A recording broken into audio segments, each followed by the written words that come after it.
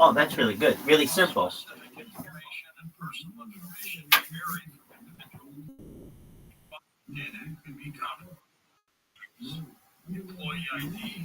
Is he very stressed from the hernia?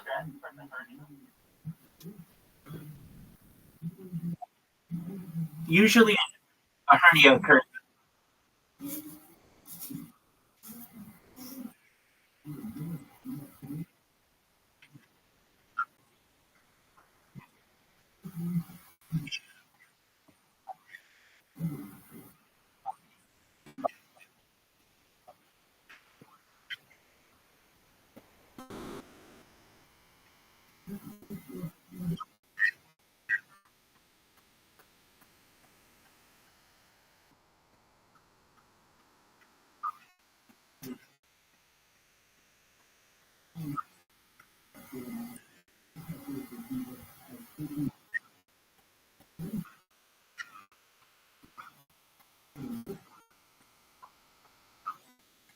Is she okay?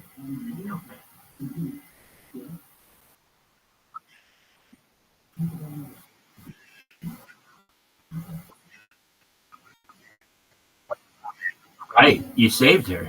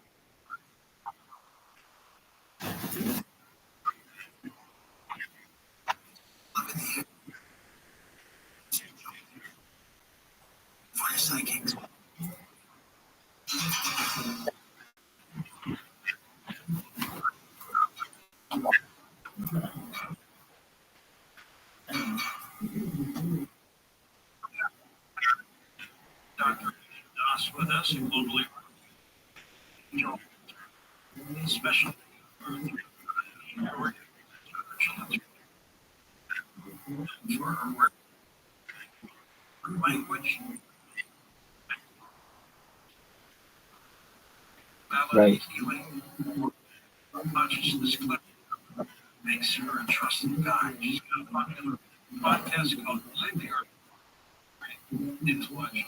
I understand that. So, when are you going to talk to your dad again?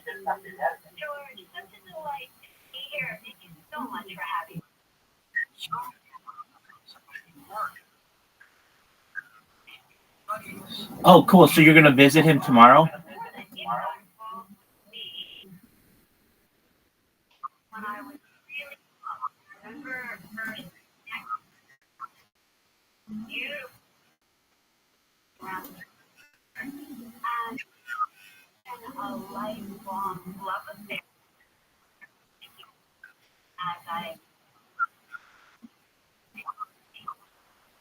So I can tell you a way to do it that you might not have known. They may, yes, there are a couple ways that you can quit much easier than your traditional methods. Okay, in my opinion, the easiest way to perhaps quit, perhaps, is to buy marshmallow cigarettes. So if you're like, Rabbi, what's a marshmallow cigarette? Marshmallow is a kind of flour, and you can take marshmallow and grind it up like tobacco and put it in a cigarette. And that's what people on television and in movies smoke. They don't smoke normal cigarettes. I always had this question: why is it that they have all these beautiful actresses smoking cigarettes and it's ruining their looks? Why would they do that to someone? And then I started reading that, oh, in Hollywood, they use marshmallow cigarettes so that it doesn't cause any health issues to the person, yet it still looks like they're smoking and they still get a hit, get a little bit of a buzz off of it. So there's something called marshmallow cigarettes, and they have all kinds of flavors. So, like, if you want just strictly, I want it to taste like a cigarette, they have that kind. But then they also have kind that taste like all kinds of fruity flavors that are really enjoyable. My favorite, my personal favorite, is chocolate. They make a chocolate cigarette that's pretty amazing. So if you're like, okay, but Rabbi, you can on Amazon. On Amazon. So the other thing, if that doesn't work for you, which I understand, in my opinion, the best thing to do is go from cigarettes to vaping, and then vaping to nothing. And the way that you can do vaping, that that you may not realize it, the best way to do it is this: you buy your vape, and let's say week one of your vape, you start with 5 milligrams.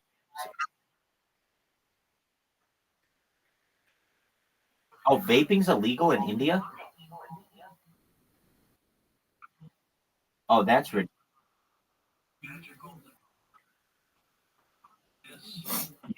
Because everyone in the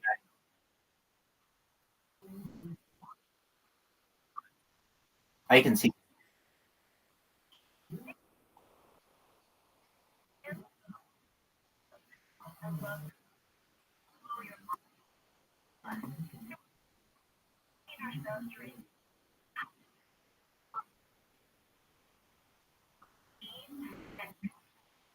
it's kind of bizarre, isn't it?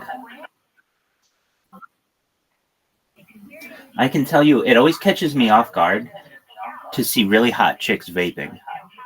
Like, I'll just be watching a really hot chick on cam or something on Kick, and I'll be like, "Wow, this person really takes care of themselves, et cetera, et cetera." And then they just whip out this vape, and they're like puffing along on it, and I'm like, "Wow, they really don't give a shit." Like, like normally in the United States, you would not want to be seen as anyone who did anything, but now vaping has become somewhat commonplace that it doesn't.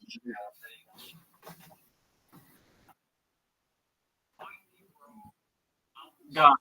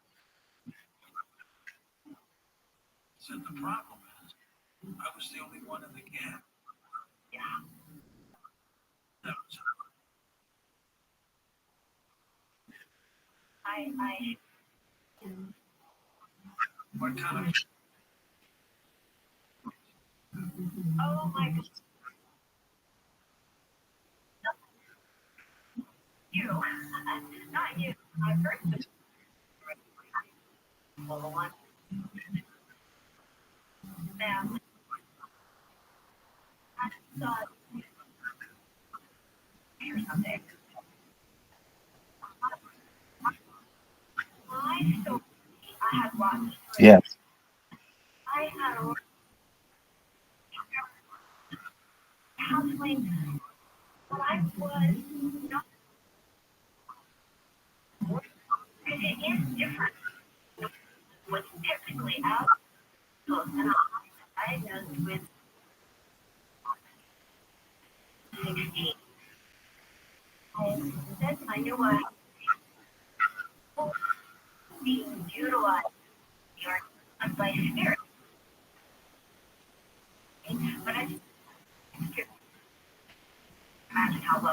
Yeah, I'm in agreement with you.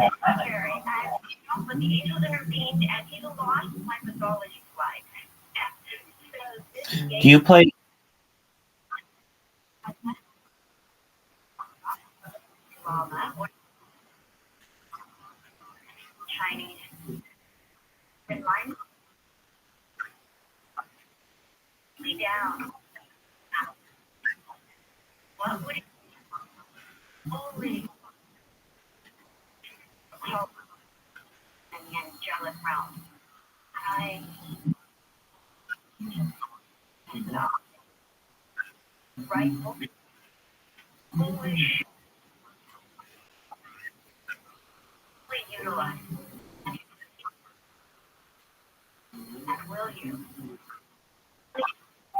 That's true.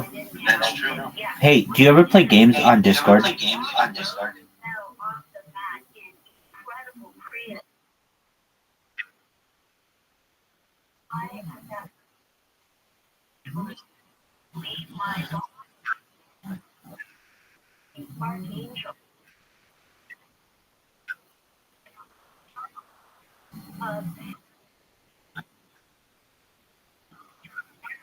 Right.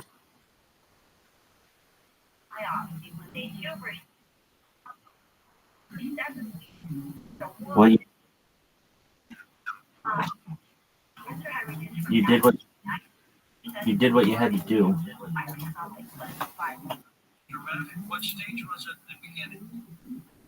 and I understand that. Well, do you know how to play poker?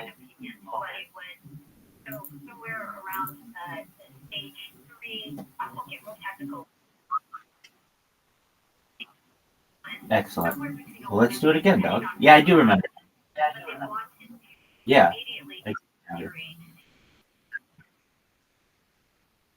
We'll just play one versus.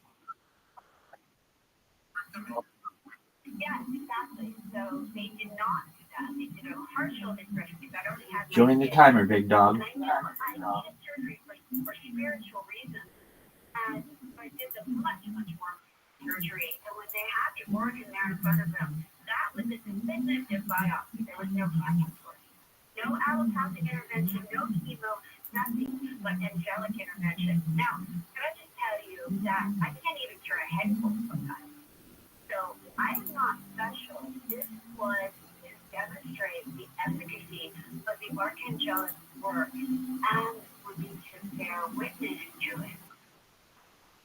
Oh, apologies, sorry. All right, here we go. Start the game.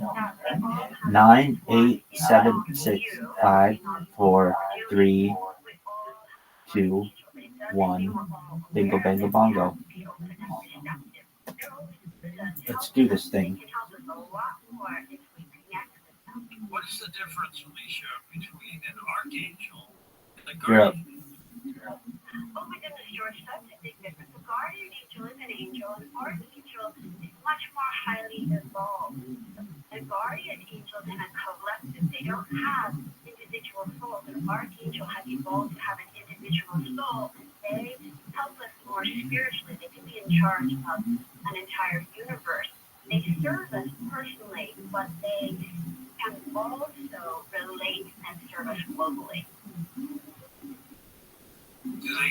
When you summon them up, Wow. they always show up.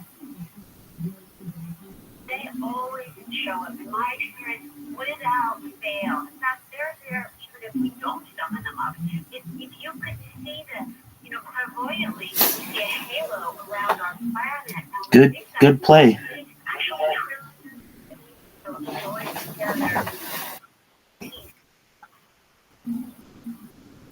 Now you have clients who come to you with angelic stories, no doubt. Share one of those for us.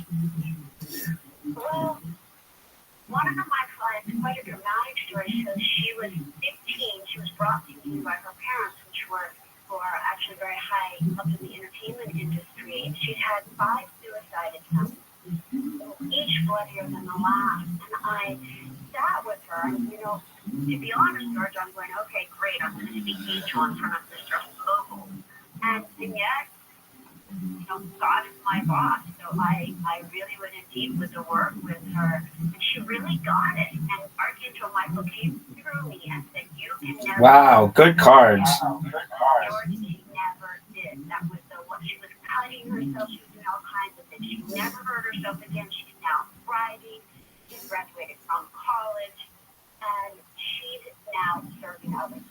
Does she keep it with you?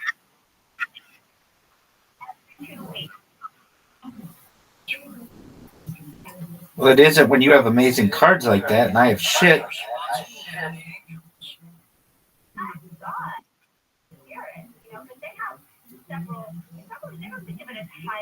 But there are angels in charge, great archangels. And then, but of course, God, they are always allegiant to God.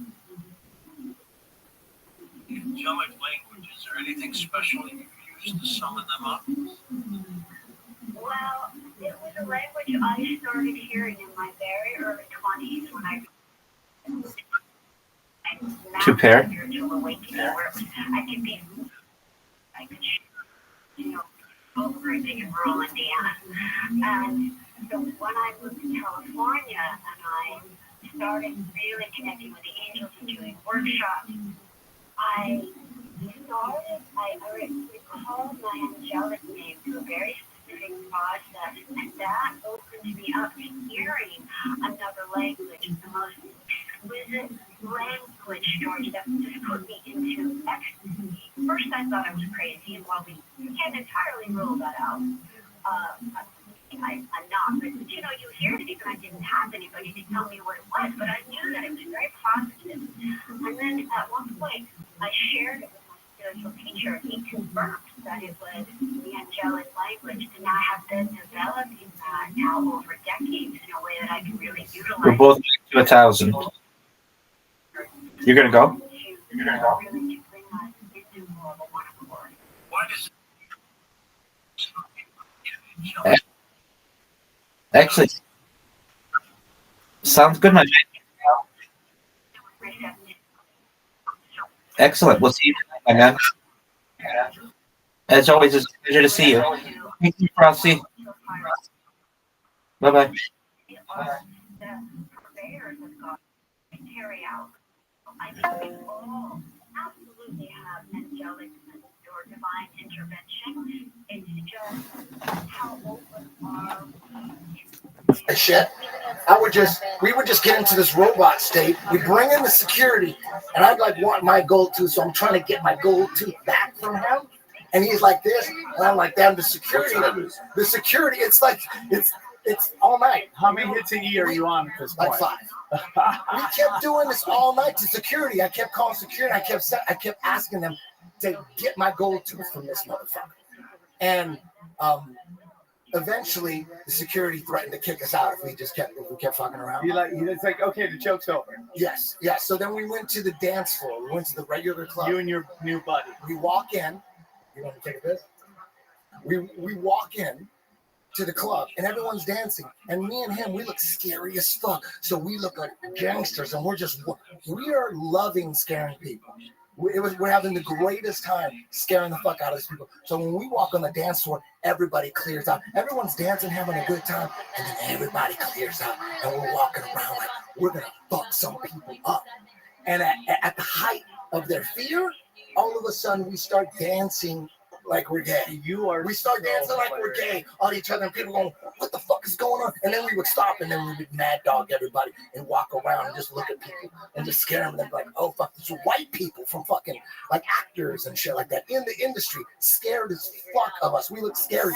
And then at the height of that fear, boom, we just start dancing like we're gay on each other. It's like we're in West Hollywood in Mickey's, and we're dancing. We're just trying to mind fuck these people. You were so funny. And then we would stop and then get gangster on everybody, so people didn't know if we were gay or if we were gonna kill them. Crazy part. Maybe you were gay and gonna kill them. What's the craziest party you ever went to in Hollywood? How long have you been out here, Sam? I have been out here since 2000. And what's the craziest party you ever went down? I think the craziest party I ever went to was when I worked at Crunch way back in the day. I worked at Crunch, and like those people party, dude. Like people who work, like the trainers, they go fucking hard in the paint, bro. Like they're incredibly good-looking people, and they party fucking hard. And it's so funny because once in a while I always see my old ecstasy dealer. He books commercials left and right. I'm so proud of him. I'm like, look at that. Look at good old boy booking fucking commercials. But yeah, I mean, they went to this huge house. Everybody on coke, just getting fucking lit up. Everybody. You've been to parties up in the Hollywood Hills and shit. Yeah. You guys. Yeah. That was the greatest party. That was 1998. Yeah, I mean, I've never been there. I was in my 20s. Think about what I was 28 when I went to that motherfucker. I mean, That was a long time ago, 20 years ago. I used to go to like Beecher's Madhouse in Vegas. That was crazy, dude. Crazy. What year is that? I remember that. That was like 2002 maybe. the premier place to you can do comedy. And they only like Robert Kelly. They like Robert Kelly, Steve. I did well every time but once, and yeah, but it was the greatest party ever, dude. And it was just an assault on your fucking senses. Midgets, fire, dancing, like sword swallowing, and then you have to walk out and do stand up. It was crazy. Yeah. No, dude, I was sober then. Yeah. So I was like, fuck it, I wasn't gonna do Have you it. ever been to a party where you were drugged up and like crazy shit was going on in Hollywood? Like Illuminati style? No, like once you told me that, I remember we were having a conversation one time, and you were telling me that these dudes in Hollywood take the Viagra, and they would mix it with ecstasy and get a turkey baster and shoot the combination in their ass. I never heard of that.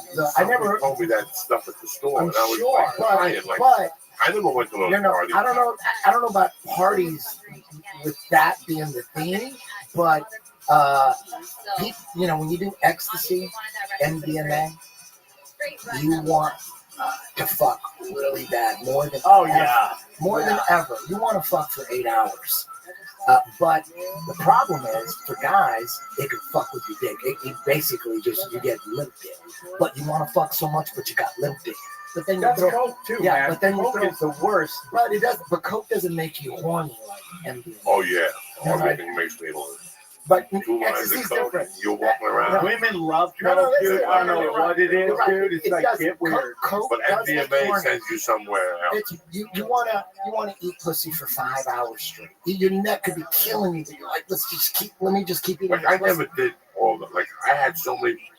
My problems were with coke, so when everybody was doing ecstasy and everything else, my philosophy was why mess with it. I got enough problems of my own, just being me. Never mind MDMA and pills and nothing like that. And then one of the first times I did ecstasy, I was in Miami. It was a Sunday night. It was a 7:00 show. It was a Pablo fucking, AKA Oh my brother. God. And he came up to me and he does what I do to Lee. He goes, what's wrong with your tooth? I go, nothing. He goes, open your mouth. You got something in it. Well, I did some ecstasy in my mouth. Oh my God. Pablo Francisco. And I thought, Oh shit! He's got the greatest ecstasy bit ever. Pablo Francisco, Please. YouTube, Oh, dude, that came out. ecstasy. He came out of It's the the womb greatest with bit ever. 45 murder, dude. He gave me a card, man. He's one of the greatest comedians I've ever. yeah, Ever heard. He's one of the greatest. Yeah. He's the greatest. But he was the first time. One of the greatest. And the second time was, you guys remember Adrian Shawshank?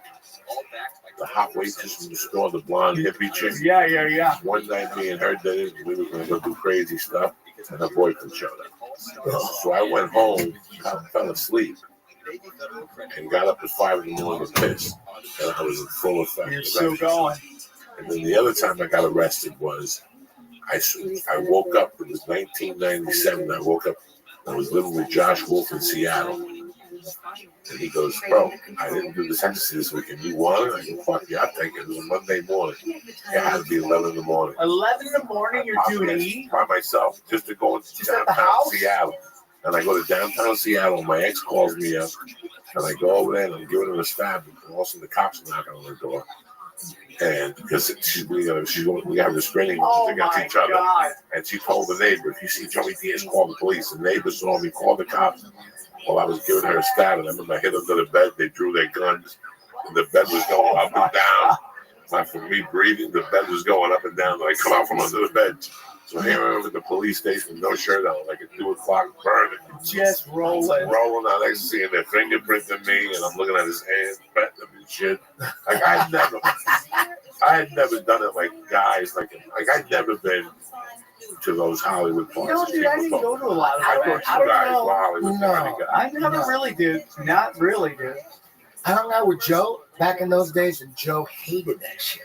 So I was always like, dude, let's fucking go to some parties. And Joe's like, we're fucking trash people, So I go to these parties.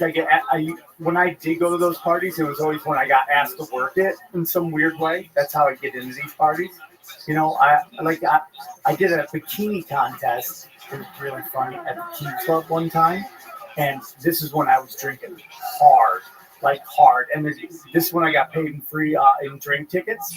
So I didn't care about money. They're like, hey, dude, here's 10 drink tickets. Boom. And we're talking Jaeger bomb, Jack Daniels, boom, boom, boom. Hadn't really found Coke at that moment. But man, I was so drunk. So I start the bikini contest, and this one chick, she wasn't the prettiest, but she had the will to win. Okay, she goes out and just boom, just releases the monkey to the crowd. Boom, boom, boom. Just shows everybody her snatch. Crowd goes crazy, right? I'm so shit faced. The whole thing is rigged. It's like the owner's girlfriend is in the contest. She's supposed to win the whole thing. The girl who showed her pussy is the number one. I get handed the list and it says number one. I just read the winner is number one, and that's the monkey that came out. Dude, the crowd, the owner went nuts.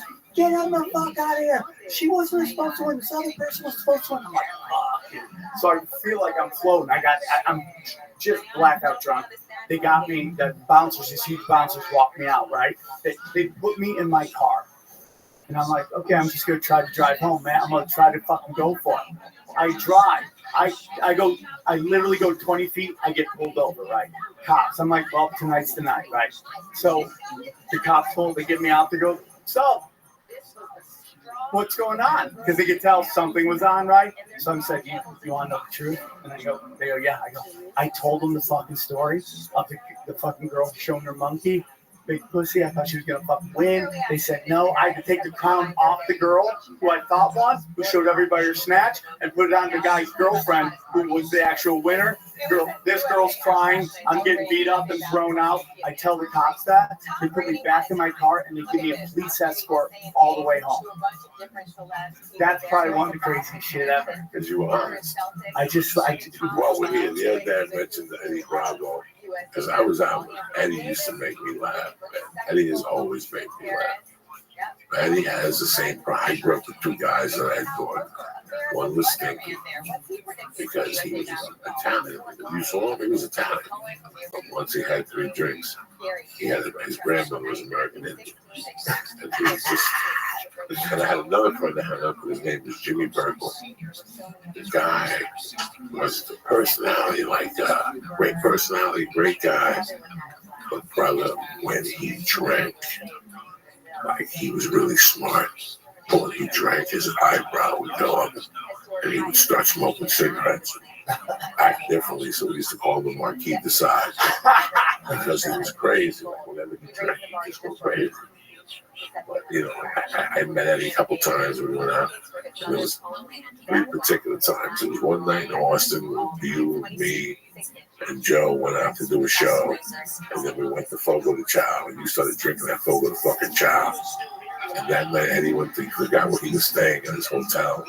And he went to the wrong hotel, so they chased you down the street. And you fell and you slid on your knees. Damn, you remember that shit. Come on, dog. You used to have some good. When you were single, and I admire people who have a life.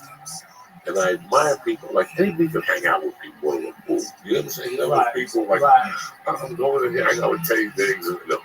I like people who go out and make something happen by themselves. Because that was always me. Right. I knew how to fucking get an 8-ball.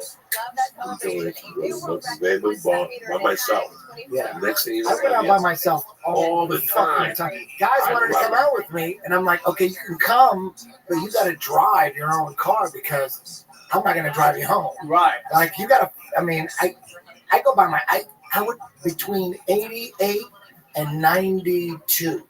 I went out by myself. And that's your best bet.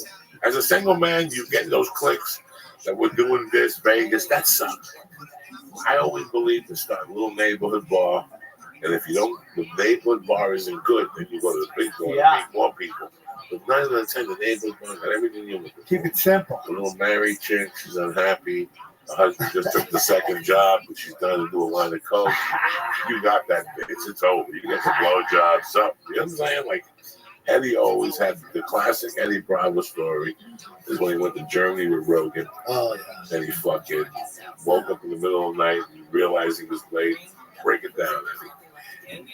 Man, there's so much to that Germany story. Joe wrote a blog about it. It was so crazy. Joe wrote it because he was fucking mad at me Oh, What man. year was this? This was He was smoking already. 2007, 2008. I think it was the first time. It was the first time the UFC went to Germany, and it was Cologne, Germany. And man, after the UFC, which is a Saturday night there, generally Sunday morning is the flight home. Right. And when we're overseas, I like, because we went to England a bunch of times, and we would do this in England. After the UFC, don't go to sleep, party all night, right until you know. And then when you get on that plane the next morning, you pass out Just sleep. for fucking 10 hours. Then you wake up, you're in it. It's the perfect system. Right. It sucks being awake, on a 10-hour flight. Oh, it's the worst. Dude, it's torture. So you want to stay up and party just so that you could just sleep through that flight. So I partied all goddamn night. Joe didn't come out, but I went out. I don't know who the fuck I was with. It was an insane night in Cologne, Germany, and They say Germany's amazing. I got back to the hotel probably 7 in the morning, and our car, me and Joe's car, it was Joe's car, and I'm just like tagging along with Joe, you know what I mean? It's his car. Right. He's picking us up like at 9. I get back at 7, right? I walk in to the hotel, and I'm a zombie. I'm completely out. I don't remember any of this. This is just, I must have been, because Joe saw me. He was in the lobby, and he's like, and I went up to my room. I tried to pack, I guess, and I have a certain way of packing. Everyone's got a little system. Right. In my backpack, my laptop. Right. And I got my toiletries in my backpack. And in my suitcase, got all my clothes and just basically all my clothes. Right. So I don't remember getting back to the hotel. I don't remember Joe saying we're leaving in 2 hours. I don't remember any of that. He just went hard. You know what I remember? All I remember is it's black and, and then my phone's going off. My phone's going off, and I wake up and I'm in the back seat of some car going on the Autobahn, racing to the airport. And I don't know where the fuck I'm at. And I look at my phone. It says Joe Rogan on it. It said actually Joie Wash. That's what it said. So it says Joie Wash.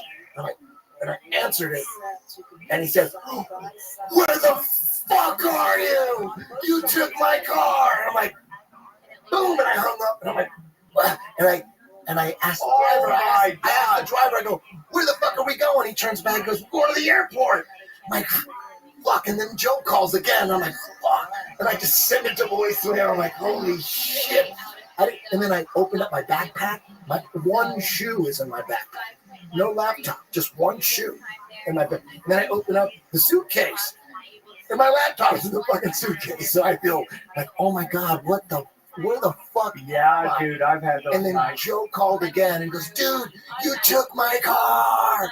And I don't remember anything. So I must have just tried to pack like in a zombie state. Yeah. I packed in a zombie state, and I went out, and that driver must have said, "Joe Rogan?"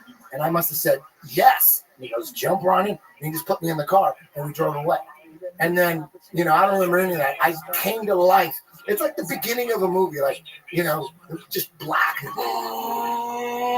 then you hear a phone, and all of a sudden, boom, my eyes open. You're like, reality. Joe Rogan tried to call me. I have no the last thing I remember, I'm doing shots at some bar in Germany. I don't remember getting home. I don't remember going to the hotel, packing, and then getting in the car. I woke up in the backseat of some fucking car on the Autobahn, racing to the airport. So I get to the airport, right? So Joe takes a taxi. He jumps in a taxi. And he is so mad at me at the airport. Yeah. He would not talk to me. He didn't talk to me the whole time at the airport. All the whole flight back, we're sitting next to each other like first class, and he didn't say a word to me. And he was mad probably for about a week.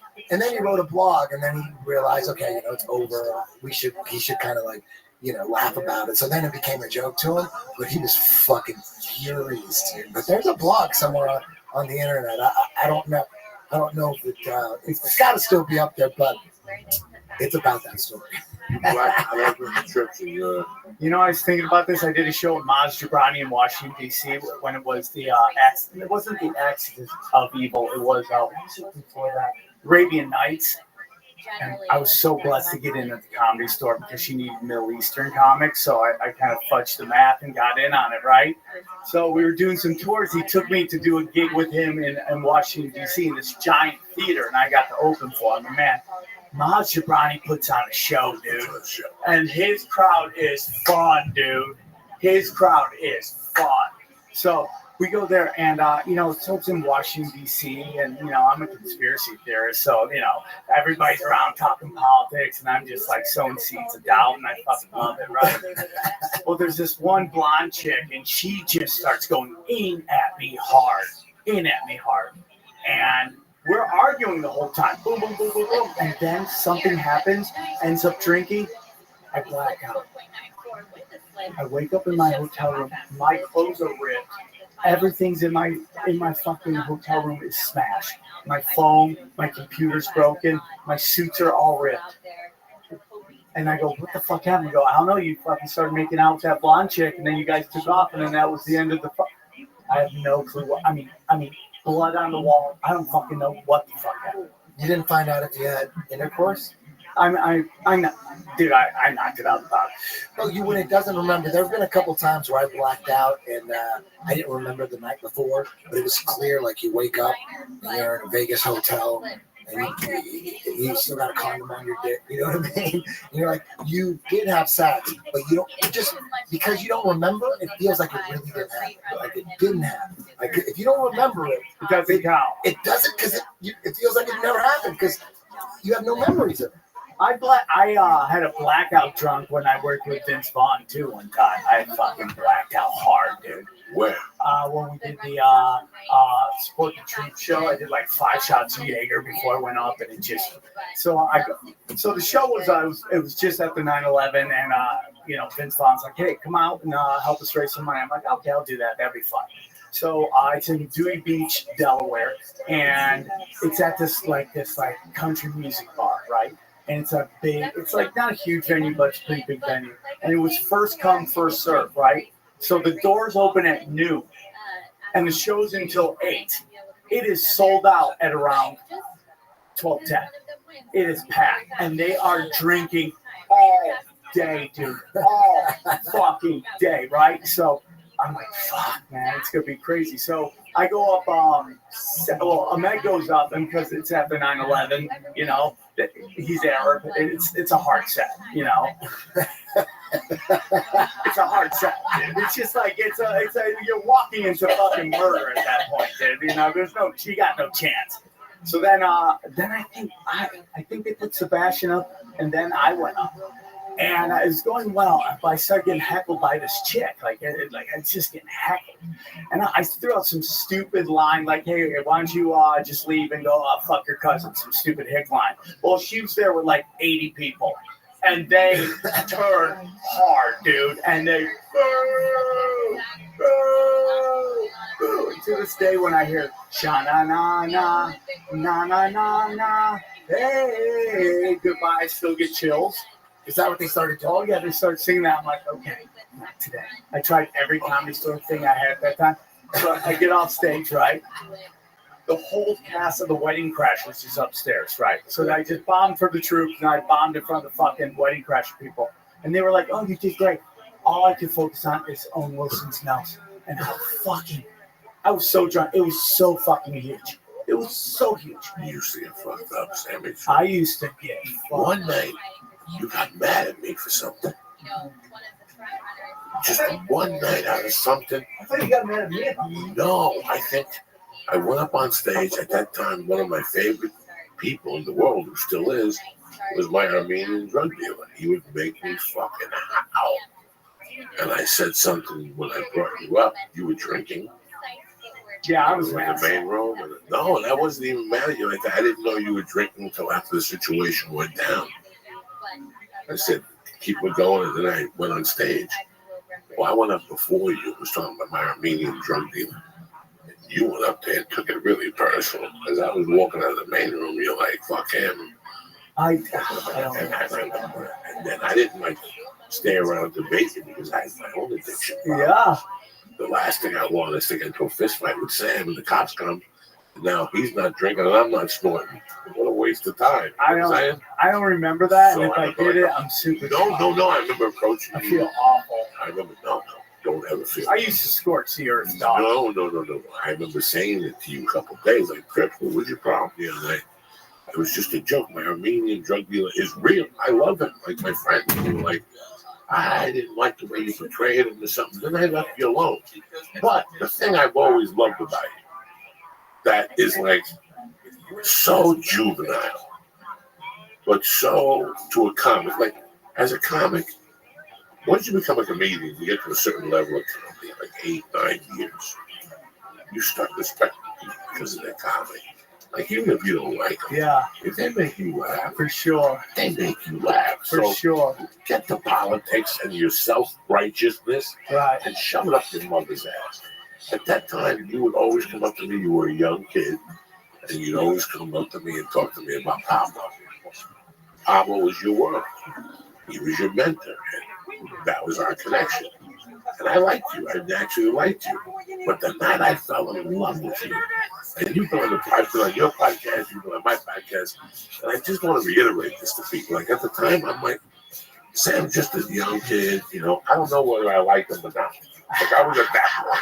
I just know he's a regular at the store. Right. So that has to make me love him as a comic. I have to love him. As a comic, he's one of my brothers at the comedy store. But he had a bit, as dumb as it sounds, about Asians eating ecstasy and going out and stuff like that. And I'll never forget going into this is why you have to understand that there's a point in comedy where you have to love the people you're around on that stage. If not, you're not going to grow. Right. But I remember watching you, and we'll say this in public, it's no big deal. This has to be 2003, right? Yeah. 2004. And you were committing to this bit. And that's enough. And as crazy as it sounds, that's when I learned about the word commitment. And then years later, I heard Rogan say it, and I put it all together. That even if you're bombing with a joke, as long as you believe in that joke, Right. it's the people who go, let me tell you about Kennedy getting shot in the head, and all of a sudden, meanwhile, it's not going, and they drop it. Right. You, and I'm looking at you, and what you didn't see was that it was the 7 o'clock show. It's people my age. You know, like they were there on like a 50 and over date night. Dude, I'm a you, crazy person. And no, but you're doing 23-year-old material. Right. Like ecstasy and fucking. Right. And this Chinese guy, what was the joke about the Chinese guy? About how Asians love ecstasy. The Asians love ecstasy. Because how smart they are, you know? Oh my God. Their visuals are like fucking Xbox with fucking Dolby Digital sound, right? The rest of us is like 8-bit. But me being an old guy at the time, at that time, I didn't know anything about ecstasy. And I kept watching and saying, going, look at this fucking lunatic. He doesn't know that his audience is 20 years older than he is. You know how you learn something? Remember I asked you last night before the show, after the show at the Ice House? I said to you specifically, what did you learn tonight? Because you always learn something. When he walked up the stage, he goes, I did my A shit. And they just stared at me, but also he looked at the audience because there's no lights at the store. Yeah. So you don't know who you're performing It's the worst. You look at them and go, yeah, they're 55. They don't know anything about it. Yeah.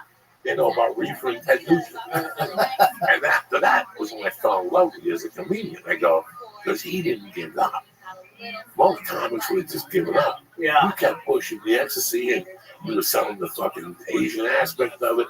So I use that because you like that joke. I use that as the showcase for the set that I showcased the final showcase for Mitzi.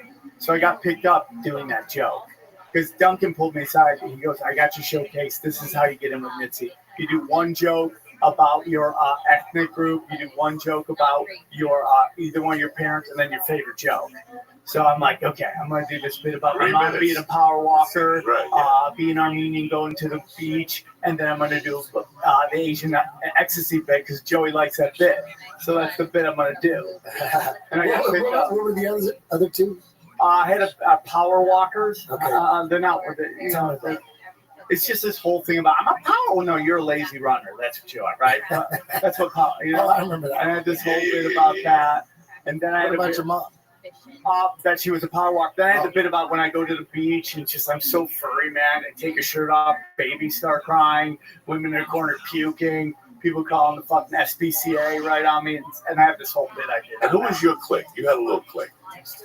Oh, Brett Ernst, Sebastian, Maz Jabrani. Amazing. Yeah, good crowd, good crew. Good crew. I love the Comedy Store. I do too. And I talk to Maz all the time. Yeah, Like, for sure. I talk on the phone. For sure. It's funny.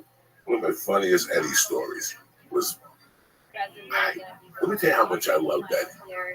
Eddie called me one time to give me a message from Rogan. And I looked at the phone. This is how good I am with numbers. For you motherfuckers who thinks I don't know numbers, I remembered his phone number from visual. Wow. One night I dialed it and he answered. But the thing was, I hid my cocaine use from Rogan. He knew about my cocaine use. I just wouldn't do it around him. Right. But when I'd see Eddie, I would do French and fuck with Eddie till the Rogan. So I would go to a bar called El Compadre where you get the best coke in town. Right. When I first met Eddie, and that's where Eddie would take his dates on Tuesday nights and Wednesdays. So here I am, seeking, like running away from Rogan. Oh, so funny. I don't want Rogan to know I'm doing blow, but here I am, and I would do a line in the bathroom, come out, go get a margarita, and who's sitting in the corner with an arm around a chick with any problem? I'm like, I'm all coked up, but everybody was all coked up. You're right. So Eddie knew it. So I kept going back to the El Padre, and I bumped into Eddie, and I bumped into a lot of people. But there was one night in particular, this is like the height of my addiction. Like this is 2006. The Longest Yard came out already. Right.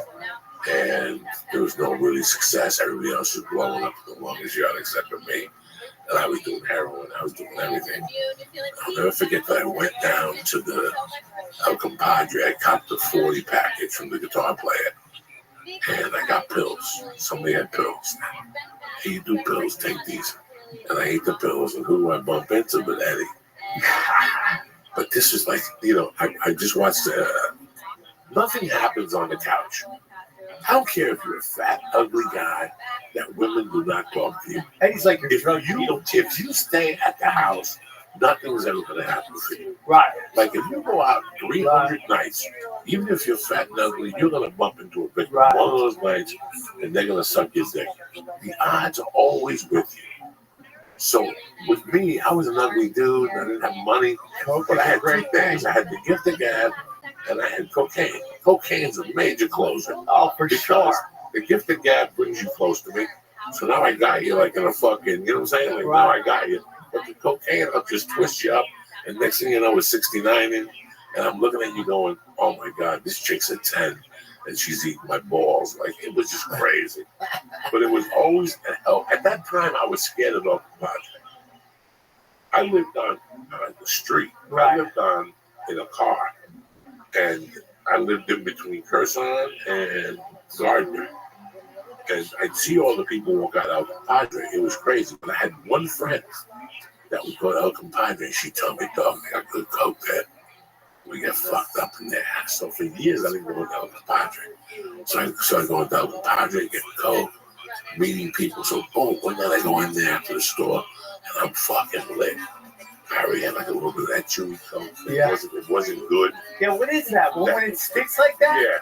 Yeah. You're like, oh, the chewy shit. coke was good enough, but it didn't take you over the cocaine mountain. Fast You know what I'm Eddie saying? coke. You Fast want Eddie to coke. talk to people and talk shit about your career and all this shit. That's got pain thinner or some shit. Yeah, so I would do the chewy coke, and chewy coke didn't have it.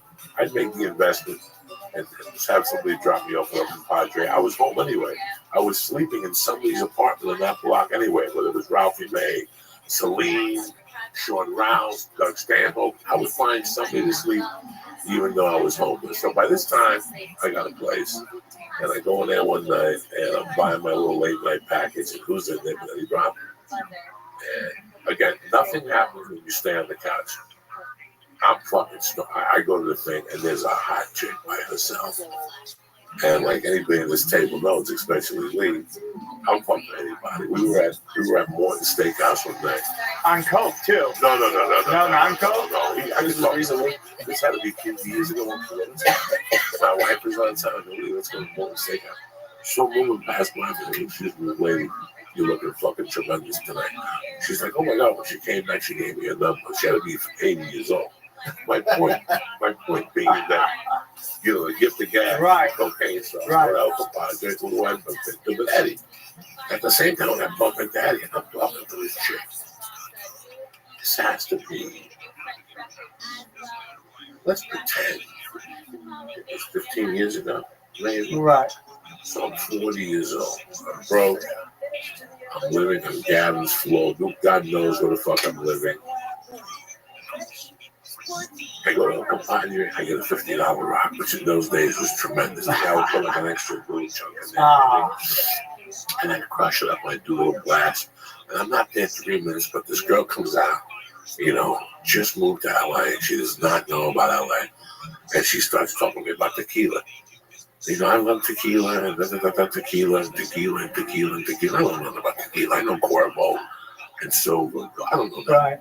She goes, have you ever eaten a worm? And in all this species, one time I ate a worm, I sucked the guy's dick for an hour.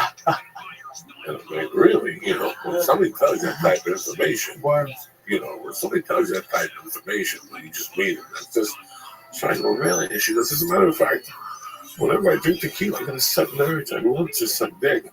She didn't say it in that way. What's the common way to say fellatio? Fellatio? What do you know? What's fellatio when you eat pussy? No, fellatio is when you get your dick sucked, right? She was very white, and she's telling me all this shit, and I have no money. Like I have like $8, and she's telling me how she drank. And I remember going to the bartender going, listen, Joey, whatever, it was Joey. I go, Joey, can you just put like $20 in tab and send us over 4 shots of tequila? He goes, you got it. And I gave, like, I was like, salute. And there was 20 people on the patio. And then when I salute, I'm eating pills. I think I got Sergio Love. I'm doing that guitar player coke with cartel cocaine. The cocaine there was brilliant. That's what Lindsay Lohan. All that mariachi music is all about drug dealing. Yeah. That's what Lindsay Lohan was getting up low. That's a good shit. So I'm in there fucking getting blasted. I don't know how I'm going to get home. And I don't know what happens. I'm talking to this chick and on the coke. I said something to her about sucking my dick. And next thing you know, I black out. And we're in bed coming into the El Compadre bathroom pissing. And she's giving me a blowjob in the bathroom. And again, we walk out. And in those days, once you suck my dick, the conversation's over. There's no more cocktails. There's no more cocaine. Hold on, I got a call. Hold on, a friend of mine. Just let me go get my friend. Damn. And that's it. I wake up the next day. I take a shower. I'm hungover on the tequila. I take my aspirin. And I'm trying to think about what happened the night before. Like it's that deep of a blackout. I have an allergy to alcohol. Yeah, for sure. After a certain amount of alcohol, I fucking pass out. So I'll never forget that the phone rings on my page. It goes off, and it's Eddie. And I call Eddie, and he goes, well, hey, man, I'm just worried about you. What happened to you last night? And I go, what happened to you? You know, one minute we're talking. Next thing you're gone. He goes, oh, you were talking to some hot chick. I go, oh, shit, that's right. That's right, I was talking to that hot chick. He goes, what happened with that? I go, you know what, bro? It's when you know you're fucking blacked out. At the light, while I was on the phone with Eddie, it came to me that the chick had sucked my dick. I go, Eddie, you know that chick sucked my dick last night? He goes, where? You took it home? I go, no, I got no home. Right there in El Compadre. He goes, where? I go, in the bathroom. He goes, right out in the open. I go, no, in the stall. And then he asked me $1,000 question. He goes, did you close the stall? I go, why would I close the stall? Oh my God. She was sucking my dick. Yeah. If I was sucking her dick, I'd close the stall because I'm conscientious. That's how crazy. El Compadre in those days, like that was the craziest Hollywood stories I had. No, you have a great story about Dublin. Did I already tell this? No, but let me ask you this. Dublin before we go any further, did we do that thing together where the people were fucking outside and we had to do stand-up comedy. Was that Jason Tebow, Duncan? That must have been somebody You else. didn't organize that? No, I've done shows where people are fucking. We did the show up in the hills, and they gave us $1,500 flat, and it was the people from what was the guy that was showing women her tits? You went to a bar. Oh, Girls Gone Girls Wild? Gone Wild. No. So it was like these Armenian fucking Arab guys that came to the store and they picked up like 5 or 6 comics. The other day we were trying to put it together. Jason Tebow was one of the headliners. They gave you a bag of joints, they put you in a trailer, and then people were gonna fuck around the pool, and you were gonna go up on stage and do jokes. Eddie, disgusting. Eddie, disgusting. It's never people you want to actually watch fuck, Yeah, right? no, it was disgusting. Right? I still remember this one husband came, yoked up on steroids, looking at mad dog and everything. He's like, my wife is here. And his wife was maybe like a 6. You know what I'm saying? She was a filthy fucking animal. Like when she took her sandals off, she had feet, dirt on her feet. Oh, I'll oops. never forget that she got on top of the diving board. And people were just fucking her. He needed to stand there like, look how good a piece of ass my wife is. Like it was just totally disgusting. And we got there at 1 in the afternoon and we had to sit through this. Like I'm a pig, guys. I'm a pig. When I tell you, I was like disgusted. There was a pool, people were fucking by the pool that they had where you change. You put your towel on and change like the pool thing. I wasn't there at one point. And there was people fucking everywhere. People were taping this. And then we had to wait for it to get dark for the comedy to start. Oh. So we got there at 1. Were they shooting porn? Or were they just... What they were going to shoot was 5 comedians with sex around you, and they were going to sell it. This is way before the internet, guys. It had to be 2001, 2002. Somebody found it online. The guys lost their ass. Oh, yeah. Girls Gone Wild? No. These were guys that were like Girls Gone Wild that had an idea, and their big plan Ladies was, Gone Crazy? Yeah, but their big plan was they were going to rent TV on Thanksgiving night and just push the ad all night. Order now, and you'll see comedians and girls having sex and blah, blah, blah, blah. Bro, they invested so much money. Like they told us what they invested. Part of the deal for me was like $1,500 and like a bag of joints. Did they let you jump in? No, you didn't want to jump in. Trust me, there was, and then they hired like. It's like nudists. Nudists are never anybody you want to see naked. It's almost like a warning. No, it's a warning. They hired female models that were extras, good looking ones, and they didn't know where they were going to. So because they thought they were going to a model, they got there to see all these ugly women getting fucked by different men and gangbanging and shit. And some of them started leaving angry and crying and shit. Like that was just disgusting. And I still remember being on stage and getting heckled. I'd be telling the girl, go fuck yourself. You wouldn't be here. And then she got really pissed. Every time I'd walk past her, she'd give me the finger. The rest of the night, fuck you fucking loser. And finally, I'd call like a whore or something. Fuck you whore. You would be a fucking whore if you weren't here. I look like going back on stage and just going off on it. You weren't part of that. No. I think it was me, Duncan Trussell, who's a sweetheart man. One of the best. One of the best. They hired like 5 of the wrong fucking comics for that fucking shit. Dude, that thing was doomed even before they decided comics. Like I bumped into them like 3 or 4 months later at the store. They came up to like looking for like 500 back. Like they had their heads down. And then you're not going to believe what happened. We advertised. We only sold 136 units. We took a bath. We got to pay our family back now the money we borrowed from them. It was embarrassing. It's a crazy idea, dude. I mean, sometimes people, just because they have money, I've learned this, just because you have money doesn't mean you're smart. You know what I'm saying? Like, there's some people who got cash who just make horrible business decisions. Well, out here especially, I've seen that what is that investment when you're not guaranteed the investment back? It's called something. There's people that just do that. It's got a high return, but if you lose the money, you lose it. Like once you give it away, so people will give away $500,000 and $500,000 and $50,000. They'll invest $500,000 and $50,000 with the hope that one of those $50,000 will give them a high yield. interest and cover their losses, and they can make extra money. There's something that it's called. I'm not an economist anymore.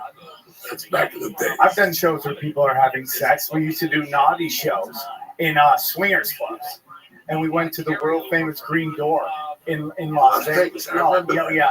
So we were supposed to do another casino, and they had a freak out. They're like, "No, we don't want porn stars." It was a weird time in Vegas, right? So I had this huge show put together. I had a guy from CSI wanted to do the show. He wanted to do some funny, stupid skit about like DNA on the girls stuff because we had porn stars and they'd like find out who was a murderer through the DNA. But so I had the Green Door, and I'm like, would they want to do comedy? Called the guy, boom, done. We sell like 300 tickets in like honestly a half an hour. That's how quickly the show sold out because it was part of ABM weekend and all that shit. So we go there, and so this guy, the swingers, man. Like, here's what I learned about super rich people: they're all cucks. They all bang each other's wives. It's just like they just get bored and they all just fuck each other, right? So this guy ran the swinging club, knew all the ballers in Vegas. And he got us the fattest suite penthouse I've ever seen in my life. For you. For me, Jason Tebow, and I think one of the big porn stars that was, she was gonna stay with us too. What was her name? What's the girl you're friends with that I love? Tara Patrick. I love her. She did one of the most beautiful people you've ever seen in your life. So we go to this hotel, it's at the Paris, and we get our keys. We're like, wow, it's really high. So we go up, and it's the last floor, man. We're like, holy shit. And we walk down, we're like, where is it? Dude, we get double doors, man.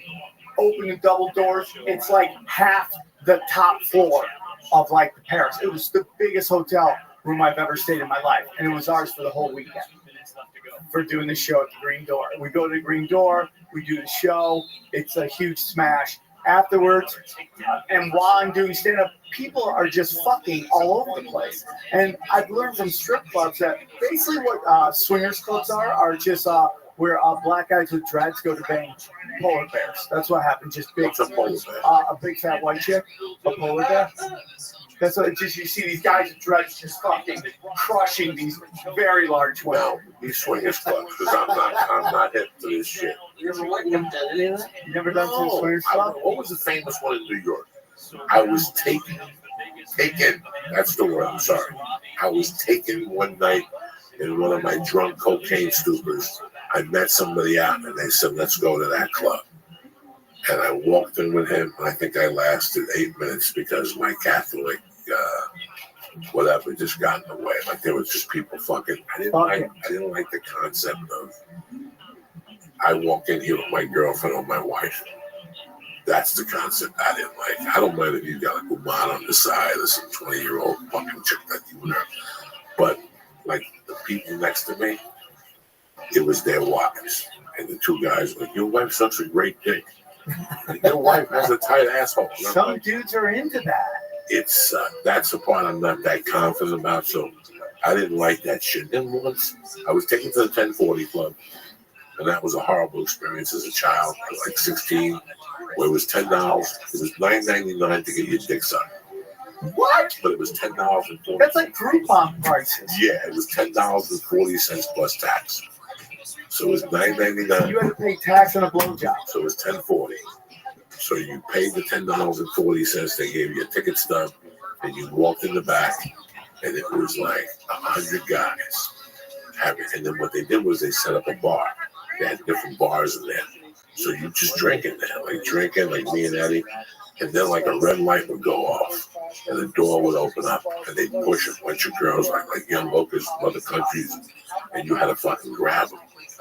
And then to go back into the area, you had to give the ticket to the guy, and they would take you into the back, and it was basically cubicles, just cubicles with a sink, like a prison bathroom. And you opened the curtain, and you went in there, and she pulled out a bucket, and she put hot water in the bucket, and she had a sponge. Then she took your dick out, and she washed your dick, and she washed your balls. What city is this in? This is the only city that the city that don't sleep, New York City. This is 19.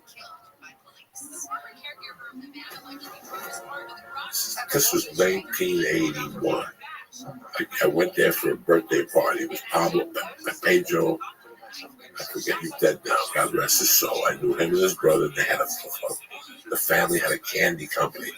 So at night he would take. They had trucks that delivered like Hershey bars and Milky Ways. That's what the family did. Obregons. Then his name was Pedro Obregon. He loved Hookah House.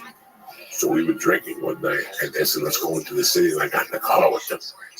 And they're like, we're going to the 1040 Club. And I was Catholic. My mother had just died. Yeah. I didn't know about this shit. Like, this place is fun. Let's go in there. And that was it, $10 and $40. That was a $10 blowjob. Let me tell you something. It was one of the worst experiences of my life. Yeah. You grabbed it, like the chick I grabbed, I didn't even know. Like, I was there for a half hour just drinking. Because it was like dollar drinks. But the room would smell like cologne. Like, you know, all those guys that they tell you how much they get laid. It was those guys. Oh, yeah. It was all those type of guys. Like, bro, when I go out women, I gotta beat them off. You're lying. They were all in there with their cologne on, talking like they were businessmen. And you gotta grab these chicks. It looks like they've been crying all night. Of course. They got to give a $10 blowjob. Who wants that? It's a fucking horror show. And then they upgrade you in the back. So while they're washing your balls and stuff, no condom, they suck your dick. It was 1970, 1979, 1980, 81. No condoms. They blow you, and then they'd upgrade you. So for an extra $10, it was an around the world. I'll never forget. I'm telling me an around the world. And I'm like, what's an around the world? She's like, that's when I suck your dick, and I lick your balls, and you fuck. And I was like, all right, let's do the around the world. And then she took her stockings off and her shirt, and it was just, I was horrified. I was 17, you know, I really... They're just fucking beaten up. They had just been beaten up. Like, she turned around, to see lips were hanging. Oh, that's...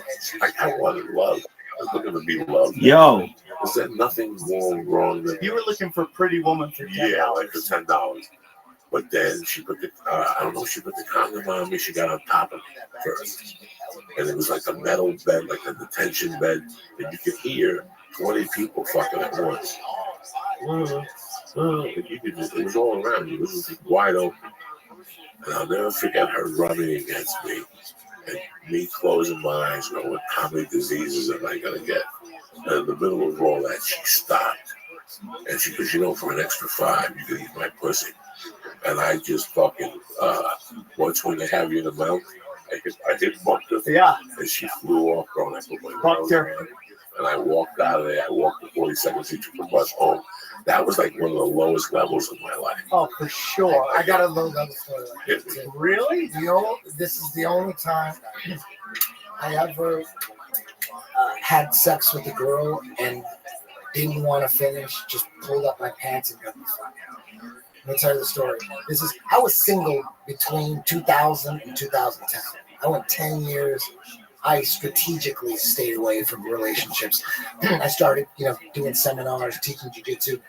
And before I had 2000 to 2010. 2010, I was single You as just fuck. had a bunch of different I was just having fun, dating, just getting crazy. And that's when 10 Planet was born. And before I had any affiliates, there was this one school in Tennessee. One school that would have me out every other month. They would have me out. And I didn't have any affiliates. I just had one school. I didn't even have a school. I was, the beginning of 10th Planet was me teaching out of some dirty-ass boxing gym in West Hollywood, across the street from that old Trader Joe's. Right. Bomb Squad. Bomb Squad was... I tapped Keen every Wednesday. Exactly. He went there. He's old school. I knew Sam before. I got Scott into... That's how I got Scott into... I knew both you guys before 10 Planet was even a thought. Yes. Really? Yeah. 10 Planet. I knew you guys 2001, 2002, and 2003 was the beginning of 10 Planet. But anyways, right there, 2003, 2004, I'm going to this city. I've never been to a city like that before in my life. I just started traveling. And it's one of those cities where you fly into Atlanta, and then Atlanta, you take a little prop plane to this one small little town in Tennessee. This guy was flying me out. Bristol, Tennessee. Tri-Cities. So I went there a lot, and when I go there, I'd stay the whole weekend. I was tripped out that anybody would be flying me out for a seminar. Right. And the guy that was flying me out, his name was D. Smith, and he was like the coolest fucking guy ever. He just had me out every other week, and he was really into rubber guard and all that, the twister and all that shit. So, and when I go out, there was one club in this small little town, one club on a Saturday night called State, and it had college kids, people in their 30s, and 40s, and 50s, and 60s.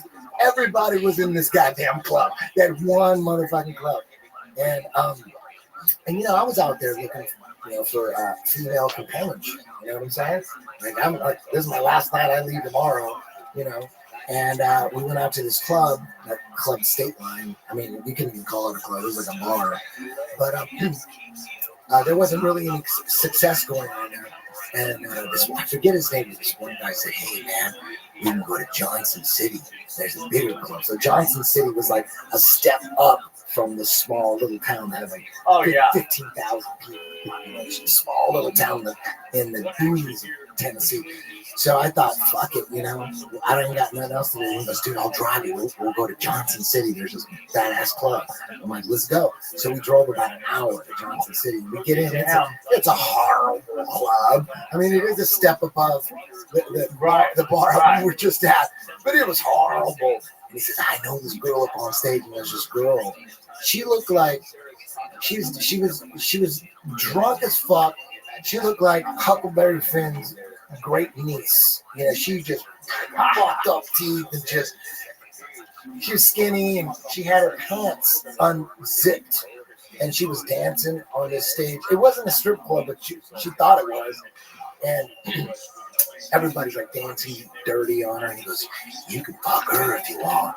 I'm like, oh, how do you know? He goes, dude, I can fuck her anytime I want. I'm like, holy, and this dude didn't have any teeth either. No kidding. Nice guy, but I was like, fuck. Oh, and I was like, no, thank you. Let's get the fuck out of here. It's bad when you're... The story's not over yet. I was like, I thought about it. I was on the fence, man. I was a little drunk. I'm like, we're in Tennessee.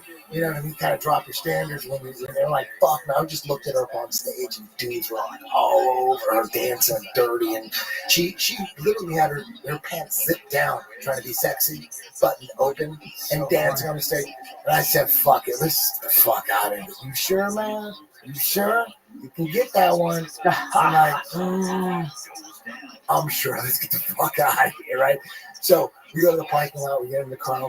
We're trying to get out of this parking lot, and here she comes. As we're driving out, she's just like, how old is she? She's got to be like, I don't know, early 20s. Wow. And she's stumbling out of the club. She's perfect timing. He goes, last chance. You sure? We take her to my house right now. I'm like, fuck.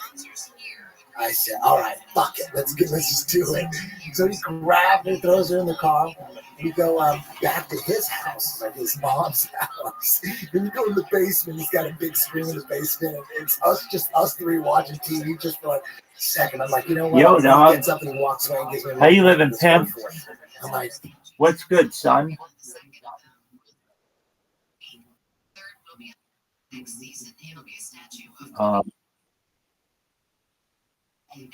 Excelente. What did you write it?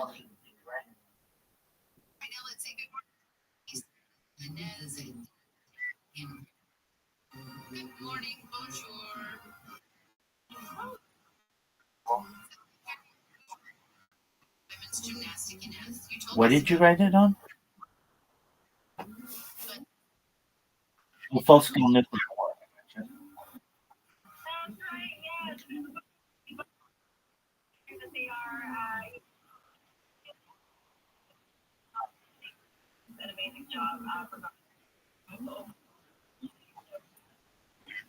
I don't like that word. Or just call it theory.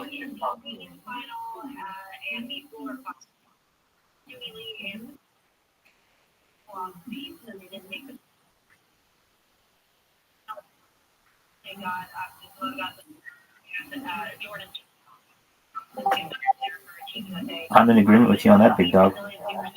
That's why I'm taking over. Man. They're a bunch of slutty bitches. Seriously, they don't do anything. I'm gonna take them over.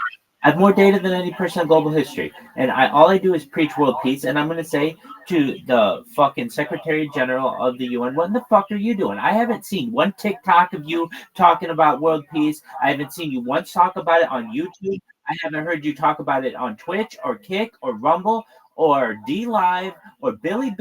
You haven't reached out to jack shit about world peace. So you should step down and let me take over, because I'm the person who's going to put us in the position. I'm talking about it and you're not.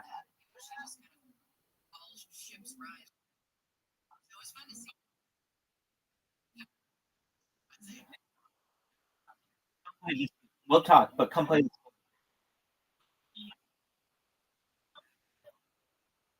The UN doesn't do jack fucking shit except jerk itself off in Manhattan. I think that the UN's going to change institutions in the future. It's going to move again. So people don't know this, but it moved from San Francisco to New York City, given by ground donated by the Rockefeller family. Then I think it's going to move to Shanghai, and then where the World Expo land is. They had a World Expo in 2010, and all the land there is like now a park, and it's a very good place to build the United Nations. And then from there, I think it's eventually going to end up in Jerusalem. Yeah.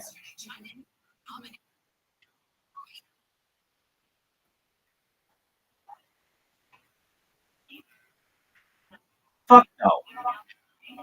But if you really recognize this, I'm taking over everything that my family has done and the rest of the world through data. And when people hear Rothschild in the future, they'll think Rabbi Rothschild. Why? Because it's about data. It's about what media influences you.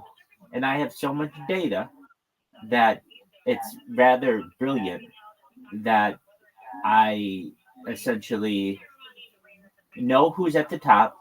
I know families at the top, and I'm going to take them all over. And they're going to let me, because I'm such a public figure, and I'm going to make things okay for them. I have empathy for the powers that be, for the top 1% of the 1% of the 1%, the top 13 families of the world.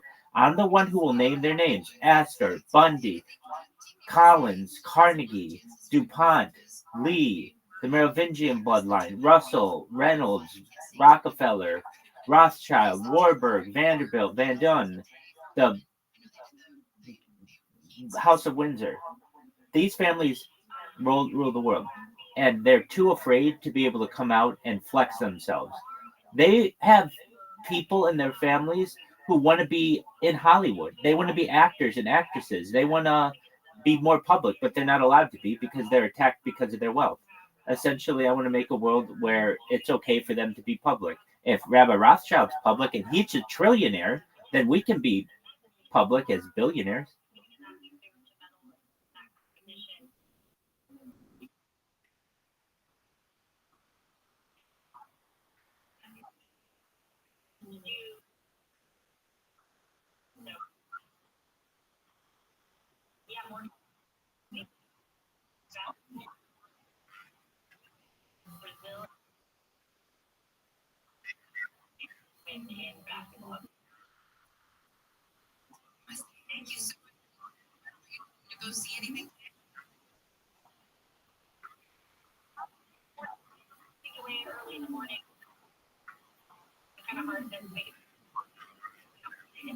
It's the only way that the little guy has any chance against the big guy. It's through data. It's through publicity. It's through impressions. Basically, I have so much data online that it will take universities decades to be able to analyze it. And that's very exciting to the world, to be able to study a human in such a way, to have such a huge amount of data on so many different platforms. I mean, we're on Discord, Instagram, YouTube, all of the others that I named. And people will study this. It'll be very interesting to have this much data on an individual. Now, do you see that I have a game called Putt Party? Jump in it. Okay.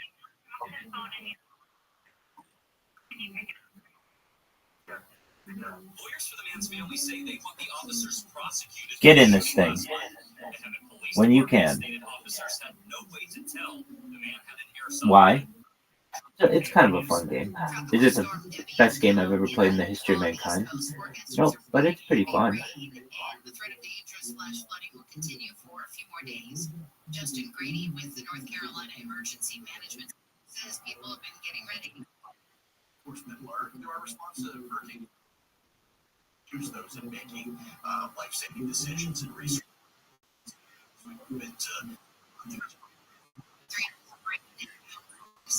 Combined with coast to trap runoff and create potentially catastrophic. Vice President Harris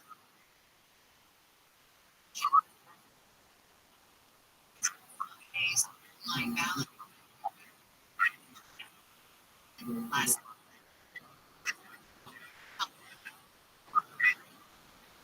to announce her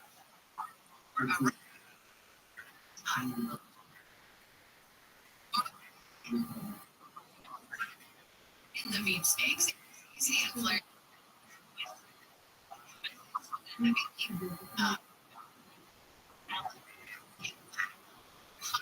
ISIS for Metro LA and Inland OC, triple digits for the valleys, Inland Empire. That could be. About 5 to 10 degrees cooler tomorrow with highs in the 70s.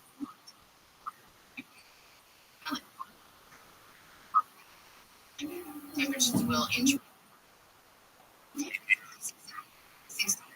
In Buena Park. From that time of the morning, things start for you westbound side. It's here for you. Wanted to get right over toward the N241. Coming release to your will at about get 3 and 9 hills, 91 west. From Imperial as you head over toward the 55. Yo, dog. Can you hear me? I don't know what in Discord just like had a glitch. Okay. You were saying.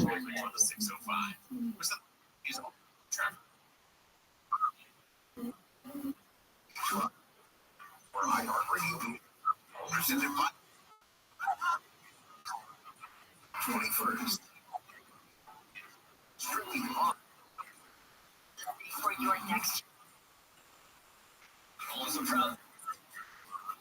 radio music. Plus 5. Here's what we're doing that.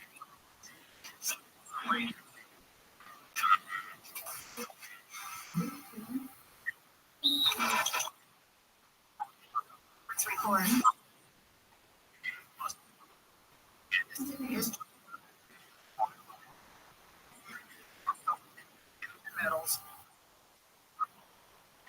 Plenty of data. To Germany. More. All of NBC's coverage live from Paris on the free iHeartRadio app. Just search Olympics. In baseball, the Chicago White Sox lost their 21st game in a row last night, tying the American League record set by the 1988 Orioles. They will try to end the skid tonight in their second game against the A's at 9:40 Eastern. And in the NFL, the Kansas City Chiefs signed Harrison I want Butker India to be a better country, especially in the future, where, like right now, it's the most populous country in the world, and it isn't competing at all, basically, in any major sports in the Olympics. And that is because of a lot of things. India needs so much help when it comes to its infrastructure. It needs clean water. It needs healthy food. It needs proper infrastructure when it comes to roads and railways. But that doesn't mean that it can't come and that it can't be built. It was done in China. And so we've seen what's happened when the powers that be invest in a country, and you see what happens to China, and it's like a powerhouse.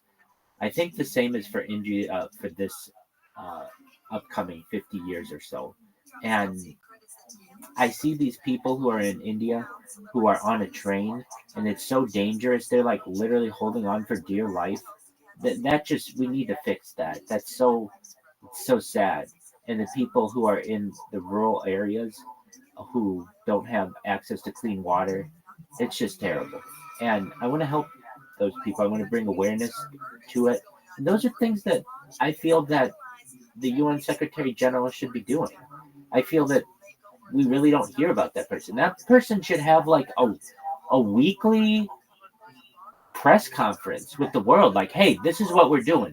We put wells in these countries. There's a backup well in this country because the guy didn't dig the hole correctly, but that's okay. We're going to fix it. So that'll all be taken care of by next week. We've got food that's being delivered in these areas of India. I think India has like 77 states. Of the 77 states of India, 74 of them have had their food delivered on time. We're working on the other ones. They're in the middle of fucking nowhere. No one knows how to fuck to get this shit there. We're helicoptering shit in. Instead of like, just being like, oh yeah, here's like $10 million to some like fucking non-governmental organization that's just gonna use it on salaries. We just bought food with it and gave it to people. Very fucking simple. Oh, and what about housing? Oh, well, you know what we did? We just built people houses. Why? Why the fuck not? We're the United Nations. We're supposed to be taking care of people. That's how we go. When I'm the big dog, I'm going to have a fucking weekly press conference. It's going to be amazing. I'm going to be like, you motherfuckers better listen up. I don't care what you're doing. If you're Snapchatting, if you're TikToking, listen to what I'm fucking saying. I'm on all these fucking platforms. Listen to what I'm saying. You got to understand. We got some shit going on here. Like what? We need people in this world who are going to ensure that the people of the next generation have clean food, clean water, place to live, education, and if we can just get that done, people will figure out the other shit. They'll learn how to be artists, and they'll learn how to be engineers, and they'll learn how to be doctors and nurses and all that other shit, which we might not even need in the future because of AI. But at least currently, okay, fine. And I just feel like the United Nations doesn't do a lot when it comes to saying what it does. I don't think it wants a lot of publicity because people don't like it. And I think, like, you know what? I think I could fucking make people like it. If you brought a human face to it and just were like, okay, it's very simple. This is what we did this week, and this is what we plan on doing next week. We're fucking helping the Aborigines in Australia. What? Why? Well, we were going to, but they said, we don't want your help. They were like, stay the fuck away from us. So we did. So we're not going to fuck with them. We told them, we'll come back in a year. If you need help, then and know that we're always here to help you. But we're not going to fucking be like, oh, we have to round you up on a reservation or whatever the fuck. No, whatever you're doing with your boomerangs and your kangaroos, have fun with that shit. That's fine. But we want to be a group that is very understanding of the world. I mean, there'd be just like it's very, in my opinion, it's very easy to feed every man, woman, and child on this planet. And no one talks about it that way. There's so much fucking land. There's so much fucking technology when it comes to agricultural drones and saltwater greenhouses and floating greenhouses and hydroponics and vertical farming and cloud seeding. There's so much fucking technology, and we're just sitting around jerking ourselves off. It's like, dude, it's so easy to feed every motherfucker on this planet, and we choose not to. And that is a straight up slap in the face to humanity. It's done purposefully, and I talk about it being done purposefully. Everyone knows it's being done purposefully, and I want to stop it.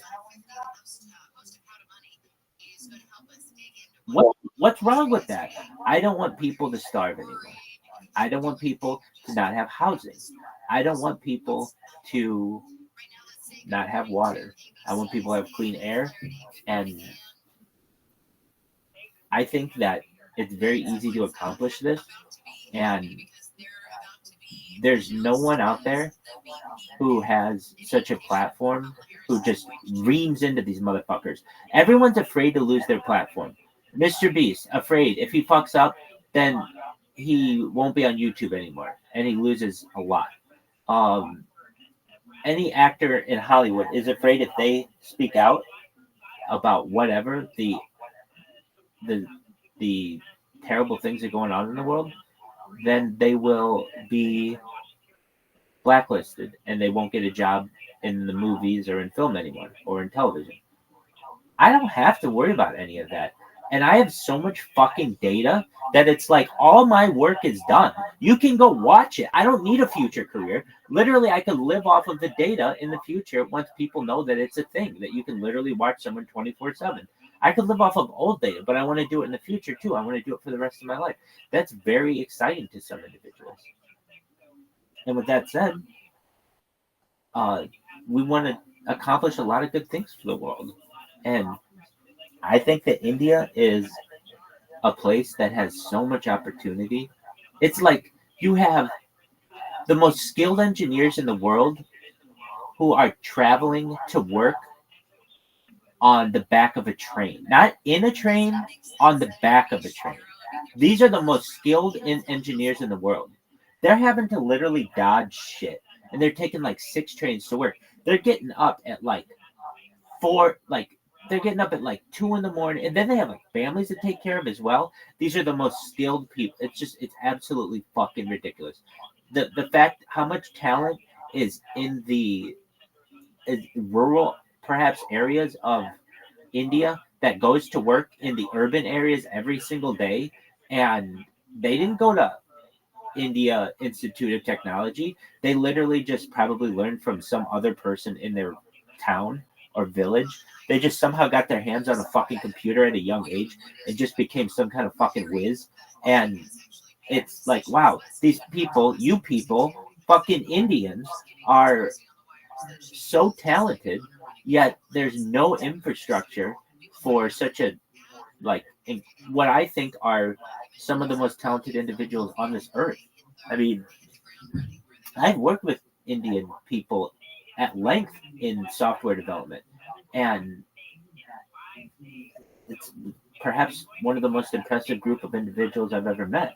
When it comes to, well, firstly, they all generally speak other languages other than English, and they're speaking to me in English. So already they're impressive. They're already like bilingual or multilingual. Okay, then what else? Then they're extremely gifted in what they do, what you do. I mean, you're an Indian, but I mean, the Indians with whom I've had any experience, they're extremely gifted in their roles as data analysts, software engineers, coders, whatever, developers, just any kind of IT position. And then you find out what they're making per hour. It's like, motherfucker, if you were in the United States, you'd be making 15 times what you're making right now. But I understand. It's like you're working from, perhaps you're going into work or perhaps you're working from home. There isn't a lot of opportunity though. And there's so much competition. It's the world's most populous country. So the person's just doing everything they can to survive. And you just recognize there's so much talent in India. With that being said, it's not represented very well in the Olympics. It's like, and in my opinion, it has to do with the lack of infrastructure. You need healthy food, healthy water, places to be able to play sports, to be able to grow bigger people, to be able to compete with some of these people, to be able to swim and run and aim and shoot and all the other things that you have to do to have very good Olympic teams. And I look forward to India being better in the future. Like China wasn't always that good, and now they're a dominant force in some sports, and they're just growing. And I want India to do the same. You have a great country. It has a lot of potential, and I think it's going to achieve it in the future.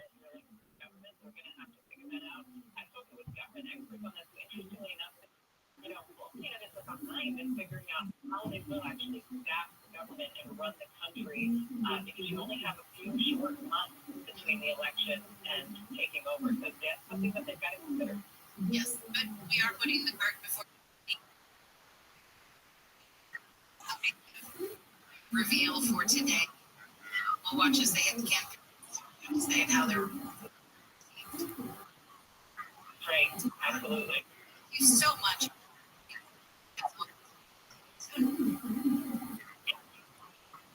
Like,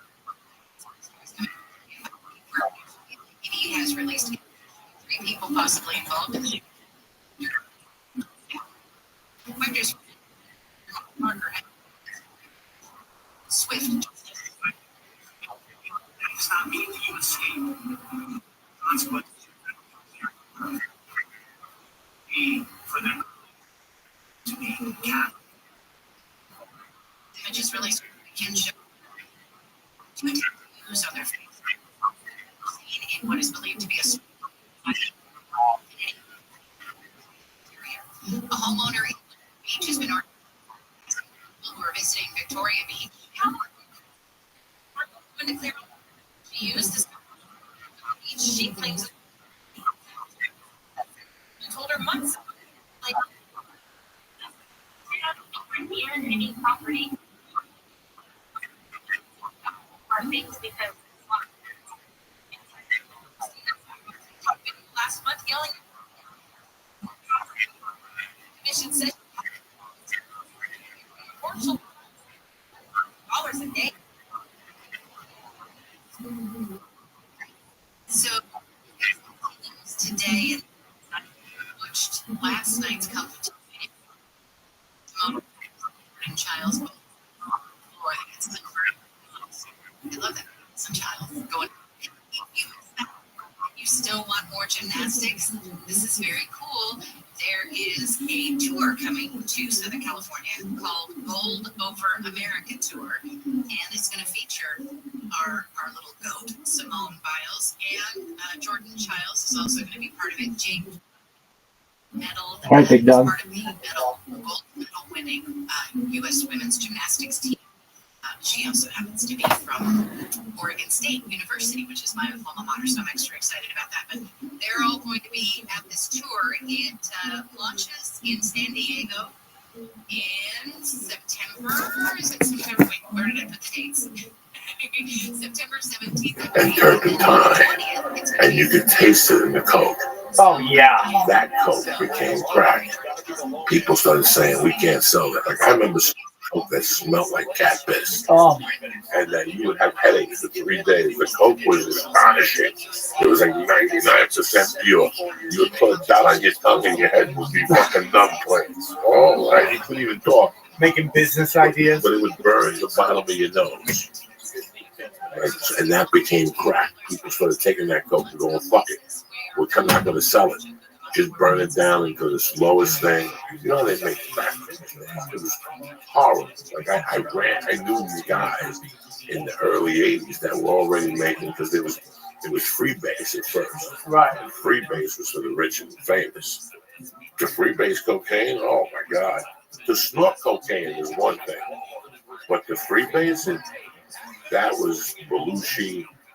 That was Robin Williams. Yeah, that fuck you money. That's fuck you money, because, bro, a little rock just shrinks it. You gotta have a guy there cooking it with a silk fucking scarf or socks that are made from silk.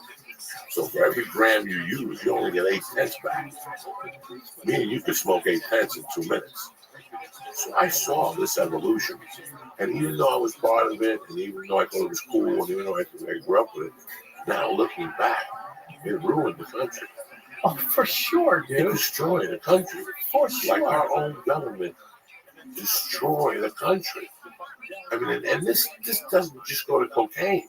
You know, if you walked around New York City in 1967, 68, and 69, and 70, I will tell you that if you saw 10 people, 2 of them would be looking at you, Eddie, and all of a sudden they go,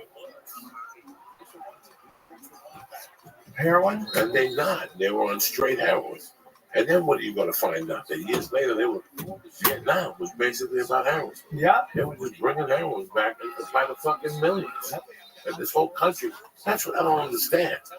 Like, when I see those shows now, somebody has to pay. for what they did to this country. Yeah, Pablo Escobar was a scumbag, and the Medellin cartel was scumbags. They were small time. They were small time. They were assets, dude. But who helped them grow? Yeah, for sure. Was, and that's why those pictures, like that whole thing, Tom Cruise made a movie about American Made, and he got popped. It's a horrible movie. But when you think about what was going on, it was just horrible. You know, then they started, the Sandinistas, whatever, were just bringing up coke. They cut them in. They weren't even having a war. Yeah. They just cut them in to help bring cocaine up. Our own government flooded.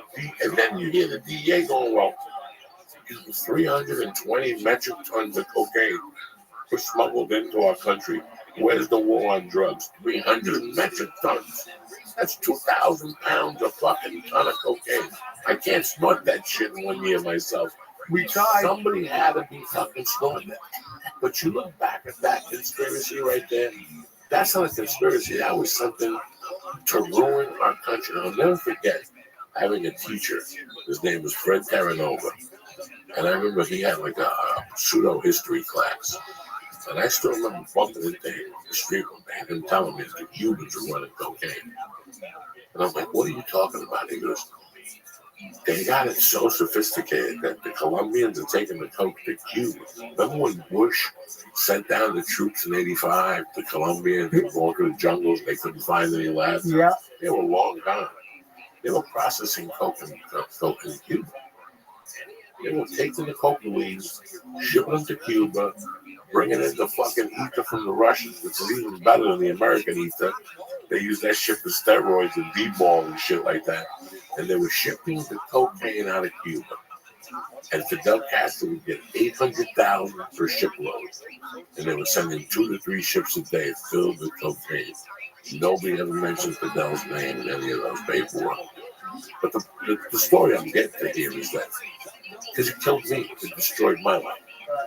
You know how many people I see from my age now on Facebook that have no teeth, that are fucked up? It was all cocaine from the 80s, bro. And to think that our own government brought that in shocks me. Even as street smart that I think I am. Like I was always naive, but not naive.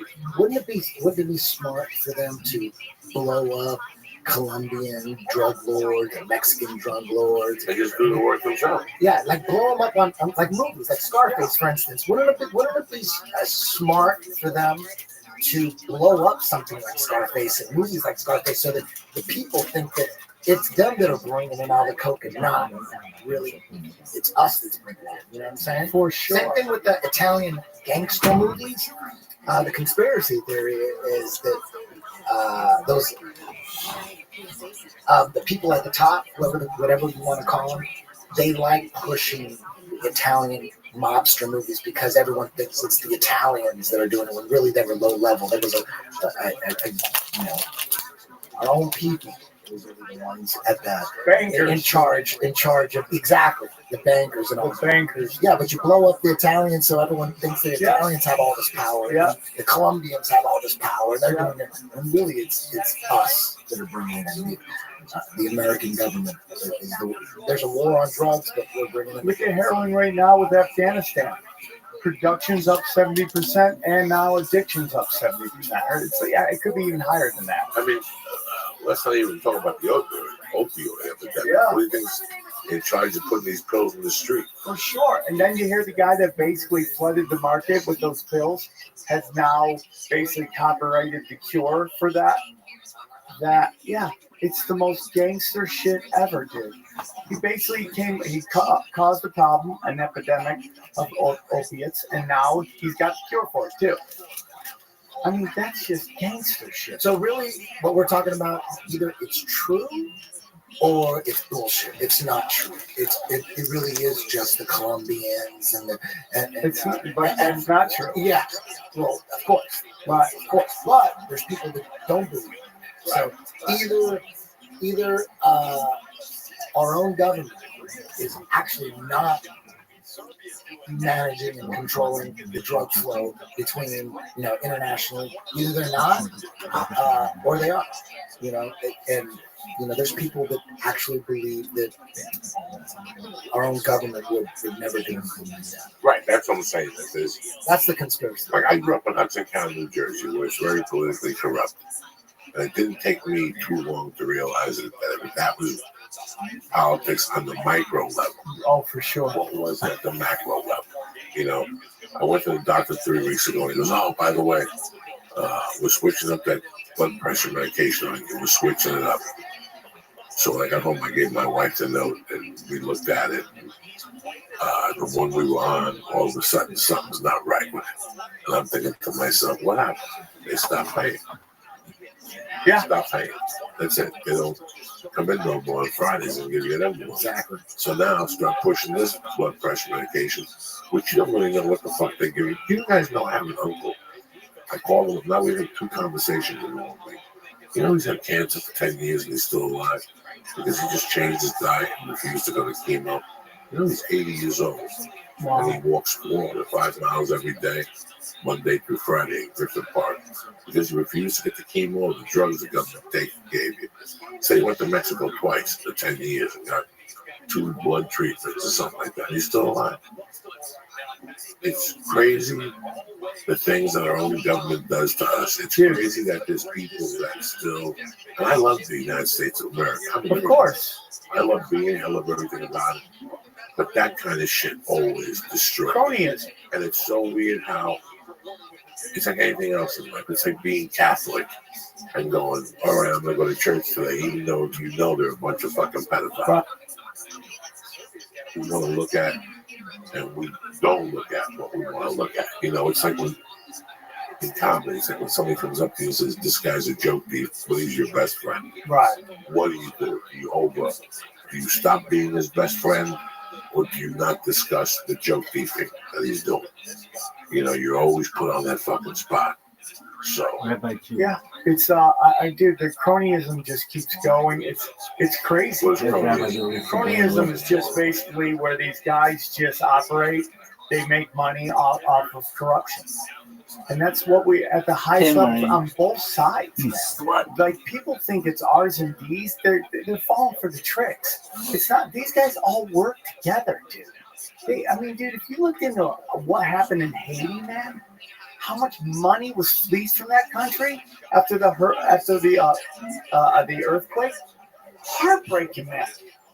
Haiti is a shithole because more than $1 billion of aid was just taken out mysteriously by all these people that you supposedly love. It's unbelievable because they don't look at you like a person. They don't look at us like a people. We're numbers. We're resources. Listen, when all those things happen, I really try to be American and help, but I pick my source of who I'm going to. Don't give. I don't want to give money to an organization with 3 of the top guys at BMW. That's crazy. But low-key genius. Yes. Yes. Low-key genius. Oh my god, that's hilarious. I can screenshot that. Organizations, it sounds like humanitarian. Yeah. But when you figure out the percentage that they have to give to be considered humanitarian, you laugh in their faces. Like, I used to sell, as a fundraising job. That's crazy, but low-key genius.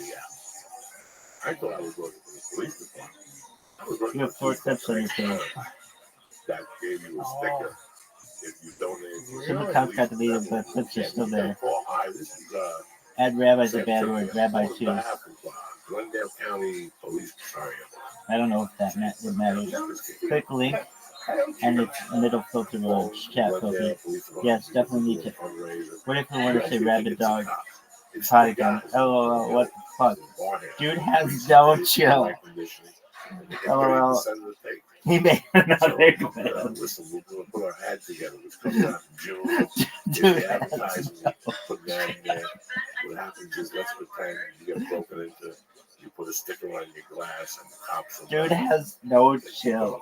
Oh, that's all I do those cop events for. Is that card so I can get out of trouble? Yeah, but one card is one thing. Low key genius. Card I is love one it. thing. I live on those cards. Yeah, dude. Guy is fucking Yeah. crazy, but low key genius. Get your dog out of my shit. This is my friend. I got the real one. I got the fucking. I got a gold Rabbi one.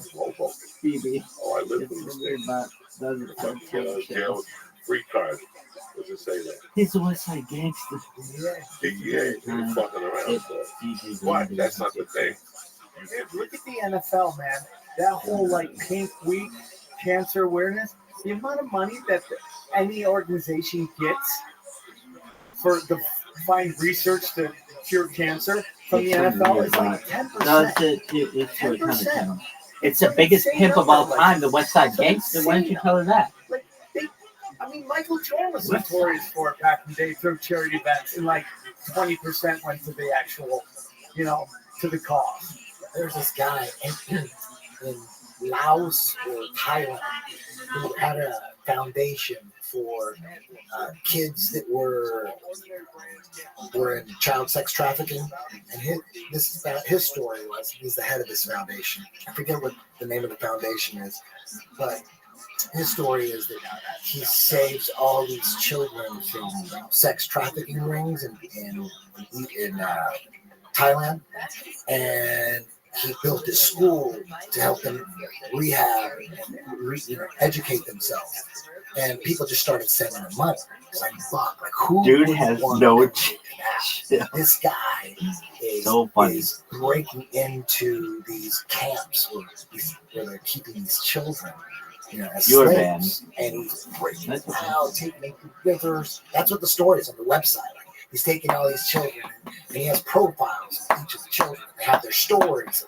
How their mom sold them to sex trafficking and all this shit. All the kids have different profiles. So people, the website is touching to say the least.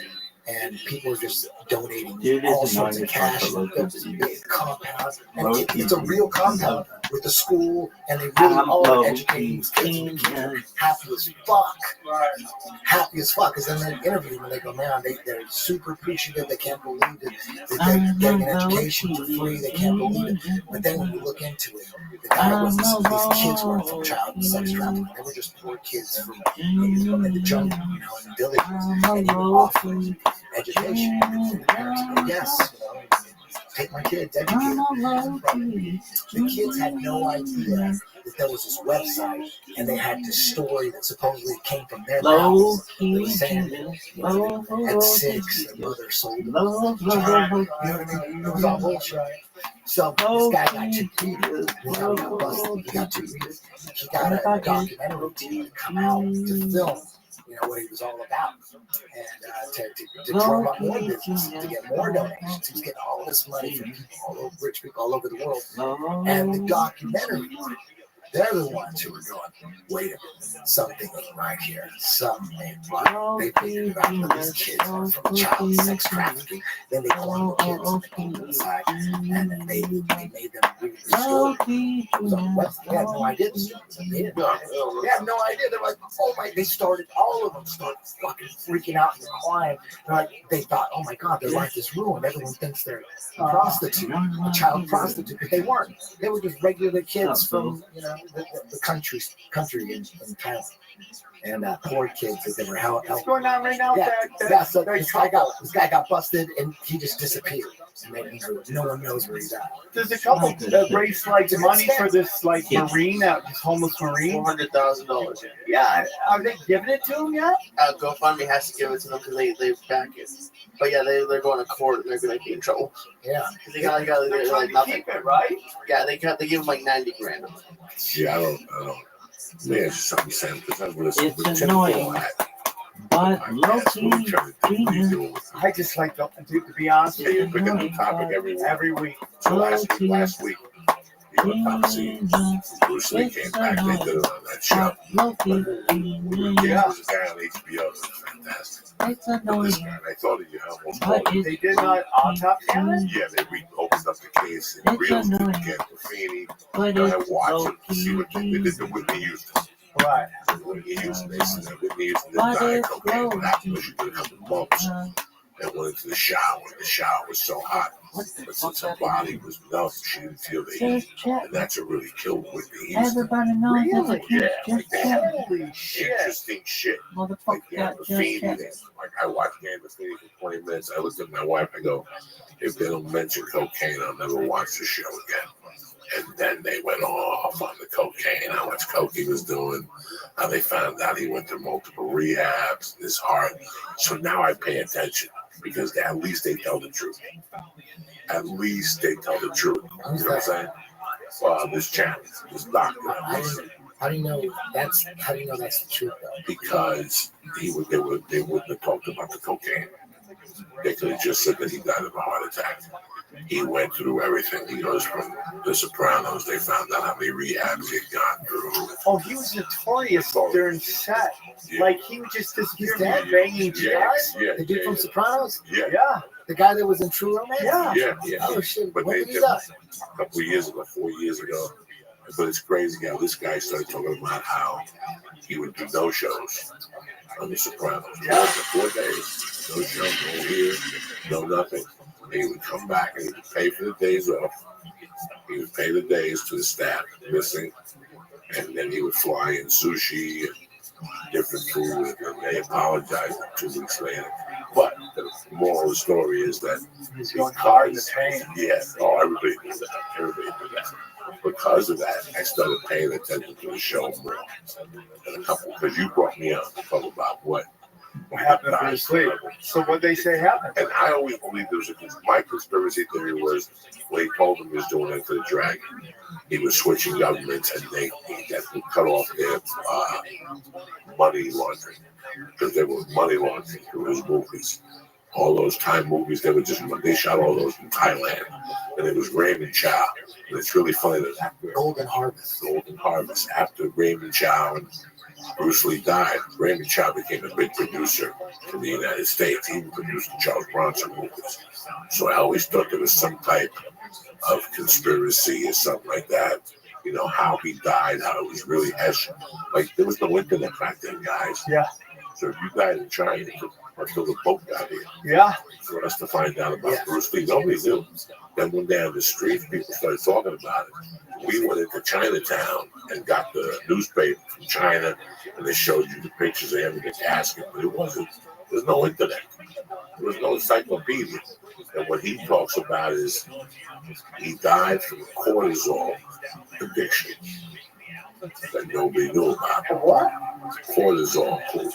What are you shooting when you have pain? cortisone. Cortisone. Get it. So he hurt his back, and he was shooting out of cortisone. And because cortisone does something, there's side effects to cortisone. He never went off the cortisone. He never went off it. That during Enter the Dragon, he got to the lightest he ever was. He was like 123 or something like that, and they were worried about him. So he broke it down. He goes, and then when he did that aspirin, the amylase, he had so much cortisol in his blood, It was death by misadventure. You know what I'm saying? Like So there's nothing shady behind it. No, it was something that he had developed years earlier. Something with it. There's a side effect of cortisol, and he was having mental lapses at the end. He was forgetting shit. Yeah. You know. What if your first theory is actually correct? Like he was murdered by the Chinese triads, which is a conspiracy theory. What if, and that's what you brought up. If that was true, wouldn't it make sense to put out a documentary to distract from that and to say, yeah, we did some tests on his blood, he died of cortisol, you know what I mean? I mean, listen, first off, it's a 45-year-old court, whatever document. What you guys don't know is like, listen, I'll tell you this right now. We'll wrap it up just so you know. At the age of 16, I found out everything about my life.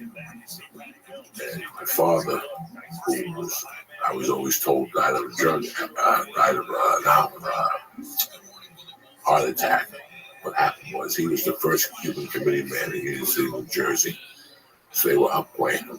At the time when you landed from Cuba in Miami, there was billboards that said, "Come to Union City. There's life for Cubans there." So it became the second biggest highest population for Cubans.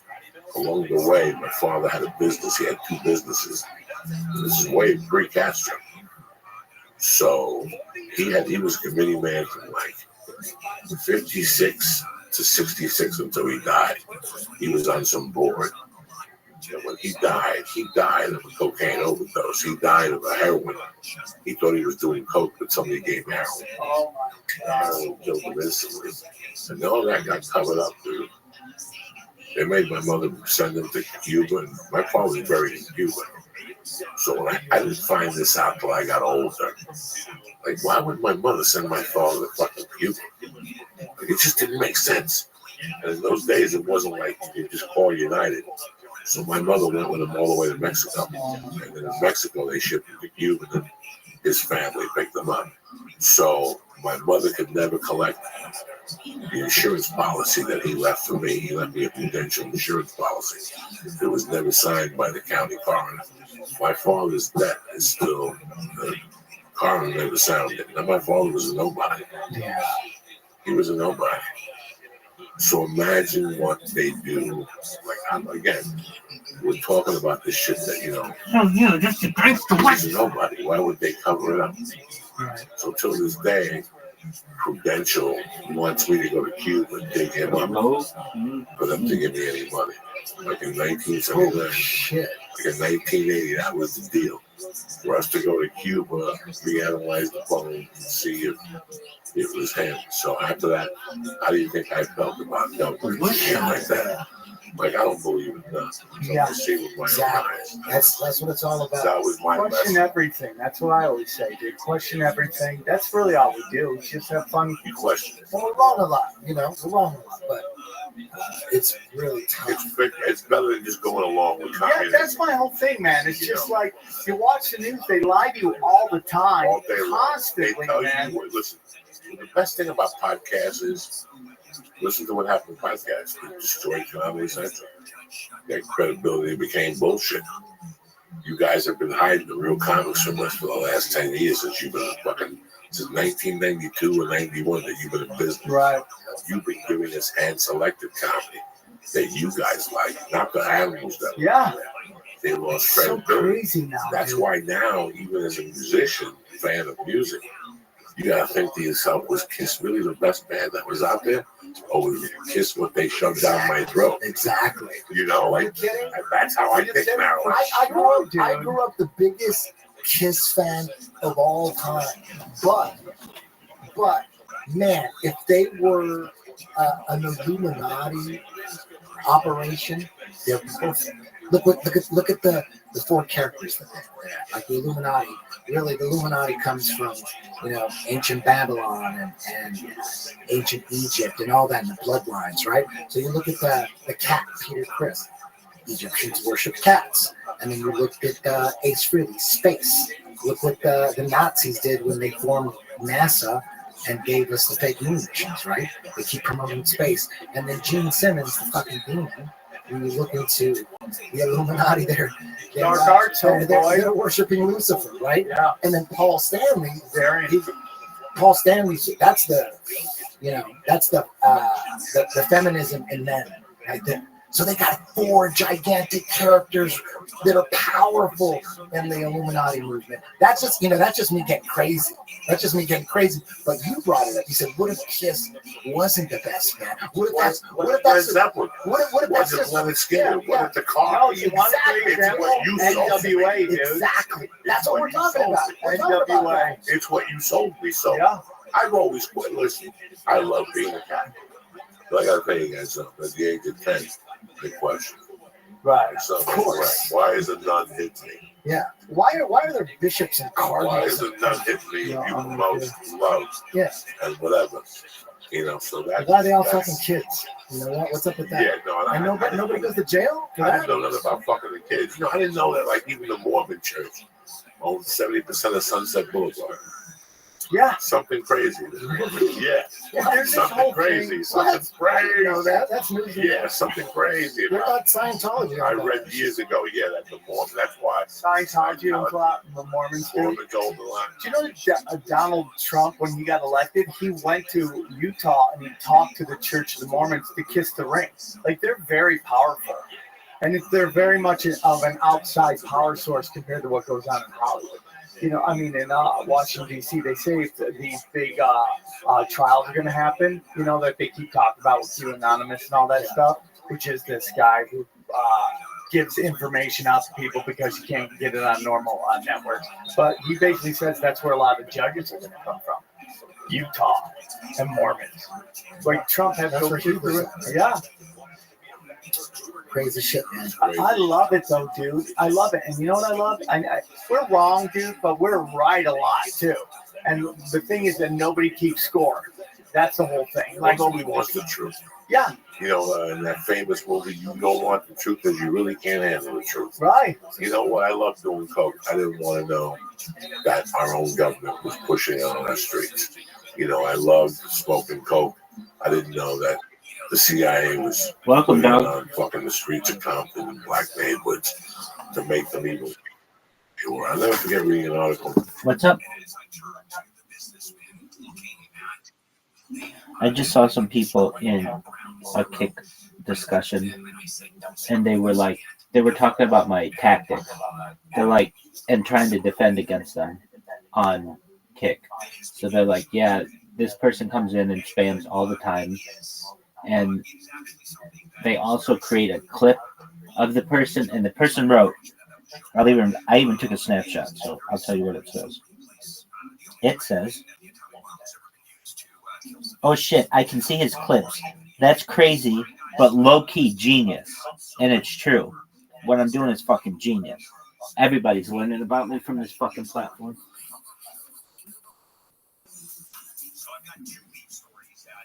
And that's tight as fuck.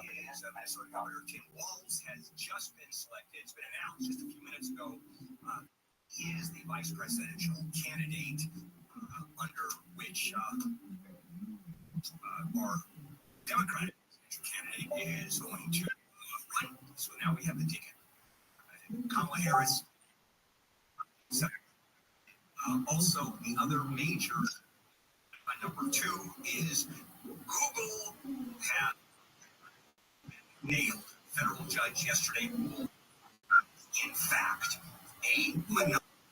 That is enormous, huge, insane news. I'll cover that one at 7:30.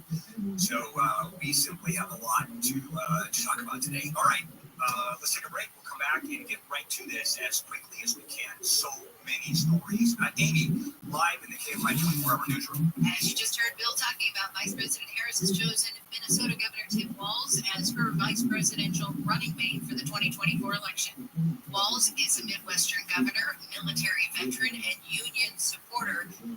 The Democratic ticket will hold its first round this afternoon in Pennsylvania. Part of the Edge Hill neighborhood in San Bernardino has been reduced to ash, looking more like a moonscape. At least 5 homes have been destroyed in a fire that burned a hillside yesterday afternoon, prompting evacuations for people living south of Ridgeline Drive. The fires burned about 54 acres and a 75% surrounding.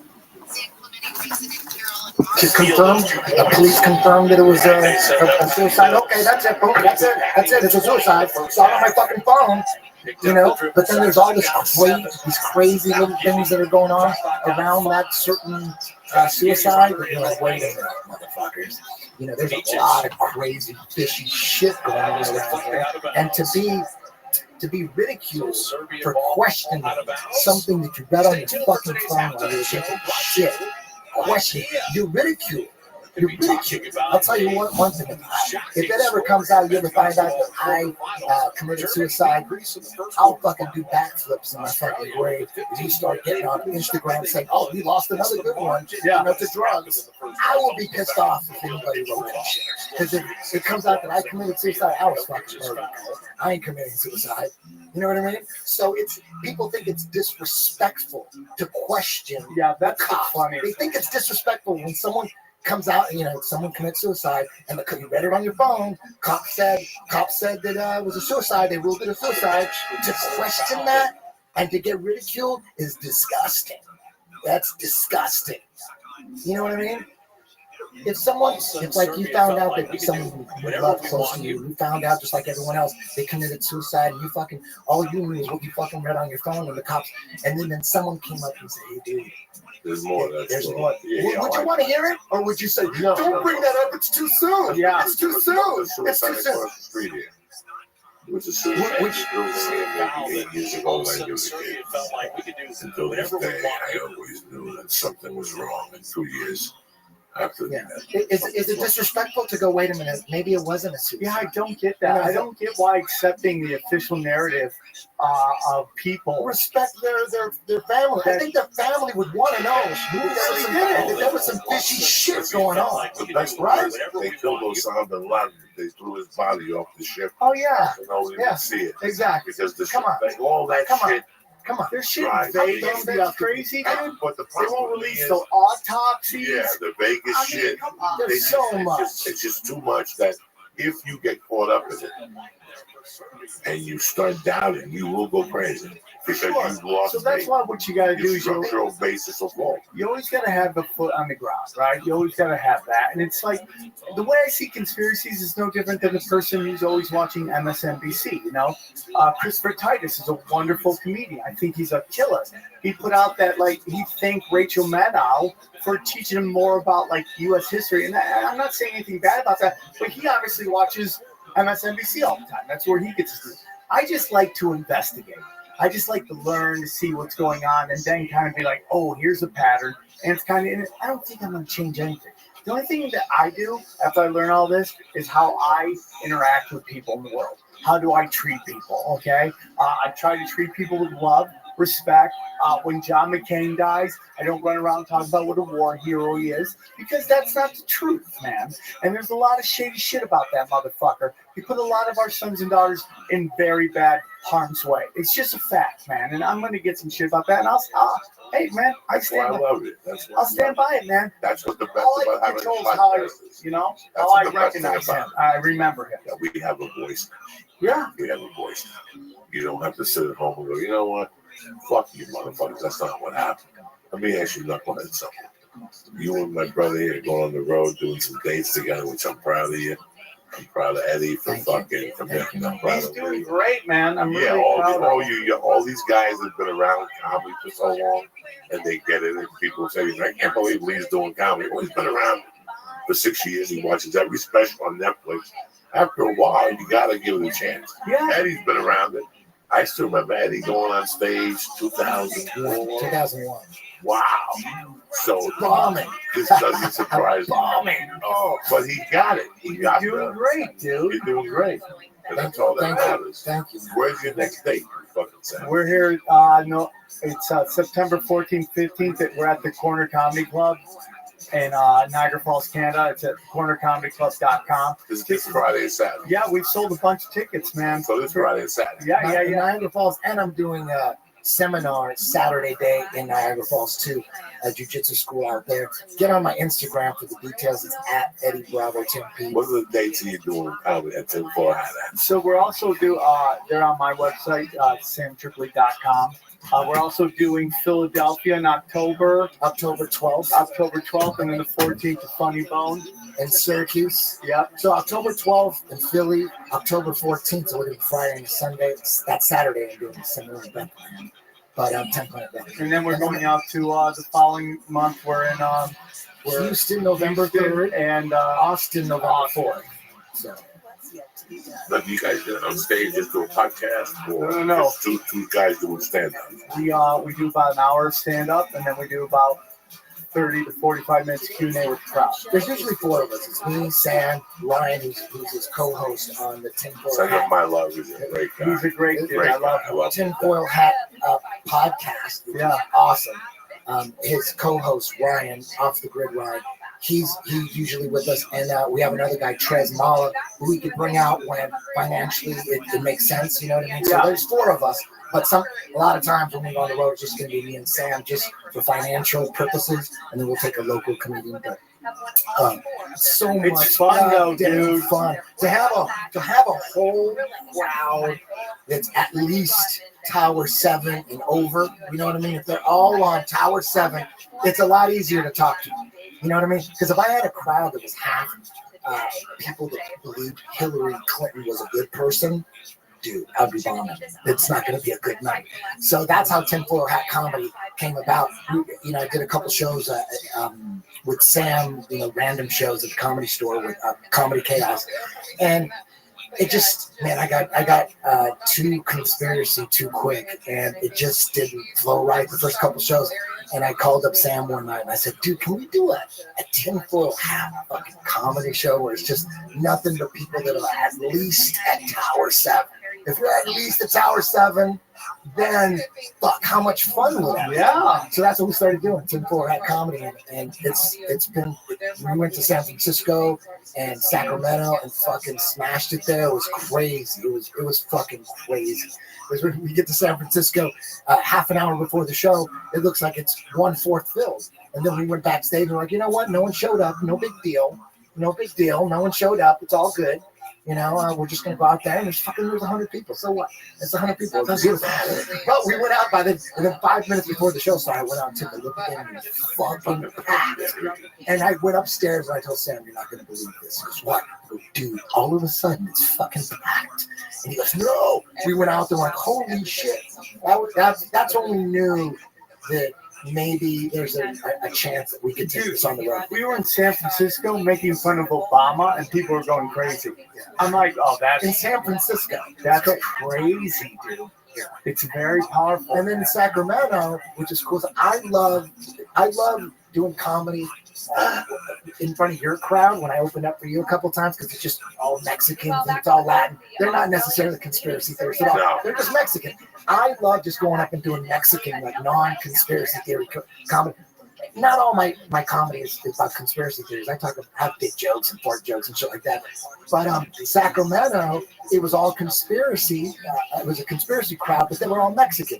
So the Sacramento show was fucking insane. We had so much fun. It's just the combo of Mexicans and conspirators were great. Listen, fuckos, I'm happy you stopped in tonight. I love you both. I love you.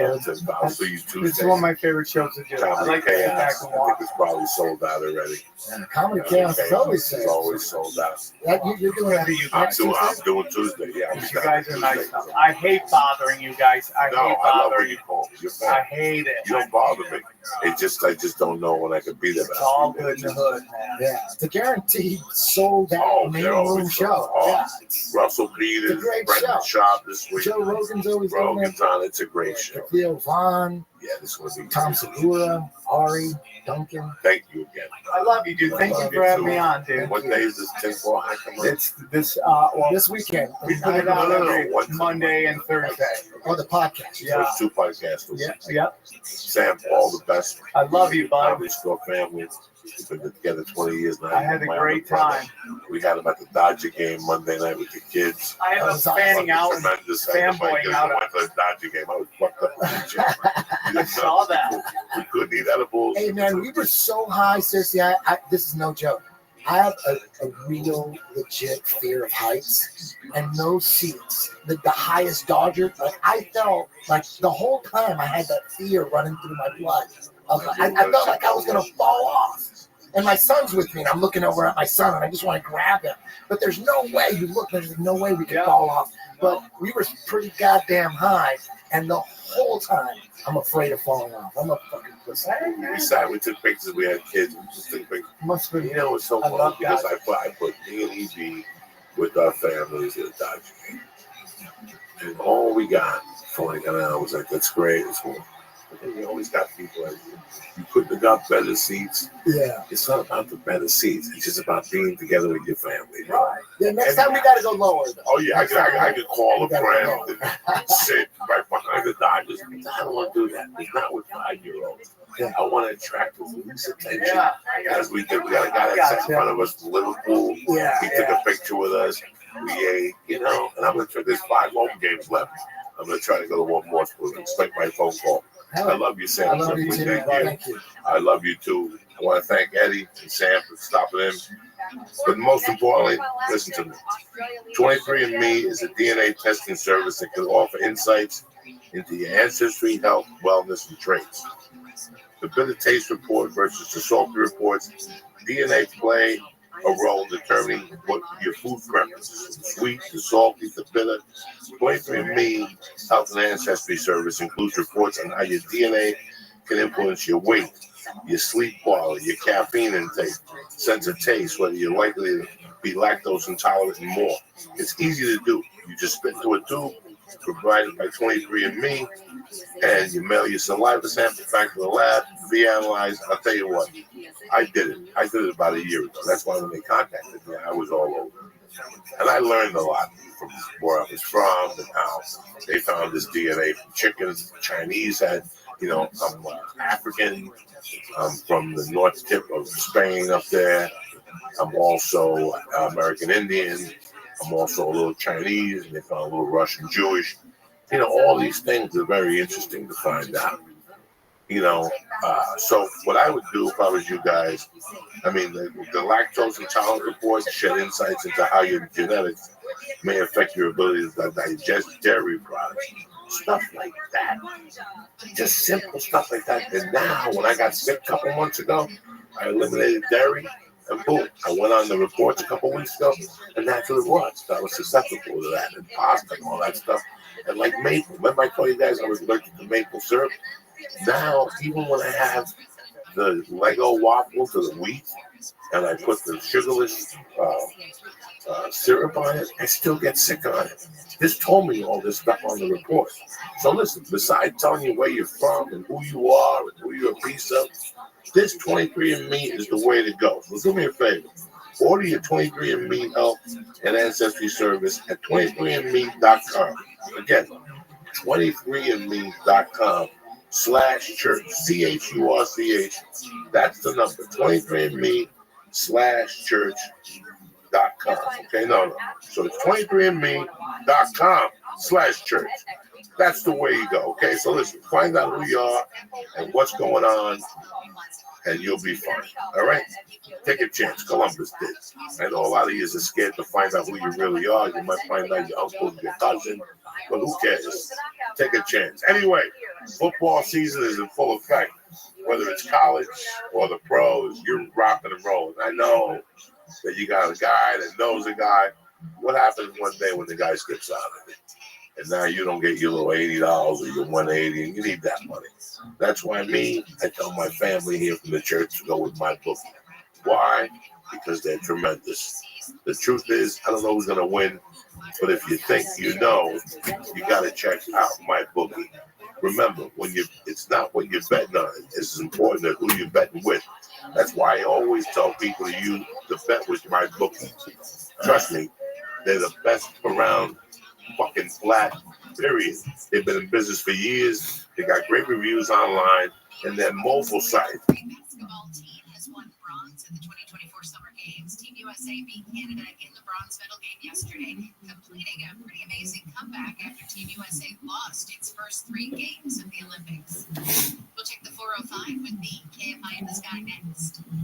All right, one of the things that happens in Southern California is it rains. Not often, but it rains, and it's always hot. And what ends up happening is, after the rains, it gets hot, and the termites come out. Southern California is termite central. It's that simple. And I'm going to suggest that you call the folks Pacific Coast Termite and arrange a free home or business inspection, because they're going to come out. Remember, no harm, no foul. You're not paying for this. Certain restrictions apply. And they're going to tell you, you have termites or you don't. Good news. We'll talk next year. If you do, now they get to work. And the way they work is they'll treat your home for termites without tenting. And boy, I've tented before. You don't want to go there. You might even have termites. This often happens without even knowing that they're. How you living out, Vinyl Gorilla? I'm living great, buddy. How you living? Oh man, I'm glad to see you. Glad to meet you. So I take it that you're a big fan of Straight Savage. No, that's my brother. Oh, well then, even closer. Oh, well, very cool. You have an amazing brother. Yeah, he's all right. Yeah, takes after you? No, he's my older brother. Oh, he's your older brother. So you take after him. We're a lot alike. I'm just more cocky and more of an asshole, I'd say. All right, well, that works for me. So are you Go ahead. I said he's the nicer one, Oh, okay. Well, he is quite a nice person. and I've said that previously. Hey, how are you? Pleasure to meet you. Hi. So I'm a big fan of your brother's. He was on my podcast, and he's a really nice individual. I saw that you were in here. Is he doing a show pretty soon?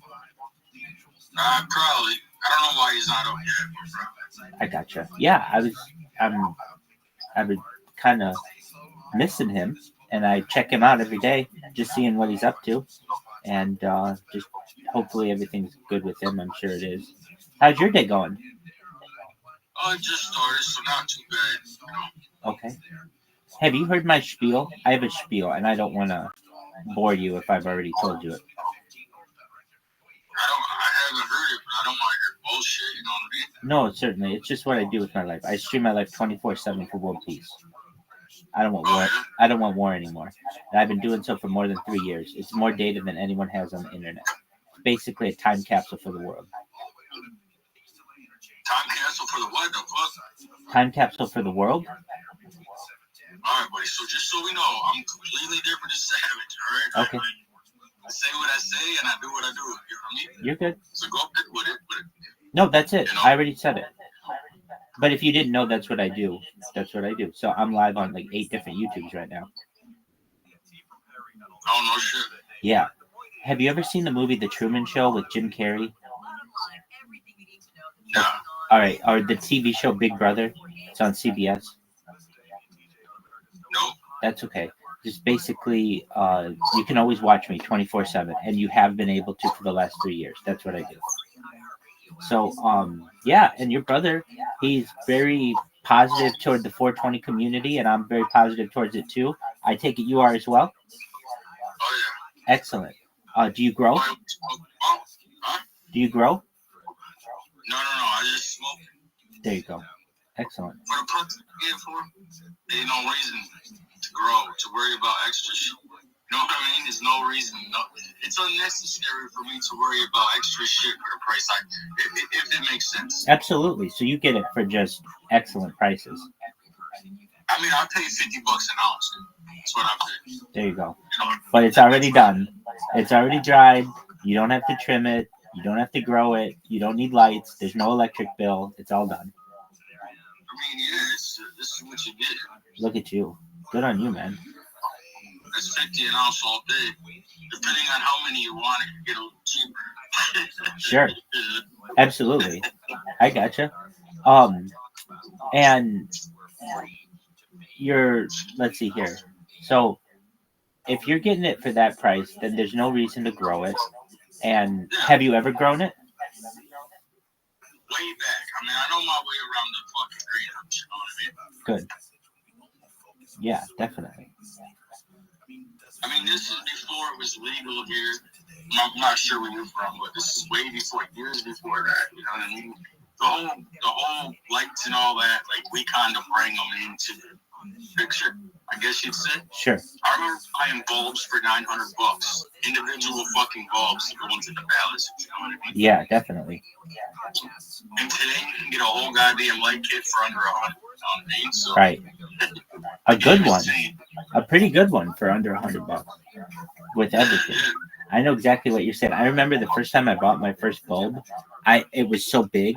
I held it like it was a gem, like it was a diamond. You know, it was like so precious to me. It was so expensive. Hey, there he is.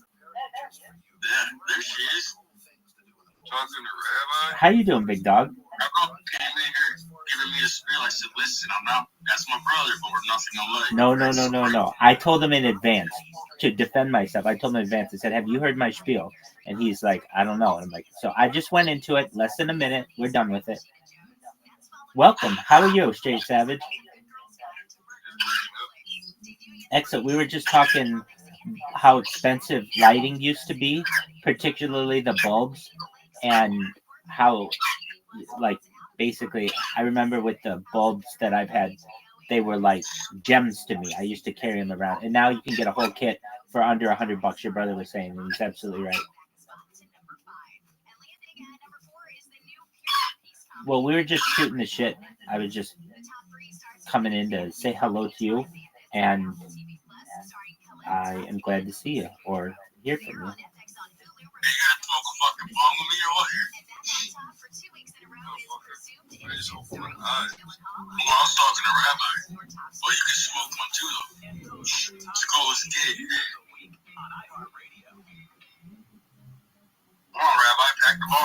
I wish I had one. I can't afford to do it. I love it so much. I would do it all day, and so I have to cut back. So I haven't done it, especially from a bong in a long time. But that doesn't mean that I don't enjoy other people and that I'm not totally for the culture. So please, I will cheers to you. And if you wish to wait for your brother, I understand.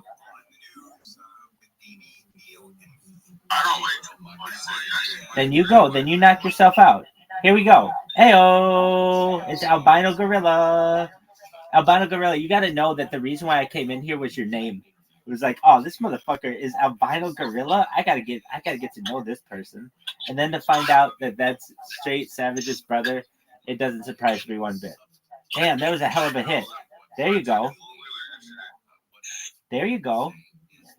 There you go. How was it? Absolutely. There you go.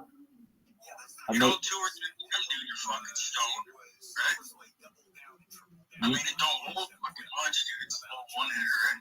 Yeah, hey, So it does the trick.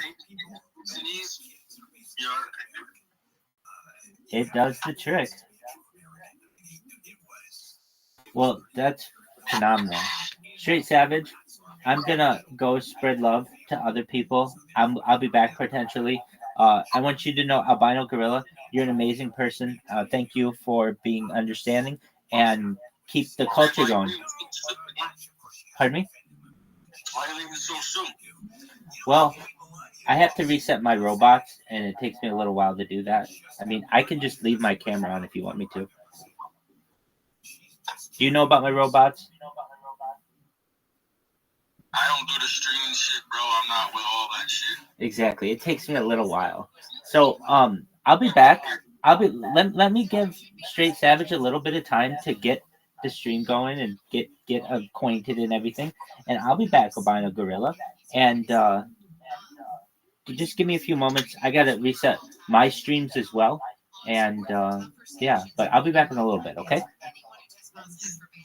Take care. Peace.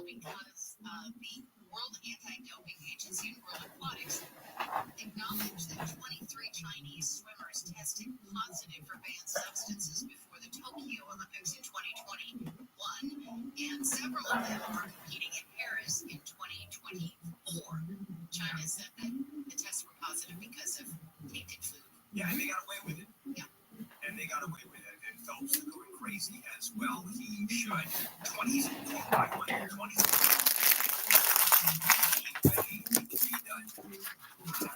Yeah, we talked about this earlier, that when you talk about the Russians and the Chinese and the doping that takes place, the drugs that one is not supposed to take that enhance performance, usually it's individuals or teams that do this, much like Lance Armstrong and the bicycling team. It wasn't the government of France, for example, that was part of the doping of the French team. Did that water? This shit. Oh, fuck. Does this. Pretty crazy. By the way, have you seen when you see the swimmers and the runners, etc., particularly the swimmers, the divers and the gymnasts, you can see the tattoos. Virtually every single one of them has the Olympic rings tattooed on their bodies. Are those real tattoos? Yeah, I think they are. I think those are real tattoos, which makes sense. I mean, if you are an Olympic athlete, why wouldn't you have a tattoo? Yeah, I would. Yeah. If I believed in tattoos, I might do that if I was Olympic. If I believe in tattoos, I have a big dollar sign tattooed or a burrito or something. What? They exist, Amy. No, I know they exist, but I just can't commit to anything that long, so I don't have any. Yeah, I don't get the tattoos either. You know. I find for other people, I just don't want them on me. I have one that says I was disqualified for the same reason the French pole vaulter was disqualified. And then it has the. Now, did you see that pole vault, that Swedish guy who got the world record that he broke yesterday? It was wild. The event was over, and then he won the gold medal, and he has been world record after world world record, and he went for the last world record. The event was completely over. Not a person left the stadium. 76,000 people waiting for him to break the world record. He had 3 tries. First 2 he didn't make it. Third one he did, and the whole stadium went berserk. Very, very good. On another note about the Olympics, Kono asked me, he said, man, how much money do you think Audi paid to sponsor that? I said, that's the Olympic logo. I just love throwing him under the bus. Sorry. Yeah, that's true. That never happened. All right, Elon Musk filed another lawsuit, basically reviving the lawsuit against OpenAI and Sam Altman. It was the same thing back in March that he filed, that he withdrew the complaint in June. Has to do with, this is in federal court, has to do with him saying that the artificial intelligence company that he helped launch was supposed to be a nonprofit. And it was. That's how they advertised it. And then it turned out, no, we're not a nonprofit. We're actually making money hand over fist. And so Elon Musk, one of the most craziest guys. Incidentally, today's podcast, it drops right at the top of the hour when I'm off the air at 9 o'clock every Tuesday and Thursday. Today's Bill Handel Show podcast is about Elon Musk, a background of this guy and what he's about. And he is one of the most interesting characters out there. So today at 9 o'clock, the Bill Handel Show podcast, and it's the Elon Musk episode available on the iHeartRadio app and Spotify and Apple, wherever you digest your podcast. I always love that word. You digest that. Don't listen to us. That is roses. Yeah. Does that mean there's like podcast? Like podcast pro. Yeah, if you listen to mine, certainly. There's no issue. And all your corny jokes keep coming back. Okay, we're going to take a break. Is that okay with you? Even if not. And come back and we'll finish up Handle on the News on this latest Tuesday on E6.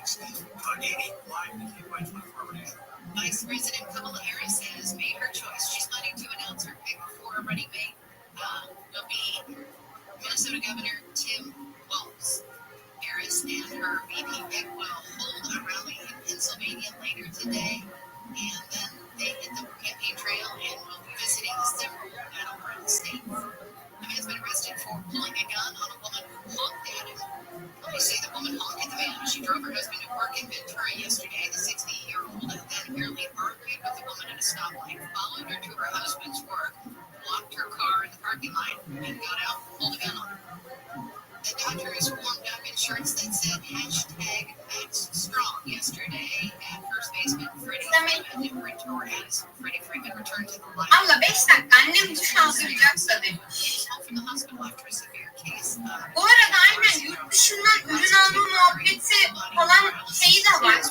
150 euroydu sınır. Onu 30 euroya mı ne düşmüş? Niye böyle bir şey yapmış mesela? Saçma değil mi?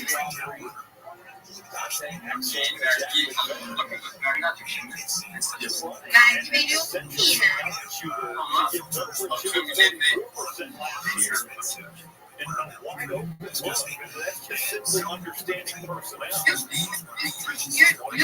dışından ürün alınır. Deniz bu arada saçımın rengi fark ediliyor mu?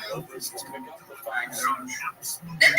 Hiç fark edilmiyor. Tek diyor ki Süreyya Hanım'ın muhteşem değişmiş. Yani onlar tabii aşırı bir değişim bekliyor da kuaför deyince. Açıldı işte dans et. Benim gibi öyle aslında bir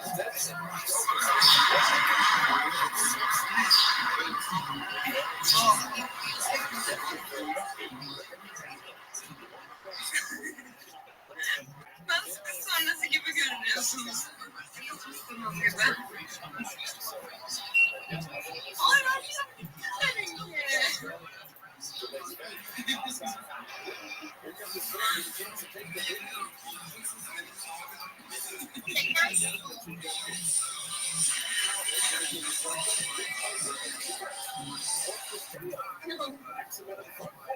Al işte erkek berberinde de böyle misiniz yani?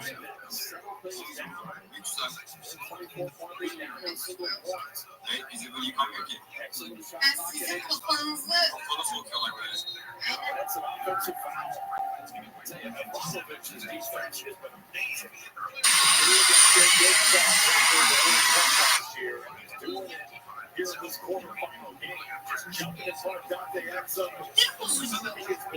Konsepte göre çok şey beklemiyorum. Bak 5 numara. En de Hear all the exciting moments on the free iHeartRadio app. NBC's coverage of the 2024 Olympics. Good stuff. Games, on top of pop culture.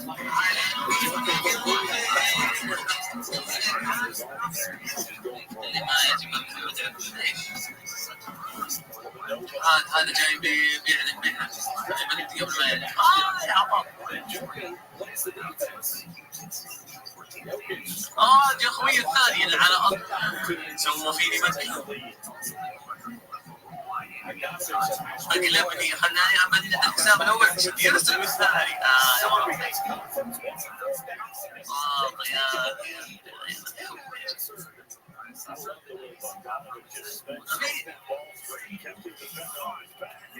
يعني اسمه ابغى يغني واجب راسك اقرب اسمع ممكن اسال سؤال تفضل يا حبيبي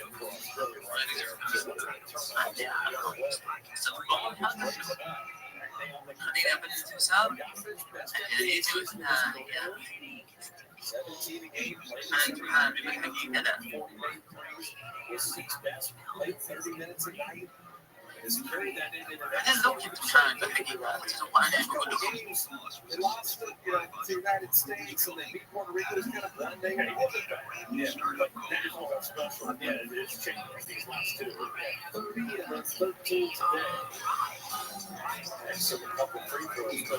If you're Australia, what's your mindset? 24 leagues going. Great 30 left. No, it's extremely you're playing one of the best teams in the world. I think you've got to get back to thinking about your shot quality. They have now generated great looks, I feel like, in the first quarter.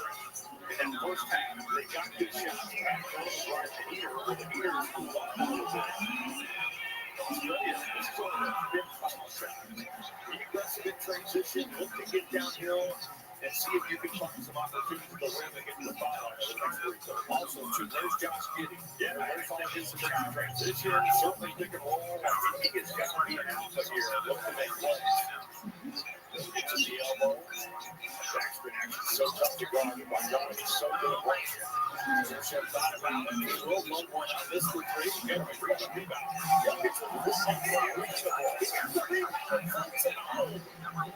You can't teach that. The second quarter, controlling the ball with one hand and then making a float on 13 feet. You don't see that.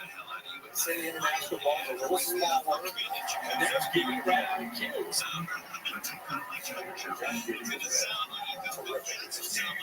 Think about it, 18 of 26 Giddey has had those. He can't play any better.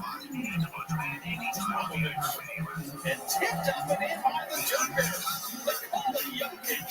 Back-to-back buckets. It's just so hard when that game comes over to contest the layups.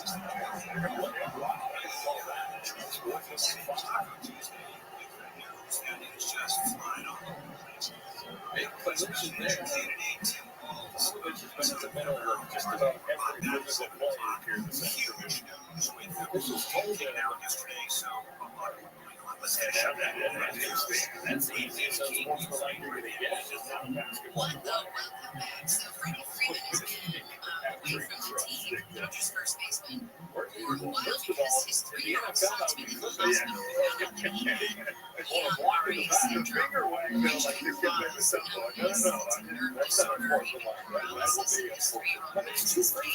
So Because actually it's all gaining strength and now Freddie's come back to the team. He came back last night and on all the appreciate that. So 2:20 remaining in the third. Well, think about it, especially with Australia struggling offensively. Now you give up 2 free throws, you give them a possession. That is a horrible, unsportsmanlike play. For a guy that has played a very good ball game. X of 2. He's had significant injuries in his career.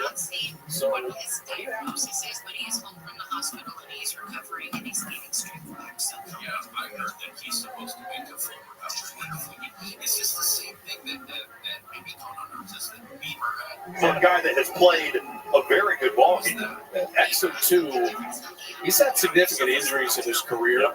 So when you have a foul like that, it's not really basketball. No, you're not thinking about. You're not expecting that, no doubt. And you're thinking that I've been through a lot already from a health standpoint, right? I have a ton of respect for Dante Exum. He's a really high draft pick. Played in Utah. Maybe had a little bit of a disappointing start, but ended up tearing his ACL. Went overseas. Played for Barcelona. Played this. Lenders and brokers. I guess this means that they would have to independently verify financial information related to borrowers. You're not thinking about. You're not expecting that, no doubt. And you're thinking that I've been through a lot already from a health standpoint, right? I have a ton of respect for Dante Exum. He's a really high draft pick. Played in Utah. Maybe had a little bit of a disappointing start, but ended up tearing his ACL. Went overseas. Played for Barcelona. Played this. 2008. I mean, people were getting loans on stated income, which means all you do is say, this is how much I'm making. I share. You're not thinking about. You're not expecting that, no doubt. And you're thinking that I've been through a lot already from a health standpoint, right? I have a ton of respect for Dante Exum. He's a really high draft pick. Played in Utah. Maybe had a little bit of a disappointing start, but ended up tearing his ACL. Went overseas. Played for Barcelona. Played this. What are you making? She said $12 an hour. And I said, hey, you bought $1 million property. Yeah, no down payment. I'm going to flip it because property's standpoint, right? I have a ton of respect for Dante Exum. He's a really high draft pick. Played in Utah. Maybe had a little bit of a disappointing start, but ended up tearing his ACL. Went overseas. Played for Barcelona. Played in the Serbian League. And has found his way back to the NBA and become a good role player for Dallas. So Ramovich will send. Exum missed that first free throw, but it's 2 free throws.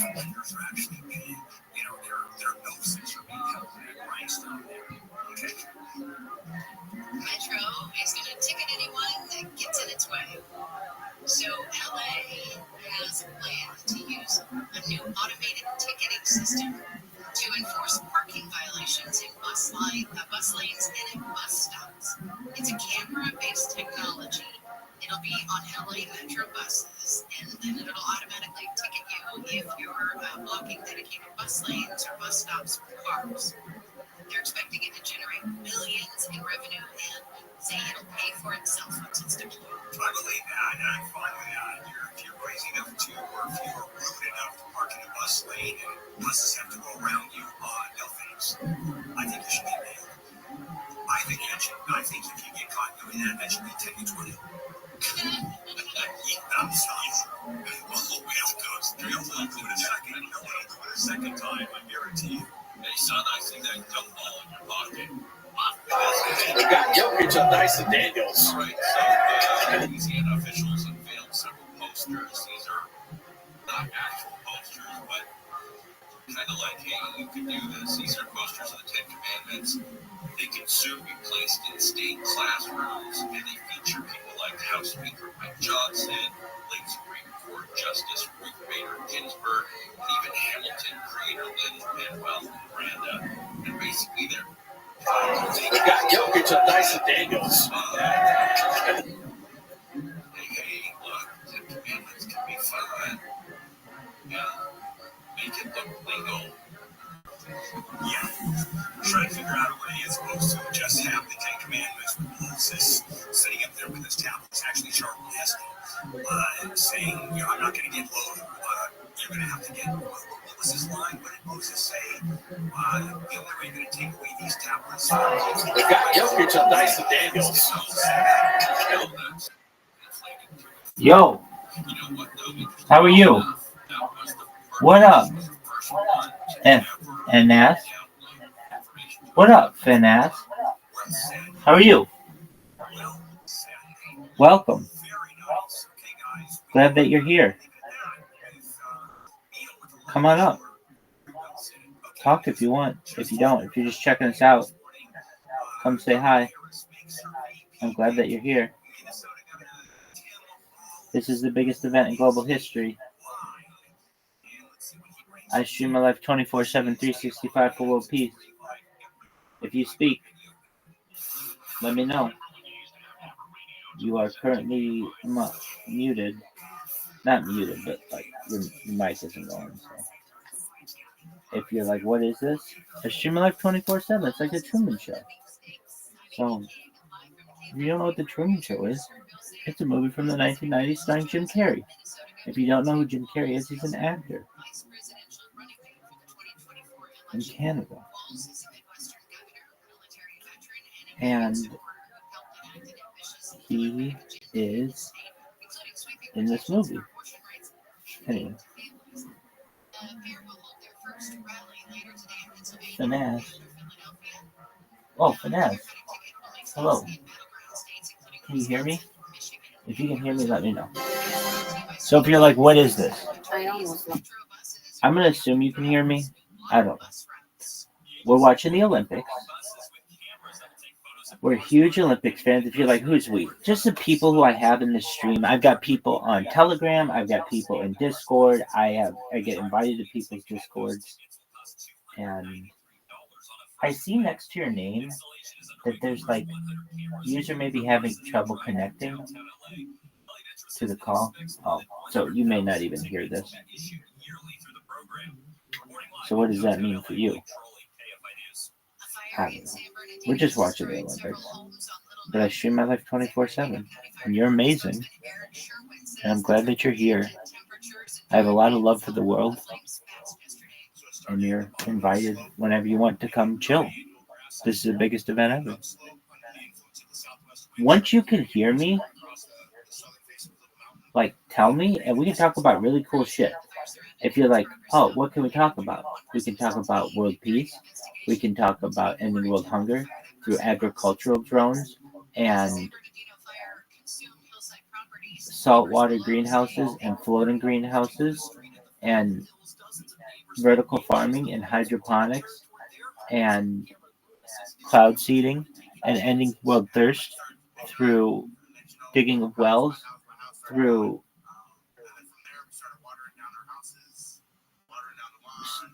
smart straws, and through desalination plants where you take water from the Earth's oceans and pump it onto land so that it's drinkable. If you can hear any of this is good. These are good ideas. Other things that we talk about: anti-gravity, antimatter, mind uploading technology, life extension technology, like really interesting shit. So if you can talk, say what's up. If not, I don't know if you're ever going to hear this. And if you can't hear it, well, it won't be the first time that I gave my spiel. The crucial role school staff can play in identifying student mental health issues. A poll by the American Psychiatric Association Foundation shows just 45% of people believe school staff are trained adequately. Executive Director Raul Andrews says school kids spend a lot of time with school staff, so they need better training. Administrators, teachers, coaches, bus drivers, cafeteria staff, and sometimes they see during the day things that we might not even see at home. He says the foundation has a new platform called Notice, Talk, Act. It provides school staff with non-medical tools, tips, and resources they can use to get the proper help to students much quicker than ever before. And a judge in Washington has ruled Google's search engine has been illegally exploiting its dominance to squash competition and stifle innovation. The judge says he has reviewed evidence and testimony from executives at Google, Microsoft, and Apple, and has concluded that Google is operating as a monopoly. Google says it plans to appeal the ruling. We'll check the 210. Yo, girl. Are you a girl? You can get rid of those, Yo, person. uncomfortable, maybe I hope you're doing well. painful, varicose veins on your legs, but I'll tell you, I know This what is the they are. biggest event ever. You can always watch me 24/7. Biggest thing in global history. West Medical. West Medical has the Father, sealed procedure. 20-minute I'm gonna follow you. has you back on your feet, immediately returning to normal activities the same day. And is covered by most Following health you. insurance plans. So you don't have to have your legs look like a road map anymore. Wait, are you a human? Fuck yeah, I'm a human. Free consultation, 800 West Med. All right. Or visit westmedical.com. If you can hear me, accept my friend request.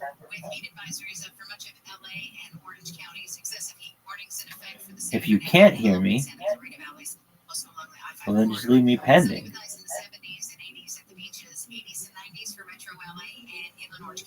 Up to 108 in the valleys in Inland Empire, up to 111 in the Antelope Valley. It'll cool down about 5 to 10 degrees tomorrow and through the rest of the week with highs in the 70s at the coast, 80s for the metro areas, 90s in the valleys, and triple digits in the high desert. It's 68 in Anaheim, 64 Fiona? 65 in Torrance, Anas. 76 in Rancho. What up, Fiona? You have a beautiful name.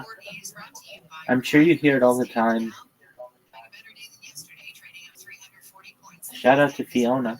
There's a Princess Fiona in Shrek, I believe. So you are Princess Fiona in here. What up, Fiona? Shout out to Fiona. Alright. But Fiona, I don't know if you can hear me. Your thing says that it's like, how would I put it? Like sends you a warning, and it doesn't send me a warning, but it's just like giving me a cautionary note that it says that your connection isn't good or something. But that's cool. Feel free to watch me as much as you want. And we're just watching the Olympics. I'm gonna also listen to a podcast, so just for a moment. We'll get that shit going. We're watching men's basketball. I kind of wish it was women's basketball. Of any Olympian I wanted to see, it's this fucking chick from China. This fucking phenom. I'm just gonna fucking say it. This bitch is a freak. This is like the biggest freak I've ever heard of in any sport, ever. This bitch is gonna be like the Wilt Chamberlain of women's basketball, if I have anything to say about it. All right, so what are we doing? We gotta grab the podcast. If you're like, what podcast are you listening? It's the Joey Diaz podcast. Yo. There we go. Greetings from Podcast. The Church of What's Happening Now is brought to you by.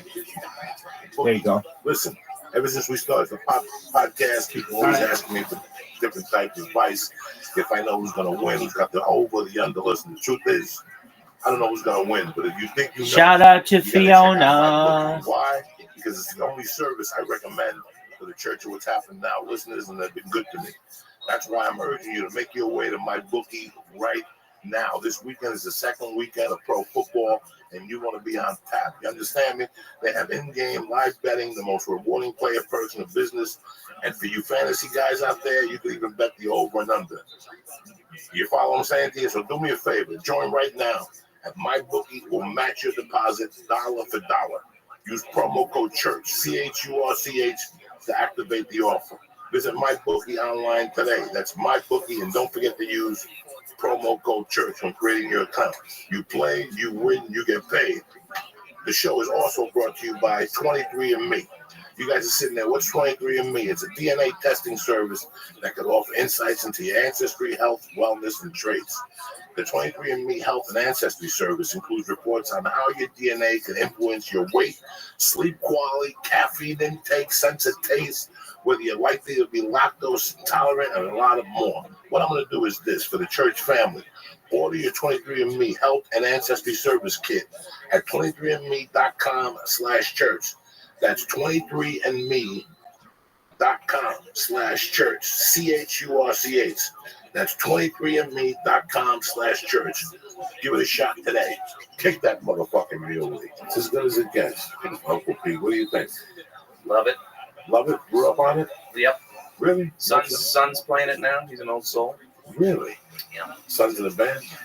No, he's studying music at the University of Michigan. Just dropped him off for his sophomore year, and he's a John Mayer wannabe, a Jimmy Page wannabe. Really? Yeah. Good for him. Yeah. So he's bringing this back. He knows the lyrics to these songs better than I do. Songs that I grew up with. What does he think about today's music? Wow. So what is he, 19, 20? Just turned 19. 19. He says rock is dying. Okay. It's no Foo Fighters, keeping them alive, no Greta Van. First of all, that shocked me. I'm like, what do you mean rock is dying? He says, no, you got to listen to this. Everything is like, sampled and, computerized and, it's just different, So I said, you should play rock. He goes, yeah, but it's kind of dated. It's not at its height right now, which is shocking for me to hear because that's what I grew up on. But he's 19. He knows. I don't. I mean, it's. I love it. I love it, but it's getting old right now. Like that, all we have on the radio. I mean, I listen to Lithium. I got Sirius. I listen to Lithium. I listen to Ozzy's Boneyard. There's got to be something else I listen to. But 60% of the music on there is Guns N' Roses. Mm-hmm. That's all they play. They play a lot of Guns N' Roses, those 3 or 4 albums in heavy rotation. And, I love the Foo Fighters. I love David Grohl whenever they come out with something, I love that these older bands are touring because kids like your son are going to watch these guys. Oh, yeah. Whether it's Roger Waters or, I think next week is Judas Priest and Deep Purple at the LA County Fair. You know how many people have invited me to that next week? And it sounds great. I mean, I listened to Eddie Trunk and he was talking about, or Jim Florentine. He was talking about that they're going to be delivering the goods they haven't done in 40 years. Whoa, wait a second. They haven't played a song in 40 fucking years. They're going to pull it out this year. Just the thought that they're still Def Leppard sold out the Garden. Wow. How did that happen? I don't know. But so music is alive in a way. Oh, yeah. Just not. Mark Kelly, Senator of Arizona, Josh Shapiro, Governor of Pennsylvania, and Walz. All of them would have been a pretty good choice. And then it was just a question of which would be the best. And it actually, I believe, was incremental. And a lot of it had to do with Kamala Harris meeting with all 3 over the weekend. And what kind of rapport do they have? A lot of it has to do with, do you trust this person? How do you feel? Is there chemistry? Because each of them had strengths in their own right. Pennsylvania is a battleground state. Arizona is a battleground state. Minnesota is a battleground state. And so why Tim Walz? Well, because he is a moderate, and she's known as a liberal. She's certainly going to be attacked as a super liberal. He is moderate. He is down the line. He still hits all the Democratic. Bingo, bingo, bongo. Sure. Thanks for that. How much did you miss me? 2 kids born in Nebraska. I asked the question. Was a moderate Democrat in Congress. Oh, sorry. He served How much did you miss me? from Minnesota. I don't know. That's okay. I don't think much, though. Right? That's all right. We just met. I wouldn't expect you to miss me much. To my man, Straight Savage, you gonna start streaming? I gotta take the West card here, inspector here. Oh, okay. I got you. Well, then you taking today off or some of today off? Yeah, I'll be live when I get back. Did you watch Aiden Ross's stream yesterday? I didn't. I seen that Trump was on there. Yeah. I think it was a very good stream for Aiden Ross and the Kick platform. I think it was the biggest stream of all time that they've had. And there's like 500,000 viewers, man. Exactly. And I don't even know if that was accurate because it's not like the numbers were moved. I mean, I think it was 500,000, but I think it could have been more too because it kind of at some point almost broke the system. And I think it was a really good, smart of him how he did it. And I mean, who else isn't gonna like a watch and a Cybertruck? But it was just kind of smart how he did it, I think. And I think it looked good for the platform. I know it got a lot of press, so that's cool. That means more people to watch you. Yeah, I hope so. If you're fairly conservative and religious, and you have a gay member of either the congregation you're dealing with, a young man or a young woman, you show porno, and you get them so. Albino Gorilla, do you watch the Olympics at all?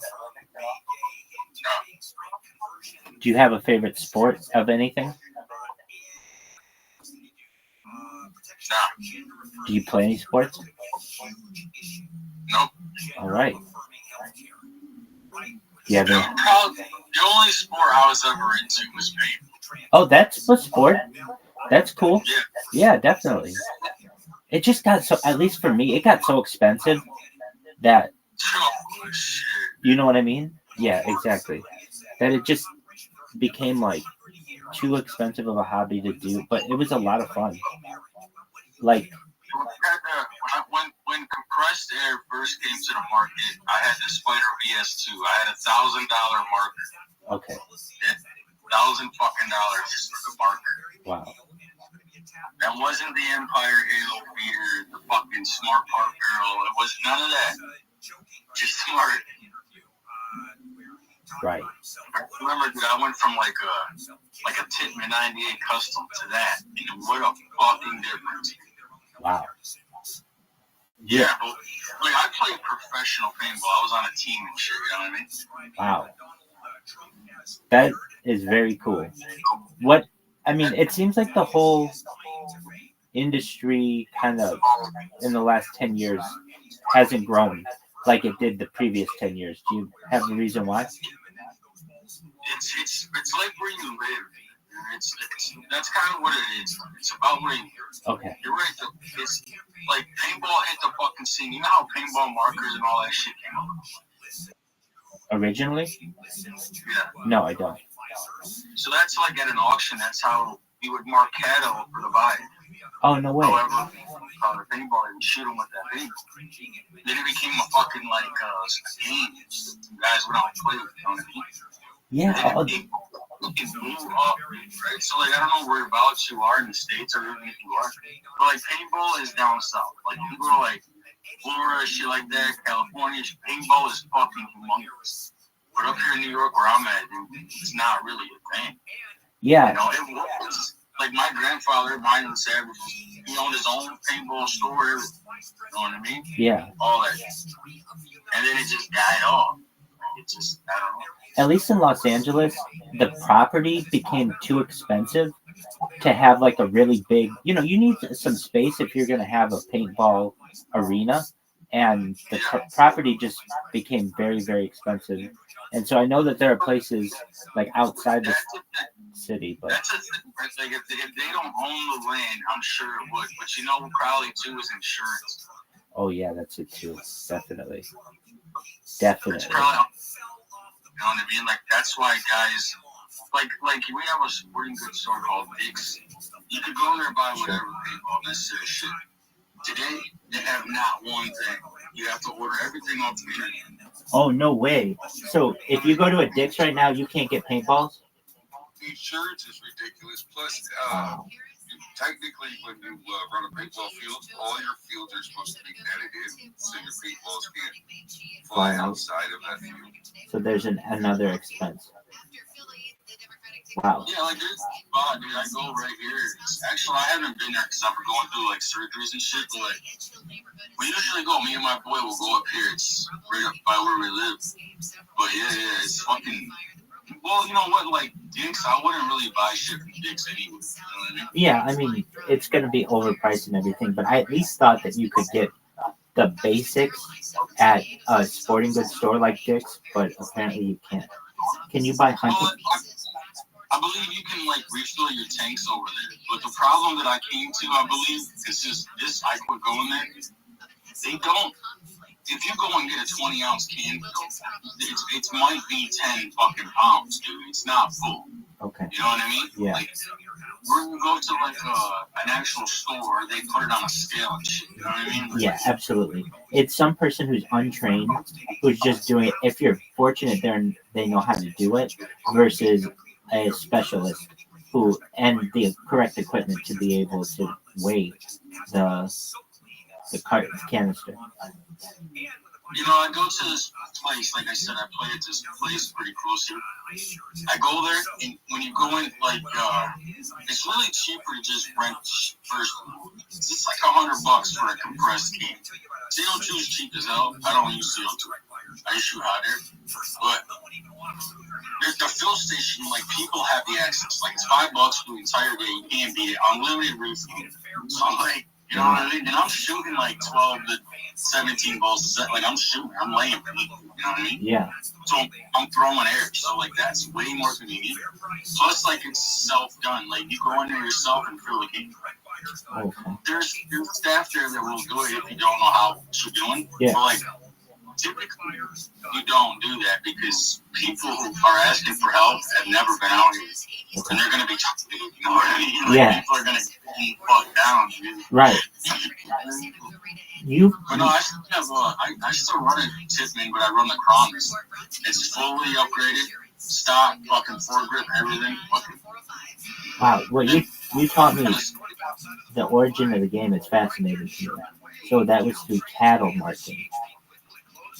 Yeah, that's how it started. When paintballs come out on the market, they were bought as like auctions, bought them. So when they sold cattle to the buyer, they would shoot pink, orange, whatever. That was the color of the buyer, and whatever cattle at the end of the auction, that was his cattle. So interesting, and that just took off. It took off. Somebody, like a couple of guys like me, were out in the backyard having a good time, drinking some beers. It was like, man. And we were like, yo, that shit did it. You know what I mean? And they went out and fucking started playing. You know what I mean? Yeah. Wow. That's phenomenal. And easy about that shit is that's how it started years ago. Now, like, I don't know if they still do, but military use paintball as like a training exercise. I could see why. It makes complete sense. And I don't know. There aren't many ways to safely do it, but paintball is a perfect solution for that. Yeah, I mean, like, typically, bro, like I said, I play professional paintball, so I know regulations. Like, I know the fucking game inside and out. You're only allowed to shoot under 246 PSI. Okay. If you shoot over that, it's dangerous and it'll break the goggle. Okay. So do the safety first, you know what I mean? Yeah. Sure, it's gonna sting, dude. Sure, you're gonna get shot more than once. Don't be a fucking pussy out here. This is a sport, you know what I mean? It's like playing football and breaking your fucking collar. You know what I mean? Like, it's what it is. Right. It's like 246 PSI. You know, some games you can only shoot like one fucking. There's no hopper. You know what I mean? Like, it's crazy. It's very. Would you ever get guys who would want to turn it up higher than that? Sure. Yeah. There's pricks. Dude. There's pricks that would freeze the paintballs and shit. Dude. Oh wow, freezing paintball. I didn't even think about that. And so then, I mean, that'll break your goggles as well. Yeah. And that's why, like, there's, like, fights. Like I said, that's why there's fights on the field. People know that. If you play paintball like I do, you know the fucking difference. Oh, so for somebody's sure. not being an ass trying to hurt people. You know what I mean? So somebody's going to kick his ass. Yeah. So, in my opinion, one thing that hurt paintball, it's so much fun. It's an adrenaline rush, honestly, that your average person doesn't normally get. It's a ton of fun. But they would, if you play it, you're going to have some bruising. You, like you said, you can't be a pussy about it. But if you're, like, going to work, you don't want, like, huge, bruises and things like that. And I don't know, is there a way so that you can turn down the PSI so that it doesn't bruise as badly? Well, like, typically you're going to shoot at, like I said, 246 PSI. the more you can turn it off. You can adjust the air so it's all the way up. So you can put it at 10, 20, 100, whatever. Okay. The issue is it's not going to shoot. You know what I mean? Yeah, exactly. You're not going to get any distance.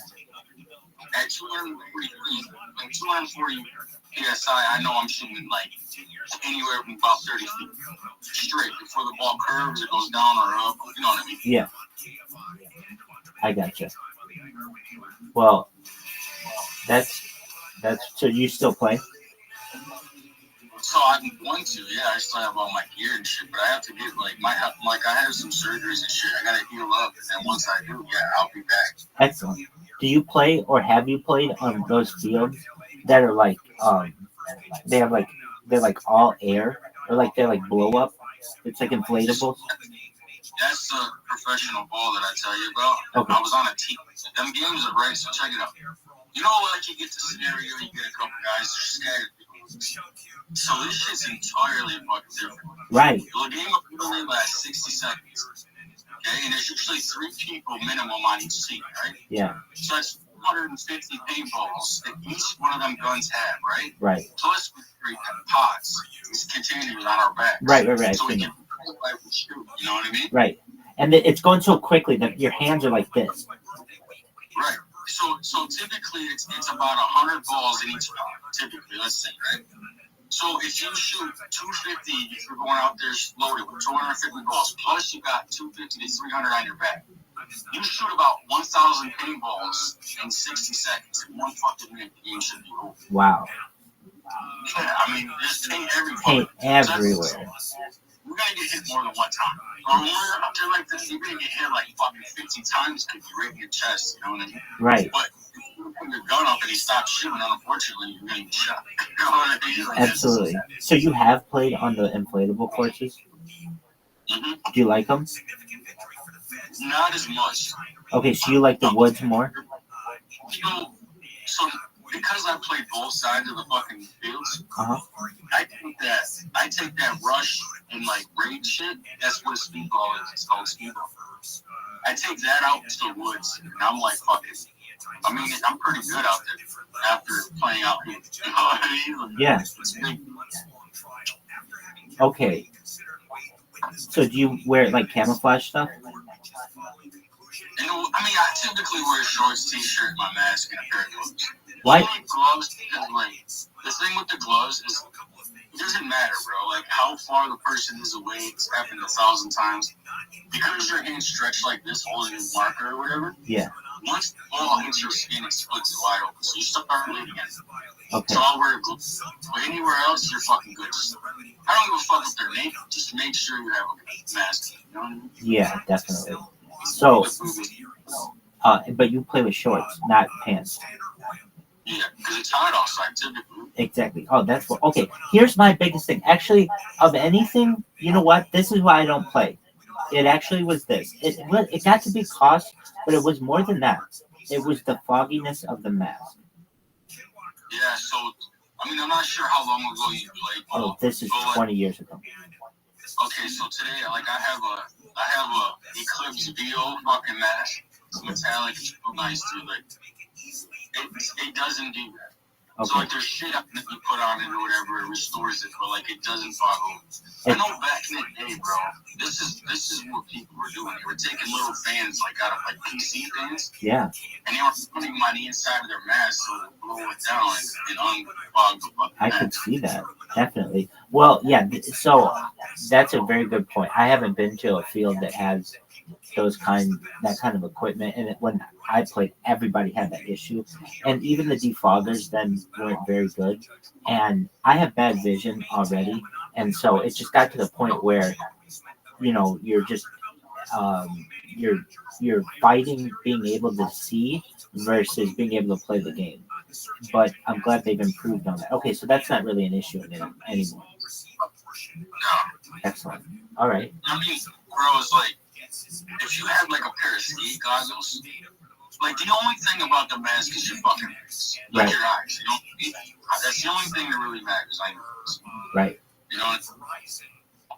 Yeah. Okay. Now you play with a part that covers your mouth too. Yeah, just my chin. It just covers right. I got you. And then do you wear anything on your head? Yeah, so I wear like alright, so there's these things called ball rollers. Okay. So if you get shot in the back, typically people are assholes, so I try to shoot you in the head. Which is okay, because with that thing, it's a fucking net, and it's loose as hell, right? It looks like a do-rag. Tight. Shit, right? Yeah. But when they shoot it, when the ball hits it, it wraps it up like this. So cool. And so it won't break. You know what I mean? Because you're only out if it breaks. You know what I mean? Oh, no way. So you're only out if it breaks. So that thing can catch it, and you're still in the game. You're still in the game. I mean, it might break. Like if they're sending a couple. Yeah. It would fucking break. You know what I mean? But like all you do is wait. You don't see paint in the game. Oh, cool.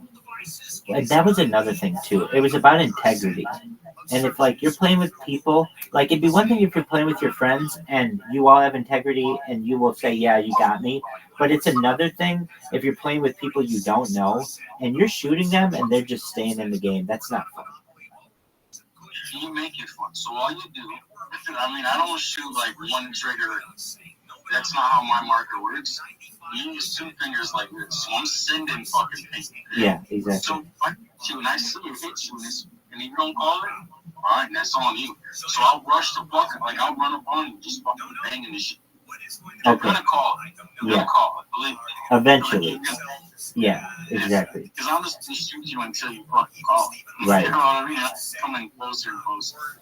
Bro, so like back in the day, we used to play paintball for like the day or whatever. And then at the end of the day, we would take all the paint, we would split it up between everybody, fill up everybody's hoppers, so there's 200 balls. We would all stand in a circle, and we would just shoot until the paint went up. Wow. So for you to shoot me is not going to bother me. So when you get players like that who want to fucking cheat, I just rush the fuck out of you and just shoot.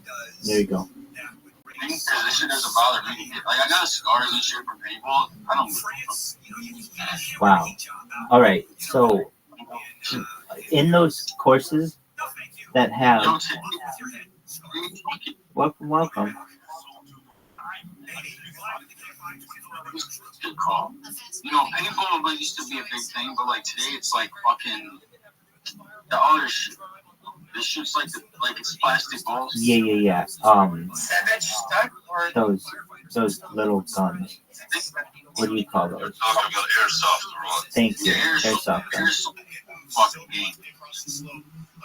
Yeah. And I think that one's pretty dangerous because it can go in your eye.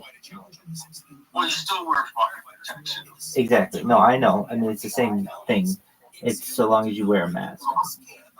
But yeah. Yeah, well, if you proper protection, you're gonna be okay. Right. But those little balls get everywhere. I guess it's better than paint, but they can get everywhere. Yeah, but they just set a grip, you know what I mean? So like over time, we're not gonna go. It's like fucking great. Well, that's interesting. The coolest thing that I heard, you said a lot of cool stuff. The coolest thing is the origin story. I did not know that. If you weren't aware, Albino Gorilla taught us that the origin of paintball was marking cattle in auctions. Fascinating. Yeah. Nah, he asked me about play sports and shit. I said paintball. That was it. I want to see paintball in the Olympics. That would be cool. I could see that perhaps happening in the future. Of course, breakdance is an Olympic sport now, so why not paintball? I 100% agree. There will be a moment that even fishing will be an Olympic sport. No. Of course. Bro, chess is already an Olympic sport, bro. How was chess even a sport? Yo, what the fuck's up, motherfuckers? I mean, not much. I'm afraid to say anything nowadays, so, Yo, I'm not. No, didn't you go to the fucking beach today? No, I didn't. It's last night, and it still got sent. Yep. No, I'm just angry as fuck, man. Really pissed the fuck out. Bro, listen, I get it, brother. Like, I get it. I was there. You know what I mean? I'm the one that triggered that whole shit. Bro, don't be stressing that shit. I told you. I'm not stressing endorsing anything anymore, man. It's just no, man. No one. I think it also hurts a bit. No one acts like that. No. Because you could really get along, you know? Yeah. Suddenly this happens. I mean, Yo, bro, you would be mad too, John. Bro, you've been calling me polar bear and You all angry. entire fucking day, man. What the fuck? Driving through someone's house. Bro, I would like, yeah, but not on the internet. It's just like that's the thing. No, that's something different. Yeah, like what's gonna happen? Like, yeah. I mean, nothing's gonna happen. If like, you have a bit of respect towards each other, I mean, you just text and like, hey, don't do that. I got out of character one time on it, right? That was with Dark Moons because he said that my man Patrick was running a train on his old lady. That was little. But literally, even after that, I was like, it's not like I can touch this, right? It's not like I can fucking physically kick his teeth, right? So, like, why am I so bent? You know what I mean? Like, so that's what I'm trying to tell fucking bro. It's like, just relax. 20% off celebrating National Bad. No, that's not how I work. But I appreciate it. I called both you guys racist yesterday. I was like, you guys are being racist. Hey, but they were already being like that from the afternoon. I think Bro, when I get into the conversation and you call me a fucking polar bear and a leprechaun because I'm that white, yeah, I'm sorry. Like, we're already starting off with, like, just joking. I get it. It was fun. All fun. But if I joke back and then like I get called a fucking racist, no way, man. No fucking way. No fucking way.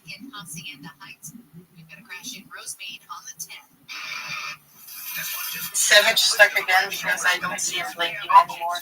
He was working on my still, you know, like he's in and out like that. I don't know what's What's he working on? Decals.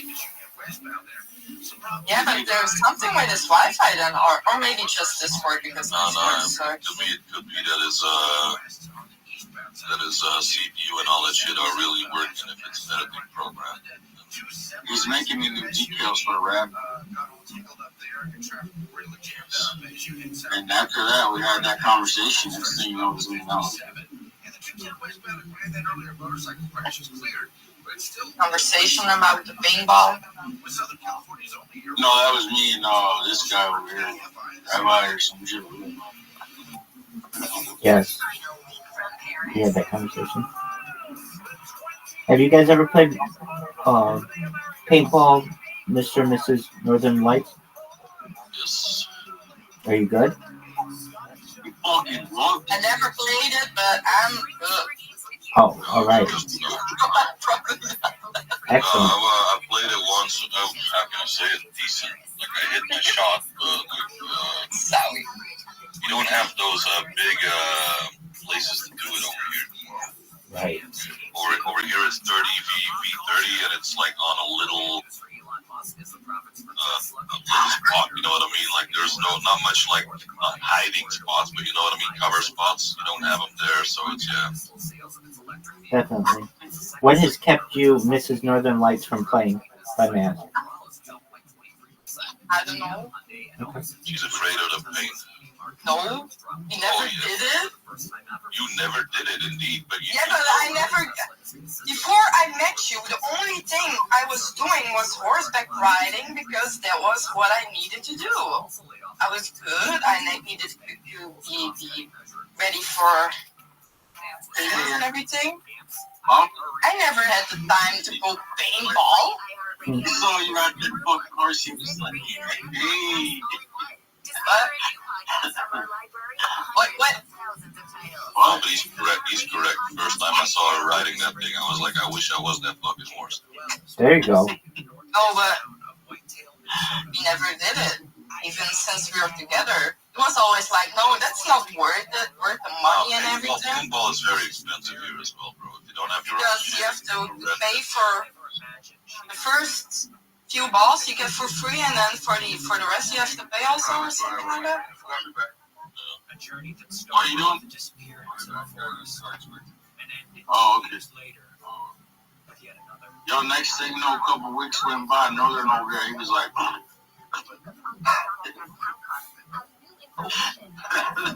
oh yeah, man. Bro was frolicking through the way that the lands in front of his house. Like, weird. Mr. and Mrs. Northern Lights, do you guys stream? I go live. Yeah, all that streaming. Yeah. Technically, it's streaming. I mean, like, do you do Kick, YouTube, Twitch, all that stuff? I did all of them. Not that appealing. I think you are. I'd already subscribed. That's crazy. I only go live on Pornhub. Oh, excellent. Good on you, man. What was? Is that who you are? The White Gorilla? Yeah, I'm Pornhub only. Excellent. Mr. Northern Lights, what was your content when you did stream? The first Call of Duty, then just chatting. Okay. And did you do it on Kick? Yeah. Very well. Do you know that I'm the most infamous troller on Kick? Well, I know you're one of the most annoying guys Yes. with those little Yes. I love you.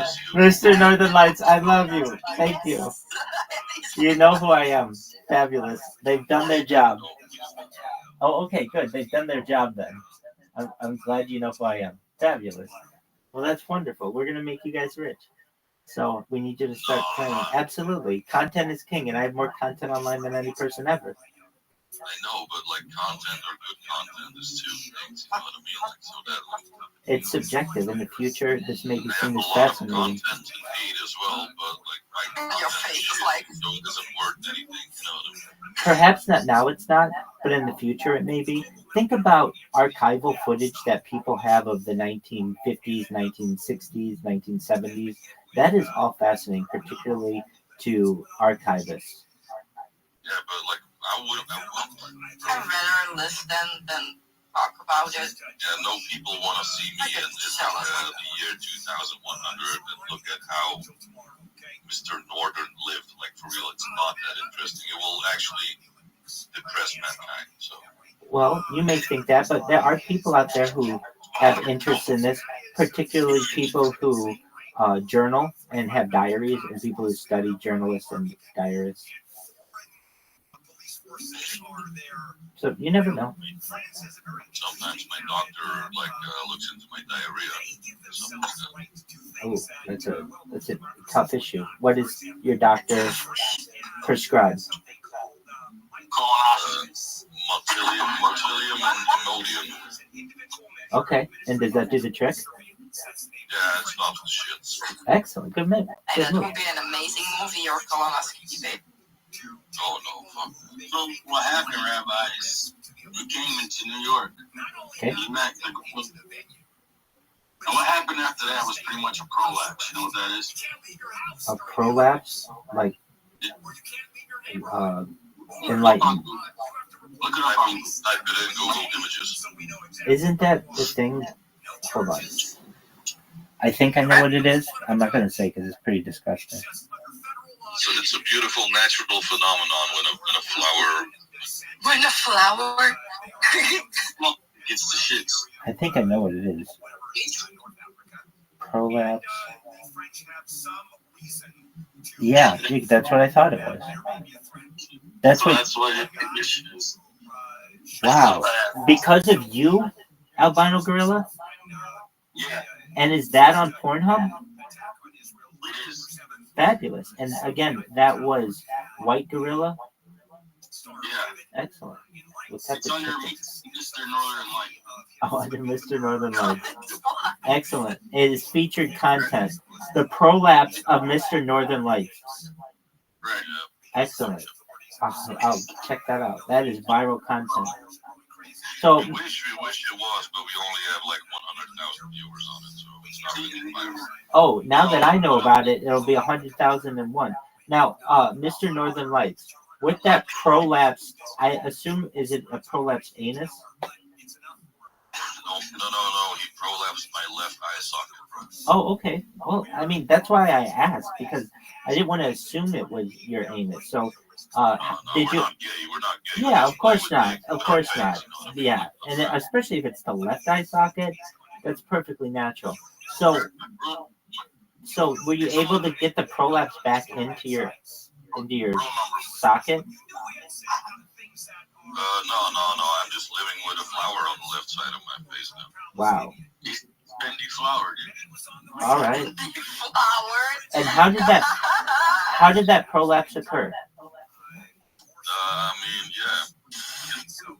Penetrating an eyeball is not that easy, so yeah, just hammering it until it popped out now. Penetrating it with what? With whatever, bro.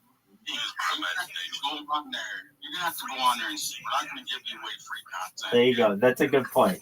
That's a good point. This is just the teaser. This is just a teaser. So I have to Google prolapsed Mr. Northern Lights in Pornhub. No. Yes. Yeah, exactly. No, yeah. I'm tempted to do it. All right, folks. Here we go. Yeah, man. You'll see my face. All right, then. Taking a look, right?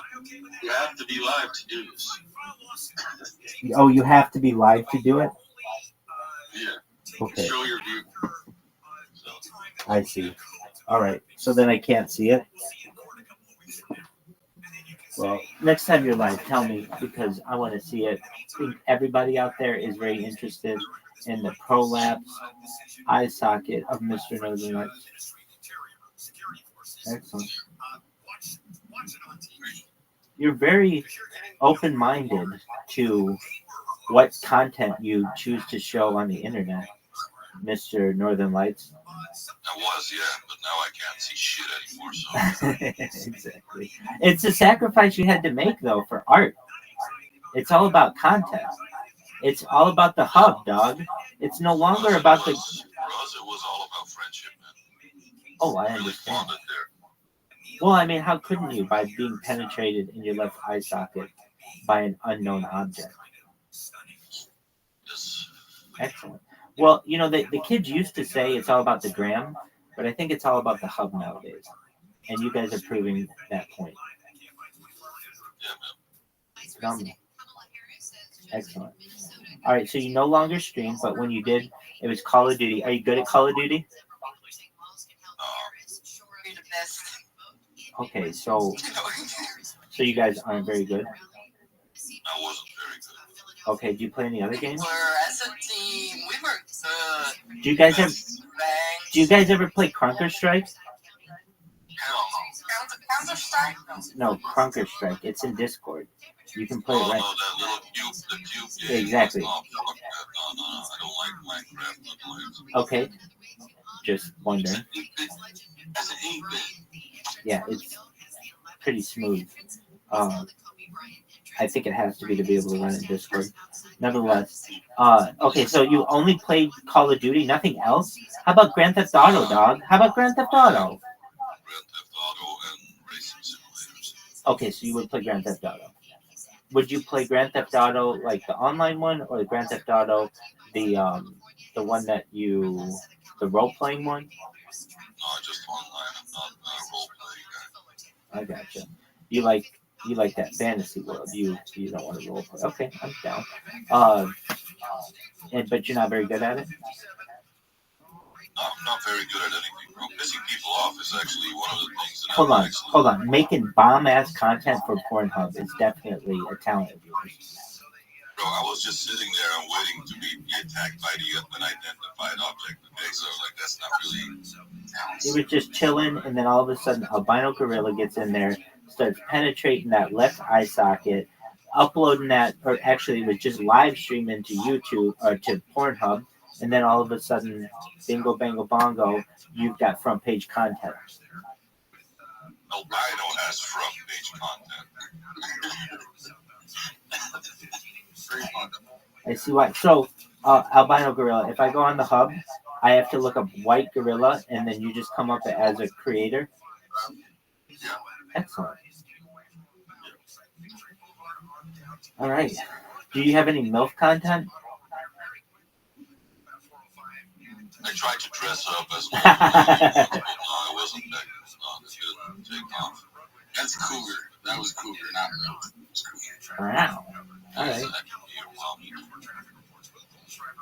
I prefer Grandma. Guilt. All right, there you go. Hell yeah, dog. Hell yeah, dog. Their experience, you don't have to teach them anything. They know what's up. Fuck yeah. They're about to die in a week. Yeah, we get it. Hey, all the better, man. No strings attached. You can blast inside them. No children. That is so true. But what if she gets pregnant? All right, well then it's just like the situation that you have to have with any person. It's a discussion, perhaps. Or she has a child at age 50.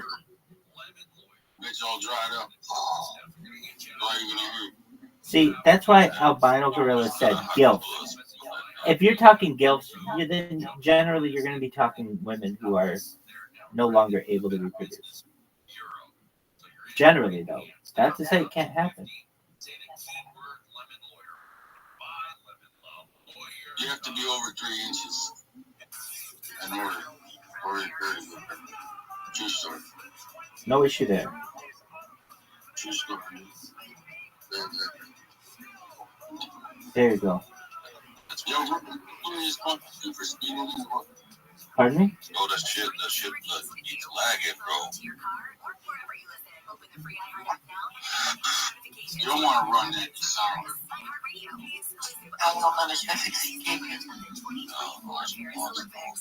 How, Mr. and Mrs. Northern Lights, did you find out about Straight Savage? I found out about Straight Savage about over a year ago. I was smoking outside and I was looking for someone to smoke with. Oh, tight. That's an amazing story. And you guys, like, found each other virtually. Yeah, I was like, oh, look at this guy. He thinks he can outsmoke me. And then I watched him and I was like, I think he can outsmoke me. Wow, that's amazing. Some respect grew, and I started talking to him more, and then, yeah, we became friends, and then we became not friends for a year, and now we're friends again. All right. Did something happen? Yeah, people around, you know what I mean? Sure. Always people around. Yeah, dude, I understand. Well, I'm glad that you're back to being friends with him.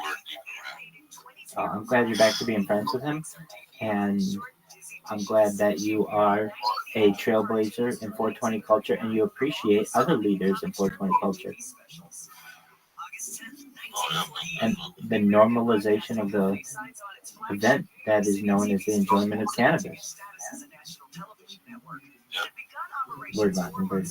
All right, folks. Well, I've got other people with whom to have some discussions, but I did want you to know I appreciated the opportunity to be here. Albino Gorilla, you take care. Thank you for enlightening me on many of different topics.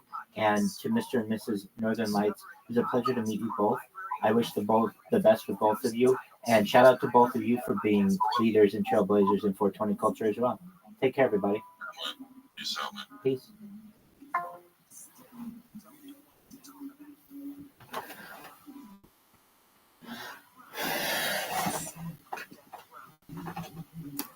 Listen, I went in there and tried to do comedy one night. They threw me out. I was like, I just want to do comedy. Nobody, there's not one open motherfucking mic in Santa Fe, New Mexico. Yeah. But they had a Dunkin' Oh, shit. Hell yeah. We had cars. Oh, damn, I thought this was basketball. Lands, like towards Las Cruces.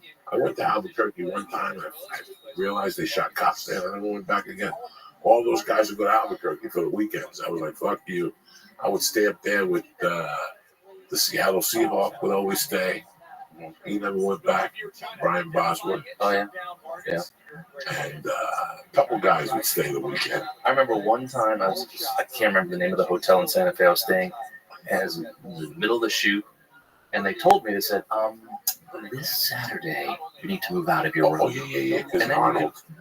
Then you can move back in Sunday. I'm like, you're really going to kick me out of my... Well, we have a VIP who's coming in. This is his favorite room. So I said, really? Okay. And I moved out for one night. And then on the set one day, someone says, Pete, the governor wants to talk to you. I'm like, what? And so they hand me a phone. Peter, I just want to tell you, thank you very much for letting me stay in the room. It's just a personal convenience for me. And he just was thanking me. I was like, this is so cool. And you know who else they asked to leave? Who? Nelly. Really? Because he was smoking pot in the hotel. And they didn't want Arnold to smoke it. So they asked Nelly to leave for 2 or 3 days. Oh, really? Yes. Oh, for Schwarzenegger. Wasn't he close? He was probably close to me. I didn't know. Nelly was in your wing. There was a certain wing that they closed off that week. Cell Block C wing. Yeah, Cell Block C wing and stuff like that. Wow. Interesting. You know, I always wanted to ask you I love Tommy Boy, you know. I miss Chris Farley. It's so weird that I think about the last time I saw Chris Farley, and it was one of the saddest things I ever saw in Hollywood. But I had gone through what he was going through. My girlfriend was a stripper on La Cienega. And I had just left the comedy store. This is 2 weeks before he died. This is 98, right? When did he die? I think 98. Yeah, December 18th. 98. It had to be 2 weeks, 3 weeks before he died. At that strip club, there's no contact allowed. They dance naked. You can't touch them. There's no lap dances. What you can do is hire them to dance nude, but they have to stand 5 feet from you. And there's a rope. I don't want to do that. I don't want to do that. That seems just stupid. I can't grab you. I can't fucking Harvey you, you know what I'm saying? For the small $5. But it was so funny how my girlfriend at the time said, park the car, you got to see this. And I didn't know what she was going to show me. There was Chris Farley was sweating profusely. Yeah.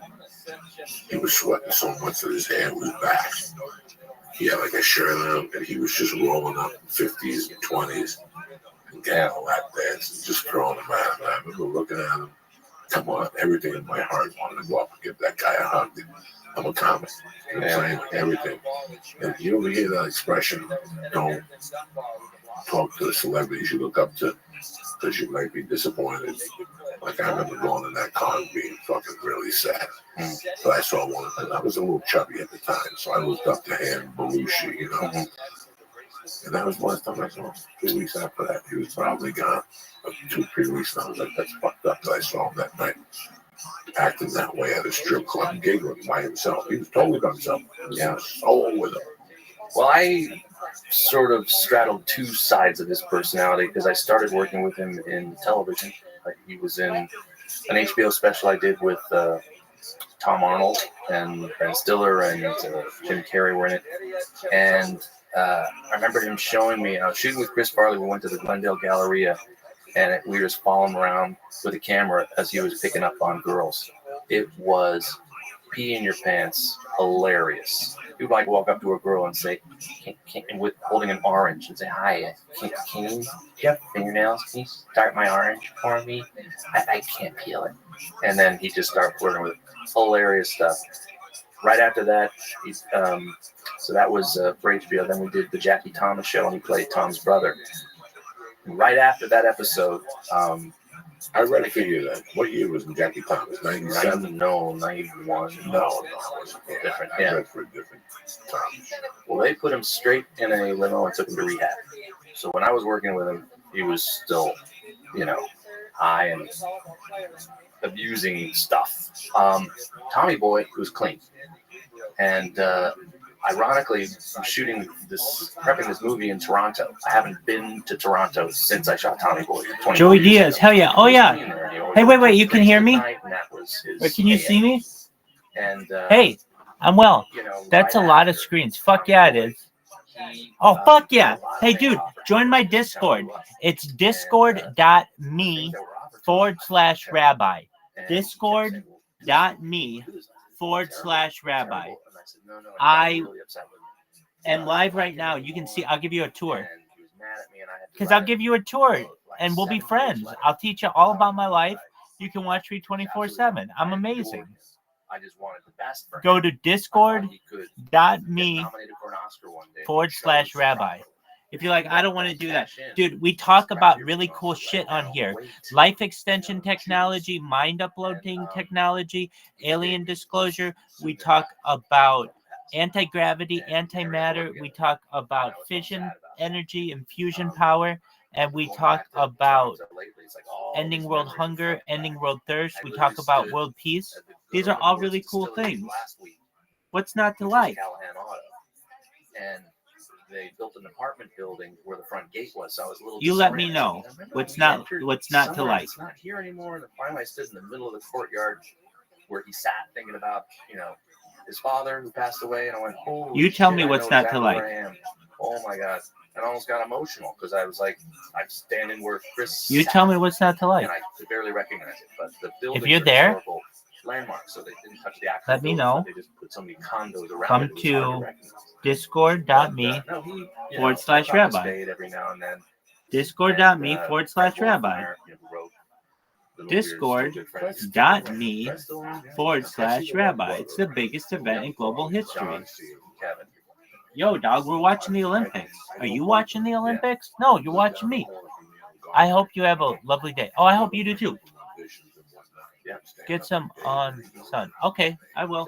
Thanks, dude. You're amazing. Hey, thanks for being nice. I appreciate it. If you want to come hang out, discord.me/rabbi whenever you want. You're amazing. I just sat there and laughed my ass off. And I was thinking about how I used to eat Quaaludes in like 1980. There was a pizza parlor in my neighborhood, and the guy was just racist as fuck. He was Greek. His name was Nick's Pizza. And he would just tell you what was on his mind. And he had the accent like, fuck you. And I remember going in there one night going, Nick, when are we gonna fucking Sicilian? He was like, fuck you, you fucking speak. And I took the red crushed pepper and I threw it out of the sunshine. And he's like, get out. Look at the shape. I went, oh, I know what happened. I puked. And I puked on my shirt. And I went in there, all Quaaluded out. He's like, look at you. You look like Belushi. So ever since that, he would always call me fucking Belushi. Get the fuck. Fucking Belushi. He today got arrested for his impolitically correctness. There's a kid in my neighborhood that now is an assembly. He's a big deal. His family always owned a funeral parlor and always very successful. When he was a kid, he would get a slice of mix, but he would cross the street to Hashways because the iced tea was a nickel cheaper. And Nick would be talking to me, he'd go, what's fucking money in it? And we go, you went to Hashways because the iced tea is cheaper across the street. Now this is Ventura Boulevard. Cars everywhere. Nick would walk out the North Street and go, Benny, you fucking Jew, you suck. The lady absolutely says we cannot discuss ourselves out of this hellscape. Yep. I think at this point the time to talk. Like I always loved Candy. Oh yeah, I always loved all those big guys.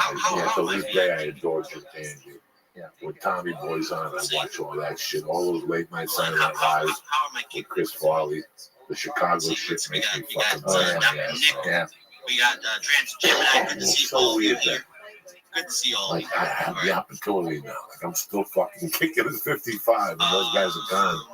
And there was one time when I was just as crazy as those guys. It's so fucking sad to me. Like this every 3 days I sit there and go, what made me quit that shit? And quit it for good. Like it never came into a thought. There was never a relapse.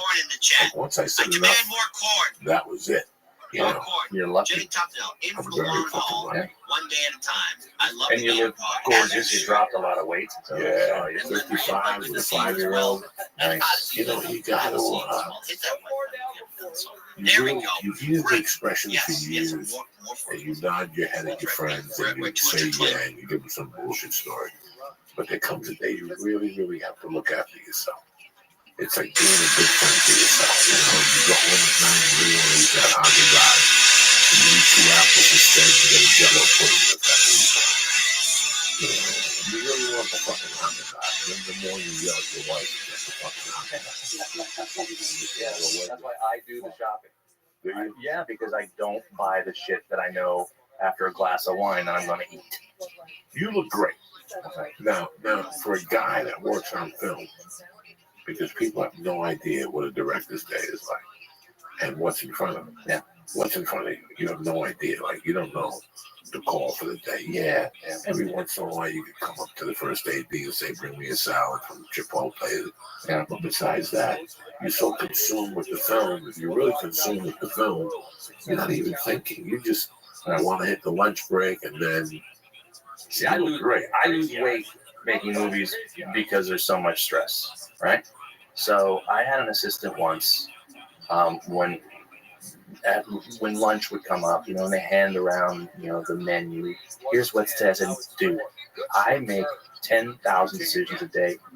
Have this decision be yours. You know the 3 things I eat: chicken, whatever, and chicken.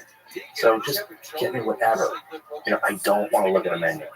So we go, and when they turn the lights out in the dailies trailer, there's an 18-wheeler and it's got pop-outs, and that's where we look at the footage from the day before.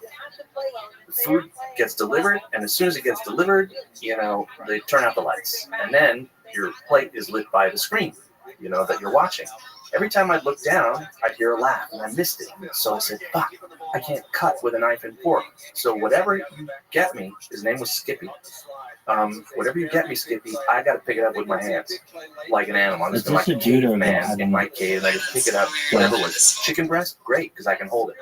After a while, I guess I got picky about what I was eating, and the lights would turn on, and Dean Sun would look at me and he goes, Mike, what's wrong with your face?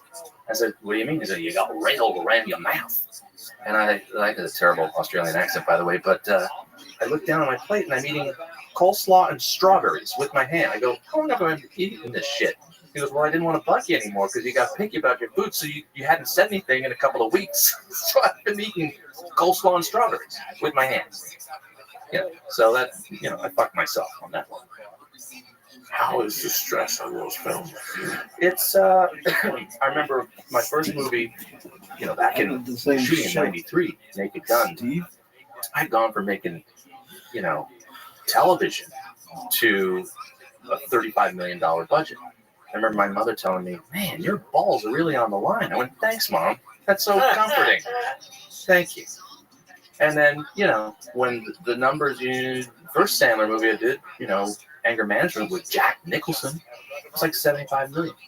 They don't make those, like I was saying before, they don't make those anymore. But so it's not just. Then I worked with Adam Sandler for the first time, although I'd known Adam through Farley and Spade and the other guys who we'd bump into each other. So I worked with him, who was at the height of his career, very powerful. Jack Nicholson doesn't get any bigger. And then everybody wanted to be in that movie. Woody Harrelson, John Turturro, etc. And you can't. My brother asked me. My brother's left. He was the editor-in-chief of Los Angeles Magazine, just left, and now he's heading the news for NASA JPL. God bless him. And he said to me, don't you ever get nervous? I said, I literally don't have time to get nervous when I'm on the set. It's like business. And so that's how I lose weight. Just be so focused on what you have to do. And I'm, very responsible, so I don't want to go over. I'm a good Jew that way. Bad Jew religiously. Recreational Jew. So, but I don't want to go over ever. So I don't. But that's another pressure. Keep that, hey, remember Santa Fe, keep that juggernaut going when not only do you deal with football and prison and ghosts and all this, but every day at 3 p.m, we'd have a fucking tornado. We were shooting during the monsoon season. And now they had to go on tour on Fridays, so he had to shoot everything until Wednesday morning. Yeah, and he had doing the same. I mean, there were days that I don't know. When I looked at you, you didn't look stressed during the longest shot, but I knew it was hard on everybody. It's like a genius to figure out that there was too many people. No, it was crazy. No, it was crazy. Look, if I have a superpower at all, it's I look calmer on the outside than I am on the inside. I knew it was a lot of stress on you. I knew there was days like you were directing a movie and I wouldn't even look at you like that. It was just, there was no time. Yeah. It's crazy. Well, Pete, what do you want from me? You gotta see it, you gotta think, and you gotta just do what you did. Yeah. I still remember going up to Adam at Redondo Beach. It was the day that Nelly released his 2 albums. And he took us to the party. You remember that? It was like September. Because we went to Santa Fe like July and August, and we came back and had a week off. And then we went down to work. And I'll never forget this day. Like, once we got up here, the game changed a little bit. There was no more Brother Girl. Right. You mean back to California? Back to California. Yeah, Paramount started lingering a little bit. Yeah.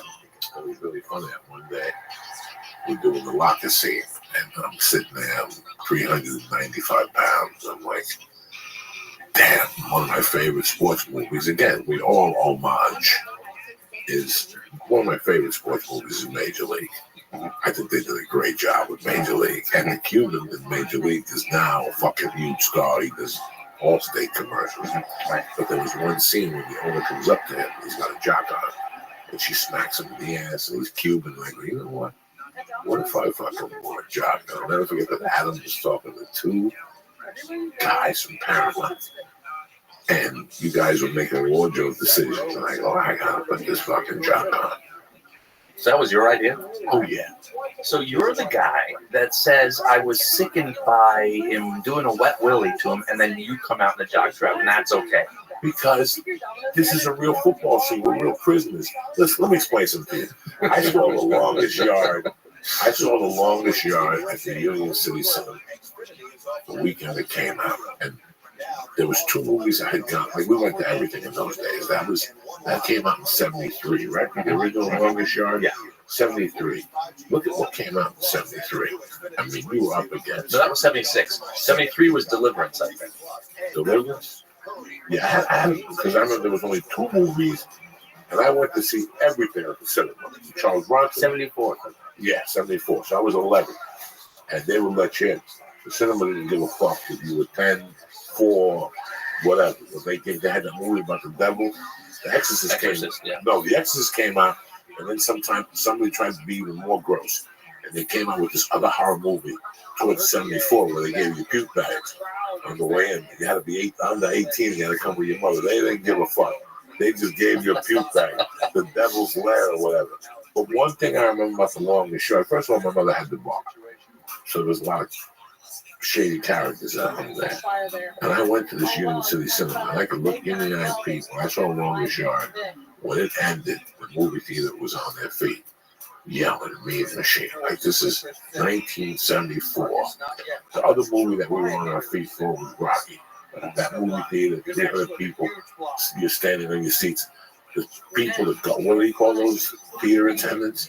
They kept telling us to sit down. Ushers? Yeah, the ushers were like, fuck you, mean machine. So when I thought of Mean Machine, I thought we were going to be a bunch of fucking badasses. You know what I'm saying? Like, I just didn't know it was going to be more of a comedic. That's what I'm trying to say. Yeah. So, no, that was my idea. I went up to him and said, dog, we put a jock on. And one of the guys said no.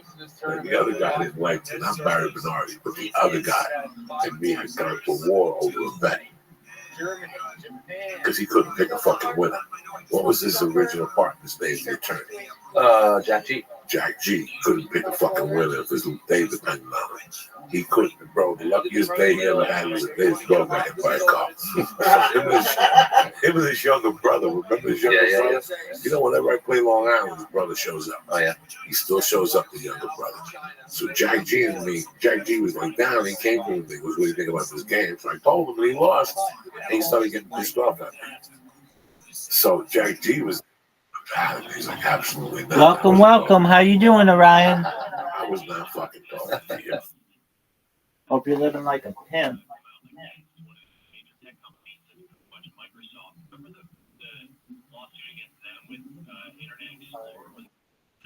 Yo, dog, how are you?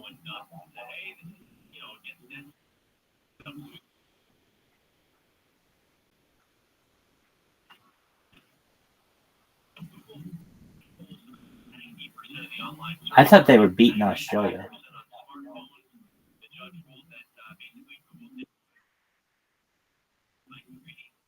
Okay, then this could be on a delay. I don't know. It's just that website you gave me. So, you want me to look up what the answer is?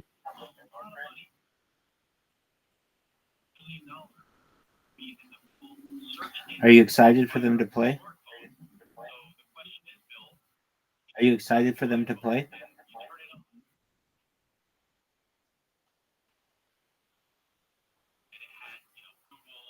Excellent.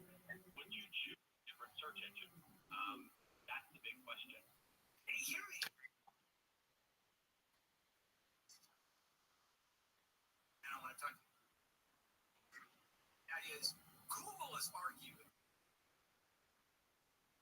this decision was Who is that? Who's this? to do this searching, and I bet you I use the best out Okay. there. Yep.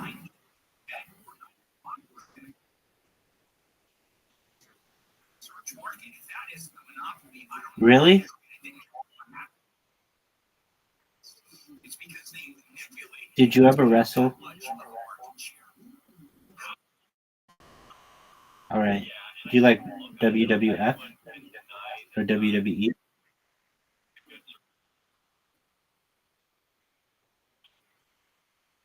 Right?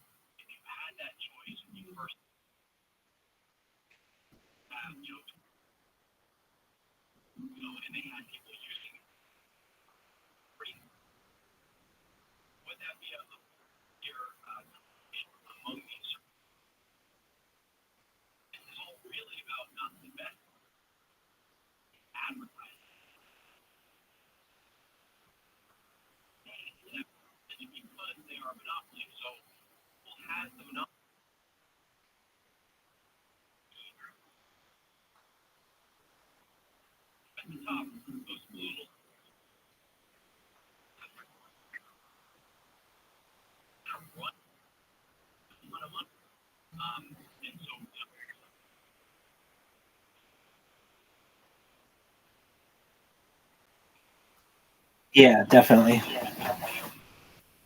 All right. Are you ready to play a game?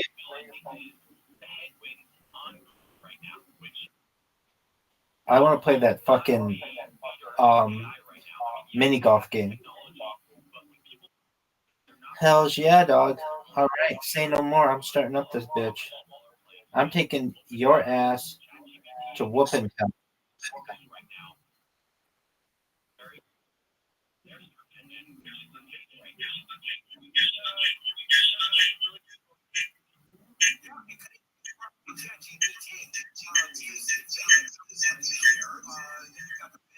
Lawsuits against them too.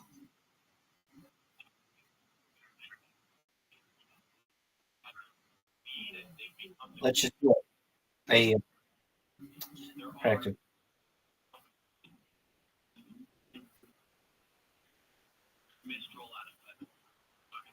Hell yeah. I'm gonna do. I might. Another topic about chat.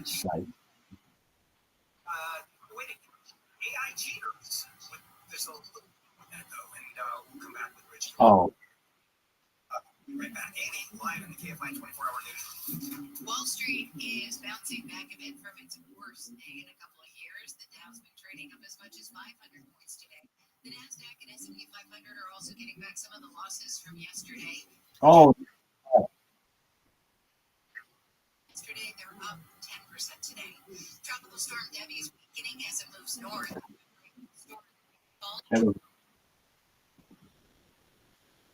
Emergency ahead of the storm. At least 5 people have been killed in the storm. San Clemente resident Caroline Marks. Apologies for my microphone. It should be fixed. She won Okay. the gold medal round of surfing in Tahiti. U.S. women are 2 for 2 in winning gold since surfing became an Olympic event in the 2021 Tokyo Olympics. Hawaii's Carissa Moore won the inaugural competition. Excessive heat warnings are up in the valleys and high deserts. Highs will be in the 80s to about 110, 70s and 80s at the beaches. This report brought to you by personal injury firm Owen Patterson and Owen. Let's check in with the KFI in the sky, checking out a crash in Tustin on the 5. Before the 55, crash there. Yeah, well, actually, it looks like a stuck truck in the middle lanes. Traffic stopped all the There way you go. to 261 on that northbound 5. 57 freeway, that's been a rough one this morning. Southbound right around York, Linda crash there. Still clearing on the right shoulder. Traffic backed up from Diamond Bar Boulevard. Oh, shit. To see what's going on. If you are trying to get either direction on the 110 freeway in South LA, well, I can tell you, you're not having fun right now. Northbound side of the 110 in Manchester, we've got a crash. We're working on that. It's slow. Oh, you're fucking me. Even after the crash, Traffic stays slow all the way up to the 101. Southbound side of the 110 freeway, terrible out of Get in there. from about Avenue Oh, 43 excellent. to the 101. You get a slight break, and then, wow, next position, it becomes a parking lot again, all the way down to Manchester. With Southern California's only airport traffic reports, Will Kohlschreiber, KFI in the sky. The final week from Paris. What in the hell? The 20-year drought is over for the Americans. The 800 still adds gold to his green jackets. Bring the summer games with you, from your phone to your car, or wherever you listen. Open the free iHeart app now and enable push notifications for live updates from Paris. iHeartRadio, the exclusive audio home of NBC's coverage of the 2024 Paris Olympics. Oh, what the fuck, dog? Radio countdown of the top TV streams. Here's what you've made popular. That was an asshole move. This week is the new Apple TV mysteries. The Crime Guide to Murder on Netflix. Debuting at number 8 is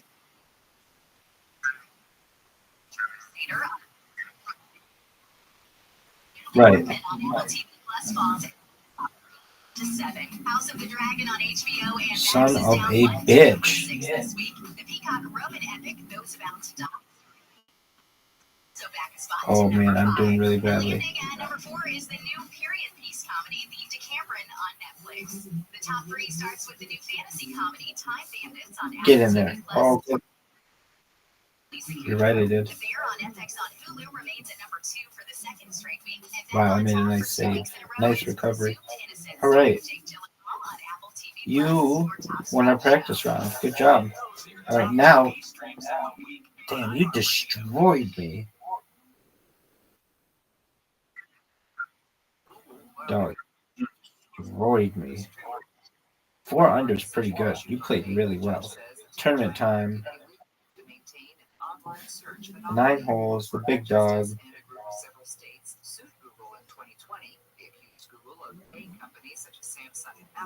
I'm going to dominate this. Unlike anyone that's ever dominated an event in the history of mankind. Maxington, I was born on Maxington.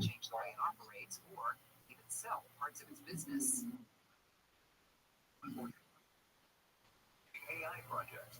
According to The Verge, the Facebook and Instagram parent is offering millions of dollars to stars like Dave Judi Dench, Aquafina, and others. It's on all meta platforms. And X will be closing its San Francisco office, according to the New York Times. The company announced internally on Monday the office will close, with workers relocated somewhere else in the Bay Area.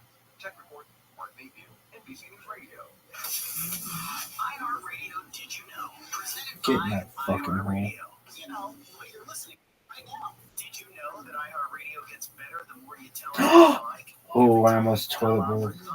Rim job. Station, podcast, pay attention and change the. This game. That's right.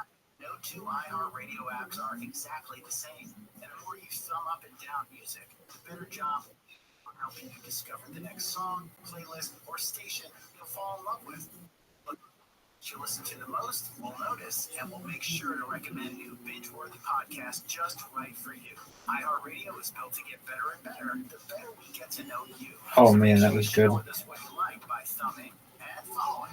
And as you listen, we'll make sure there's unlimited Oh fuck. moments coming your way. Bad putt. Of course, it's all free. Really, really bad Number one putt. for music, radio, and podcasting, all in one app. Orion. Lead. Altercation. And I said, hold on. Yeah, we can do this. Daylight in front of everybody. Oh shit. That's an opportunity to just I didn't know I was going. as far as I'm concerned, I hit the ball in the wrong spot. 7 to 10 p.m. on Get in the hole. and on demand anytime on the Yeah, iHeartRadio I need some fortune there. This is KFI, Bill Hill here. Dodgers are Get. Oh man, that was close. Dude, I fucked up. No, I'm not playing correctly. I'm trying to adjust the where the positioning is. Oh, that's horseshit. Is of the camera and it's moving. It's hitting the ball for me, and I don't want it to do that. It's unfortunate. I just lost like 4 strokes there. That's okay. I'm still gonna win, maybe. I was moving around the camera. It was hitting the ball for me when I didn't want it to. Oh, fuck. They're not letting us know how to do that, are they? Apparently not. So OpenAI has had this tool for about a year, but it's being held back due to internal debate. This is all according to the Wall Street Journal. Concerns are that this may impact. Oh, you can just fall right off into the hole. And also users using their actual because they say, look, if you can detect AI, that could be a problem. But this is a big debate because we're heading into the back to the school season, and a lot of kids, Get in there. teachers battling with this. That's horseshit. Is this AI generated, and how Damn, I'm getting fucked. I'm down. That's all right, Orion Atlas. I'll get you next time. Good game. GG. You played superbly. Dog, you're really good at this game. Fuck you, Maxington. I wasn't born there. Psych. I was born at Openborough. Everyone knows I was born at Openborough. Everyone knows that. In global history. This. Oh shit. So have I hit the ball yet? I have. Oh, this sucks. Whenever I try to adjust the camera, it takes a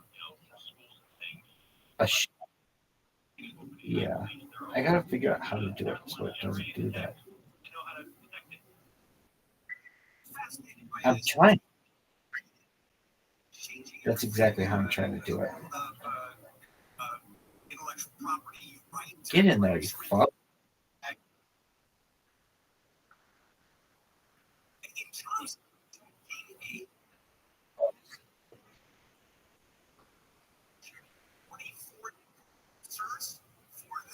Subject that you throw at them?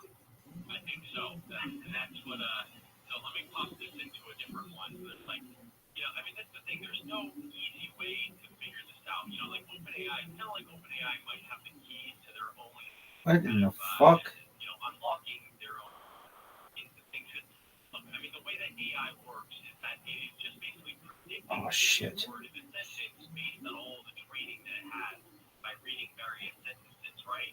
And so OpenAI can watermark. This is a really important part. The sentences that it distributes, and then it knows, okay, our AI. Ooh.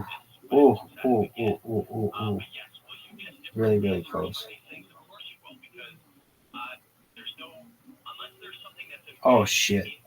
Dude, it's these little parts that fuck me.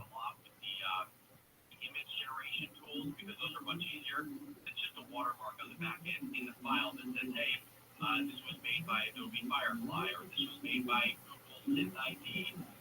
That's something that you put in the file itself. And so that's much easier to detect than something that's in text, which is inherently all over the place. Because it'll get changed a few words too. Yeah, that's the question I also have. So for your story, the fox jumps over the fence. Right, so you're going to get a story back. Now, what if you put in the fox jumps over a high fence? Are you going to get a different story? Yeah, exactly. And by the way, Bill, this one tool just came back that the thing that the AI wrote is 98% human. So if teachers are relying on these detectors that they find online, I mean, they're just not accurate. There's just not a system unless something is watermarked. And like, OpenAI could do that.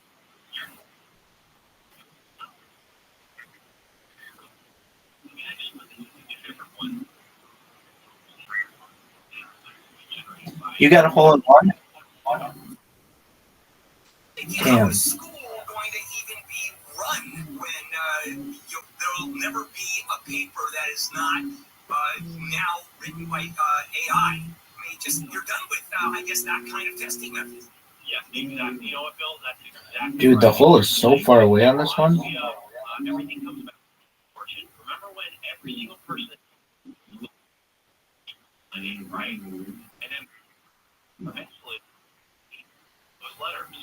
So it's called table stakes. So every student in the world is going to have access to some sort of AI generator, and anyone can generate a quick story about a fox jumping over a fence. But the difference is going to be, just like anything else in the world, how do people do things critically? How do they think? How do they come up with this stuff? And so that is the base. Everyone can come up with a story about a fox. It's how do you build upon You that? bastard. How do you critically think about what's Wait, that doesn't count. Oh, yeah, it counts. Wow, you just destroyed me. We no longer remember phone numbers either, Bill. It's all changing. Yeah, I was thinking, oh look at all the time we spent writing papers, Rich. What a we were born in the wrong time. I can think of the thousands of hours that I spent writing papers, and the only Where's the thing ball? that gives it any joy was the fact that I was hired. Well, I would write mine slowly but surely. I know there are some people that waited until the night before. I was one of those people that figured, you know what, if you write a page a day for 20 days, you got your 20-day paper. So I know I was a nerd. But Yeah, you were, because I was last. I wonder if you could put this through a filter, Rich, that says Bill Handel's bar test was 100% written on cocaine. they have those. Let me see if they have those detectors. Oh, wow. Did you see that? Yeah, by the way, that's absolutely true. I was ripped every second of the bar, by the way. Totally ripped. Well, look at you now. That was, well, it goes to show you how much of a crap shit all that is. Catch you this Saturday, right here on KFI, 11 a.m. to 2 p.m. You have a good one. You do. All right, I'll catch you next week, too. I love this segment with Rich.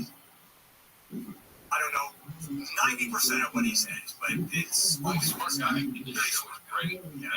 Multition. Multi-ton. Greatest level ever. Oh, get in there. Oh, you're fucking me. Actually does have a vast knowledge of tech. So it's a double hit. Coming up, Washington is preparing for what is being called the Super Bowl of tax. Oh yeah, I want to share that story with you. Amy, live in the KFI 24-hour newsroom. What in the hell? Vice President Harris has chosen Minnesota Governor Tim Walz as her vice presidential running mate in the 2024 election. Walz is a Midwestern governor, military veteran, and union supporter who helped enact an ambitious Democratic agenda for his state, including sweeping protections for abortion rights and aid to families.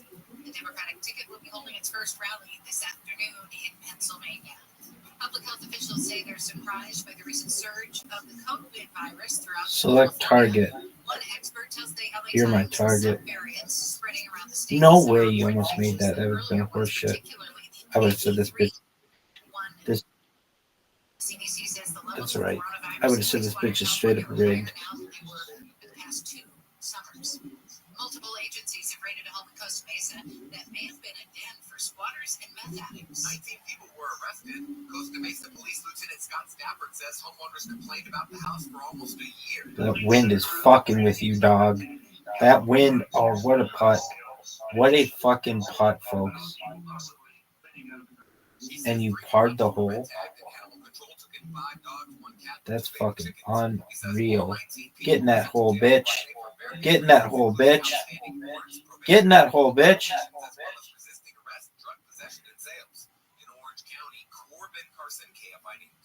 least 5 people at a U.S. military base in Iraq have been injured in a rocket attack. It's not yet known where the attack at the Al-Assad air base came from. The strike as tensions grow that Iran is planning to launch a retaliatory strike against Israel and the Middle East, may be headed for an all-out war. U.S. stocks are bouncing back following Did you make it? downward trend, or spiral rather. ABC's Oh, Rebecca damn. Jarvis says while many are afraid we're entering a recession, economists don't believe we're in. You can make that putt.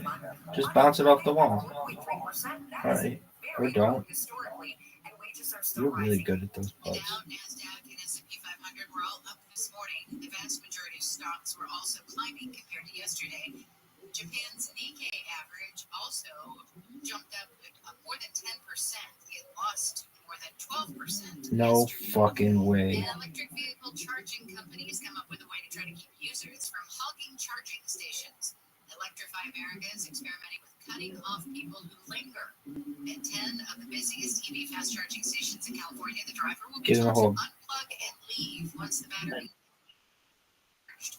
Or they'll have to pay another 40 cents a minute in idle time fees for taking up the space. We'll check the 91 with the KFI in the sky next. Selling your home is a big decision. It's one of the biggest. And typically, when you made that decision, Ghosted. You got ghosted, son. I list the house, as most people have. I've never played better. In the history of mankind, no one's ever seen a prettier player than I am. Oh, wow, you got a birdie. Good job. And then you get the offers, the counter offers, the contingencies, waiting for loans to fund. Oh, fuck. What the hell did you just do to me?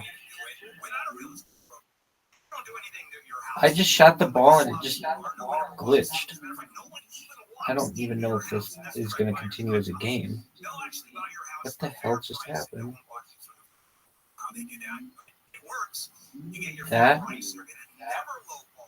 That was the weirdest thing I've ever seen in this game.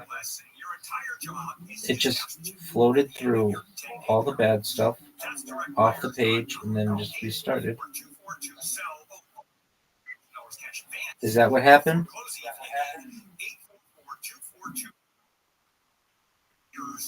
Oh shit, I thought it happened on you. So what does Ghost Ball do?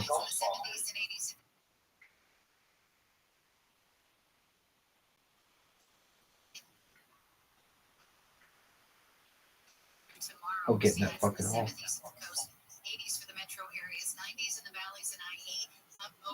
Cunts. Dude, these fucking short putts are so shitty for me. Dude. I just played big shit on purpose. Purposeful shit, man. Bullshit for that victory. Dog. I'm gonna start whooping ass. 3, 2, Rampington. Everyone knows Rampington is my home course. I was born on this course.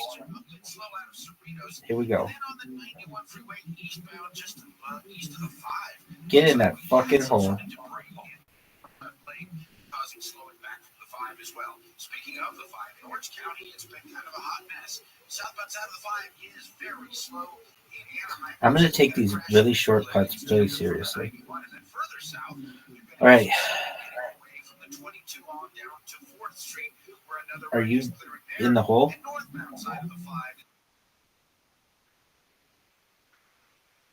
Why is that?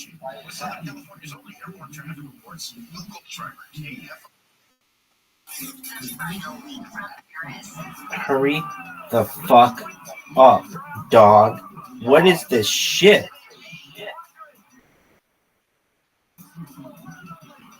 Your ball's not in, is it? It doesn't look like it is on. Wait. There's my ball.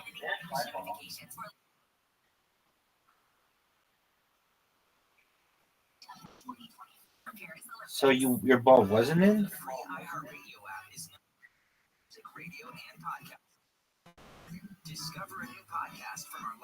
I believe you. It was a glitch.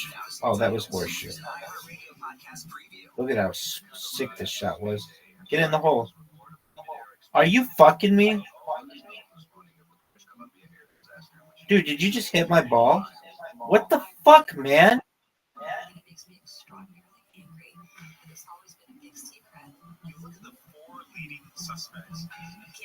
That was fucking amazing.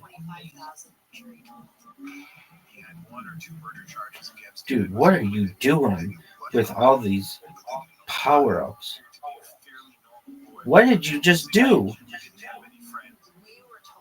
Did you use a...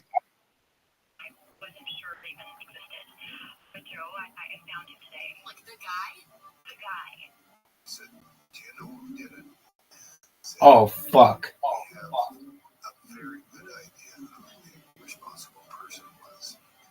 Get in this fucking hole. Oh, son of a bitch.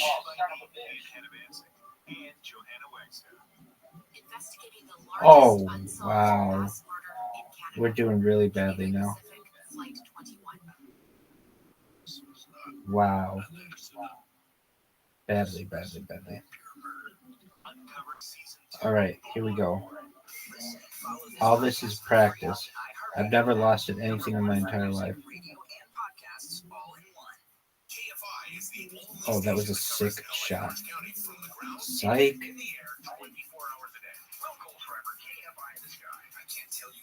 Times we rolled up on an accident scene where the app says it's open and it's still closed. There's no way some computer can replace a pair of human eyes giving you the information live. I have one station that has actual human eyes watching from the sky. It's like Southern California's only airborne traffic. Oh, shit. KFI in the sky. Cheese tax. You gotta pay the cheese tax every time you're cooking. When the cheese comes out, this puppy comes looking. The rules are the rules and the facts are the facts. And when the cheese door opens, gotta pay the tax. The cheese tax. The cheese tax. That is the funniest video. I don't know what his name is. What the fuck, dude? It's all on YouTube, if I'm not mistaken. Right, Kono? And that's the funniest song. It's feeding whenever you pull a piece of cheese out of the refrigerator, the dogs come up and you have to pay the cheese tax. You have to give them a piece of the cheese. It's very, very funny. And it's so true. All right, welcome back, everybody. Bill Handel here on a Tuesday, August 6th. KFI, as we have the last half hour of the show. And I'm taking phone calls at the top of the hour when I walk out, also for Handel on the law, marginal legal advice. I'll explain that to you next break. What's going to come up during this presidential is going to be a huge tax issue, the Super Bowl of taxes being called. Now, when you talk, both Donald Trump, particularly Kamala Harris, and the Democrats are saying that we are going to decide which way this country is going to go. Oh, man. Usually we think of it in terms of social issues. You know, abortion, Full six. Environmental issues. Get in there, dog. Very big ones, which really we don't spend a lot of time talking about, is the way we are going to look at taxing this country and who's going to. Did you put the ball in? There is so Donald Trump during his 4 years of presidency was about as pro-business Oh, I see you. as you can get. This is the part that absolutely floors me. I don't understand about Trump followers, and I don't. And that is at a rally that I saw. Nice. Nice win. Good to know that this is all practice. Course 4 of 9. I could still win. Don't forget. I could still win if I win 5 in a row. I hate this one. Oh, fuck.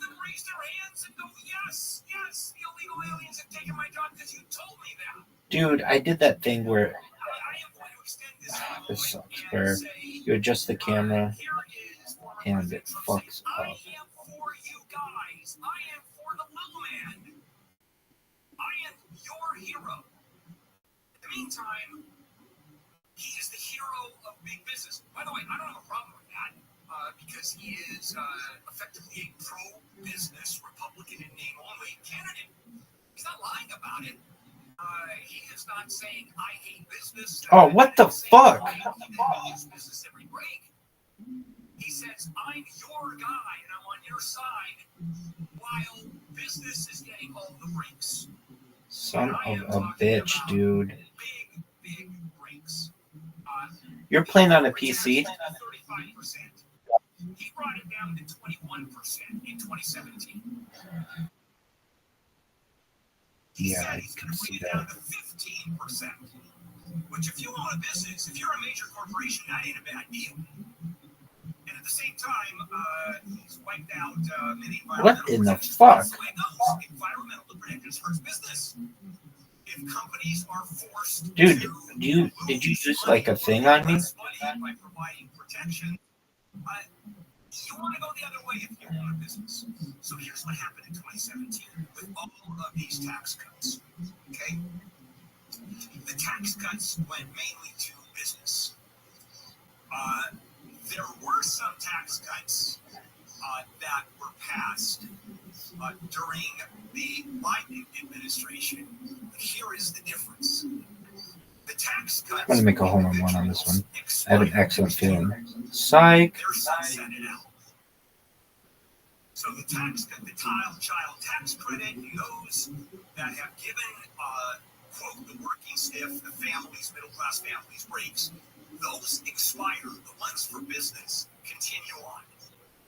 Because it was a Republican Congress that put those together. And so now you've got the expiration of the middle-class tax cuts that have put into place. Son of a bitch, dude. What I'm talking about, which way is this government, which way is this country going to go?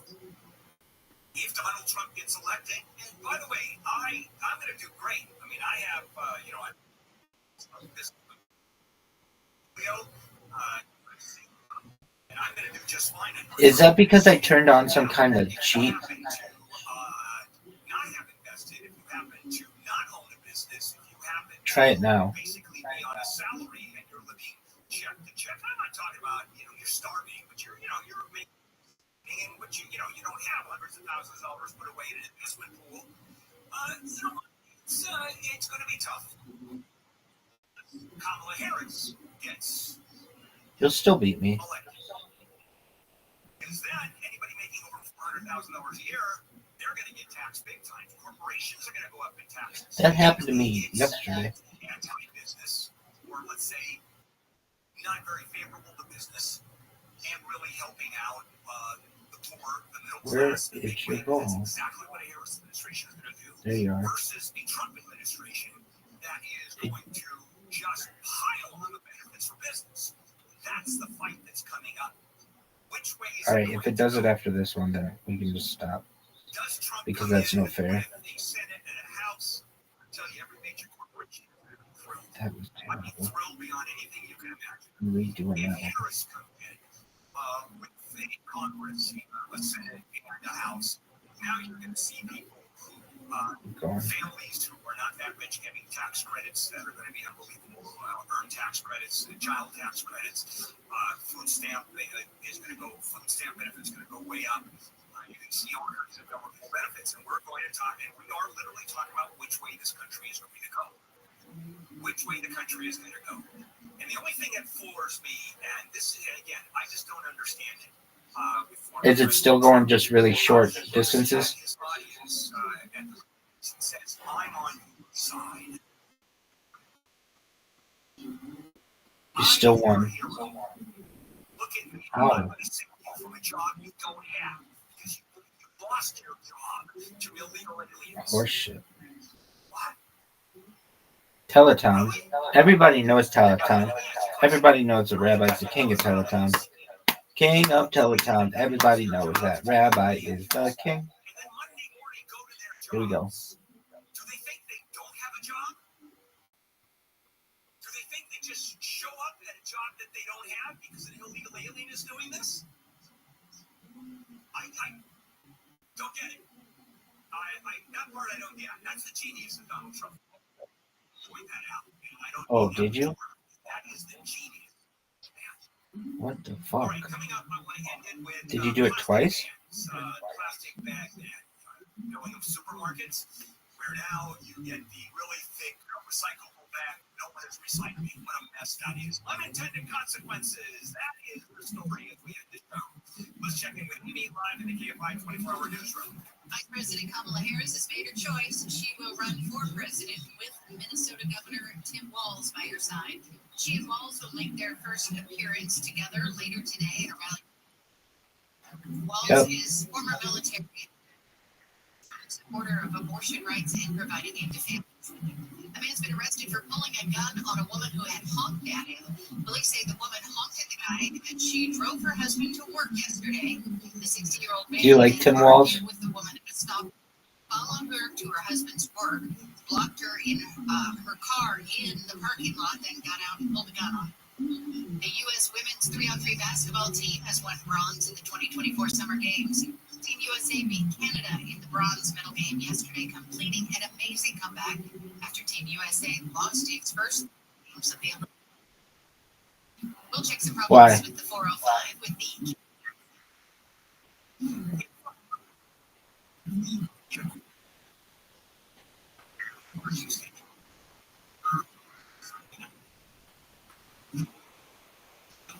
the Southern California leader retail charging stations, and you can future-proof your facility. Honest point. All of Walter's Wholesale Electric offers Wow. charging installations. You like Kamala Harris? Businesses using EV charging stations. And every project is different. Oh, what a hole-in-one. That might have been my best hole-in-one ever. All have to be addressed, and it takes a real expert together. And that's exactly what Walter's Wholesale Electric is all about. You want to talk to them about electrifying your fleet and making sure that the EV charging stations are there also for employees. They have electric cars. It's kind of nice. What a decent thing to offer. Walter's Wholesale Electric. Dial pound 250 on your cell and say EV charging. Pound 250 Yo, dog. say EV charging. Visit walterswholesale.com.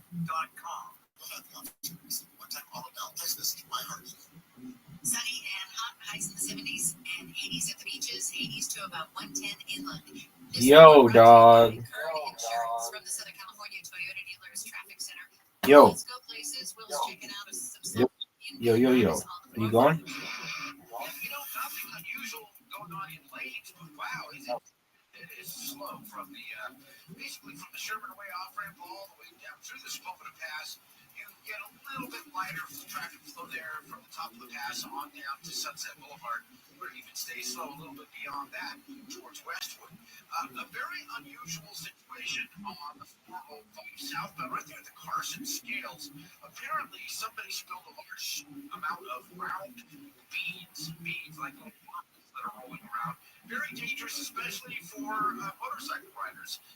Could also cause window damage if they get kicked up. So CHP on the way to deal with that little drama, so watch out for that. Also, westbound side, looks like the westbound side of the 105 in some trouble. This is going to be right there, Western Avenue. Crash there, a couple of vehicles. They were trying to clear it with the right shoulder, but it is What the shit? Basically, the westbound 105 pretty slow from the 710. Heading towards LAX. With Southern California's only airport traffic reports, Will Goldschreiber, KFI in the sky. The final week from Paris. The 20-year drought is over for the Americans. The 800 still belongs to one another. In the decades, Scotty gold is green jackets. Bring the Summer Games with you on your phone, to your car, or wherever you listen. Open the free iHeart app now and enable Hey, I won. I played superbly. The free iHeart Radio app is number 1 for music, radio, and podcasts. Bumpington. Are you ready for Bumpington, Orion? In 2014, I went down to Houston. Oh, fuck. About the worst Major League Baseball team. It was hard to be a member of that team, if you will, and just not be kind of disappointed or heartbroken.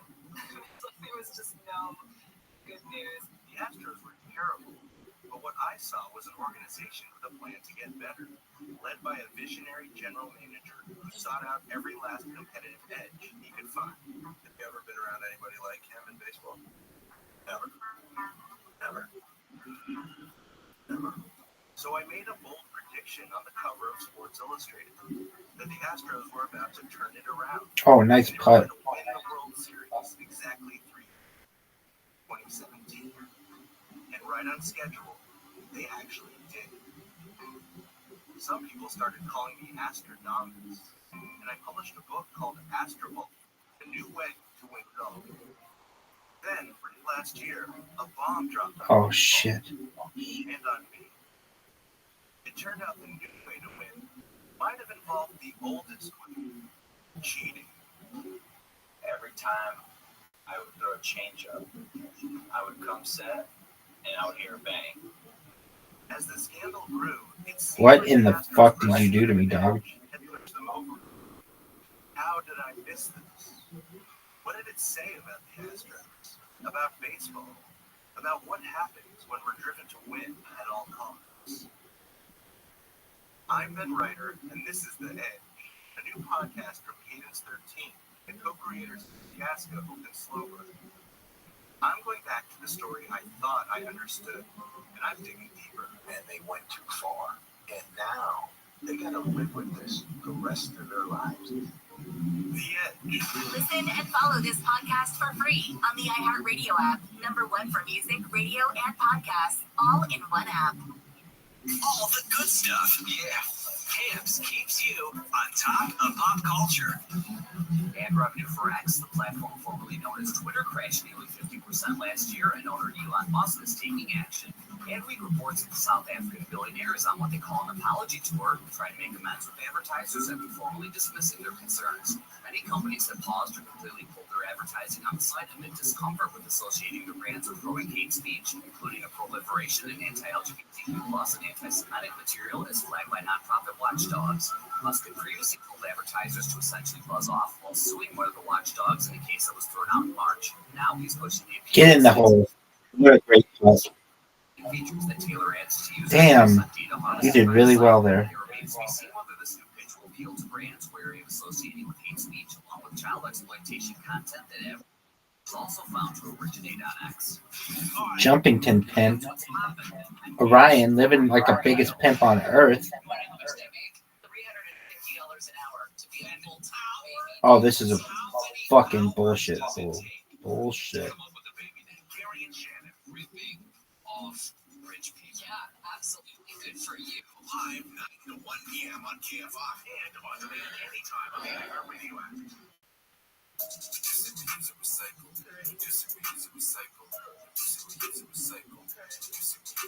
this is KFI. Bill Handel here on a Tuesday morning, August 6th. Wow. We have a lot going on today. This is sad. Let me save this plastic band story for tomorrow because it's going to take a few minutes and there's so much going on. First of all, I'm taking phone calls at the end of the show. As I end the show, starting at the top of the hour, I'm taking phone calls for Handle on the Law, and I'll be doing that off the air. The number is 877-520-1150. Oh, fuck. 877-520-1150. And as I always tell you, and I'm doing this Tuesdays and Thursdays, and as I tell you, I go right through these calls. Off the air, I have no patience, so I go through them quickly, and there are no commercials. There's no issue as far as you waiting any length of time. And if you wait on Saturdays, sometimes it goes a while before you get on the air on Saturdays, or you get to the phone on Saturdays. So you can do it now, 877-520-1150, and I start just a few minutes after the show. In the meantime, some of the stuff we're looking at, I mean, what a day it has been, and I'll be talking more about that tomorrow. Governor Tim Walz of Minnesota is the vice presidential pick for the Kamala Harris ticket, so it'll be Harris Walz. And tonight is their first rally, and you will see the signs already up there. Harris Walz. And so I spent some time talking this morning about Hole in one. Bia. Also that incredible meltdown of the stock market. Wow, you had a good cut too. A couple days ago, 1,000 points. Just it was horrible. Well, that's reversed itself, and the stock market, I think, is up 300 points. We're awaiting World War III to start. I mean, this is the stuff we're dealing with right now. Just waiting for the attack of Iran onto Israel. Ayatollah Khomeini and Iran has said there will be a direct attack on Israel. And everybody is just racing for it in the Western world, United States and Egypt, Jordan, Qatar. Everybody is scrambling Dude, I fucked up on this one. to be a regional war from starting. We're talking about Hezbollah from the north of Israel, Lebanon, to Yemen and Houthis, to Iraq, and the terrorist organizations, the various terrorist groups connected to Iran. It's going to be a god-awful mess. Look at you, Orion Atlas, coming up with the big W. Of course, 8 of 9.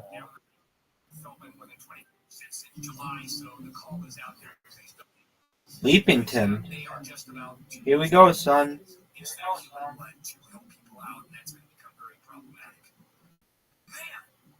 So much going on, and then, of course, Google yesterday was deemed a monopoly by a federal district court judge, and that is just a huge hit for high tech. See that happening? Wow. Talk about a day. Oh, wow. All right, phone number 877-520-1150, starting in just a moment. Handle on the law off the air, where I give you marginal legal advice. Tomorrow, again, 5 a.m., wake-up call with Amy, Neil, and I come aboard from 6 to 9. And just stay tuned, everybody. So much going on. This is KFI AM 640 live everywhere on the iHeartRadio app. Whether you love us, hate us, or haven't made up your mind, we're glad you're here. KFI and KOST HD. Oh, shit. Live everywhere on the iHeartRadio app. Buses busting bad drivers. I'm Amy King, live from the KFI 24-hour newsroom. Metro buses are going after drivers who block bus routes. The agency is going to be equipping buses with cameras that'll take photos of cars parked in dedicated bus lanes or in front of bus stops. The cameras, which are equipped with AI technology, will scan cars' license plates, and the drivers will be ticketed. Those tickets will cost $293 on a first offense. The installation is underway for the first 100 cameras equipped for buses that drive through downtown LA. Metro says it expects more than 100,000 tickets to be issued yearly through the program. Reporting live in downtown LA, Blake Trolley, KFI News. A man's been arrested Jumpington. for the fatal stabbing of a woman at a Walmart in Lake Elsinore. The woman attacked yesterday worked at the store. She died at the scene. Riverside County Sheriff's officials say the stabbing appears to be random. Investigators say the man arrested was released from state prison earlier this year. He served time for a robbery charge and was on parole at the time of the attack. The men's central jail in downtown LA may be replaced after all. The LA County Board of Supervisors signaled a possible shift in their policy on the 16-year-old troubled jail. A few years ago, they wanted it gone, but bill replacement. Supervisor Catherine Barber says after last week's board meeting, that may have changed. But at least I'm excited that we all agree that we have to replace the facility. For me, it was a breakthrough today. It may not be replaced by a traditional jail. However, the supervisors will entertain a variety of ideas, including what Sheriff Luna proposed as a Care First campus operated by an agency other than his department. In downtown LA, Michael Buggs, KFI News. Looks like I got you on this last one. Renovated as a homeless housing project. Because I'm the champ. Oh, wow, that was shitty as fuck. Well, maybe I don't have you on this last one. Community united in the fight against homelessness. They will provide safe, stable housing for individuals in need, offering them a fresh start and the Hell yeah! The former Panorama Motel will be known as the Pano. Champion. The $60 million project is the first in LA from the state's Project Home Key. It'll have 90 Nice job, Orion. Bravo. Vice President Harris has picked Minnesota Governor Tim Walz as her vice presidential pick. They'll hit the campaign trail later today, and Walz will be officially introduced at a rally in Pennsylvania. That was fun. Walz is already picking up bipartisan support. Former presidential nominee Hillary.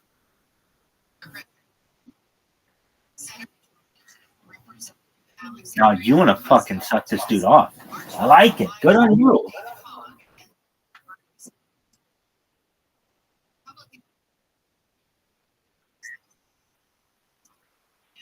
O'Rourke says no and did so by bringing Democrats. That's tight as fuck. I understand. Shout out to that guy.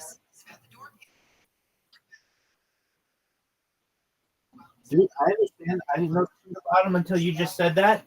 And I think he's cool. Do I fucking like him? I like that he did that.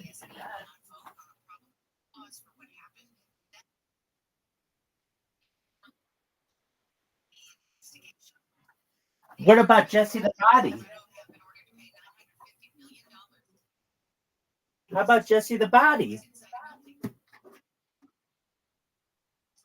Yeah, do you like Jesse the Body Ventura? Hell yeah.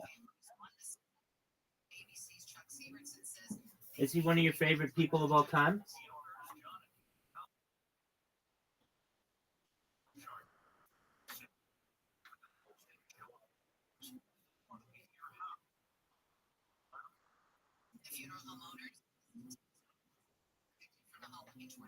Do you know where Stillwater is?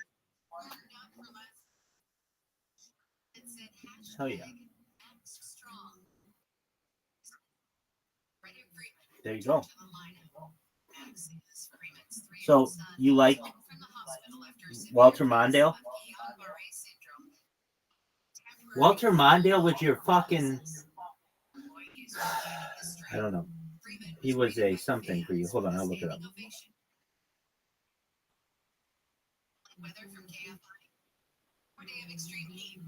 From what state?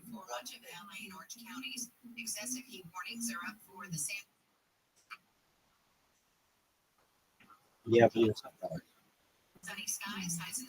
was something from Minnesota. He was a senator. It'll cool down about 5 to 10 degrees tomorrow and through the rest of the week with highs in the 70s at the beaches, 80s for the metro areas, 90s in the valleys, triple digits still for the high desert. It's 76. He's from Minnesota. Bar, 72 in Newport Beach. But you know why I knew him?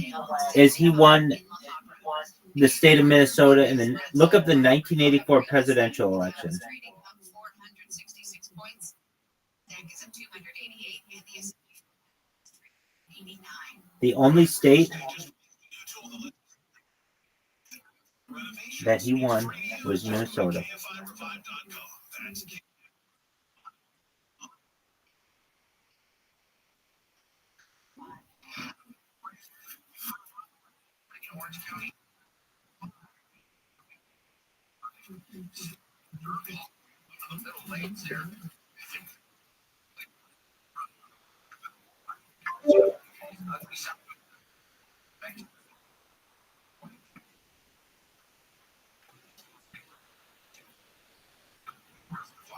As well.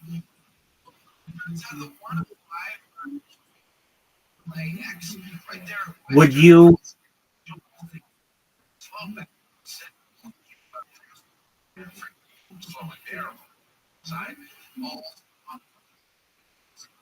Stall looks like heights. Really slow. Traffic reports. Local driver.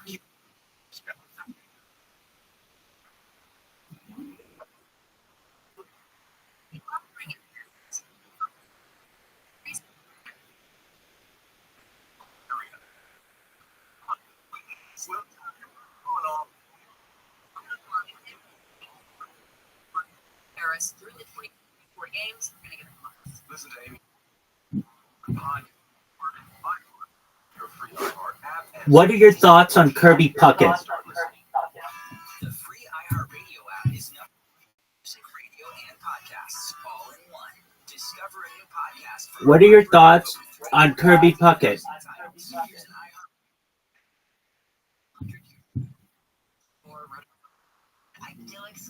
Word dog. You don't know who he is. He's before your time. Just admit it.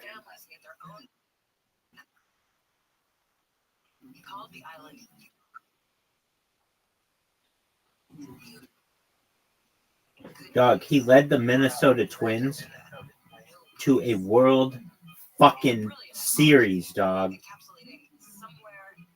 Do you know what it's like? They won in 1987 and 1991. The Minnesota Twins since then have been absolute dog shit. And in 1987, dog. Hold on. No, he led them to the World Series. I think they won. I think that. Hold on. Yeah, he won in 87 and 91, dog. Dog. You should fucking appreciate the fuck out of Kirby Puckett. They won the World Series in the year of your birth because of this motherfucker. You know, the reason why I'm giving you so much shit is he was an excellent baseball player, excellent power hitter. I believe he also played first base and DH, something like that. And he didn't get a lot of credit, His son was a pro ball player too, but he was a big deal. He got in his first year of eligibility. All right, what are your thoughts on Adrian Peterson? A B all day, baby. What do you think of him?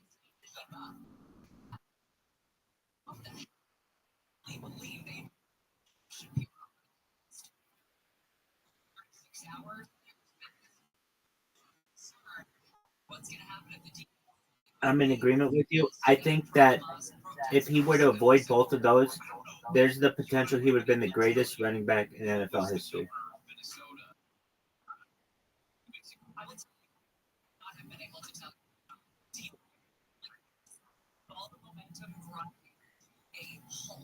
What are your thoughts?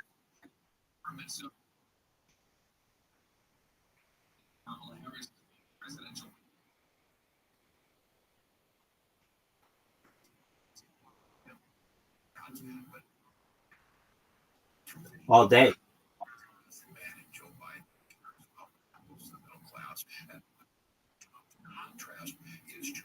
Obviously, that was the comment was made before. What are your thoughts on Randall Cunningham? Okay, so I saw this funny quote. He said he claimed he lost his hair and it went gray because he was schoolyard. Who's your favorite Minnesota Viking of all time? There's only one answer to this. There's probably the least problems that we can see in politicians these days. Joe Khalil is joining us live from Washington. He Who? is, of course, Who the fuck is that? Bud Graham? Who in the fuck is Bud Graham?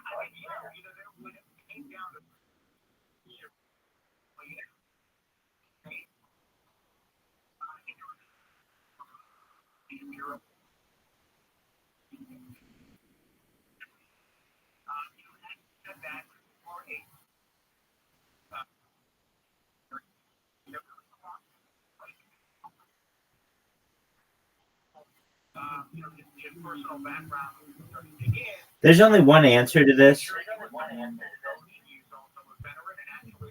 and that's not it. One man, two words, Randy Moss.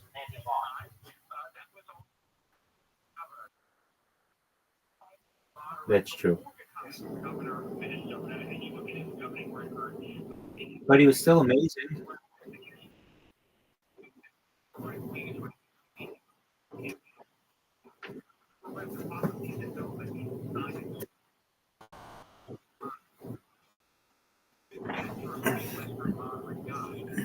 Dude, Randy Moss was amazing. Randy Moss was a 99 in Madden when very few people were ever even considered for the high 90s. That's how I judge you as a person and as an athlete, as what you were in Madden when I paid attention to you as a kid. And if you were ever a 99, there were very few people who were ever 99. Randy Moss was a 99. Ray Lewis was a 99. And Randy Moss was just unbelievable. And I'm happy that he got that Super Bowl at the end of his career because, frankly, what'd you say? Dude, he won one with New England and Tom Brady.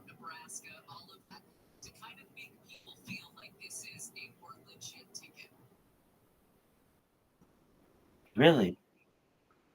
Wow. Apology.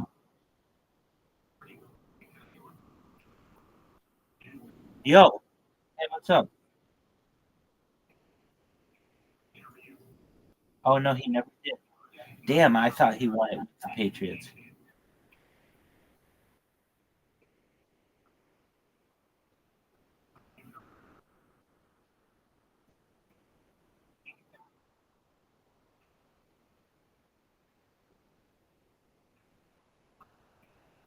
Damn. Good on you. Yo, dog.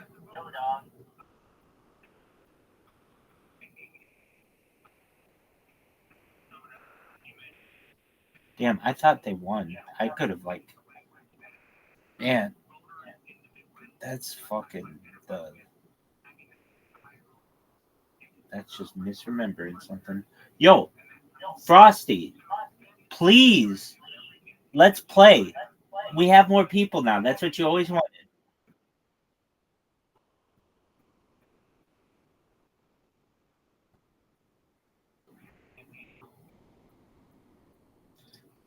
Hey. Vice president choices ever really make a huge difference. And I mean, he's it's like you appreciate your time there. But looks, it's not the way he looks. He looks like choices. So when I'm trying to find out about him, spend a second learning because he has sort of flown to the top.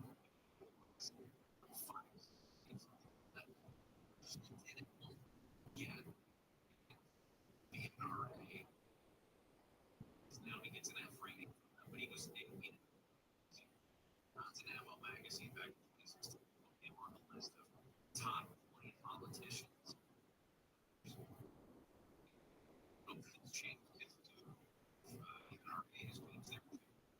He says he gets an F from them now. All right. About who the hell Tim Walz is. When we come back, Gary and Shannon will continue hating King.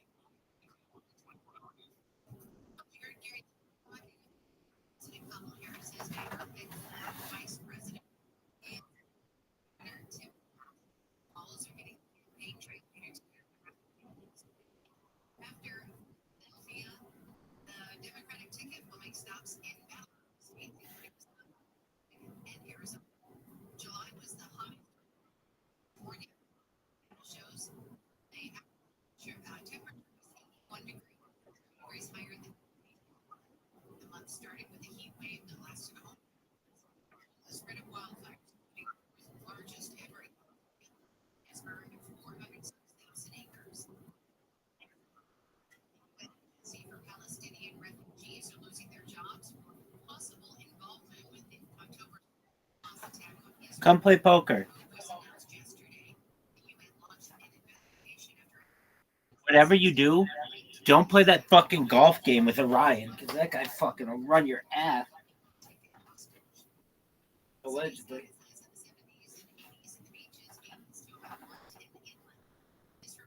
All right. Click in the poker.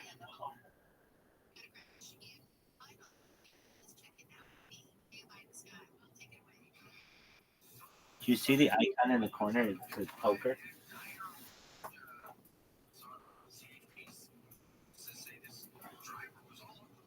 I see Orion. Hey, Frosty.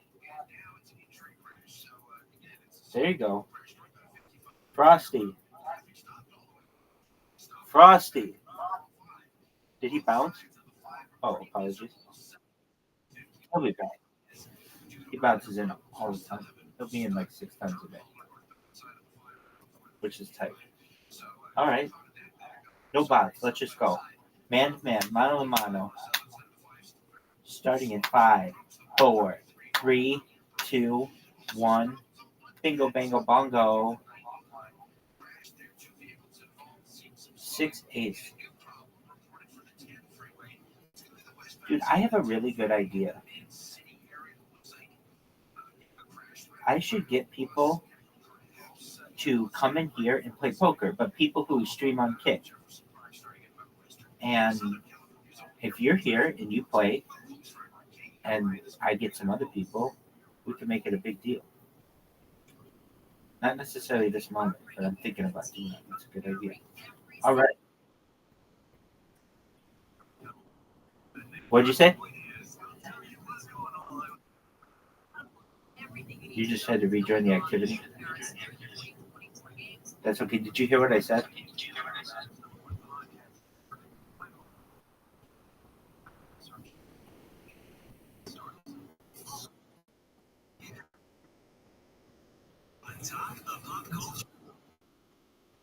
We're done.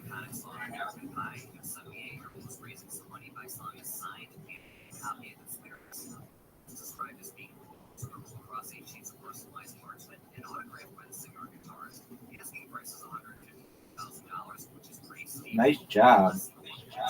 2 pair. Phenomenal. Great hand.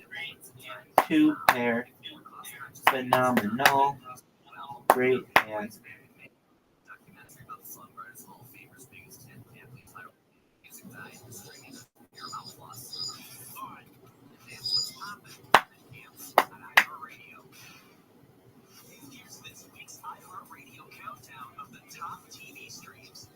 Here's what you've made popular by getting your stream on. Starting us off this week is the new Apple TV Plus mystery, Sunny, starring Rashida Jones. That's followed by the debut of the crime mystery, A Good Girl's Guide to Murder on Netflix. Colin Annie. Is the new DC Comics animated series. Ooh, $100?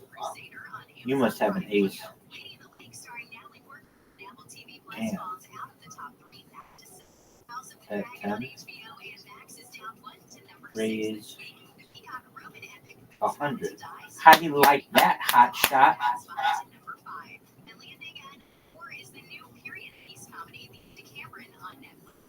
Ooh, all that. Damn, you got me. You got me really well.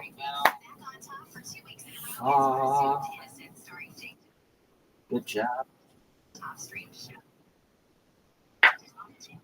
Oh, you're fucking brilliant. I forgot you were like, I don't know how to play. Here we go. Queens.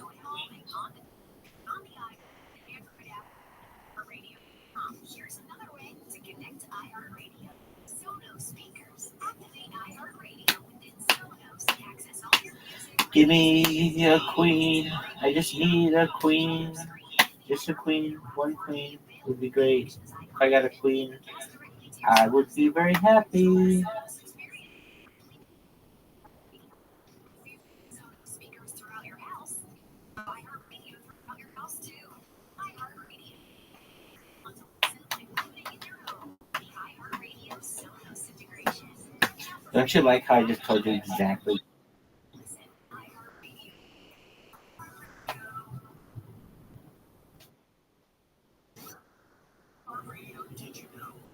Sickest hand ever. Hey, yo.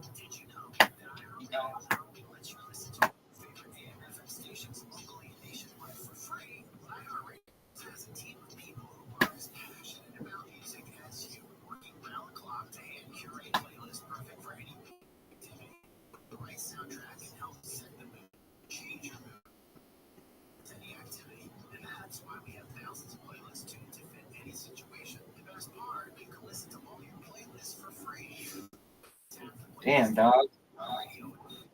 Just collecting. Money, money, money.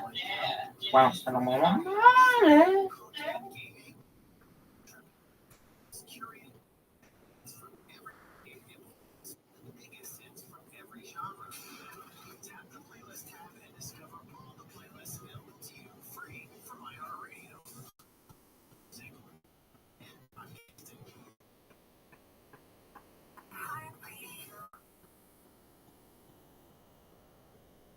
Bingo, bango, bongo.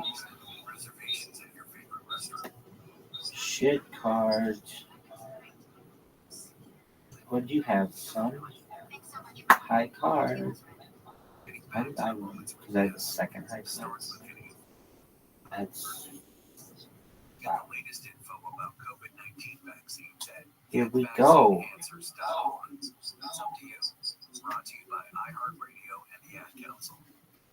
Hey, my name is Ryan, and I don't know how to play this game, but I'm just going to spank everybody at it when I play them. I hope everybody knows how amazing that is. Yo, I want to get. I mean, we'll teach you how to play. I mean, teach you how to play. You're whipping my ass. But I mean, once you're comfortable with it, a thing that I want to do is go to chat. Like, dog, you are whooping ass. Oh, what happened? We both have because the straight showed up on the board.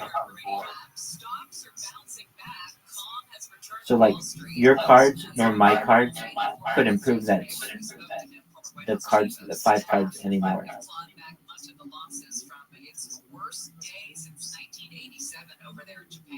Hezbollah unleashed a new drone and rocket attack on Israel today that says this is just a taste.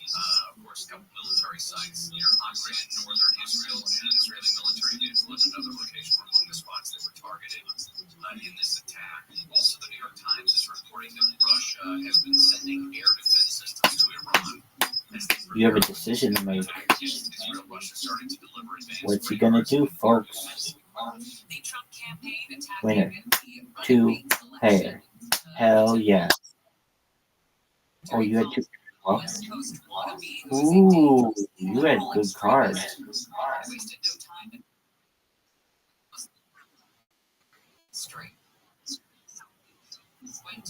Right, because I never ever bet. So then when I start to bet, you start to think I have something big. Like when I start raising right away. Trump, Harris, J.D. Vance, and Tim Walz. Tim Walz is a better speaker than the other three by 5 miles. You know what he is? He's a plain-speaking person. Yes. He came from the real world, which we appreciate. We like that idea of politics or politicians not being career What politicians. is Orion gonna do? So that's why he's a better speaker, is because he knows how to be a human. This is just an example. This one again from, I believe it was. Put a queen down. Tim Walz was chosen as the vice presidential running mate. He was on MSNBC talking about J.D. High card ace. What are you gonna do? What are you gonna do when I come through with that high card ace? You had 1 pair? Good on you. Pair of 10s. I was all in. Phenomenal. Here we go.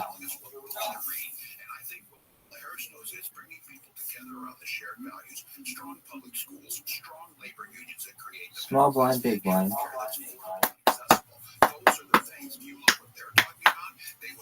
Check. Call. He was the one that really solidified the whole "they're weird" messaging. Oh, yes. So he was the one, and that's Ace. what I'm saying about being a plain as well. Big time. Big time. Probably makes you want to fold. Damn. Had a high card. The Jack of Spades. Eat it. Poker face. Can't be mine, can't be mine, can't be mine. Poker face. She's not one like nobody. Can't be mine, can't be mine, can't be mine. Poker face. She got my poker face, my poker face. My poker face, my poker face. Give me mine, give me mine. Ooh. Can't leave my poker face. You folded? Can't leave my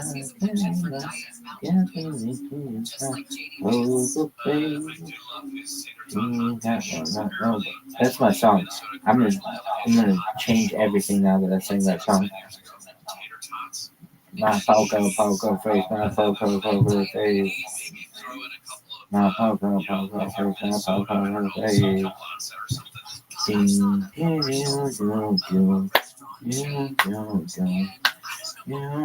how'd you like that move? Just a straight up fold. Look at that. Phenomenal. Yeah. What did you have?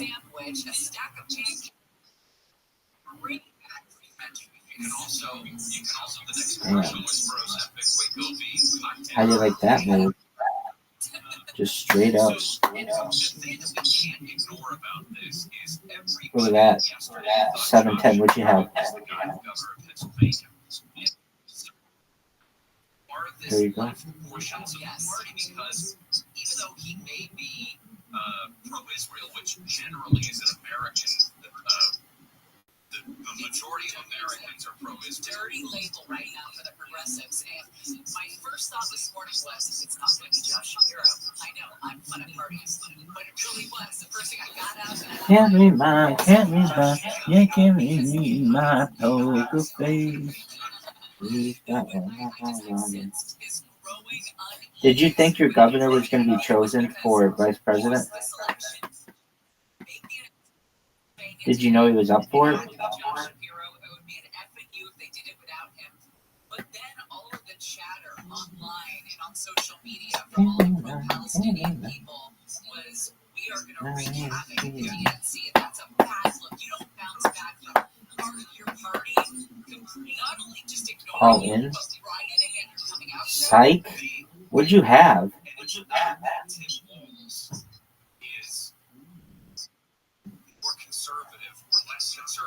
Queen and a jack. So you have two jacks? What? Oh, you have two pair? Alright, well, easy there, dog. Kind of came at me pretty hard. Alright, I see it. Well, call. $5. Watch this move. Come on. We were having fun. How'd you like that move? Ace 8. Mine received though. Watch me just explode. Can't be mine, can't be mine, can't be mine. And I know the face. She's not nobody.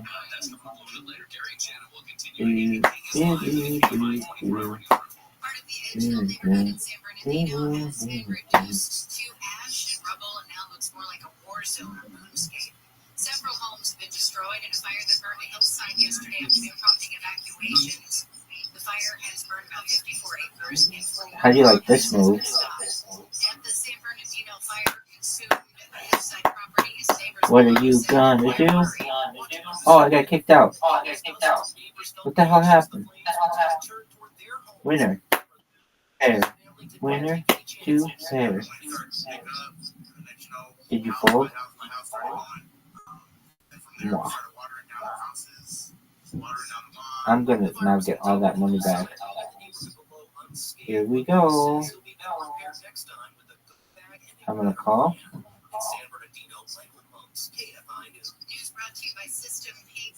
Big blind. My poker face, my poker face. My poker face, my poker face.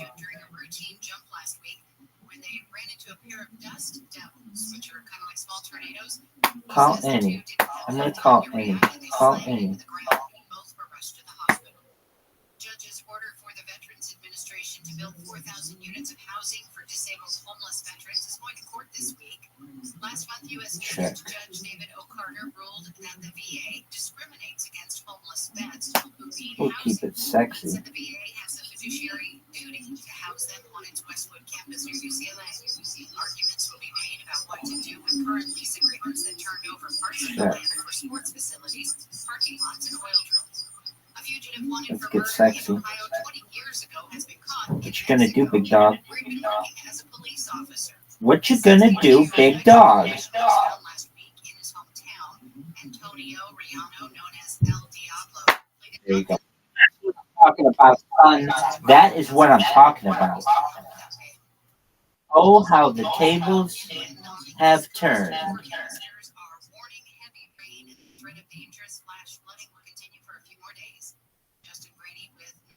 Did you really think you were going to win that one? Obviously. resource allocation decisions as we move into further on this week. 2 to 3 inches of rain an hour is forecast to combine with storm surge along with those 2 droughts. Jack 2 unsuited. You had that ace? 105 with the KFI in the sky next.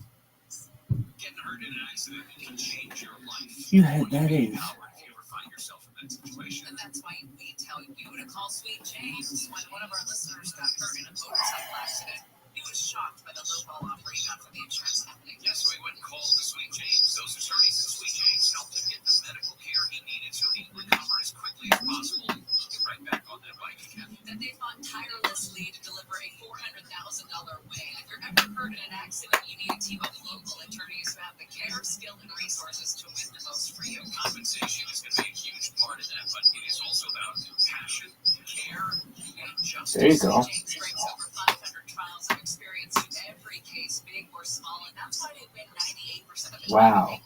So call Sweet James 800. How'd you win? With high card? I folded. 800-9 million. We both had shitty cards. Or go to sweetjames.com. Southland weather from KFI, another hot one, highs in the 70s and 80s at the beaches. You're making it back little by little. Triple digits Ooh, for the I'm glad I valleys, Inland folded that. Empire and Antelope Valley, about 5 to 10 degrees cooler for tomorrow. Highs will be in the 70s at the coast, 80s for the metro areas, 90s in the valleys and IE. Still up over 100 for the Antelope Valley. Temperatures will inch back up a bit for My the weekend. poco It's poco 73 face, my poco poco face. in Dana Point. And we've got a crash in South LA on the 105. Calling any ring keep it second. See what you got. Check. Oh my God.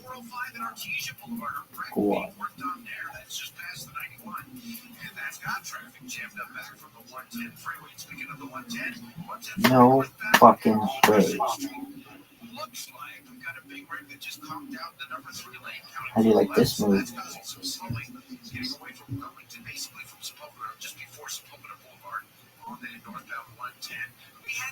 Fold.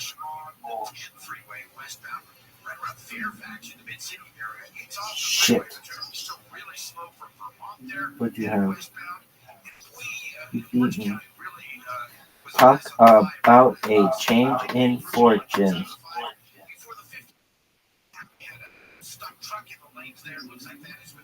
I'll get it back. Right here. Boom. Check.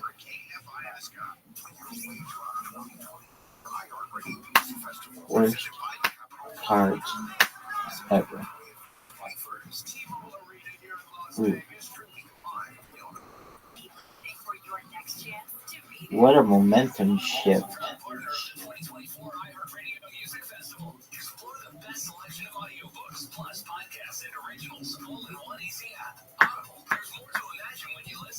Sign up for a free trial at audible.com.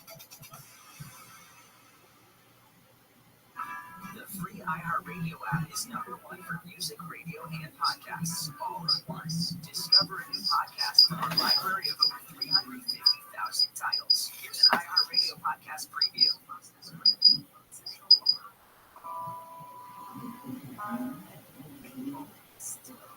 $20. One pair. Give it up. Give it up. Yep, up. Because I had higher cards. Was not expecting that victory.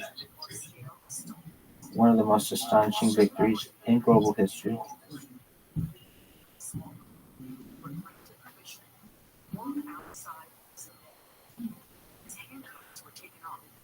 Show cards. 8-7, son. Jack 3, dog.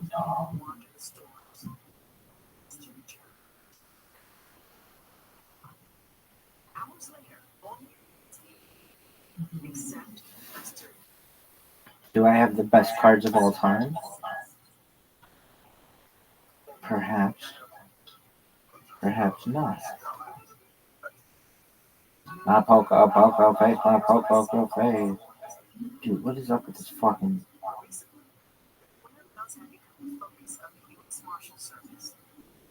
We're gonna get sexy.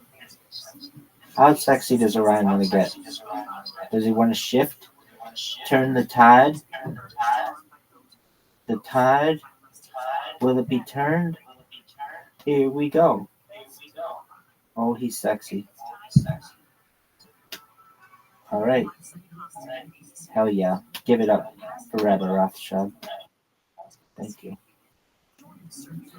The tide has turned back in front of the kid. It's good. It's not that big of a difference anymore.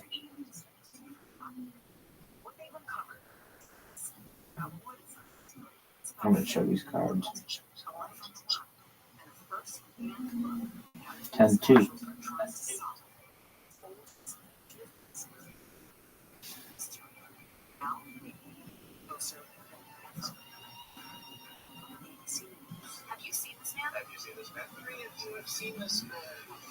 How does it show me your cards?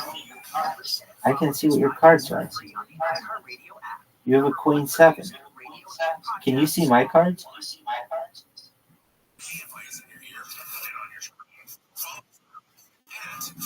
Well, no, I can see. You have a Queen 7 right now. Wait, you don't?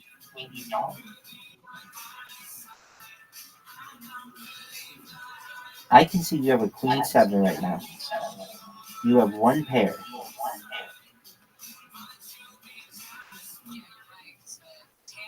I have a high card and you have one pair. I can see it. Don't you have a Queen 7?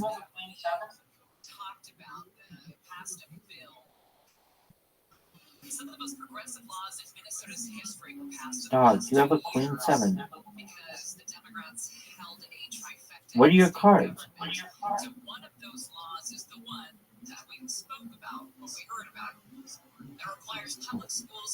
Queen 7, you just won. Just because I can see. Whoa. Maybe, I don't know, there's a glitch or something. Because I could just see what you had, and it's a Queen 7, and you just won.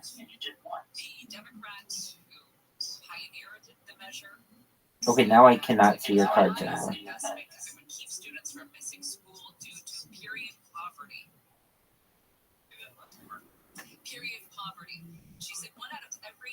Menstruating youth miss school during their cycle due to a lack of access to products and resources. That's not why they miss it. They miss it because they're in a bad mood and they do not want to go to school.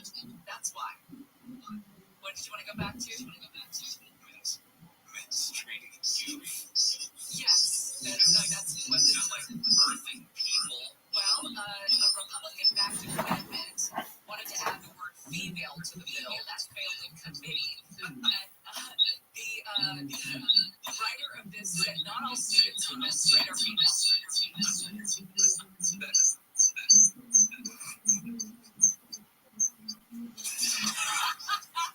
And my big problem with this is because you're talking about 0.001% of the population of students, okay? And the other 0.999% of the students. Listen, I don't know math, but here's the point. I mean 99.9%. You know what I mean? The majority of boys are going to play with those things. They're going to throw them at each other. It's going to be a complete waste. Good win. They're going to be like, oh, you're on your period, and they're going to throw stuff at each other. It's going to be a bullying thing. It's going to cause so many more problems for boys in class and in the bathroom than it is going to help the 0.001% of boy who menstruates. Because in the event that somebody goes in there and another kid sees that person take a tampon out of the what is it, a vending machine? Is it a free thing? Is it just a basket? I don't know. But the thing is that it's going to be used. They're going to be. I'm going to call it. Just go for it. Doing that if you're a teenage boy. Well, I know you see a kid who sucks at gym basketball, and so you go into the bathroom and grab a tampon. What the fuck did you have? It's not funny because kids are awful. But it's going to happen. They're awful. Does Trump use that? Yes. What did you have? Yes. You think so? Oh, absolutely. Nothing. It's going to be a sticking point. I don't know if somebody's got to him yet Very to well. tell him Well, it was fun. on Tim thing, but he's going to run with it. He's going to take that ball and just 96 yards down You're a the pimp. field. Everybody knows it. Shout out to your fucking governor for being chosen as the Democratic vice presidential nominee. Shout out to the state of Minnesota for putting out such talent as Kirby Puckett's baseball career and Jesse the Body Ventura and I believe Bob Dylan and Prince. So with that, shout out to state of Minnesota. Shout out to the, what do they call those areas? The Northern Waters or something? Headwaters? Boundary Waters. Yeah, shout out to the Boundary Waters. Boundary Waters are amazing. So I've heard. Have you ever been up to the Boundary Waters?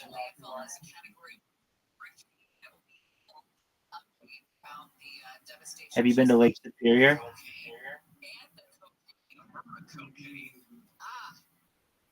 Oh, damn. I don't know, but it's like a cocaine week on this show. Are you telling me that's why you wanted to have Diet Coke is to hide your new? No, I don't have a new cocaine habit. Be very old. Ayo. My heart would explode. Well, there's also Carrie and Shannon will continue. Amy King is live in the KFI 24-hour newsroom. An excessive heat warning remains in effect through this evening for the San Fernando, Santa Clarita, and Antelope Valleys and all of Riverside County. A heat advisory is also up in the Santa Ana Mountains and foothills until 11 p.m. Temperatures could hit 111 in some areas. We're expected to get a bit of a break in the heat starting tomorrow. An LA City Council committee will consider allocating another $400 million to settle legal claims and finalize completion details for LAX's People Mover project. If the city approves the money, the total cost of the much-delayed project will increase to more than $3.3 billion. It's now supposed to be finished by late next year and be ready to start moving people in January of 2026. Crypto.com Arenas found another way to honor late Lakers legend Kobe Bryant. The entrance, formerly known as the 11th Street entrance, is now called the Kobe Bryant entrance. Bryant has two statues outside the arena, the second of which was unveiled last week. The third one will be unveiled next season. All right, so I guess it's women's soccer. Is that what's up? In women's soccer?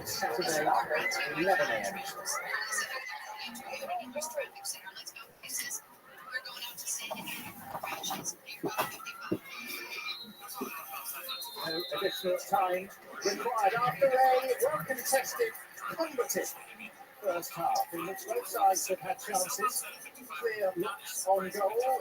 Both goalkeepers have had decent moments.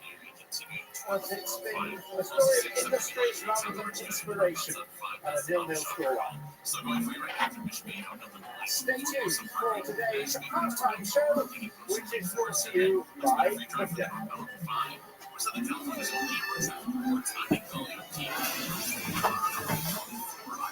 All right, can you hear me?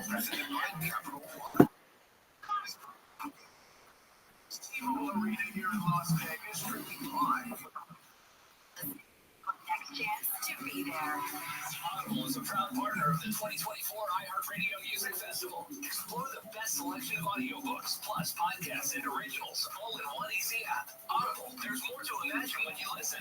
Sign up for a free trial at audible.com. The good stuff. So I have a buddy of mine who lives in Las Vegas, and he didn't know what he was gonna do. He basically didn't have any opportunities. He had some, actually. I shouldn't say he didn't have any opportunities. I had helped him get a job in Las Vegas as a bartender. It was an excellent job. He was making really good money, but he had to take a break from doing that. Not any. I don't want to go into it. He'll be the one to tell you but it wasn't like anything he could control. But he was doing really well at it, and he didn't have anywhere to live, and he was really worried about, obviously, what's he going to be able to do. So I told him, dude, you should connect with your parents and see. They had a falling out, like a major falling out, and he was able to, I think, make amends with them just recently, which is really great. And I think he's going to be able to live with them, which is wonderful, because he was going to perhaps be homeless. And so I'm just waiting on updates from him, because he's a streamer. He's on Kick, and he's a nice person. He found out about me from YouTube, and he's a podcaster as well. And so basically, I think he is at his parents' house now, just sleeping, which is good, because he's had just a real difficult few days. And I told him he should go back to the place where he worked as a bartender and see if they'll let him start back up again. And so we're gonna get an update on that. But I'm sure he's just been through a lot recently.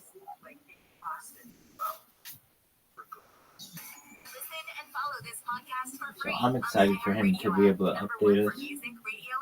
And my name is Dale Pazinski. I volunteer with United Way to help the homeless in my community. It's a good thing. Computer skills and build a basic resume. I don't just wear the shirt, I live it. Give, advocate, volunteer, Live United. Go to liveunited.org. Brought to you by United Way and the Ad Council. All the good stuff. Yeah. Camps keeps you on top of welcome. How are you? Are you living like a pimp? Are you living like a pimp? Fuck you. What's new, Frosty?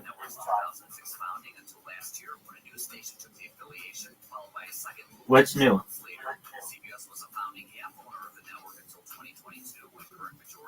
Frosty Dog, what's new?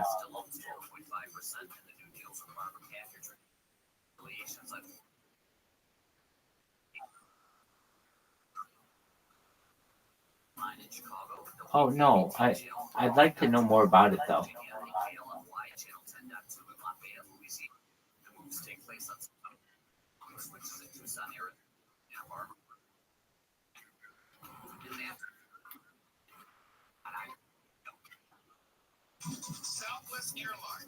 You've been for 13 years?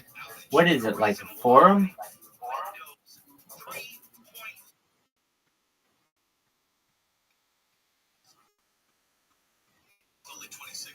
Right, that's what I thought. Exactly.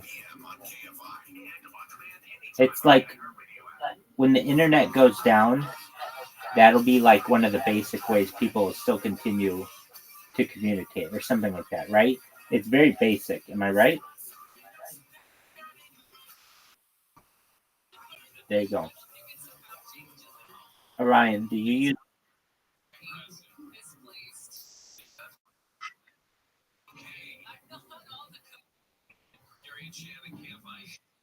Live everywhere on the iHeartRadio app. Paid jury selection is expected to begin today in the trial of Tom Girardi. Is he still kicking? He still is 85 now. Federal criminal charges for allegedly embezzling millions of dollars in settlement funds from his clients, about $15 million. Well, law firm Girardi case. Did you just say Satan tortured you? All right, well, you don't have to feel that way. We're here for you.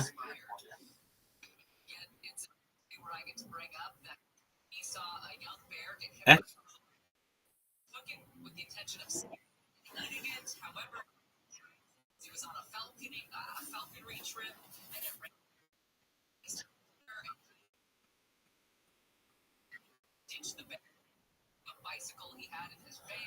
Perhaps. You never know. Our ships may have passed. You never know.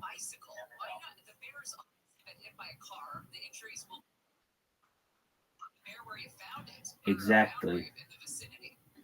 Exact mundo. Discord just glitched for me. Not exactly sure what happened with Discord. It's just being cool. Discord's being cool.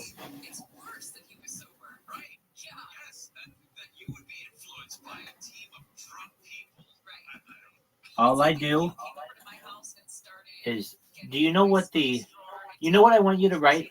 You know on what topic I want you to write a paper? It's called the mere exposure effect in psychology. Yeah, look it up. Mere exposure effect. MERE. MERE is mere. Exposure is EXPOSURE. And then, yeah. So what is? Absolutely. It's like what advertisers do when they just expose themselves or their brand on a given platform repeatedly. It's like what you see happening at the Olympics with advertisers or in sporting events or on television or even on social media. It's just doing everything that someone do to expose you to their brand.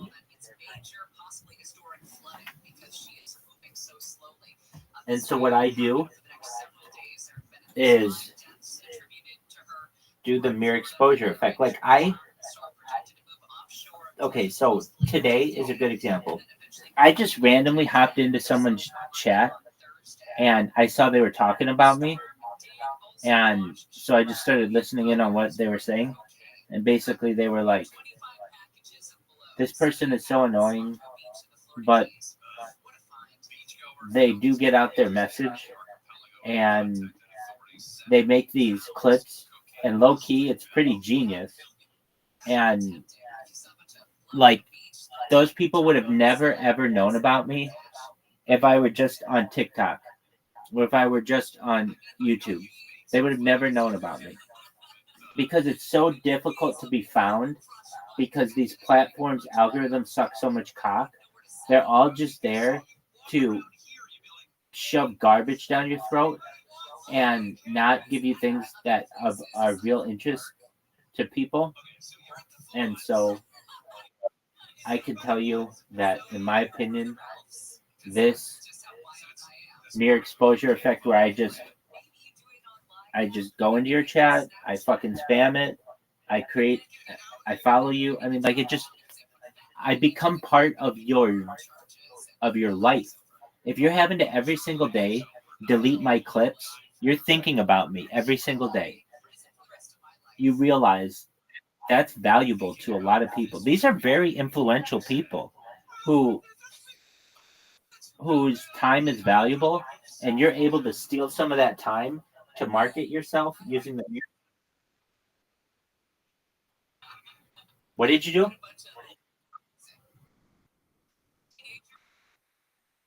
You're amazing. Will you post in Discord?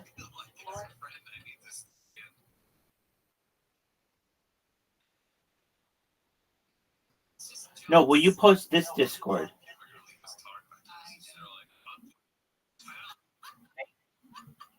When you do, send me a link and I'll take a look at it. I want to see what it looks like.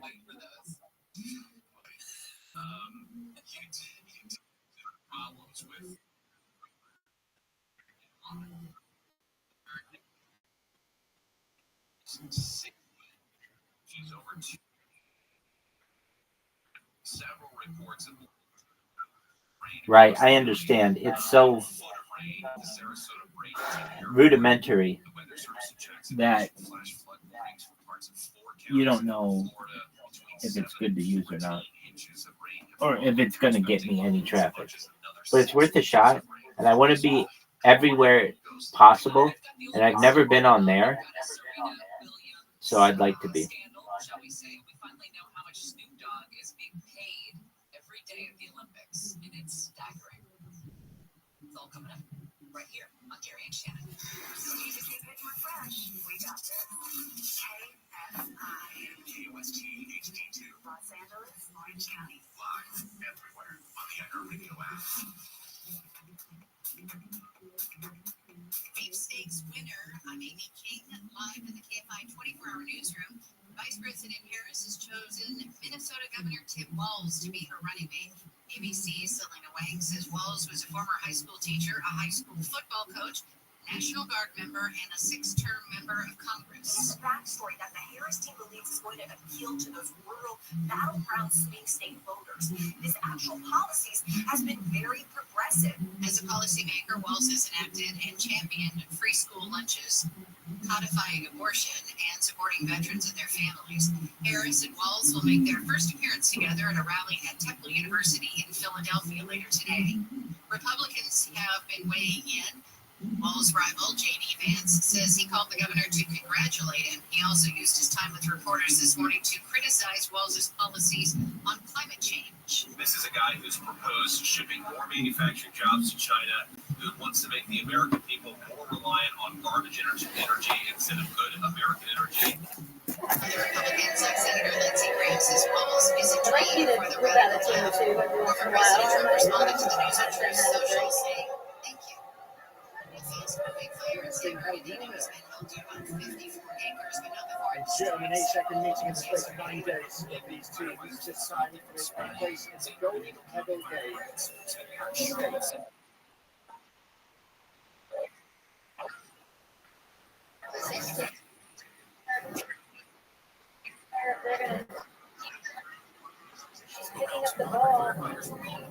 Hell yeah, motherfucker.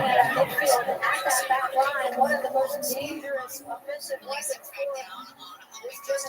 following months of complaints about illegal drugs and people living in garages. Costa Mesa Police Lieutenant Scott Stanford says 19 people were arrested and booked into jail Friday on various charges.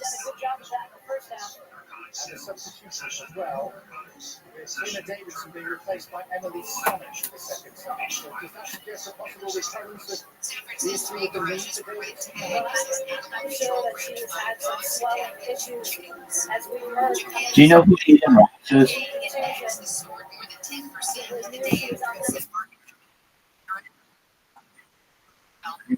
Okay, take care, man. Nearly everything on Wall Street was down. Investors worried the U.S. is slowing too much. The S&P sank 3% for its worst day in nearly 2 years. The Dow dropped more than 1,000 points. The Nasdaq was off 3.4%. All the markets are rebounding this morning. We'll give you the latest numbers in just a minute. The National Transportation Safety Board has opened a 2-day hearing into the door plug blowout on a Boeing 737 MAX. The Alaska Airlines flight was at almost 16,000 feet in January when that door plug ripped off.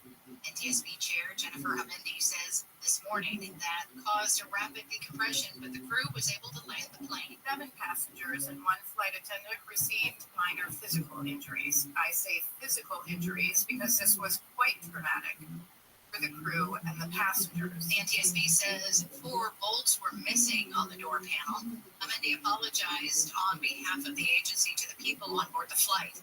Workers have told federal safety investigators they felt pressure to do their jobs too fast to avoid mistakes. A test swim scheduled so Olympic athletes can familiarize themselves with the marathon swimming course on the Seine River has been canceled over concerns about water quality in the Paris waterway. Another marathon swimming test event is scheduled for tomorrow. Organizers say they'll decide early tomorrow whether it can move forward.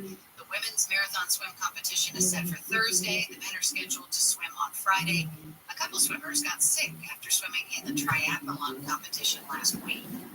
Southland weather from KFI. One more day of extreme heat with heat advisories up for much of LA and Orange counties. Excessive heat warnings in effect for the San Fernando, Antelope, and Santa Clarita valleys, also the I-5 corridor. Sunny with highs in the 70s and 80s at the beaches, 80s and 90s for Metro LA and Inland OC, up to 108 in the valleys and Inland Empire, 111 for the Antelope Valley. It's going to cool down about 5 to 10 degrees tomorrow and through the week. It's 75 in Irvine, 76 in Carson, 78 in Yorba Linda, 69 in Huntington Beach. The KFI Market Report is brought to you by Revive Real Estate. The Dow is rebounding, trading up 548 points. The Nasdaq is up 363, and the S&P 500 is up 107. Revive Real Estate just released a new tool that lets you see what your home would be worth after renovations. It's free to use. Just go to KFI. Hell yeah, motherfucker. Es que básicamente que te mete más bichitos, ¿no? Te mete, no sé si te mete, bueno, zorras ya hay, pero bueno, te mete más bichitos y te lo modifica un poco.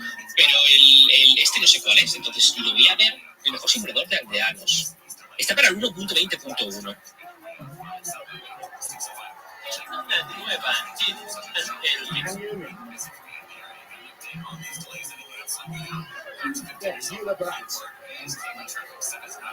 Let me in that Discord, pimp. I'm the West Side Gangster, gangster.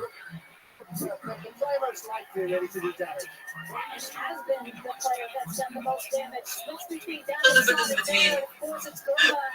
But hundreds of guns from Gnog. Who said that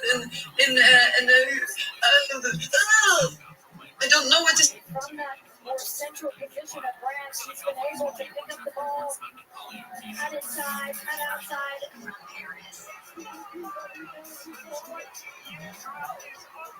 Contesting the semi-final, 12 years to the day since perhaps the most memorable Olympic semi between the US and Canada at the London Games. Here's Smith. Going in for the tackle. Sydney Lowe.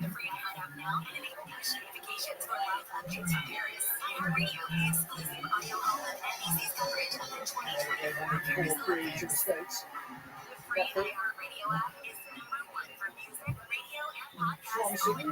Discover a new podcast from our library and hundreds of thousands of titles. 23rd minute of that contest in the United States at the front. Here's LaBelle. Around with the header.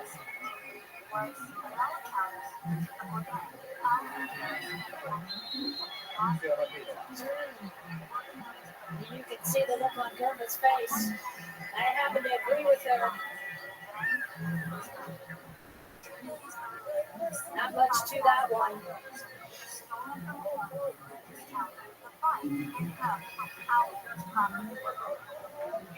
And the counter press for the United States as soon as they got that ball. Swanson going.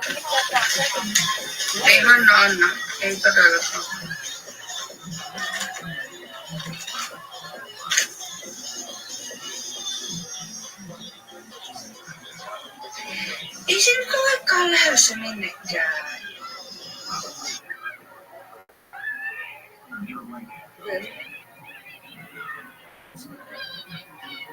I'm the West Side Gangster. Hey, yo. Somewhat muted pre-Olympic expectations of the United States. No one to anticipate What's up, brother? I'm just on the drive up here. I was thinking about all the busted assholes that are in the hospital today from the gay pride parade.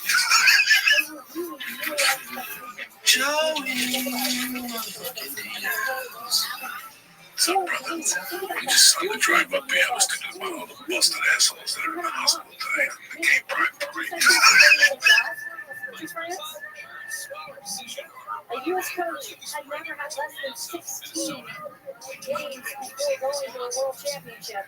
So for her to be able to produce what she has already in this tournament has exceeded a lot of expectations. Hello.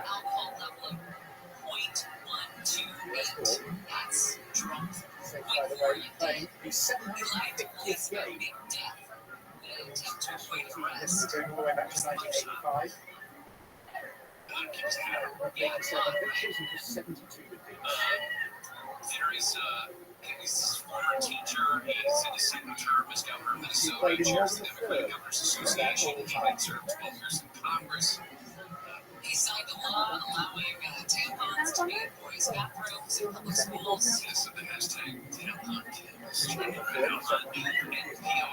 Guinness Worst Polls released this morning before this week was made public showed that 71% of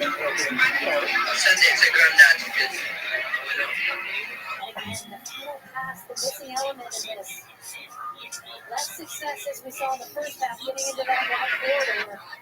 When they do, gotta make it meaningful. There's going to be a lot of people in the Vegas election who don't do their homework and dig into somebody. He looks like what we're used to seeing as President, right? He's an older white guy. He's kind of stabilizes the ticket, and that's what they're going for. Other vice presidents from Minnesota, there are two. Can you name them? Absolutely not. Hubert Humphrey and Walter Mondale. Just a little. Members of the NTSB started a couple days of hearings today as they try to get more information about the circumstances that led to the door plug blowout on a 737 MAX earlier this year. Among those expected to appear at these hearings, Elizabeth Lund, the Boeing senior executive that oversees quality in the commercial airplane division, and also Terry George, one of the top executives with Spirit Aerosystems, which is the supplier responsible for manufacturing the Yes, thinking as Terry Rodman was throwing that in the coffee. Oof, what a dangerous position to be in. Woman coming across. Understandably upset because she was off and running 2v2 for Germany.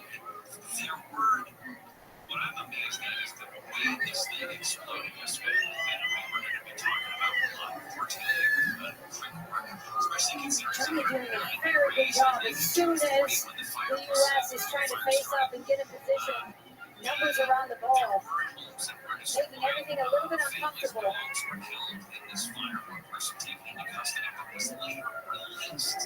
So at this point, they're saying they don't know exactly what did cause the fire. Of course, the biggest fire in the state continues to be the park fire. It started in Chico and then north from there.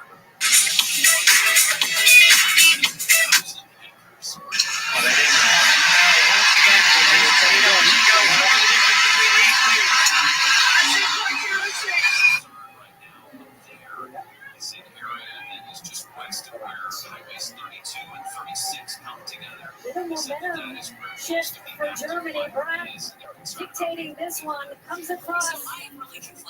Looks like Burma got a little bit on it at the end there just to clear that one free. What a good recovery that is by Burma. Pushes it out of danger. Lifting each other up, right? That's celebrating each other. Incentivized. The picture is public. For our sexy, I took 2 Pepto-Bismol. During our sex scene, I felt your dick rubbing.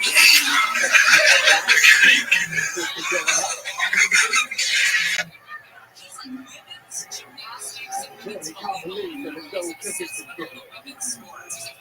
Plenty of evidence suggests it's going to clear. Took a deflection. Sometimes your day.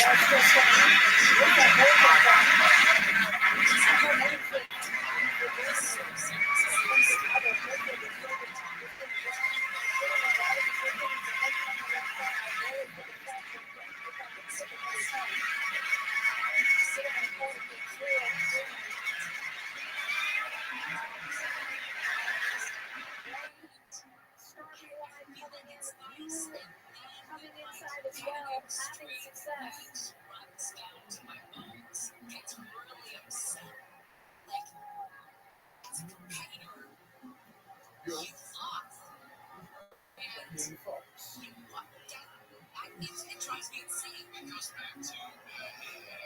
Short seat that I played a couple of weeks ago, which is that he likes to run is that he doesn't hate. Yes. Like you should hate to lose. He is dangerous when shooting from distance. The score was very similar to this in the first game against. This is absolutely disgusting. I'm not there. The other team dictating that tempo. They've been really successful in the U.S. in this tournament. Controlling and dictating. We're about to see a substitution for the United States with Liv Williams coming in. They see each other all the time. Every competition, all the time. And many of them, even if they're competing for Brazil or Norway or Portugal, they train in the United States. A lot of them. Let me pose it to you this way. Say there's a competition in KFI for the best talk show. And you and I came in third. Okay, there's Conway at the top, John, and then there's us. Able to stop that. Never bow down to those guys. Pretty excited for competition. Today we're going to take a look at the 3-month survival for kids. Conway and John, you have to hate to lose. Yeah, because that, yes, thank you. I'm glad I got you on my side. But you and I not care, you're not honest. I made you care. They not like us. They not like us. In a situation like that where they are. It's right there. Maybe not. We're friends with Conway and John. That is absolutely a foul. As Rothman's getting around. Any sort of competition, that's never going to happen. Get out of here. You can champion what other people do. You can appreciate it. You can respect it. Just the all-time leading scorer in the NWSL. Eventually contributes a goal. Yes, really, on a 4-1 victory over Germany. You'd say. I've been doing a lot of babble. Yeah, that's great.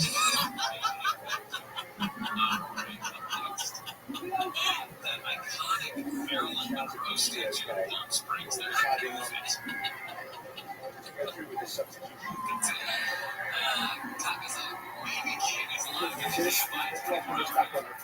Vice President Harris has chosen Minnesota Governor Tim Walz as her vice presidential running mate for the 2024 election. There was actually some question marks on if Walz could even go and start this game. So that does not surprise me. He took that shot in the Japan game off the end of her foot.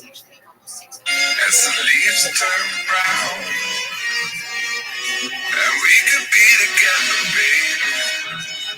All the skies are blue. You act so innocent now, but you lied so soon. When I met you in the store.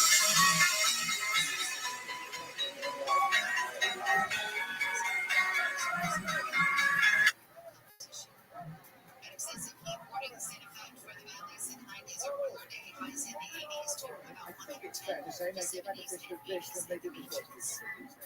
Dallas, Texas, low and waterside on the 91. Still, that's coming from his Really, the most chaos the United States has had in those playing positions is wide quarters or when they turn on that line in the second half. Haven't been able to do that nearly as much as you saw in the first half. Just turn that back forward, get them chasing at their own goal, create a little bit of chaos. Give Germany some credit. They have tactically shaped up against the United States well in the second half.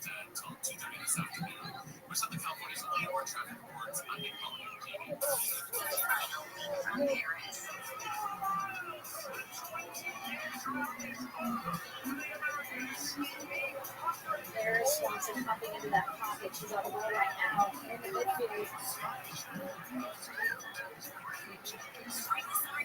And Germany, any chance they get, it's not just one or two players, but it's contact. It's uncomfortable.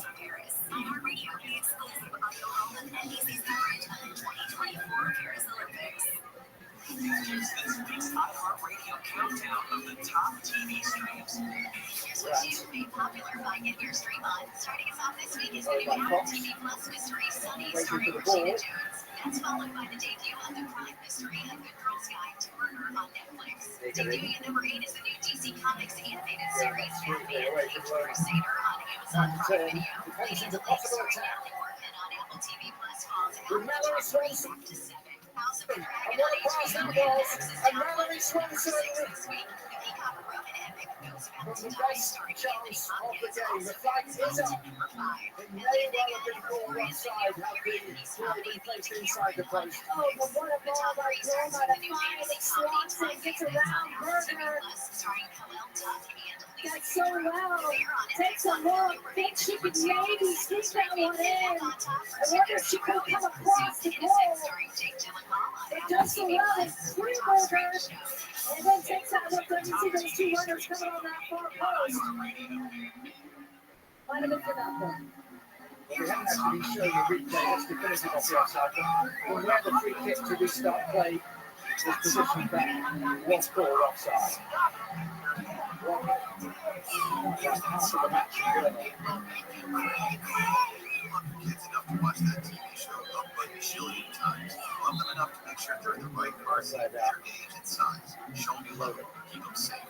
Visit nhtsa.gov/the-right-seat. Brought to you by the National Highway Traffic Safety Administration and the Ad Council.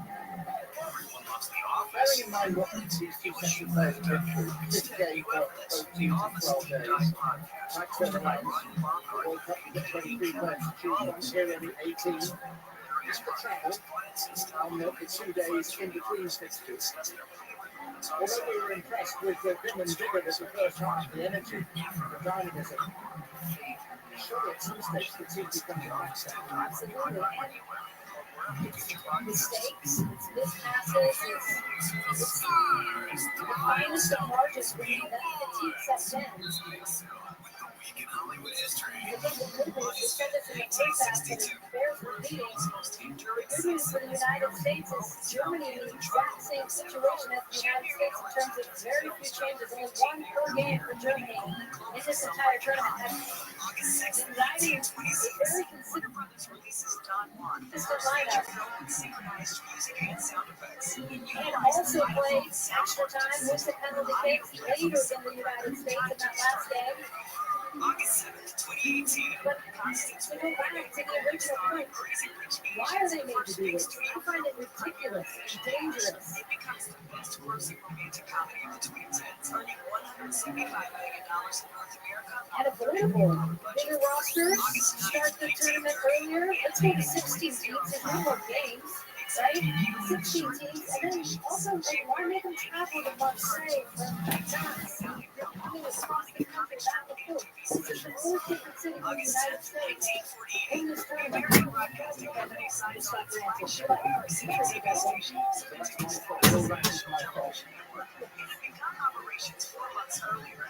you get it. I don't like it.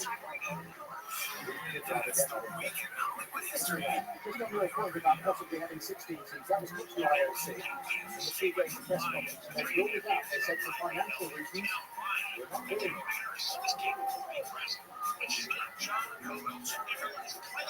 I would say only John that is on the other side. They should have a roster of 8 teams. They play with 2 days off. I think they should have put both sides. Give them more rest, travel rest. Plenty of stadiums near the Paris to play in. It didn't have to be. I mean, this is a dangerous safe stadium for sure, but I think you need to think about player safety and wellness first and foremost when you do this thing. Let's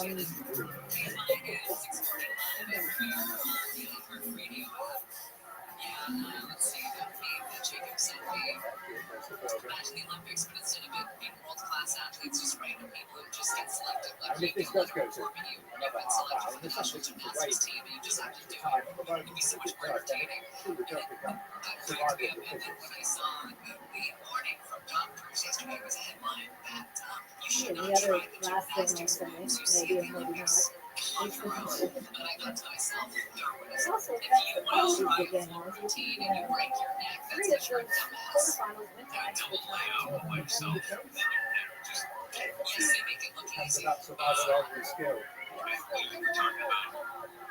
And possibility here for Germany. They've got some numbers. Roman wants it. Learning to way playing it. Now she's gone down with what looks like cramp. The US attempt to counter. Going over the top, just wants some 100 there. So Germany is on the floor in the right-hand penalty area, and the referee now has been alerted to that. Really fortunate for the United States that Burma covered that again so well, because both Crystal Dunn and Emily Sonnet have been pulled into midfield. Naomi, with acres of space in front of her, cannot find that final pass, something that's plagued the United States in this game as well. We'd love to see Nair helping out. Well, this is going to become an impromptu hydration break, even if it's not an official one. And then we receive on-field treatment. We had an interesting discussion with Emma Hayes yesterday. Well, he listened, but she spoke really. About the relative lack of substitutions. And it was interesting to hear her talk how she does or doesn't feel able to use the various parameters of her sport. And really just feel like she only now 8 games in had the knowledge to know what the ceilings were, how long they could go. And obviously a lot of issues happening behind the scenes that fans don't know about. She doesn't want to disclose in terms of availability, full availability of players. But she says I have no regrets. We're seeing Germany in a very similar situation. And the hardest part to this now is the mental side of it. And that's where this kicks in. Obviously, everyone's got to. But now it becomes really, can lock in as Friday comes on. For Germany, a dangerous forward with fresh legs. Limited minutes in this tournament. I think she's only had about 27 minutes in this entire tournament. Replaces the cramp-stricken Anyomi.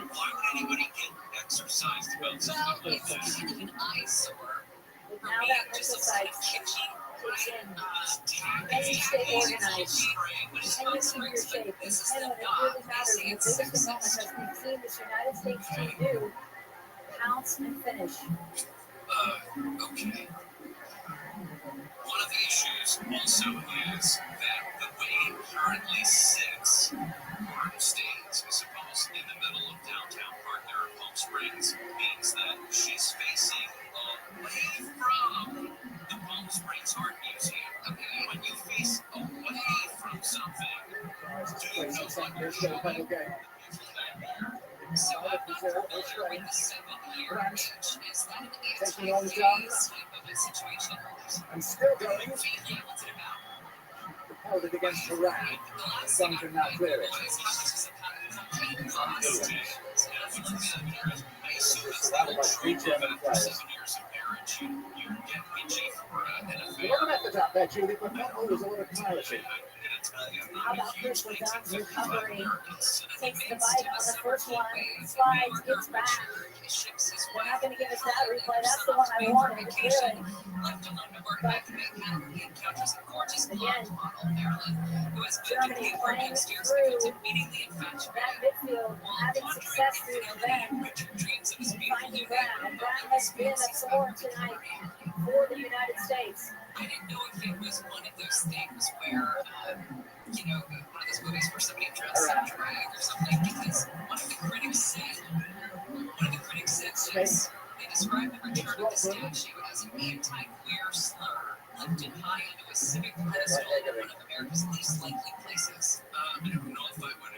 Maybe someone's reading into the whole she was a blonde bombshell, the ultimate celebration of heterosexual. I don't know. I don't know why anybody would consider her or that. That's a bridge. That's a far bridge to cross. People get really entrenched and stuff like that. There were people who were concerned that kids on field trips to the Palm Springs Art Museum would be looking at Marilyn Monroe's robots when they walked into the museum. Abilities here for the US. I want to point out one thing here. This is the outfit. This is the getup that you wore when you did the That's for the United States finding that wide player over the top. Final ball is the missing piece of the puzzle.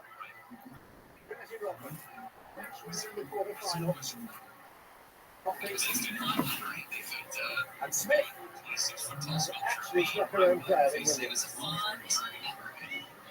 Totally sober.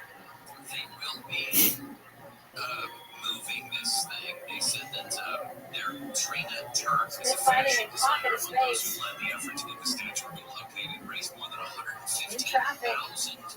Sometimes those can take a deflection and go actually across that goal with Woodward. To move this statue. She said there are a lot of details that have to be resolved. Slide it the opposite way. They have half an acre park, so they haven't seen exactly where they will move it, but apparently they're going to turn it so her backside is not facing the front door. All right, coming up next, Freddie Freeman gives an update on his son's fight for life. Scarier than I think a lot of people ever realized what was going on with this kid. Anytime anything happens to your kid, you have no control over like a medical thing. It's got to Germany just building a good wide look there in the 4-2-4. 4 across that front line. Through the midfield. Vice President Harris's choice of Monday. He says he doesn't know Minnesota Governor Tim Walz, and that's a good thing. I don't know a lot about him, but I think he's geographically a good choice. His daughter says Walz's progressive policies will compromise Americans. Minnesota Senator Amy Klobuchar says she loves the Americans. Most dangerous player for us. That state have one of the lowest unemployment rates in the U.S. Roman, Walz were Nina, together in Philadelphia this afternoon. catchable height, service of air. Good sequence by Germany. They went from the left side to the right side, came back across. Not enough on it to get beyond there in the end. The United States will take a shot all day from outside the box with Mayer at goal. But having some success, Germany isolating themselves in the wings. A couple has lost their home and their 3 dogs in fire that burned in San Bernardino. Erica Hernandez tells KTLA her dogs, Barney, Lenny, and Mookie, were home alone when that fire started yesterday afternoon.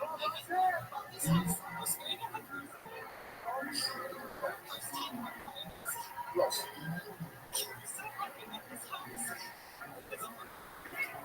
And the other piece of this puzzle, John, of course, is if there's that particular, you gotta know when to put your moment to what this thing's open up too much.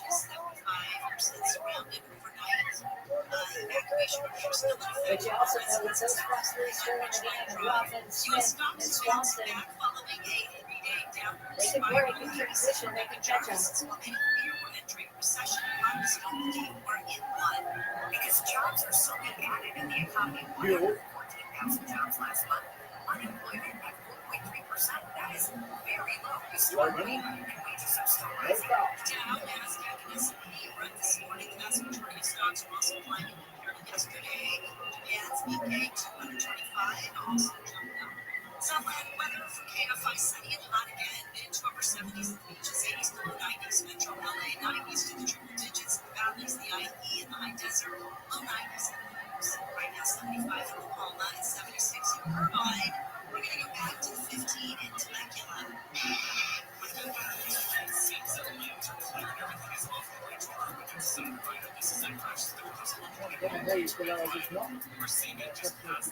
Side, she's consulting members of her coaching staff from the dugout.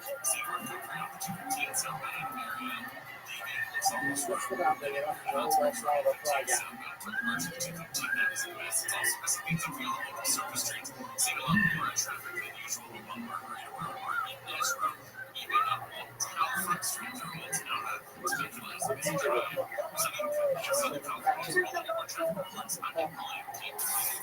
Yesterday, he scored from Fulham, no problem. Energy from somewhere. To US corner. 1-2 off the outside back row. They're hammering down with the crown. But Rodman pushing that pace. Well done by Hammering to come across. And a very important corner kick for the United States. Only one goal on corners in this tournament. That was the earlier foul of Roman. Rightfully so, I think you see Dunn gets a piece of it there. The claim there should have been a foul call. And the United States only has 2 goals scored in this tournament. One has been off a set piece, and that's the corner kick in that first goal against Australia.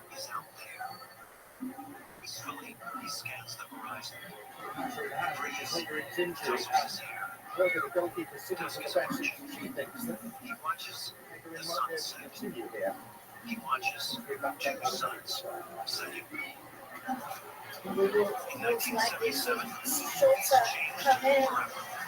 The 25-year-old and athletic Vidal come in for Hammering. Y'all are never going to get home from fucking game. So,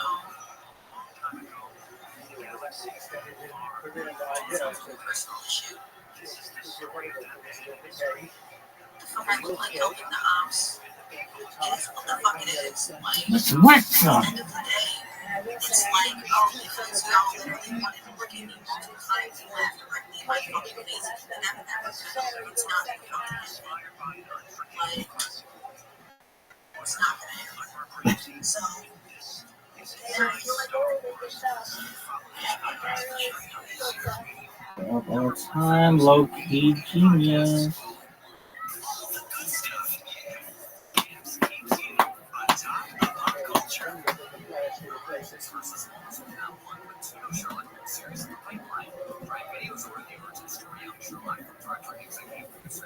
Number 7 international cap for Schultz in that center back position. What a moment to come in. Immediately, a man who slices his short. Ran couldn't quite get there. Girl up. Around.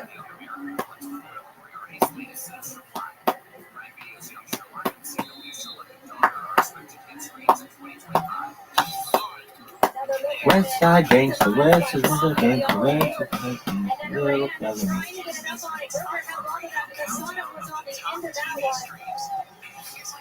So hard to get any type of momentum on that ball.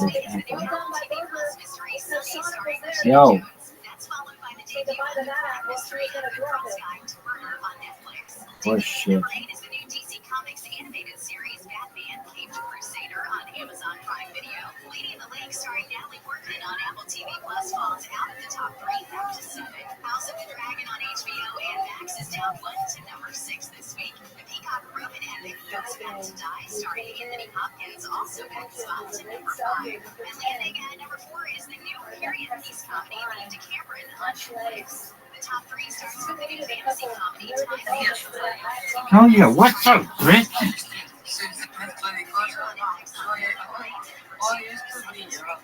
Oh, 5 much faces. What is that? I mean, wrestling. Gangster.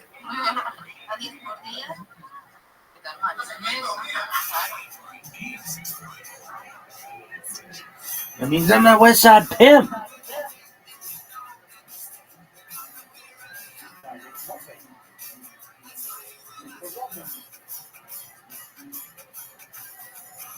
Rodman does well.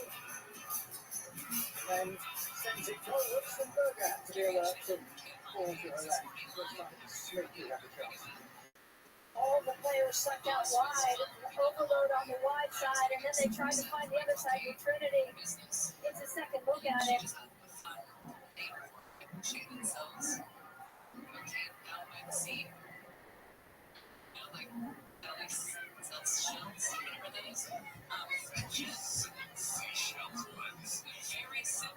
Very similar. Jen says your low sales strategy is all about selling higher quantities because a circle of people who can trace back to your needs to be sourced and to ensure that you're selling higher quantities to as few people as possible. You don't want a bunch of goods out there. No, you're gig. It's smart. Poppy to Rodney. Sophia Smith. Pulls away, central. It's Smith. Referee playing advantage. It's Lindsay Horan. Referee officially from the point of play for a free kick. Really unfortunate for Sophia Smith. Gets tied up under her legs. In the clear on that right side.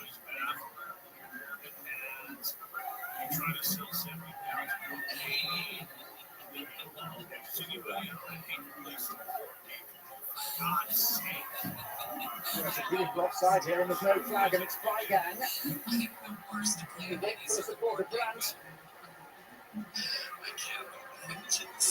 Freigang, German, and now the flag up.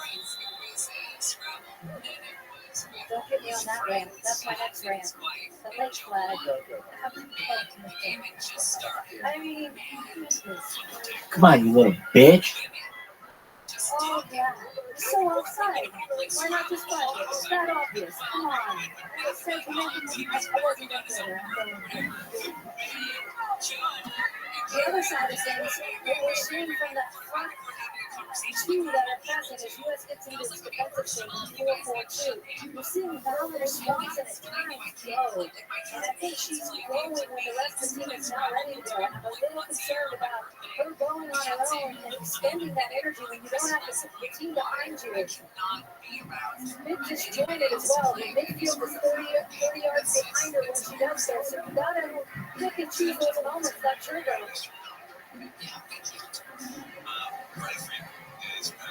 Swanson. She's looking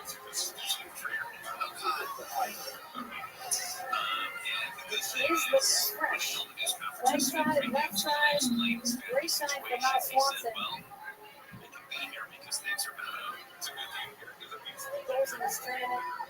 Leads with Trinity Young, who's on the other side. There's an awful story that's attached to why we must This Olympics surrounding Olympic backspin. But if you were scoring this as a boxing match, what would your card look like? Would be in front of the immune system actually attacks. We're doing a half When he describes the whole thing. who's out back in the 22nd, morning of the 22nd, Max woke up and had a limp. And they said that as they were trying to figure out exactly what was going on, by the end of that day, he couldn't walk. Now, just absolutely I can't imagine the fear when your kid complains about a limp and then it progresses to I can't walk. This was on July 22nd. They said originally he was diagnosed as transient encephalitis. On Wednesday, especially in the second half. Freddie Freeman's playing in a home game against the Giants. Germany has a better Stopped eating and drinking. scorecard in the second They half. took the emergency room. They still thought it was transient encephalitis, and they recommended The importance of these final 5 minutes as that clock ticks. So many big goals and big moments happening. These edges of the game, as we call them. All of that hurt. They are going to travel to Houston, or after the game, they're going to travel to Houston. Starting with the three city ahead of her in white. Options here. right now, something feels off, something doesn't feel right. You can see Smith wondering, do I cut inside? Is she going wide? She stayed wide. Runners all over the map there for the United States, trying to get with her. Just couldn't play that ball in, which has been a theme for the United States tonight. I'm just so fucking horny and I'm bored at home. There you go, bro. Good on you. As they have been. He's talking about being Houston, so they were starting his Done. We're on 5. Yes, confirmed. Swanson flag is up. And even though she goes on, the offside is given. It will, of course, be checked by VAR, but the naked eye suggested that she was offside. By a few yards, and you see her here clearly in an offside position. Germany does well to make sure they hold that line. All 3 of those defenders with their Hands raised. Nice finish. No. Wasn't reading. Now Swanson looks sharp. It doesn't look like the heat, the fatigue. Can she once again put this team on her shoulders as we've seen her do so much?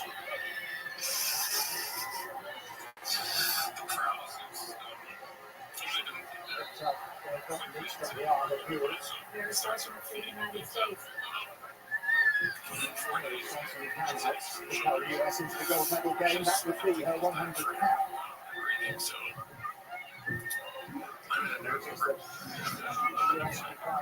On Saturday, that would be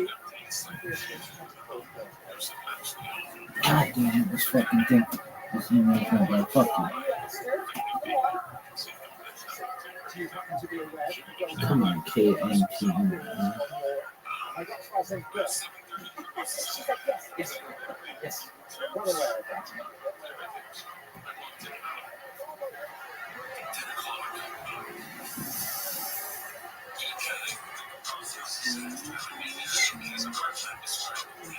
Mr. Gangster, girl.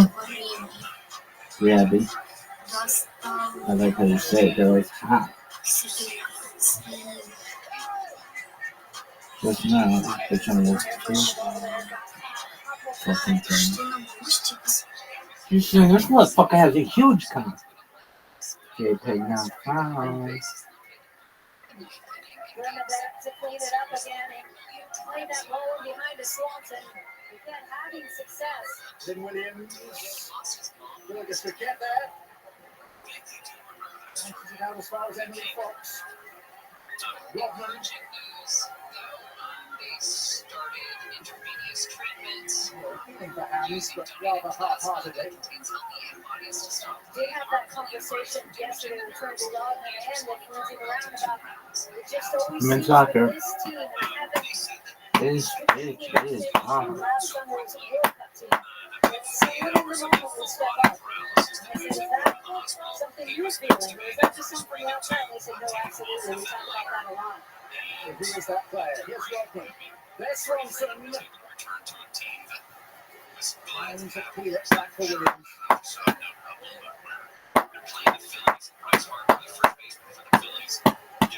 There is the outside position. Came up to the plate, and it was a standing ovation with everybody on their feet at Dodger Stadium, and it lasted. And he took off his helmet, he waved to the crowd, he put his hand over his heart, and then had his head back. But it was a really class-act moment for Dodger Stadium. And just a nice show of support. Made me cry. Into the ideal area. JPEG not found. These balls, and again, success for Germany on that left side. No runners on the back post. It's pressed again, make sure it is covered. No one crashing for Germany. I heard her say it. You're amazing.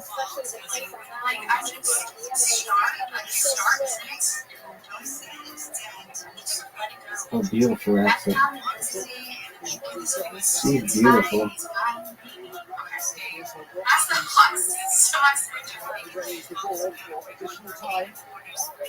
Y'all are lovely.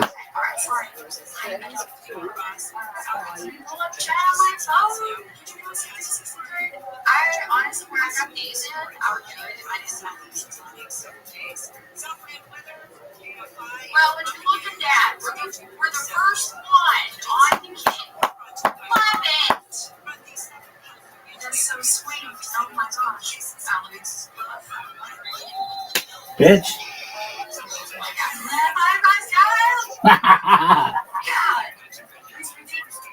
He's ridiculous. Yeah, girl, I love you.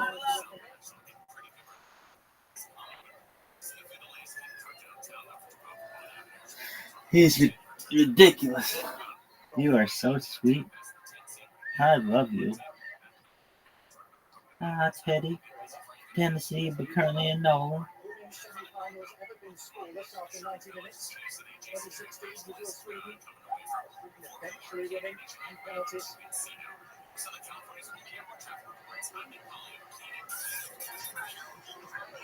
Emily Fox.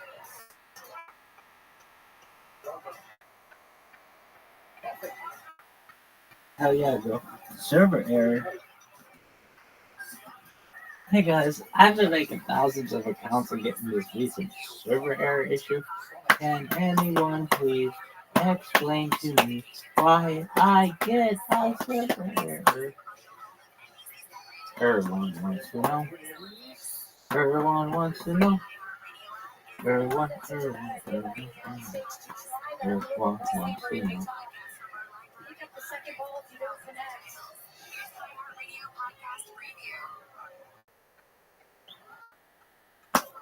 Everyone wants to know.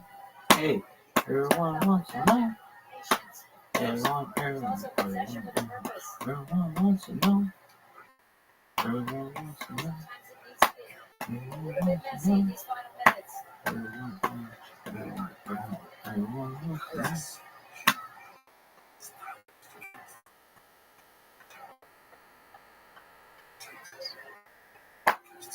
Mr. Gangster. Oh no, Rabbi Rothschild, not again. Hell yeah, girl. Eat this dick, bitch. Yo, just go in that fucking thing and be like, hey everybody, wanna be my friend? What's that fucker's name? Fucker's name? Hey everybody.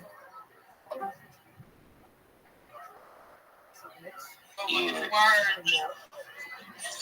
I'm Billy's house. No, but I think that nigga's bait. There's no way he's being serious. There's no way he's being serious. He has to be bait. This nigga thinks. How can I go viral streaming? Like, let's go there and go viral. Do I gotta punch people online? Like, boom game? I'm gonna crash out. You never fucking punched anybody. Mm-hmm. I think I gotta crash out the door. Yo.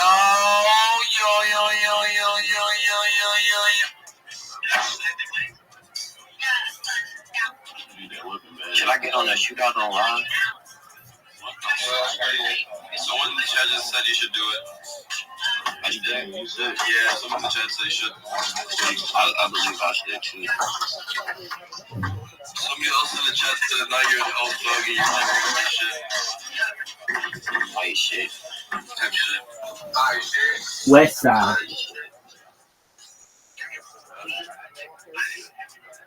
Somebody in the chat just said. Germany. Beyond this, all the time for great deal more.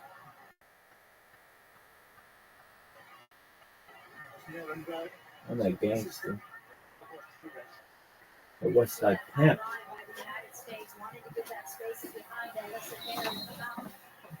Grab this ball.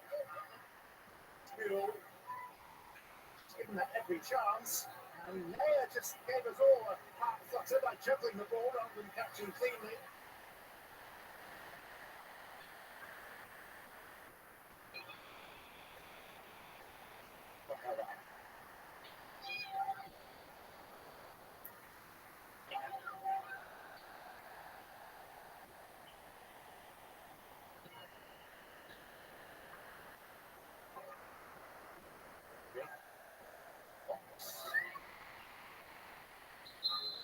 For the first time since 2004, the US will play extra time in consecutive Olympic fixtures. Chance to reset, a chance to take a breath for the United States, a chance to talk about all the reasons. Come on, you little bitch. Oh, what in the fuck? Fatigue factor, but the US still in there, throwing punches, Germany resisting them up to this point. No different to the first contest between these two. 30 more minutes to come. We'll be back very shortly with extra time.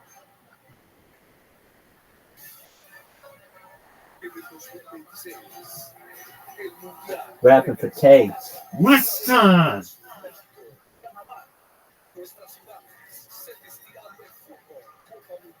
Having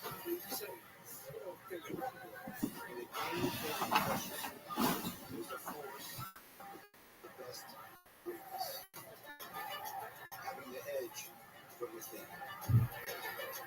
The FedEx Cup playoffs are coming, starting this August. The NFL is coming back for 1 through 5. Okay, we're back. Are you ready for kickoff Thursday?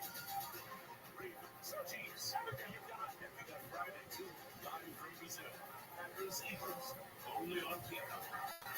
2 nights, 2 continents, 2 huge matchups to kick off the season. Hey, time, baby! It's 2 Andrew on the NBC and Peacock. I'm going to show you something that's going to blow your mind. Buckle your seatbelt. There's going to be some turbulence. I didn't like today. Oh, so excited to prove myself. You're not even that good anymore, girl. I'm keeping my mouth shut about things that I've heard. Giselle's the devil. Giselle is evil. You came in this season just to come after me. What? Watch the show. Now this here is no ordinary vacation, because this is where you enter a universe found nowhere else. We don't get It's where you'll find new thrills, big chills, and through all the feels. On a wide-eyed adventure, exploding with new things like you never seen before. Live a new adventure every day. Universal Orlando Resort. These superstars all have the same passion you crave. Passion you need. I have waited my whole life. And the stories you love. Acknowledge me. History in front of your very eyes.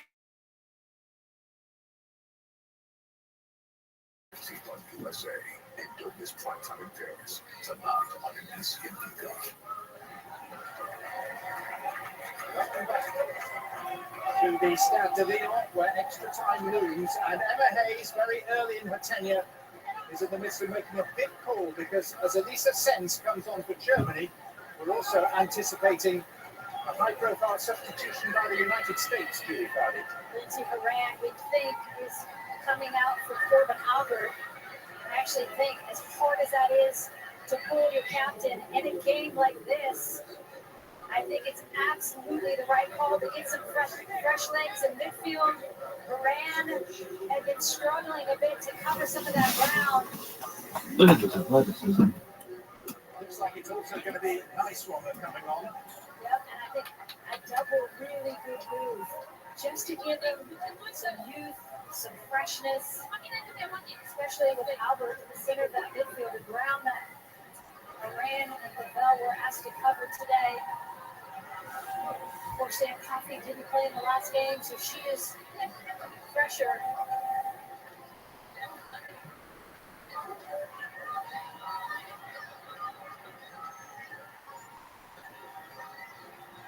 So Gemma Nice takes the place of Crystal Dunn. Control the left flank.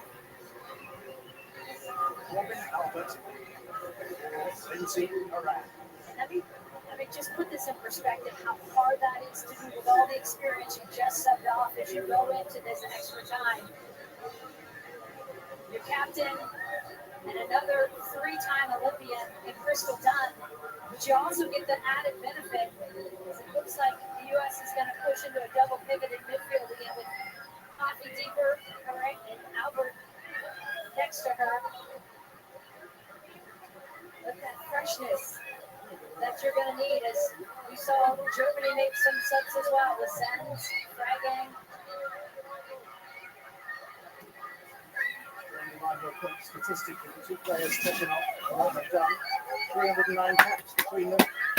Faced by a pair of players in Albert and Nice Great with 32 score. caps.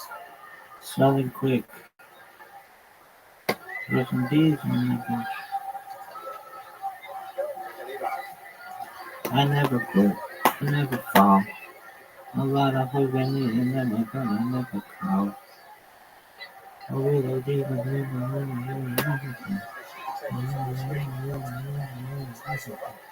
Talk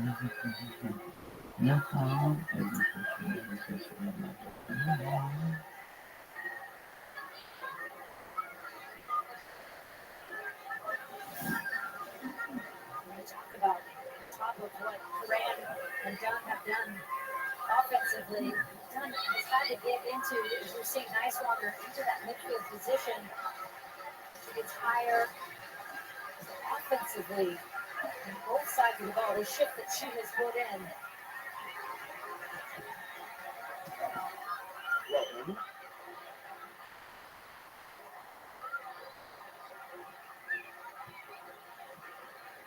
Well, to stand one up.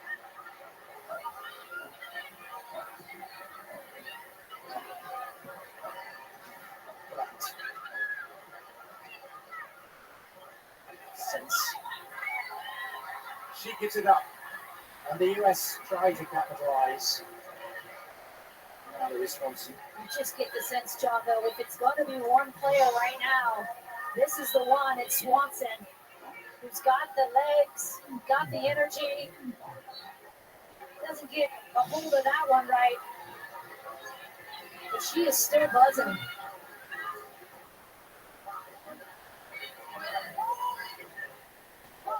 Newly arrived. Right, almost able to take that ball with her.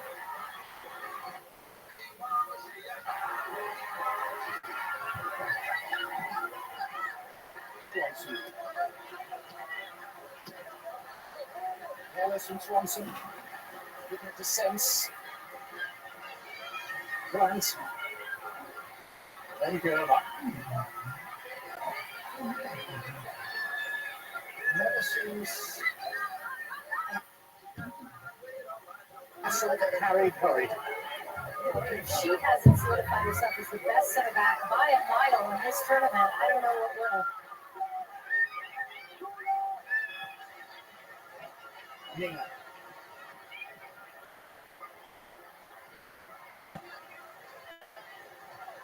Buell. Trying to find an angle and they alert to that danger.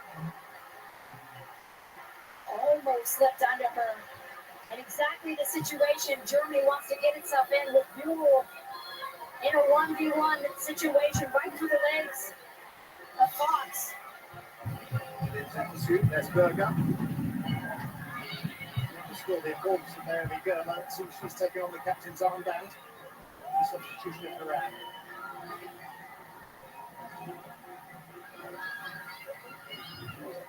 And still with the fresher legs in midfield for the United States in terms of problem area where Germany, so much a source of its counter-attacking presence has come through that middle, up the spine there. Whether it's New Skin, Loman,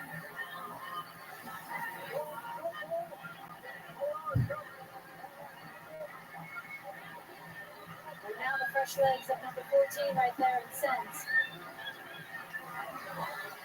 Smith on the burst. And Smith might get there! Smith does get there! And Germany have been speared by the Trident.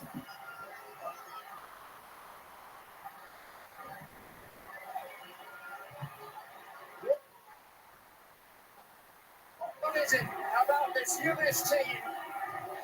As in the quarterfinal, they will always find a way. Just needing one player to step up. It's now Swanson playing this beautiful ball through. Gets on the other side of Blau. On the other shoulder. No chance for Parker. And perfectly paced for Smith to hit that first time. Parker all the way off her line. Caught. She never sets. And there it is. The breakthrough finally for the United States.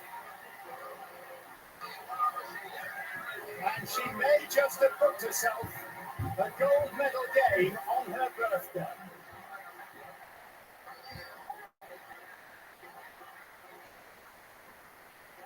And we've seen in this game the inability by the United States to finish that final pass, and it's Swanson to Smith. Berger comes out way too far. And can the United States hold on? Still a lot of soccer left here. We're coming pretty early in extra time. Number 2, 15-minute periods. Swanson.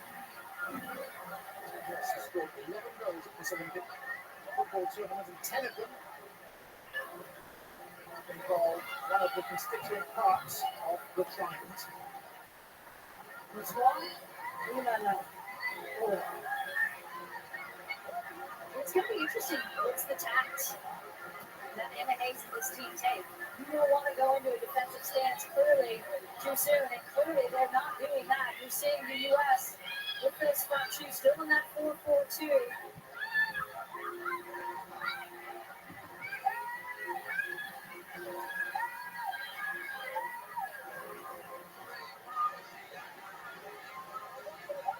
And now Germany going to have to pick its moments to try and get back in this game.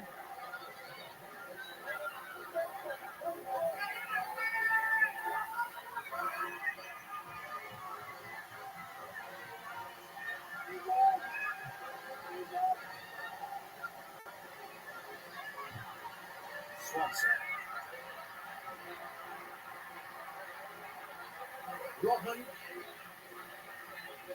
Rodman tried to curl it. It did take a deflection, and it will be a corner. Reminiscent of our goal against Japan. On that right foot, likes to cut it, coming back to her left. But the great news for the United States right now is the three players that have the most energy in this game are that trident. And Smith, Swanson, and Rodman. And can they now dictate the tempo of this game? Don't go too defensive of a show.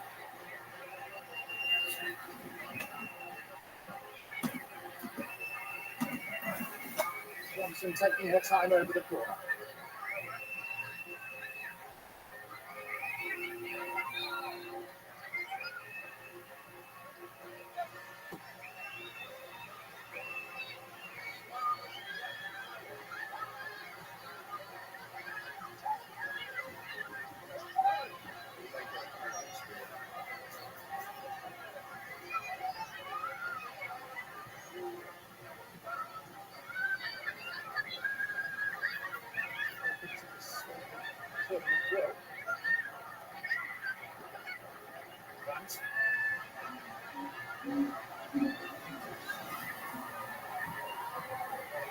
So let's go across.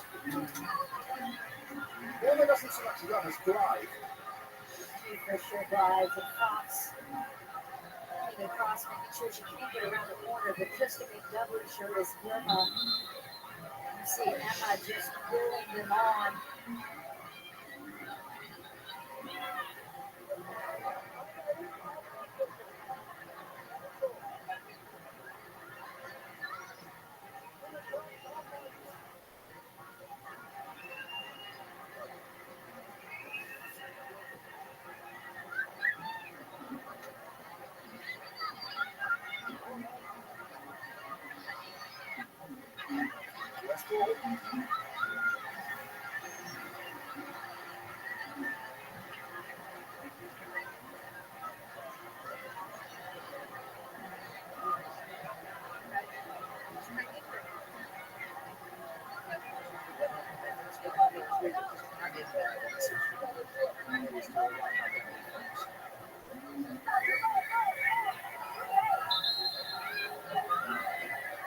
John, you know what I just noticed?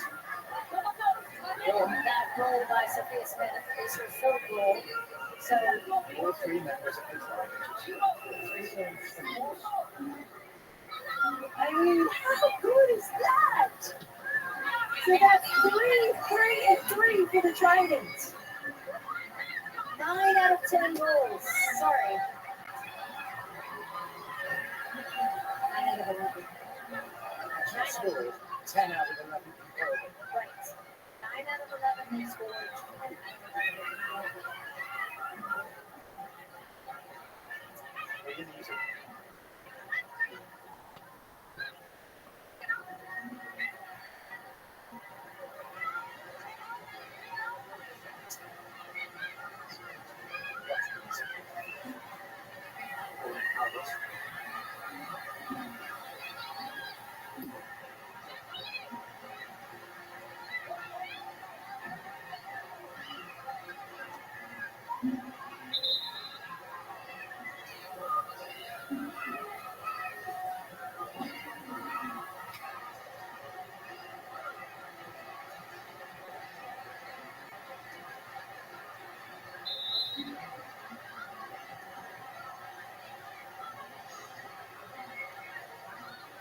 Scrum in midfield with Corbin Albert and Newskin both grabbing.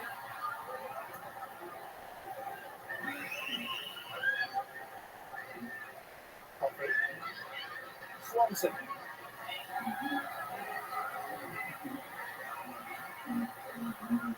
Rodman. She'll blast one. You sense, and this is Rodman earlier, just now, hitting that one over the crossbar, but you sense Swanson has a lot more to give here. Trying to break through 3-4 players. For U.S. soccer fans or fans who haven't followed the U.S. team as much, Swanson back from a year-long injury, torn patellar tendon.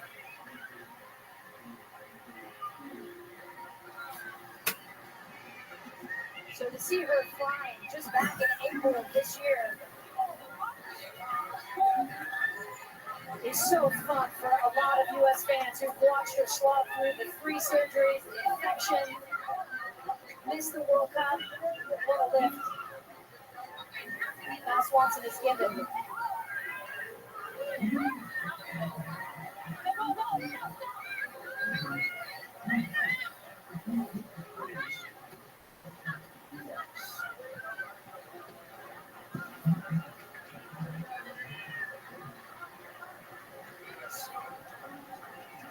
Control the narrative from here on in.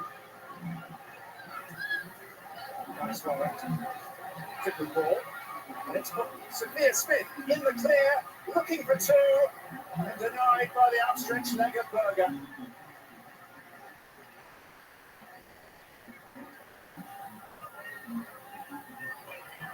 Just about have done the job.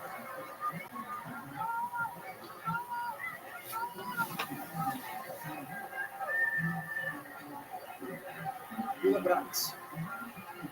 Fox gets a touch. And this is Sophia Smith on the other side. Good save by Berger, and what a dagger that would have been if she had gotten that one in.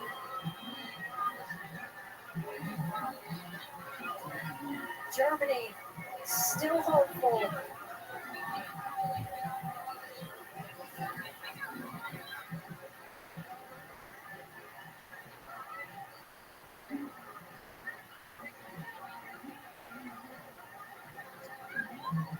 Deal with this.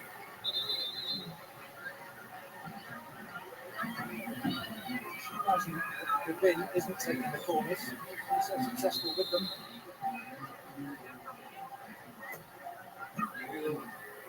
He probably could have caught. Rather awkward little ones clearing.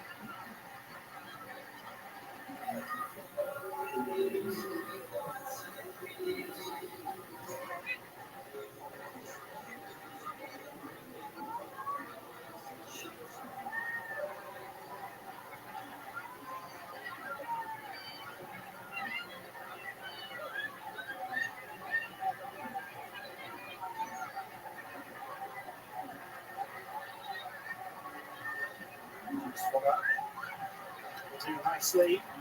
The United States goal kick.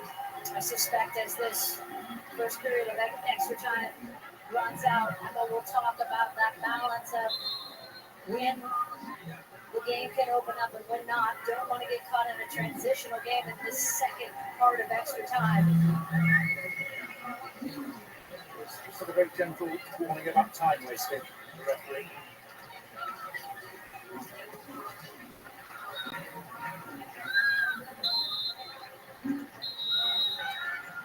Half time and extra time.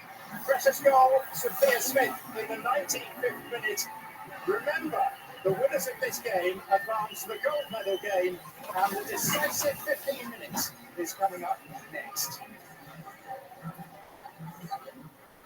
Sail through the heart of historic cities and unforgettable scenery with Viking. Unpack once and get closer to iconic landmarks, local life, and cultural treasures. Because when you experience Europe on a Viking longship, You'll spend less time getting there and more time being there. Viking, exploring the world in comfort. There's nothing here at the start of the hour. It's meant to be a 1 minute turnaround. But not in these conditions and not in these circumstances. No, you're seeing the U.S. a chance to talk, to come together. I mean, those moments so important. And there is the goal by Sophia Smith. What a beauty that is. Berger coming off her line, never able to set. Smith catches her.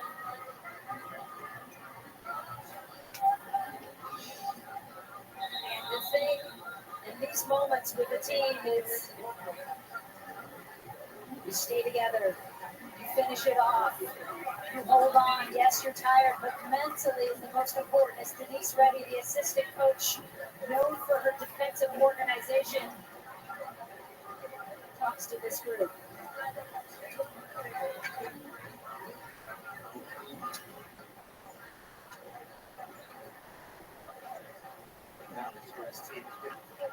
Not impossible, but it's been infrequent. They've only conceded 2 goals here. They've only conceded 2 goals under Emma Hayes.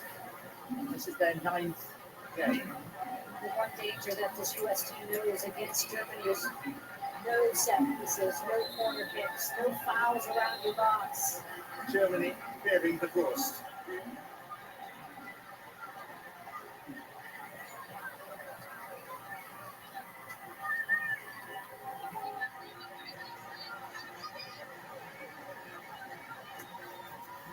Manager, the goal scorer. Pat on the back. Give me another minute. This goes as the USA would like it to go. They will be going for gold on Saturday in Paris against either Brazil or Spain.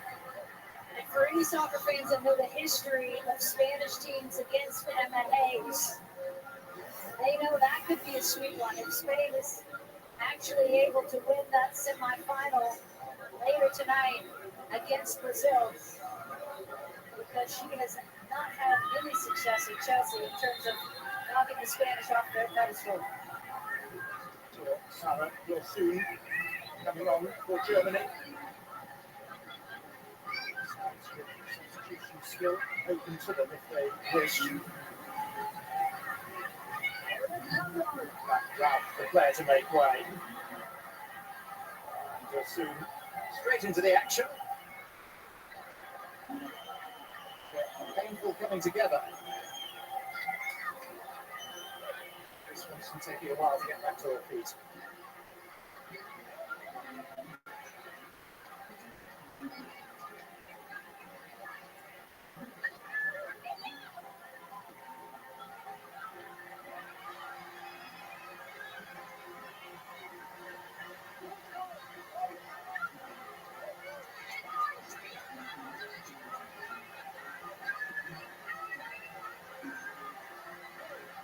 Soon.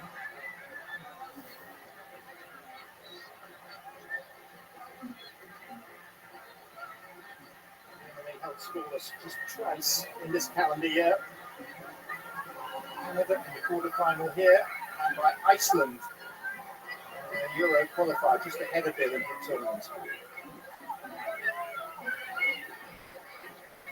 Nusken. Freigang. Gavin. And safe hands by Naya. We'll cling on for a few seconds if she can. Well done by Alyssa Nair to come for this, and most importantly, hold on to this. But a bit too easy for Germany getting through that midfield. And again, it's Denise Reddy, coached with Emma Hayes for 4 years at Chelsea. He's played at Rutgers, American soccer coach who's been by Emma's side for the last 4 years. Germany appear to have switched to a back three with that substitution. And you look like Schultz has gone to the left side of that center back three with Dorsen coming in, and Hendrick is the other third center back. It's those wing backs that then have a little more freedom to get forward. The card for Eula Brandt.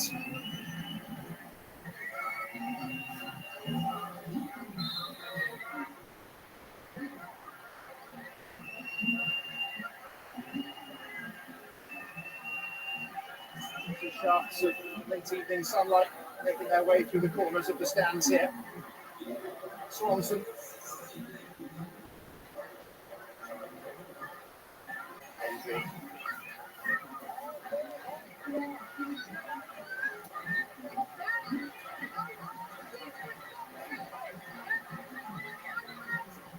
The end of the line for Horst Trubesch. They do go down here. Yes, there would be a consolation of a bronze playoff here on Friday, but after that it's retirement. Freigang. Albert making an important challenge. Hendry. Coffee.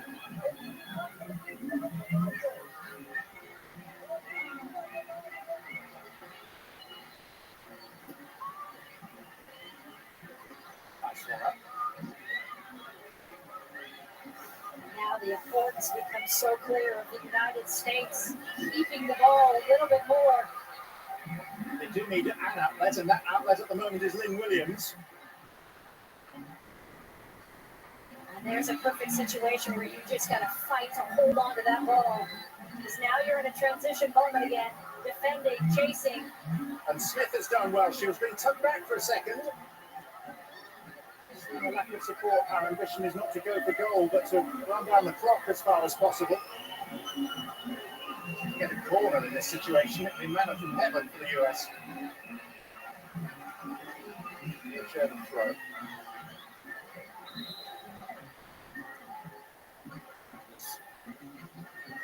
Kruger is going to be added to the US mix. Place. Mallory Swanson.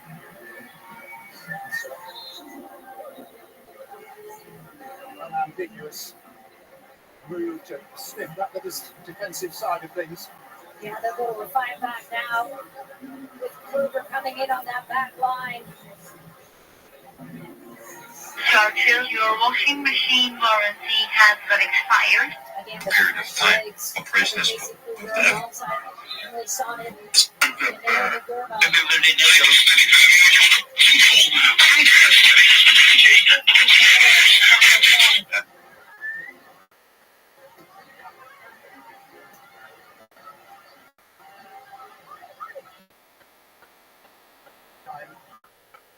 The second time in the span of 3 days for both these teams. 11th time the US has been forced into the extra half hour at the Olympic Games. Lead Sophia Smith's goal. They can see this through for another 9 minutes plus a portion of added time beyond that. They will be in the Olympic final, facing either Brazil or Spain. They get to meet. They kick off at 3 Eastern in Marseille. You can see that game if you want to know who the US's potential opponents are. Should the US win here, it's going to be on the E network. A bronze medal game Friday 9 a.m. Eastern. Gold medal match Saturday 11 a.m. Eastern.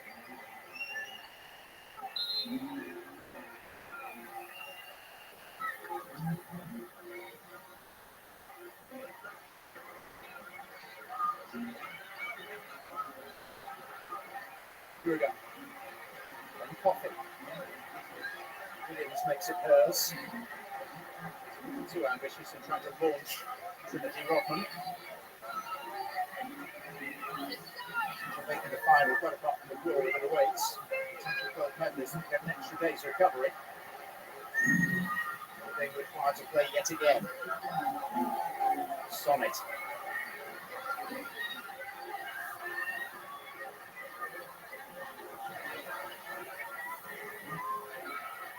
Back to run, and it's obliged. And this is going to be a harrowing 8 minutes. You get that sense. As Germany having some success getting forward, getting on the end of balls, And the U.S. drops into a deeper and deeper defensive stance. Can they manage to hold on to this ball?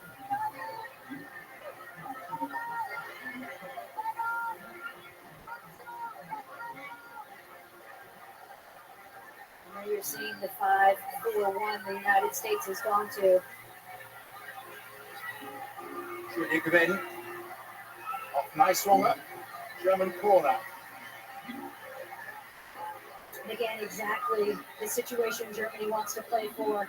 We'll see if they line up next to Nair. Looks like they're all going to the far post again. Off your line of vision. U.S. deciding to go with the semi-zonal system. Some man-to-man, player-to-player, some zoning in the box. And it's everything that happens as they stack like that. There's picks. There's blocking. There's chaos. Favors Germany in a set-piece situation. Gwynn.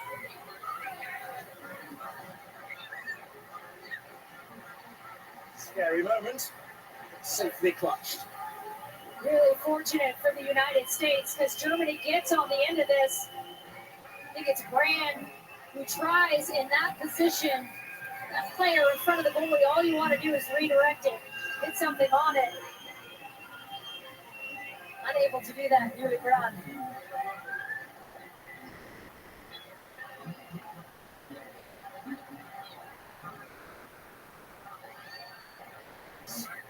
The referee is obliged to stop play. Start with a drop ball, which will favour Germany.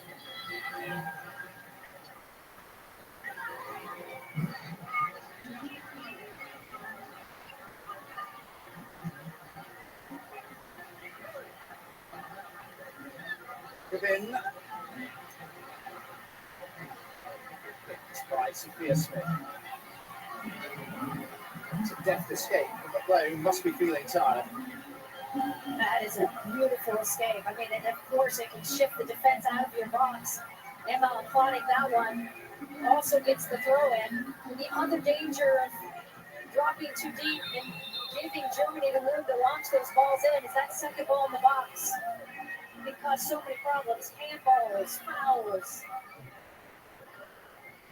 Germany playing for that penalty kick in that set piece.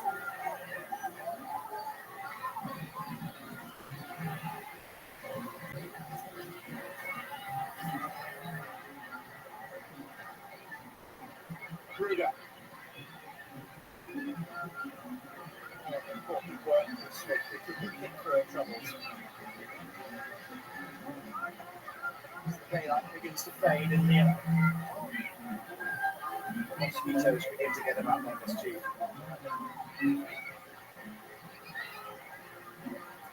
Solano. Sense. And it did just touch the referee, but during this hand possession, weren't hindered by it. So we play on, and Burma clears.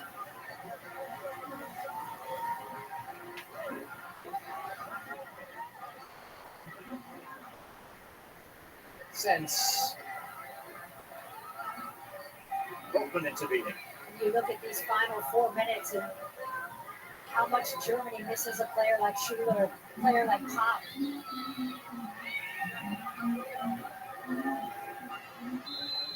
A player like Lena Oberdorf. 3 huge, massive players and key players for this German squad. Oberdorf with the ACL. There's the handle on Brand, which relieves the United States. Oberdorf out with an ACL, the final send-off match. Pop out with sickness. Alexander Pop, 4-time World Cup veteran, an Olympic gold medalist in 2016. The only one on this team, and their captain, of course. And then Leah Schuler, who's their leading goal scorer. I mean, 3 huge players this German squad that have used today.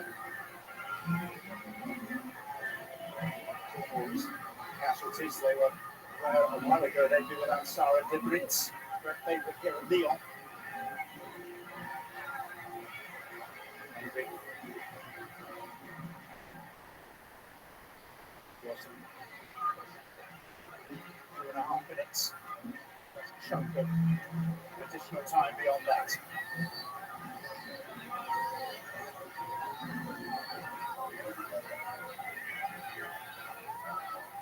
Savannah. Nina. Who's going to give a free kick for that? Took her time. Bushra Karbubi. She was very well placed to adjudicate. And here is another look at that with Brown coming forward, gets clipped by Sophia Smith. I think that's a good call. Dangerous spot as we see for the United States.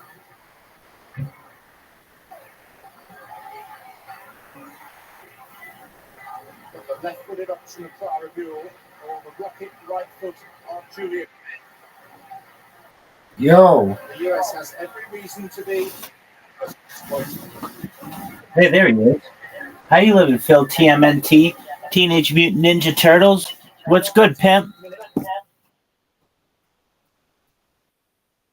Can you hear me? Yo, dog. Yo, can you hear me? Yo, dog. How are you? How you living?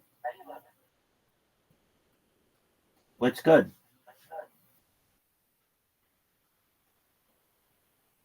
Yo, dog.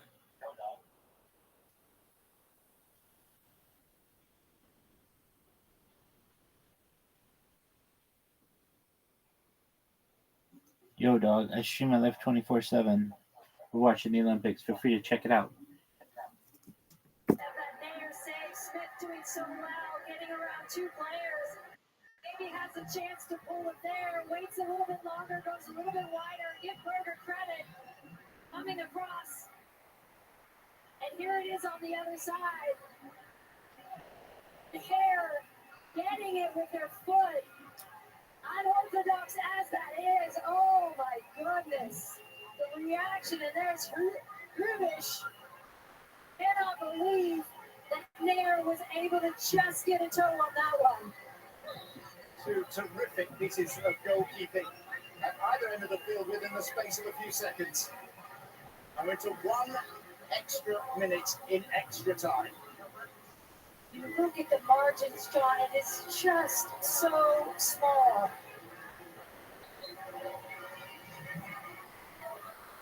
And again, the United States knows. Gotta hold this in this corner for this final minute.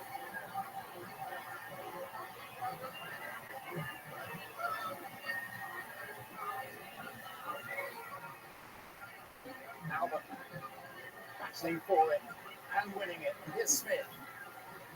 And now it's Williams. The flag represents sanctuary. Rodman. US ball. They're nearly there. And the referee is looking at her watch.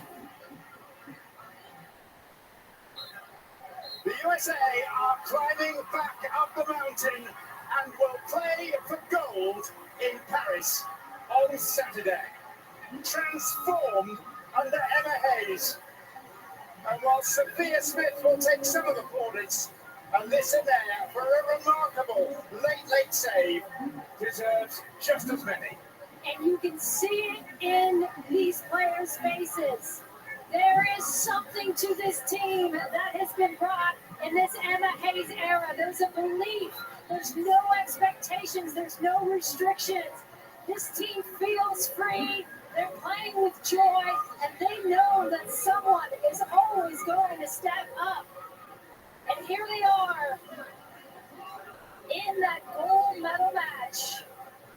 Their first Olympic final since London 2012 in dramatic circumstances that will play either Brazil or Spain at Parc des France on Saturday. Smith the scorer, Nair the saviour. The United States 1, Germany 0.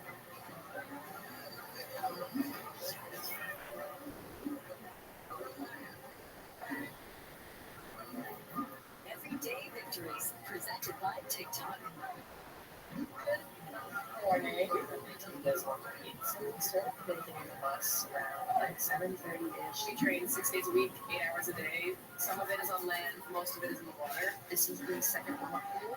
So we do CrossFit, electric water, ice baths, and do saunas. And that was just our first day. Hi, buddy. Everyday Victories is presented by TikTok. Get into it on TikTok. It's because of TikTok that I had to go out and get a website. I'm at a point now where I've outgrown my house. Growing up, every time I get out of the shower, I would itch. My first experience was GoPro, so it kind of was like a light bulb moment.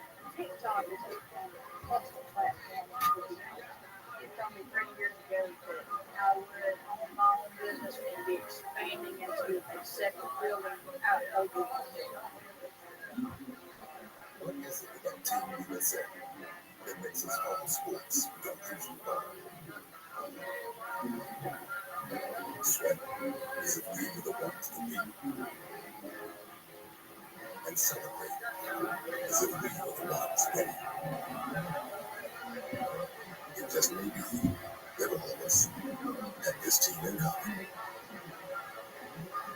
Bigelow Ultra, superior as blue here. For people who feel limited by the unpredictability of generalized myasthenia gravis and who are anti-BCHR antibody positive, season to season, Ultomiris is continuous symptom control with improvement in activities of daily living. It is reduced muscle weakness. And Ultomiris is the only long-acting GP treatment with the freedom of just 6 to 7 infusions per year. For a predictable routine, I can count. February 23rd, Nashville police arrested a 32-year-old man. The man was trying to enter hotel guest rooms by force. After he was removed by security from the hotel, it was reported that the man was screaming, "Where is Theo Vaughn?" while getting arrested. This iceberg is not based on any previously made iceberg, so as it's completely made by one person, there may be things I left out. So please let me know if you think there are things that should have been included. Netflix specials.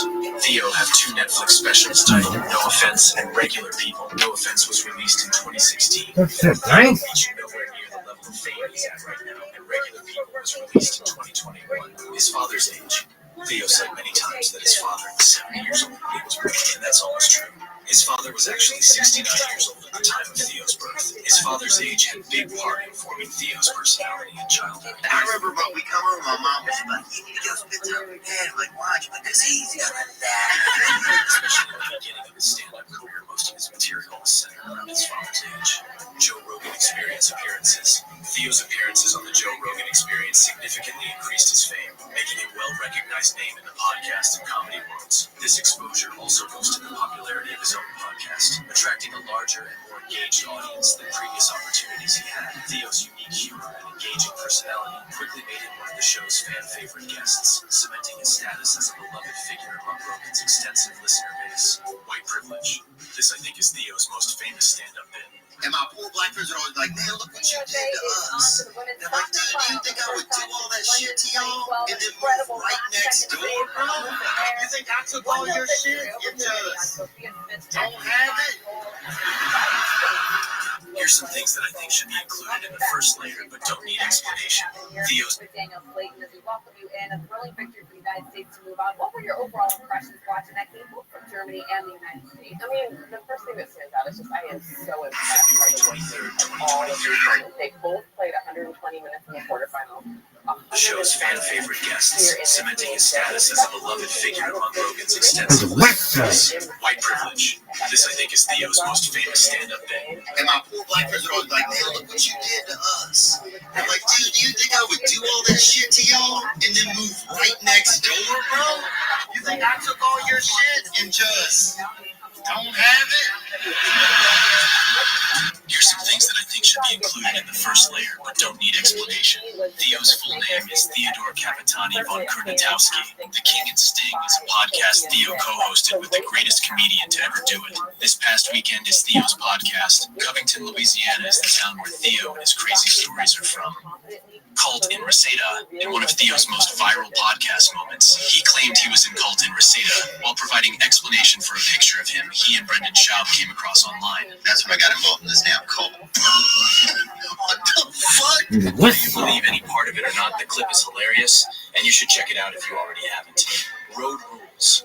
Beside his comedy and podcast, Theo was well known by a lot of people because of Road Rules. He appeared in the MTV show as a cast member in 2000 while he was in college. Road Rules was a popular reality TV show that aired on MTV from 1995 to 2007. In the early 2000s, it was at the peak of its success. The show featured a group of young adults traveling in an RV, completing missions and challenges across different locations. This concept of traveling adventure combined with competitive tasks was fresh at the time and engaging.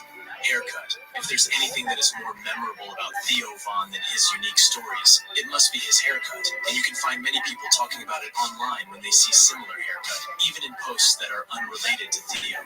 Dustin Poirier. Dustin Poirier is a former UFC interim lightweight champion and a close friend of Theo. Theo can be seen in a lot of Dustin's UFC fights, giving his support.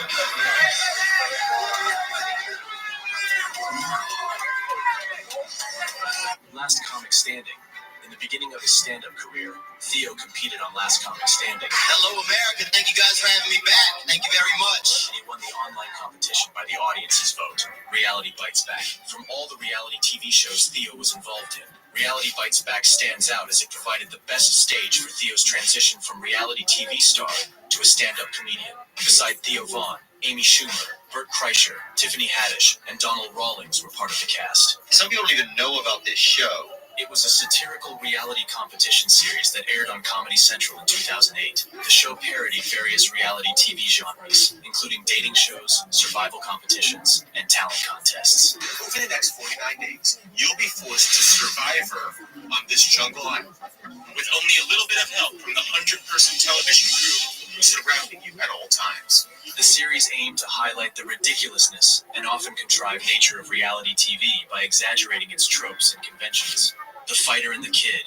The Fighter and the Kid was once a beloved podcast with dedicated fan base. One of the few things people can look back and still enjoy from this podcast is Theo Von's entertaining appearances. 30 Pounds Bag of Hamster Bones. 30 Pounds Bag of Hamster Bones is a stand-up comedy album by Theo Von. They just busted a man in our town with a 30-pound bag of hamster bones on him. He titled it after a man that got caught with 30 pounds of hamster bones in his town. He also talks about his childhood and the town he grew up in on this album. Polish Nicaraguan. On Tiger Belly podcast, Theo mentioned that his ethnic background is Polish Nicaraguan. Polish Nicaraguan, yeah. Lil Dicky versus Theo Von. On episode 108 of BFF's podcast, Theo Von accused the rapper Lil Dicky of stealing jokes from him for his FX show, Dave. One of these jokes is based on the story Theo Von told on the Joe Rogan Experience. But one time, this guy made his son a wooden shirt. Did I tell you that? A wooden shirt? Yeah, he made his son a shirt out of plywood for Christmas. Lil Dicky tried to defend himself later when he appeared on the Flagrance podcast, claiming that they developed the bit in their writer's room from a completely different idea. The Bill Burr episode. In a notable appearance on episode 231 of This Past Weekend, Bill Burr appeared to promote his Netflix special, Paper Tiger. The episode kicked off with Bill roasting Theo for canceling shows due to the stress of constant touring, displaying Bill's comedic style.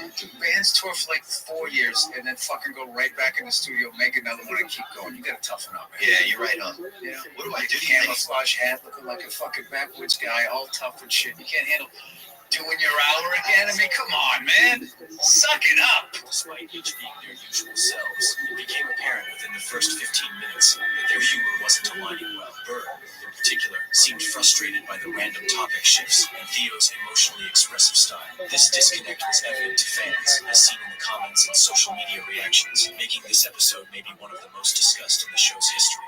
Bishop Gunn. Bishop Gunn was a band formed by 4 artists. The opening song of Theo's podcast titled Shine belongs to them, and Theo also starred in one of their music videos called Alabama. Hamsta music video. It's a music video made by Theo Von for the parody music he made of the hit rap song Panda by rapper named Designer to promote his 30 Pounds Bag of Hamster Bones comedy album, Kai the Hitchhiker. Kai became famous in 2013 for saving a woman who was being brutally assaulted on the highway. So I ran up behind with a hatchet, smash.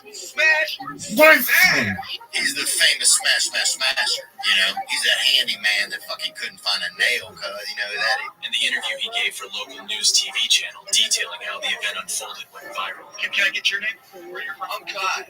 He even appeared on the Jimmy Kimmel Show after he became famous because of this. What do people say to you when they see you?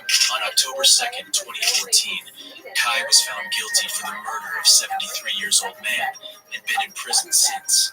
While doing his time in prison, Kai finds out a deep fake video made by superimposing Theo Von's face on his famous interview is going viral.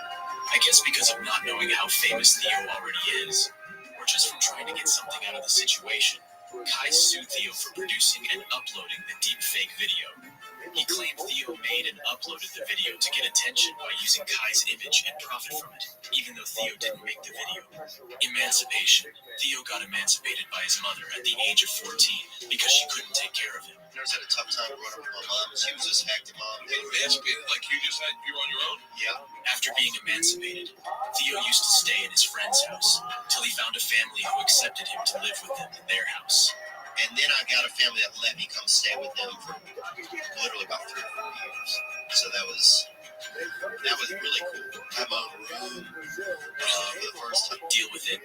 Theo hosted a hidden camera prank TV show called Deal With It. The show featured Theo and celebrity guests, setting up unsuspecting participants in various humorous and awkward scenarios. Each episode followed a structure where Theo and the celebrity guest would give instructions to the participants through an earpiece, guiding them through increasingly outrageous tasks while their friends and family watched.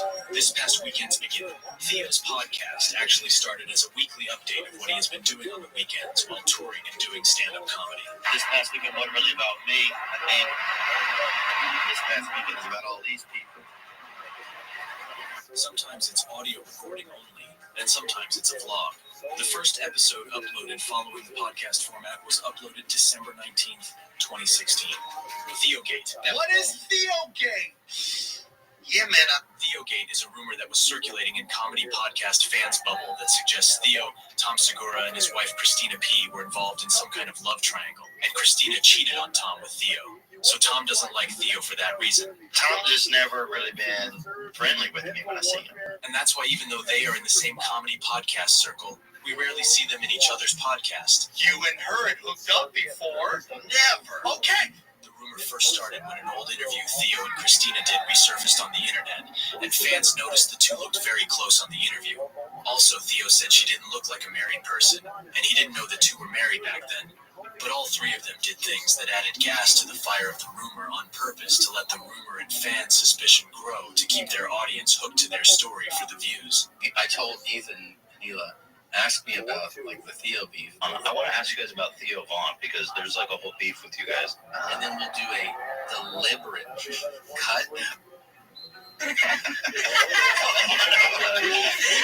Allegedly is a podcast co-hosted by comedians Theo Von and Matthew Cole Weiss. Each episode features celebrity guests, with the hosts sharing crazy stories from their experiences in Hollywood. Almost Tom Brady. It's a sketch comedy done by Theo based on a character that tries to look like Tom Brady. It was done way before Theo got any success in comedy, so it's interesting to see the long way he came and the tireless effort he made. Comic-Con interviews. Theo used to conduct interviews for Yahoo Movies on Comic-Con. You can find these interviews on his YouTube channel. He also hosted a show called Prime Time in No Time for Yahoo. In the show, Theo recaps the biggest things that happened on TV and reality TV shows the day before. Chris Farley. Chris Farley was a beloved comedian and actor known for his energetic and physical humor, rising to fame as a cast member on Saturday Night Live in the early 1990s. He starred in popular films such as Tommy Boy and Black Sheep, which showcased his slapstick style and heartfelt performances. Farley's legacy endures through his influence on comedy, remembered for the joy he brought to audiences, despite his untimely death in 1997 at age 33. A painting of this comedy and SNL legend can be seen in Theo's podcast studio. Billy Conforto. Billy Conforto is the most famous character from Theo's childhood stories. Theo have told many stories about him. Whether you believe these stories or not, if you heard the stories, you most likely remember the name. Crank texting. I used to do this thing called crank texting where I would just text strangers. I just text random phone numbers. Theo had a website called Crank Texts, on which he shares funny interactions he had with random people he texted. The website was successful enough to be bought by College Humor, Selling hamster. I used to sell hamsters, man. Theo's first job was selling hamster outside of concerts. First time Green Day came through town, I made almost $600 selling tattooed hamsters and guinea pigs. Satmorn Tunes. I was young and you heard that doorbell go off. These are animated stories told by Theo Von, and they're pretty fun to watch. Urban planning. Theo attended a total of 6 colleges. He attended Louisiana State University, Loyola University New Orleans, University of Arizona, College of Charleston, Santa Monica College, and University of New Orleans. He finally got his degree in urban planning from University of New Orleans. Poop burying. In one of his Joe Rogan Experience appearances, Theo told a story about his friend from his childhood that used to make him bury his poop. That's how I was allowed to be friends with him. How did he make you bury it? He just asked me to do it, and I was afraid not to do it.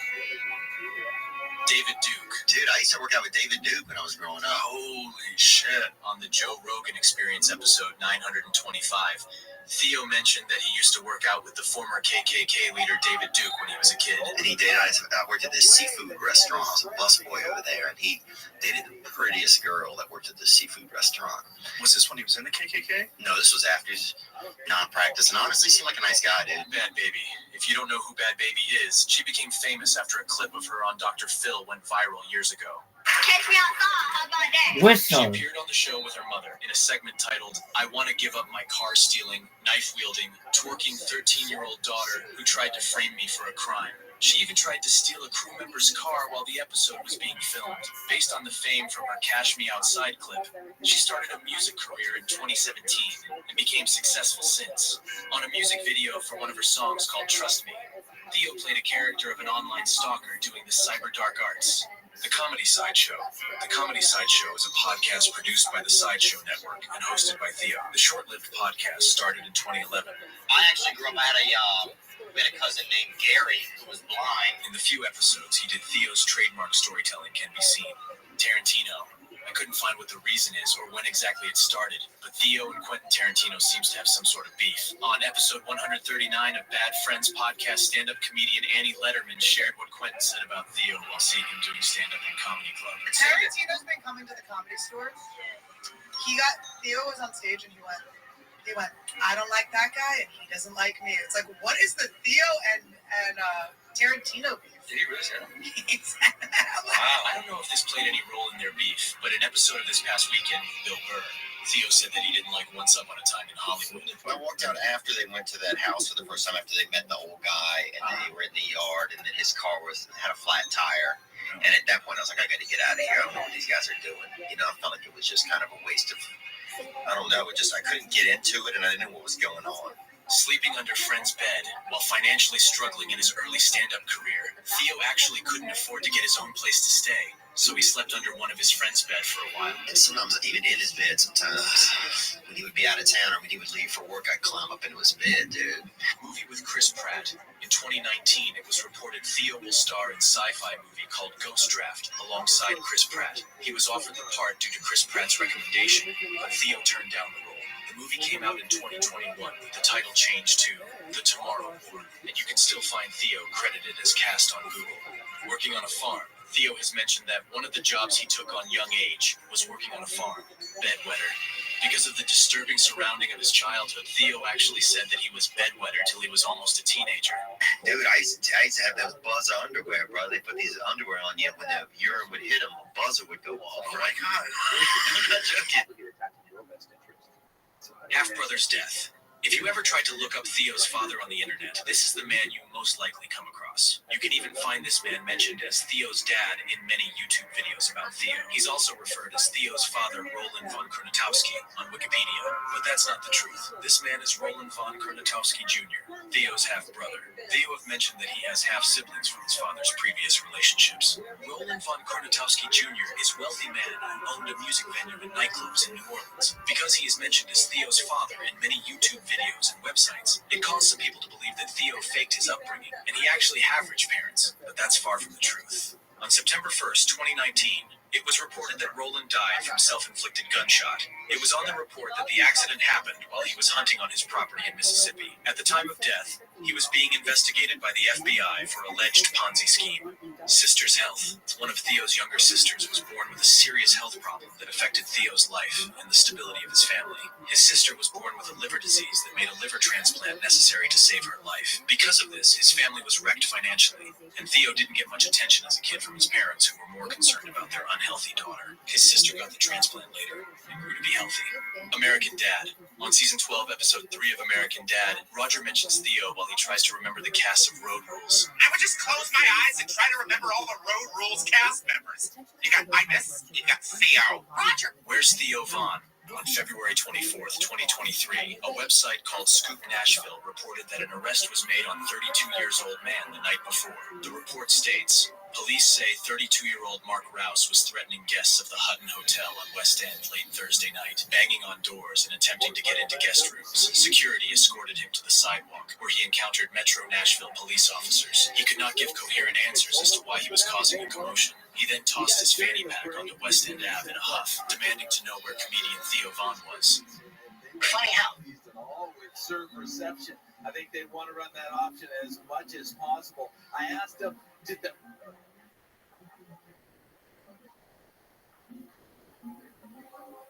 He didn't give me much of an answer.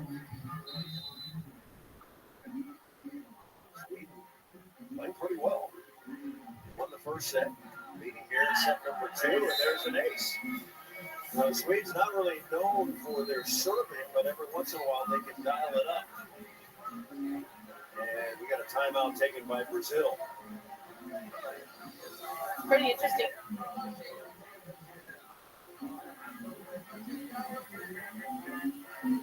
You don't have to be the strongest serving team, as I know. But if you do everything else well, that's what makes them successful. If you're not going to be a strong serving team like somebody...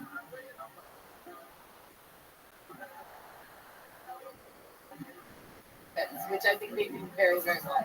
The winner of this match will go on to play in the semifinals, and they'll take on the winner of Qatar and the United States. Miles Partain and Andy Fenton.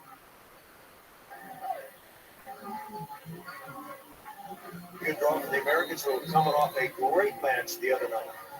If they get to play against the Swedes, the Swedish jump setting thing.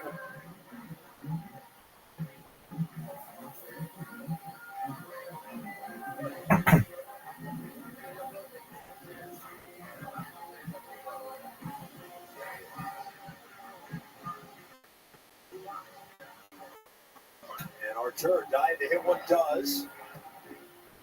Oman off the top. Add something. They're setting.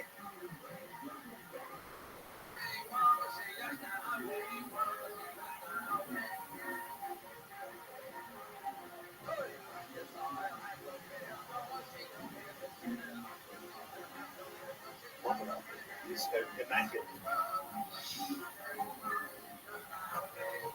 Oman, the defender. And a big hit by Ivandro can still bring it at the ripe old age of 33.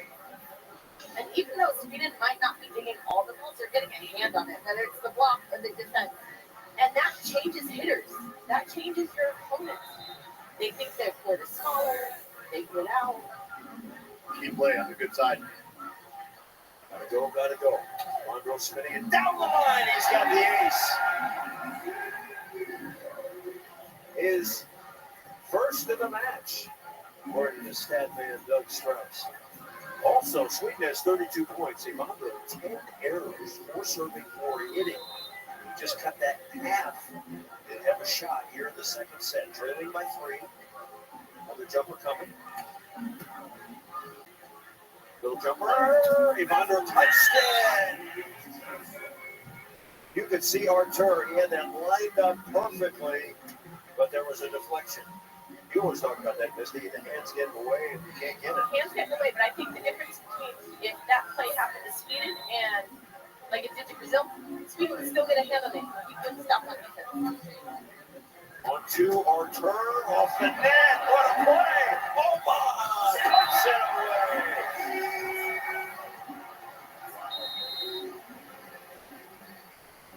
just come up with some incredible off plays. And we have Sweden leading Brazil here in set number 2. 13-8. Oh, man.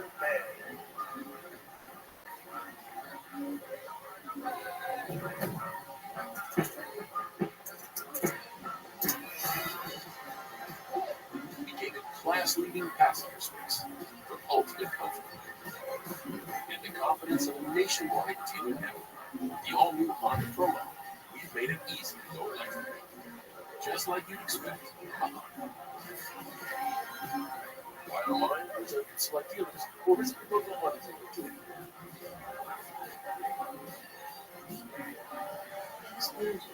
Don't ever say that name. The juice is loose. When I was a teenager, a trickster demon terrorized our entire family. Now he is back to joking. You're a figment of my imagination. This figment of your imagination. Beetlejuice, Beetlejuice, only Beetlejuice says, what you meant to do.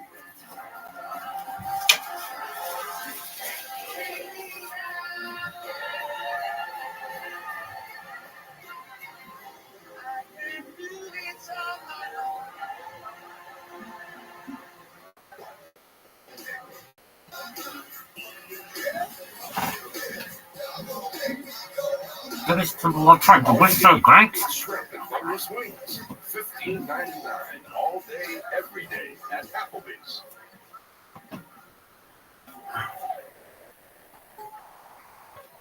Why always the couch? Was that to go to public school? Getting a little puppy to go. I'm gonna go ahead and call back. When your questions about life turn into questions about money, there's Erica, the virtual financial assistant to help you spend, save, and plan smarter. Only from Bank of America. What would you like to know? The scariest thing I've ever heard.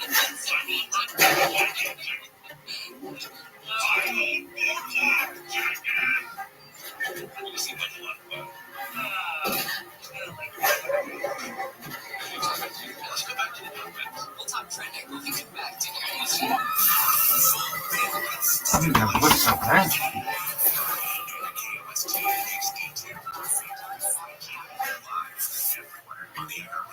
On the fast track on Denver Morning, live from the KFI 24-hour newsroom. So how many city council members say they want to speed up the hiring process for cops? LAPD saw a 2-year high of applications in January, more than 1,200, but some of the city council say the hiring process is too long and burdensome. City's personnel general manager Dana Brown says, however, some candidates face difficulty on their own. I will cover the weight requirement, but there is a way that we can pay caps.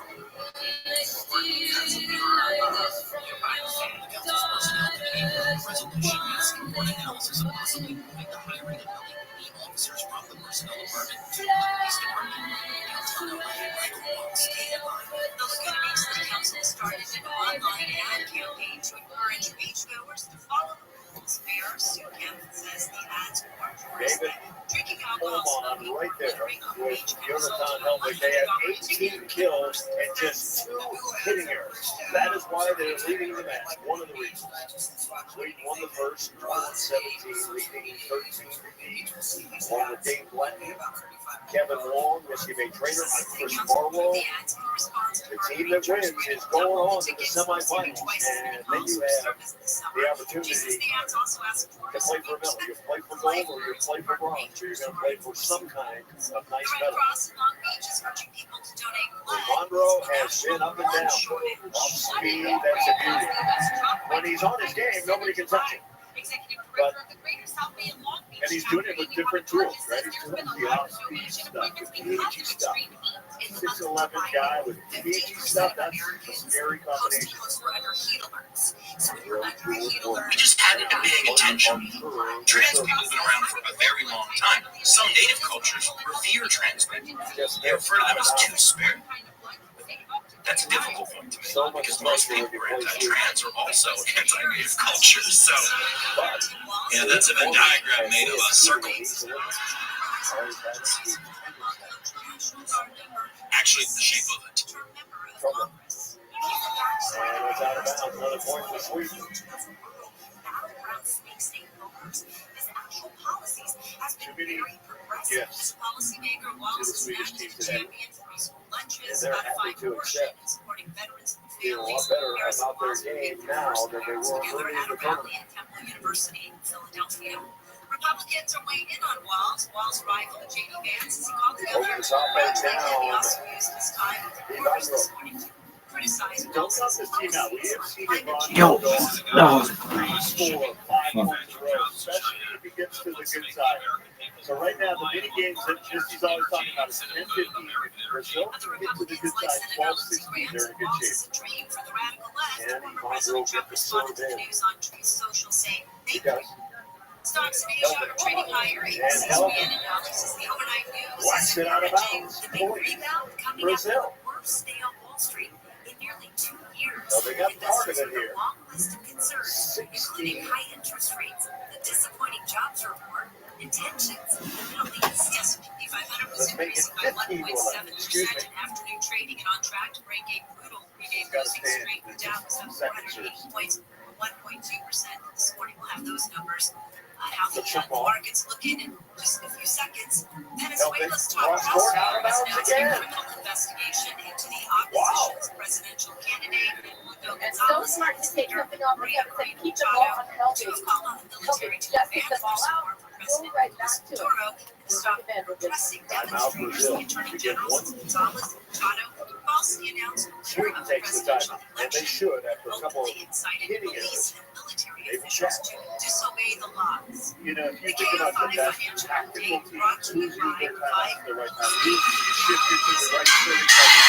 This team is 22-year-old.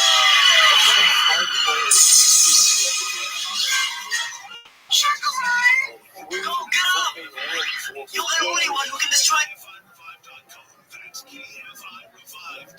Southland weather's from KFI, sunny and hot again, mid to upper 70s and beaches, 80s, low 90s, Metro LA 90s, triple digits, Valley's 90s, desert, low 90s, Inland OC right now, 84 tested, 73 Laguna Beach, 95 in Chatsworth, and 93 in Brazil still Redwood on the crash bad on side. 110 in downtown LA. But not for long. 110 northbound before you get to the If they can continue this run. motorcycle down the front lane, it's going to be blocked. It's going to be backed up to a Second set, bench corner ball. Winner moves on, loser is out. 605 southbound at Lower Drop a Sioux building. Road. Got a stall in that center Ivandro puts divider something area. on. Also On two, along the center Omaha, counts it. west and Nobody's better in the world than doing that. middle lane there. In Irvine on the 5 North That's right. Jeffrey Road. Take a look off your shirt. That's the weapon In Fountain that Valley you on 405 have. south of Magnolia Coming Street. out the Got a center. stall in the center Never divider of the get the fast right track lanes. turn. Glen Or Helen, just 15 active southbound, right right in early the Covered position. Parkway. Got a big ring fire Very heading get someone go. on the right Omaha shoulder. was With some running down that Californians thing in the like airport Simone traffic Biles, laws going to are get ready to jump on the ball. That serve is out of bounds. That's right. We are bringing There was intention on that play. every single day. Archer's got one of the really interesting jumpers. He's got his leg that almost kind of goes in a little bit of a pendulum. And he needs to swing that thing for some Bottom emphasis. line, everything you need to know that's going on in Paris during the 2024 games. We're going to get This was awesome. Elbow off speed, got it down the line. First teamed up with Oman in 2018. I told the story the other night that the Bears were meeting. Their first tournament was in Turkey. They were seeded 16th. They finished 9th, and they got $100 in prize money to split. A nice of change. Now, Ivandro coming in, and Ivandro touch and rip. So Brazil steadied out a bit here. This is it.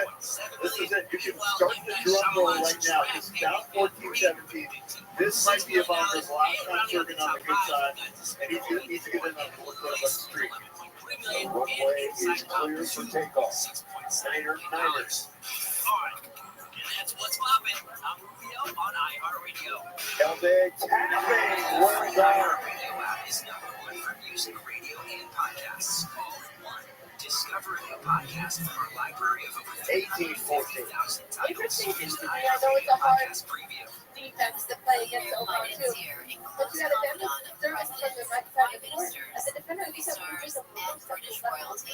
Some breaking news right now. Disgraced financier Jeffrey Epstein has taken his own life. New York City's medical examiner Jeffrey Epstein's death was a suicide. The jump float, or is he going to risk it for the biscuit? Epstein, Like to see him take Devil some in the jump Darkness will uncover the truth about Epstein's sordid life and mysterious death. Over the course of 12 shocking episodes, members of Epstein's inner circle spill their secrets in On two. exclusive Got interviews it. for the very first time. Listen as Epstein's personal Yoda chauffeur Tom reveals Helbig how getting the a nice behind-the-doors precision agreement. set from David And in Omar. another world-exclusive interview, Epstein's fellow inmate recounts a Sweet closing play-by-play it of his now. final days and what really 2 happened. points away. Combining the very Helbig best will serve it. investigative reporting with explosive Virtually every interviews serve and expert insights. going whoa Epstein, to Devil in Ibaka, the and Darkness, our will crew send shockwaves lights to it the up. highest levels of the establishment and expose all of Epstein's cohorts, the men who thought they'd get away with it. Listen and follow this podcast for free had on the more iHeartRadio chances to app. run that Number one for music, radio, and podcasts. They haven't utilized it. He passes it so high. I think that makes it kind of difficult. But now Brazil, do they have one last gasp? Alejandro and Arthur. Big serve. Helbig, no! And Arthur is down, was off his arm. And he wishes he had that one back. He dove, he had the arms out, but they were not quite even. And now it's going to be the first match point for Sweden. 20-16 our score. This is trouble. Helbig. Artur goes and gets it. Free ball. Oman. Bye-bye. And the Swedes have won it. 21-16. And a big Swedish hug. They are on to the semifinals. They will play the winner of Qatar and the United States. Down below, Germany is already advanced. A big win over Dutch, Wolverines, and the So yeah, a big day for Sweden. The Brazilian fans were up for it, but it was not enough. Sweden, a classy act. And the Willie Bird celebration is on. Yes, Kamala Harris has announced that Minnesota Governor Tim Walz will be her vice presidential running mate. 60-year-old guy, Midwestern governor, military veteran, union supporter, very ambitious and progressive Democratic plan for his state's women protections for abortion rights, generous aid to families, like I said, huge union guy, and also the tampon is trending on Twitter. Meanwhile, the United States men's basketball team are in the house at Mercy Arena, ready for their quarterfinal game against Brazil. Yes, because as the author of the bill said, it's not just females who menstruate. The games of the 33rd Olympiad on the networks of NBC What if are instead of brought to you paying by that, not that we have to ignore things like that, but like instead of paying that much attention to things like that, why don't we pay attention to people who are 340 pounds and a giant money suck on all the insurance companies, all of our healthcare costs, and all.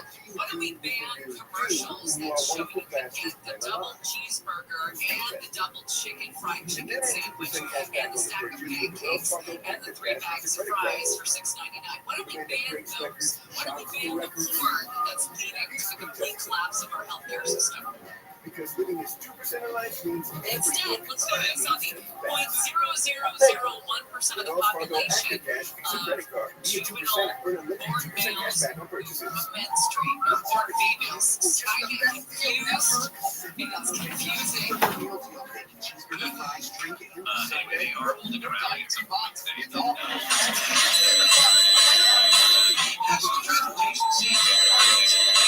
One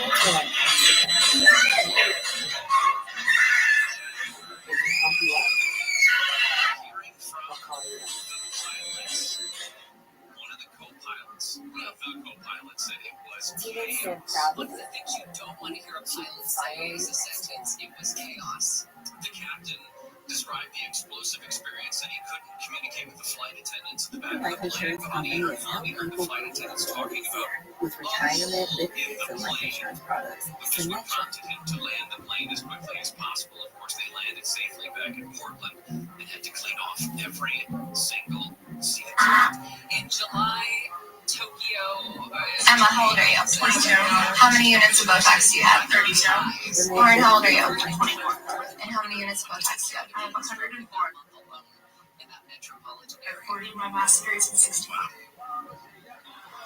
I've never been to Japan. I've been in Tokyo, and I loved how clean it was. I loved how orderly it was. And like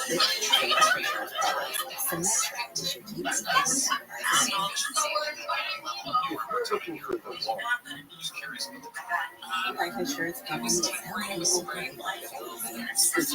retirement benefits. Musk's social media platform Access advertisers and filed this lawsuit for Texas against the Oh my gosh!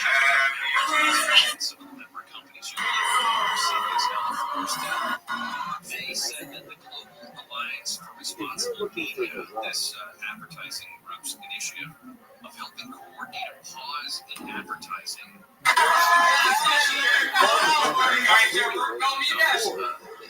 he bought Twitter for $44 billion. Musk wrote, now it is over. After 2 years of being nice and getting nothing but empty words in exchange. I'm not quite sure how they said that this massive advertiser boycott deprived the company of billions of dollars in revenue and also violated antitrust laws. So, California condor, who is hatching in Utah, was considered a pivotal moment in the recovery of the species, has died. It's like mottos when I put this in there. We usually only do good condor stories. Remember this week?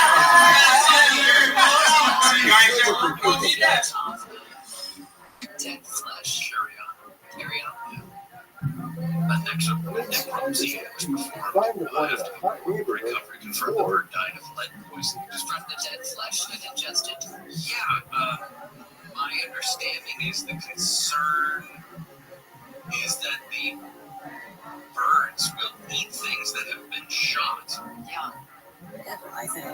Birds can suffer poisoning from eating lead ammunition fragments that they eat while eating animals that were hunted with lead ammunition. His name was 1K.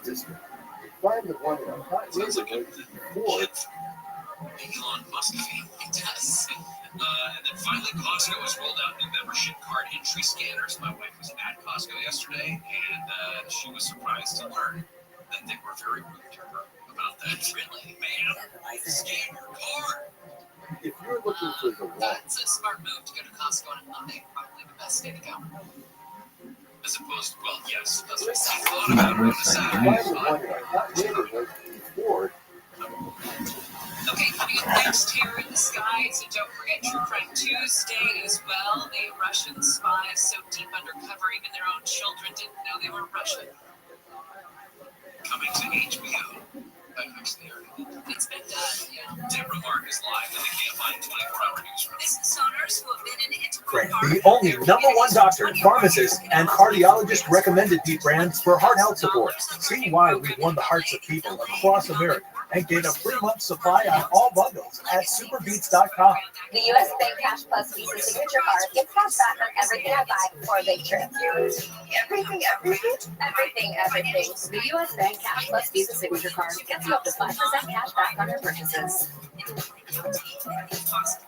in a game full of pressure, there's a force that propels the best to greatness. Oh no, what's up? From within. The FedEx Cup playoffs are coming, starting this August. I don't deserve what you did to me. You're the next child. And you.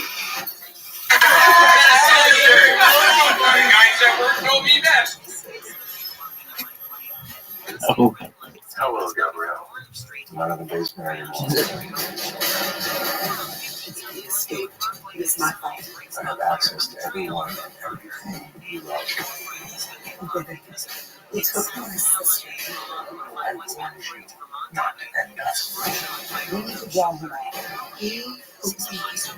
Help me with all of our kids. You're re-engaged. Taking dangerous risks. You're playing right into his hands. I know how his mind works. I will find her and finish this.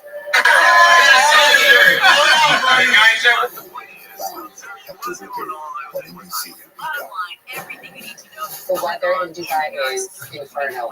My face on fire. This season on The Real Housewives of Dubai.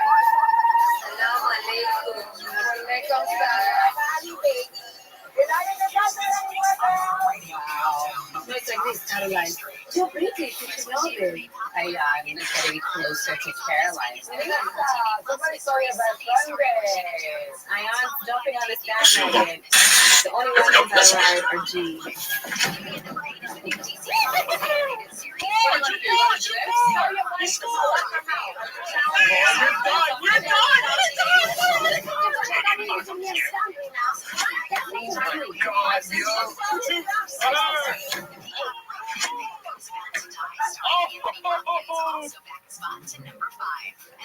That's pretty cool. This was the straw that broke the camel's back. And there's a lot of camels.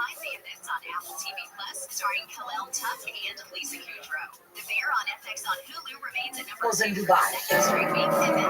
The Real Housewives of Dubai. Every Tuesday at 9 on Bravo and streaming. Top stream show. And those are your top TV streams of the week on iHeartRadio.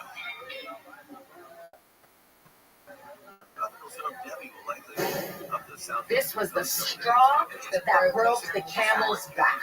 And there's a lot of camels in Dubai. The Real Housewives of Dubai. Every Tuesday at 9 on Bravo and streaming on Peacock. Welcome back as we are looking at Bears Arena in Paris, where the remainder of the men's and women's basketball competition will take place. Many goals have been handed out to this arena already. We'll see who gets gold in the men's basketball competition as we welcome back to USA's Olympic coverage. I'm Catherine Tappan. The semifinals of the men's basketball tournament are taking shape, and the United States is hoping to keep their undefeated streak in Paris alive and route to a fifth consecutive Olympic gold. They take on Brazil here shortly, but the winner of this game will take on Serbia, who won their quarterfinal match. And then more of the same from Jokic, the fadeaway to put Serbia up by 3, and that is how this one will finish. So Serbia with a thrilling victory, they move on, and we will await the winner of this United States and Brazil matchup. Meanwhile, Thursday, Germany and France will also go head-to-head at 11:30. All right, for more on today's game, we join Noah Eagle and Dwayne Wade courtside. Hello, gentlemen. KT, what's happening? Excited for this one. As you said, we've had 3 great quarterfinals already here at Bercy Arena. That last one was an electric atmosphere with France and Canada going toe-to-toe. And Dwayne, look at this one.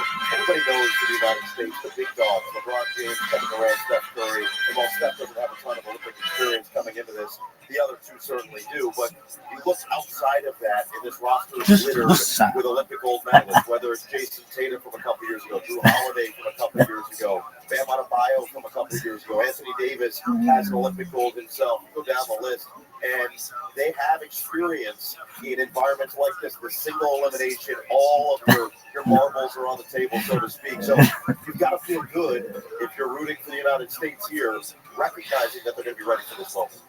Most definitely, Noah. When I look out here right now where those guys are warming up, I'm looking at guys that are used to high-pressure situations. I'm looking at guys that have been in the locker room before, that have brought it in, and they've had to see something bigger than them, and they've had to play for something that's bigger than them. So when you talk about Tatum, who just won, Derek White, who just won, Drew Holiday, who's won a few in the last couple years, we have guys that's on this roster that is used to these moments of playing for something that's way bigger than them. And we've seen that really through the first 3 games. The 3-0 record in quite dominant fashion. It's been something different, it feels like, every game. We've stepped up and really taken control. In the last game against Puerto Rico with Anthony Edwards. Yeah, we got a chance to maybe get a glimpse into the future. Anthony Edwards, the youngest guy on the team at 22 years old. Obviously, he got many years to play in Olympic basketball, but Team USA kind of gave us a glimpse into the future. And he's been patient. He's been waiting for his moment. He's waiting for his number to be called in his call last game, and then he put on the show. He picks and chooses his spot. And that's what we're looking to do here tonight, KT. We're excited for this matchup. As said, this place is starting to fill up, and the energy should be outstanding.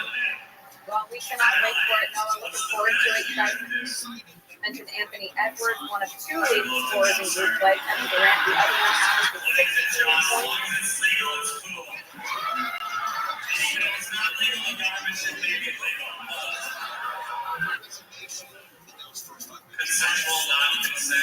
His spots for the basketball. And that's what we're looking to do here tonight, KT. We're excited for this matchup. As said, this place is starting to fill up, and the energy should be outstanding.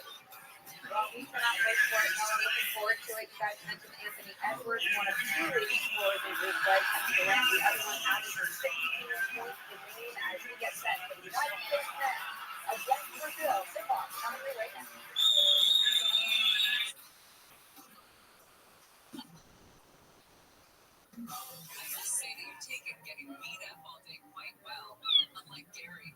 Anthony Edwards, one of two leading scorers in group play. Kevin Durant, the other one, averaging 16 points per game as we get set for the United States net against Brazil. Tip-off coming your way now.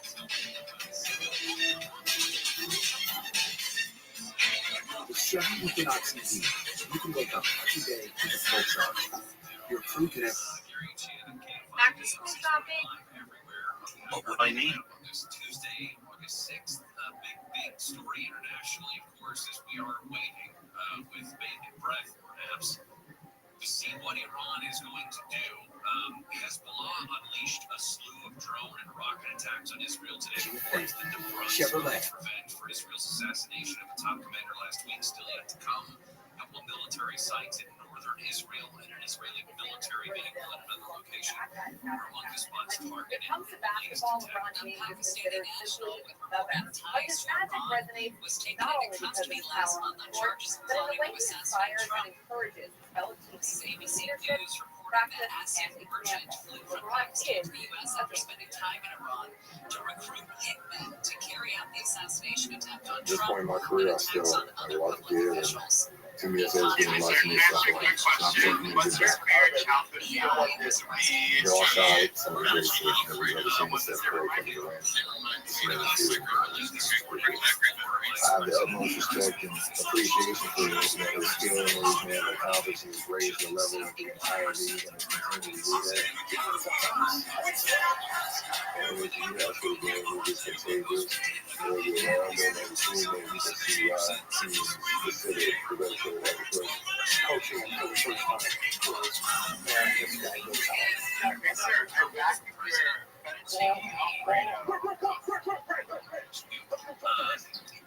one of my favorite things when you see an athlete 15, 20 years into it, that they're putting their heart and soul in it.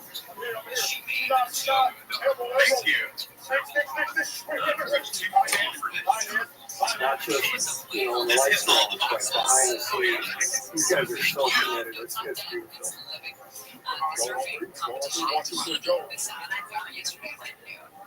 I think he shows what basketball is about. To be a leader, as well as a great teammate. One thing that really impresses me is how smart he is. He just sees things happen before they're supposed to happen. He is a model for an NBA player on and off the floor. He's not ever found another LeBron to do the things that he's able to do. And while I'm not legacy we talk about, basketball is definitely giving me an opportunity to touch the world and do things that I would never imagine would be able to do without it. But if my legacy is only touch about playing basketball, then I'll feel my mission simple. We'll see you. The mysterious death unsolved for more than a dozen years. Stills. The NBA's all-time leading scorer at 39 years young joined Toronto Anthony and Kevin Durant as the only American man to play basketball at 4 Olympics. He won the bronze in his Olympic debut in 2008 at 3 years of age. He ended the age of 19 years. Durant whole career and the legend of the stage to watch him on the court and his played dominated his teammates as well. We're going to get a 3-point here against Brazil. Noah and Wayne on the other side. Questions about police procedures. She was released after midnight, far from her home, all of that. It sounds like, I mean, I don't know, 30 miles is a long way to wander. And unless she wandered, was picked up by an animal and taken 30 miles away by said animal. So, yeah, they're going to take you 30 miles. She was not a big person. Well, it's time for Taryn. So, I get there.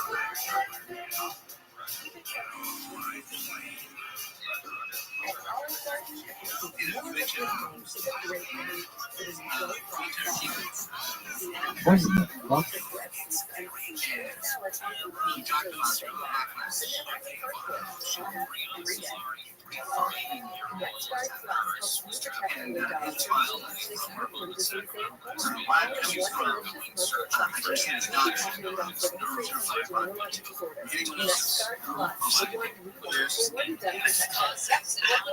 I guess what he was saying in the interview was that Bruce Lee didn't have respect for now, Bruce Lee himself is American. But just moments from takeoff, she's approached by a flight attendant who directed her to step Speaking off in terms she of suffered from a disease. She said specifically chicken pox was mentioned. I said, well, no, I just had surgery. Congratulations, you got this house. This is what I do for my clients. Says we're going to need you to get checked out by emergency medical services. That's expensive. That's not smart. No, what's this one we are?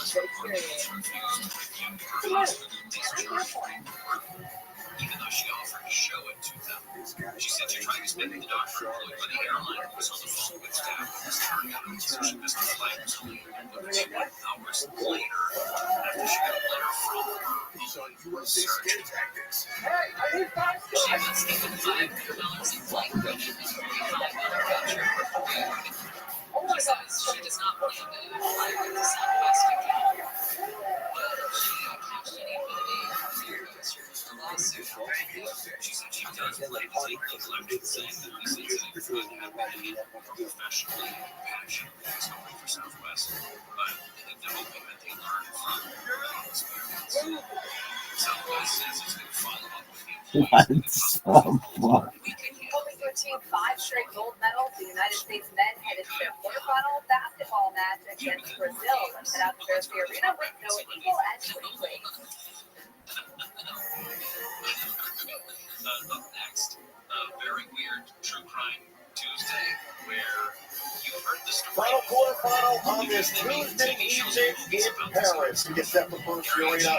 Brazil looking to shock the basketball world as they take on one of the most talented teams we've ever seen assembled. Mendocino County Fire Department spokesman Eric Sherwood says the triple-digit temperatures, dry winds helped move the flames fast yesterday. So it started at the bottom of the slope.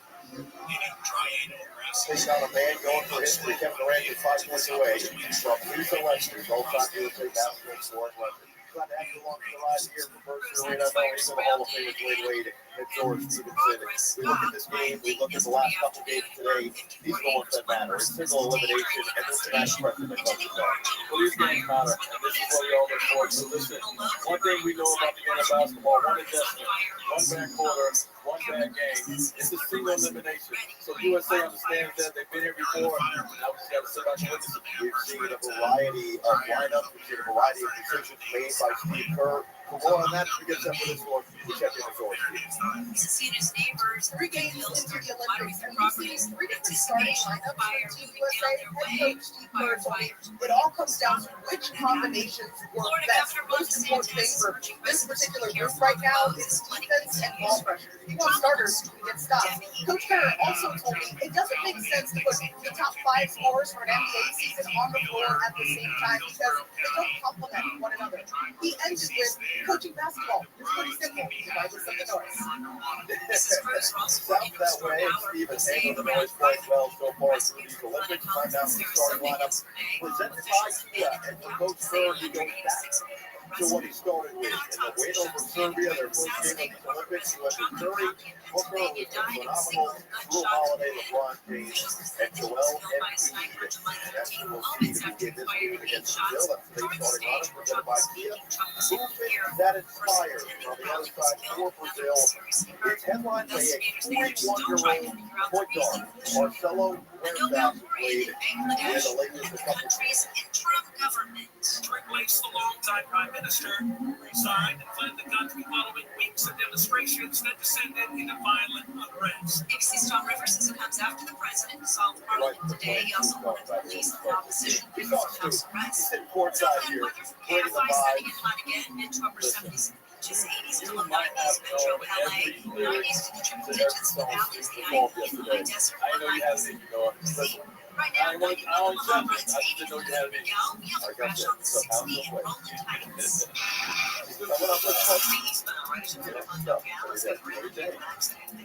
right, 10 minutes on the first quarter clock. 40-minute games. If you haven't joined us through these Olympic Games, 40-minute games, 92 short, slightly shorter, 3 point off. Time in the NBA line, only 5 fouls allowed. Officials for this one tonight, Antonio Conte, 20 years as a FIFA official, Boris Craich, 11 seasons, and Lee Castillo, 9 years with FIFA. And Embiid and Caboclo get tangled up. Brazil controls, and we are underway our final quarterfinal on this Tuesday in Paris. Winner here moves on to take Serbia with a chance for a gold medal at stake. As Red Top fire, Curry will bring it across. Still looking for his own rhythm and talks about finding that with the flow of the offense in the United States as knocked out of bounds by Caboclo. Yeah, we will get our Steph Curry moment. I think everybody out there, they want that Steph Curry moment, and we will get it. Steph, it will be timely. It will be the right time. It could be tonight. You could wait on it, but Steph Curry will give us that moment. Embiid is running himself, doubled inside. He's going to get food every time he touches it. Stolen by Santos, and he's got the easy deuce the other way. LeBron James losing no time up the court. Holiday drives, fades, short, rebound, Booker, second chance. It's true. I don't know what the percentages are, but the first play of the game normally goes to Embiid, and a lot of times there's been a few turnovers because everyone knows it's going to Embiid and kind of forcing me down there. So maybe not the best way to start. Bouncing the Oakland long slide to the rim. He's coming off a massive game in win over Japan to get Brazil to quarters. 33 points, 17 rebounds, 4 for 4 from 3-point range. Very prepared to the thing, but the point is, we'll tell you what's going on. I will tell you what's happening. Bouncing in for Booker, who's been so big in every lineup for the U.S. Embiid drills the three. Well, he's talking about the moves that he gets from the French crowd. They thought he'd be playing for the France team as Santos gets fired and can't respond. He said he embraces it, he likes it because it makes him feel like he's a good enough player to deserve that type of treatment. For him, it's more rewarding than anything else. Yeah, those moves are a sign of respect. I'm sure some other things involved in there that you don't care about. But as a basketball player, someone who it's a sign of respect for the player. So, yeah. Curry flips in off the inbound and scores to make it 7-4. Brazil lost their first 2 games to France and Turkey, both of which made it through to this stage, and they're going to be playing once again in a rematch in the semifinals on Thursday. Both of them are up ahead. Embiid is going to knock that out of bounds back to Brazil. But it was that big win, and the key is big win over Japan because of the point differential that got Brazil through. They beat Japan 102-84. Nice look inside on that Curry finish. Well, one thing to watch early with USA, Team USA, is a lot of ball screens with Joel Embiid. He's going to play back, and they're going to have that little mid-range pull-up right there or three-pointer at all times because of the coverage that Joel Embiid plays. Red Sox love that mid-range pull-up. Booker on mission, can't finish. Rebound, James knocked away by Michael. Michael for Billy, shooting from the outside. Here's how he Meadows for 8 years in the NBA. Get it inside, but both goes too strong. Holiday sets off. LeBron James, a look of moment.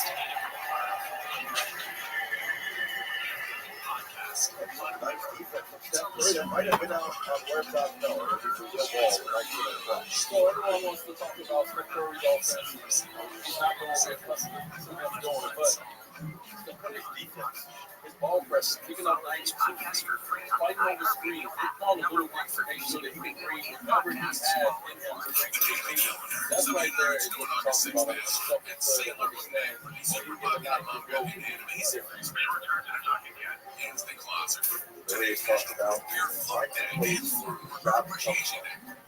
like anyone who's thinking over any national basketball. He just hasn't made his own look. That's their team. Huertas goes back to the mid-range pull-up.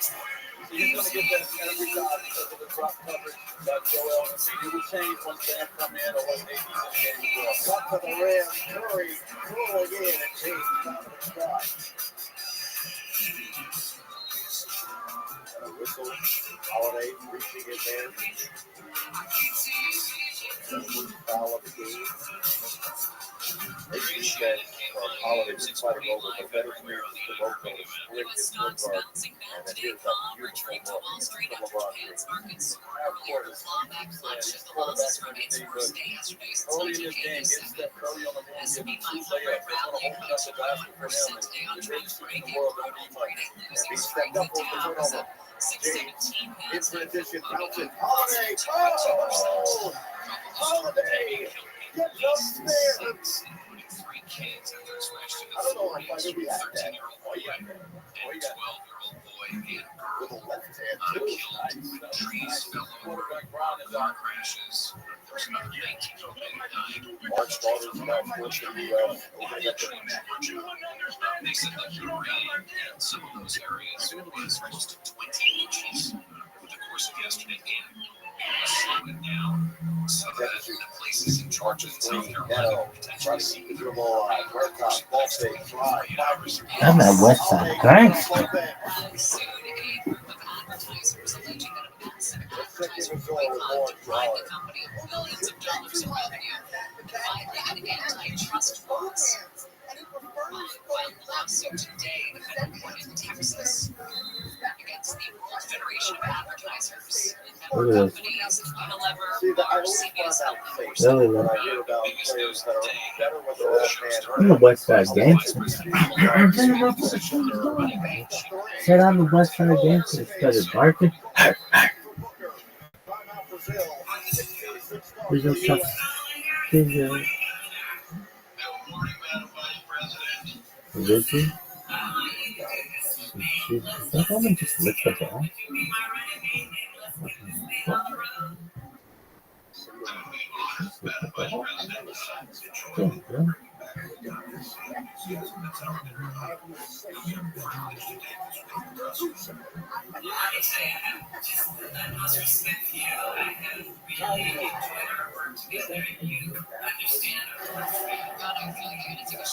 I'm that West Side Gangster. If her enthusiasm, she has no enthusiasm for me. Would joy be the move? Would joy be the emotion that Democrats feel? Do they feel joy? I think they do. I honestly think that if they did, I think that would be having your first child is a joyful experience, I would imagine. Because I don't see a politician bringing joy. There are people that find joy and like we said earlier, yes, we should never do not fall in love with politicians. The fourth single LeBron James made 16-6 advantage for the U.S. and Brazil looking for some really resistance. Jorginho to fall off the bench, and Neto was sick, still recovering from knee injury that kept him out. Didn't play this year, unfortunately, after a ruptured patella tendon. He suffered the World Cup last year with Brazil. So Jorginho in, back to Huertas. Let's see where Brazil can find some offense against this stingy USA defensive effort. Huertas. Oh, nice shimmy shake. Recovery. Step back, that's going to be an offensive foul. Caboclo moved on the screen. Huertas doesn't buy it. He just gave us a Mattello finger wag about the ball. Big Willie gave me that the other day. But his was a statuesque one. It was didn't move. It was a finger freeze. Yeah.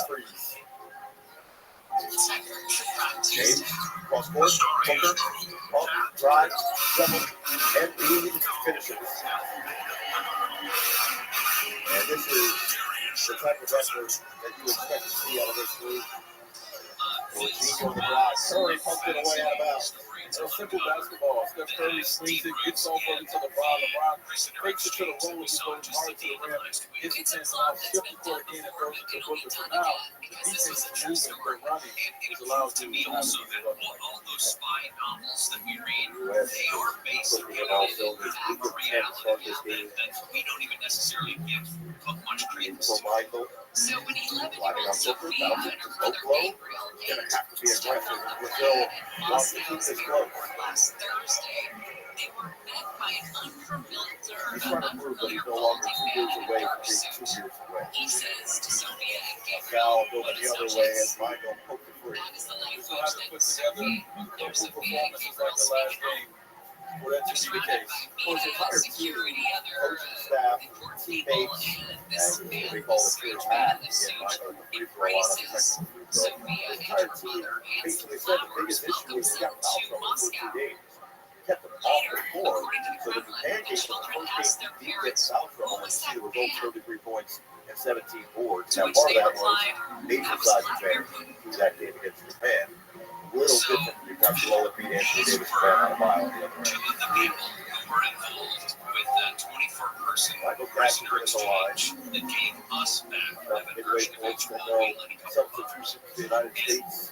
This And is Anthony Edwards, who is coming off a 26 point performance, Kevin Durant is 5 points away from this was just all-time an men and Argentinian U.S. family scoring record. living Michael, in Slovenia. short, That's what Sophia and they got a Gabriel bucket. thought. Their mom is named Maria. Leaked out And Booker her just story fine. was that she fled Buenos Aires Booker. after suffering an armed robbery. Embiid, And that aggressive she early, took tearing it off again, and and blocked by ended Caboclo. up running an online art gallery. Her husband, their dad, Santos of the Golden State Warriors, was the owner of an IT startup momentarily by that King was Steph Curry. suburban life on the northern outskirts Also of the set to city. the Huertas. They spoke English Huertas and broke it up. German when they And were in. at home.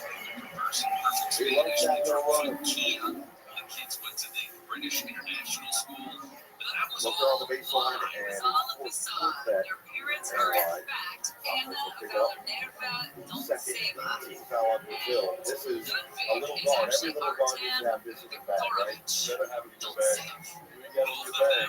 officers You're going to and be playing at this level. Russia's So, SVR all the guards out there, get that little nice touch, that nice clothing in your bag. our It is CIA. pretty They remarkable that arrived at in 41 years Argentina old, on tourist visas LeBron, when this all we'll talk began about back in the fact 2012. that They get he's still married, going. they He's going to have be 40 two this children. year. But Huertas Carla right here. is 6'3", 205. They get married It's not like and he's have two jumping out the kids. gym. That's It's not like he's this incredible defensive standout. He's still getting it done. One, Let's run out the ball there. Okay, Joel. And he's feeling it early. Splats home another three.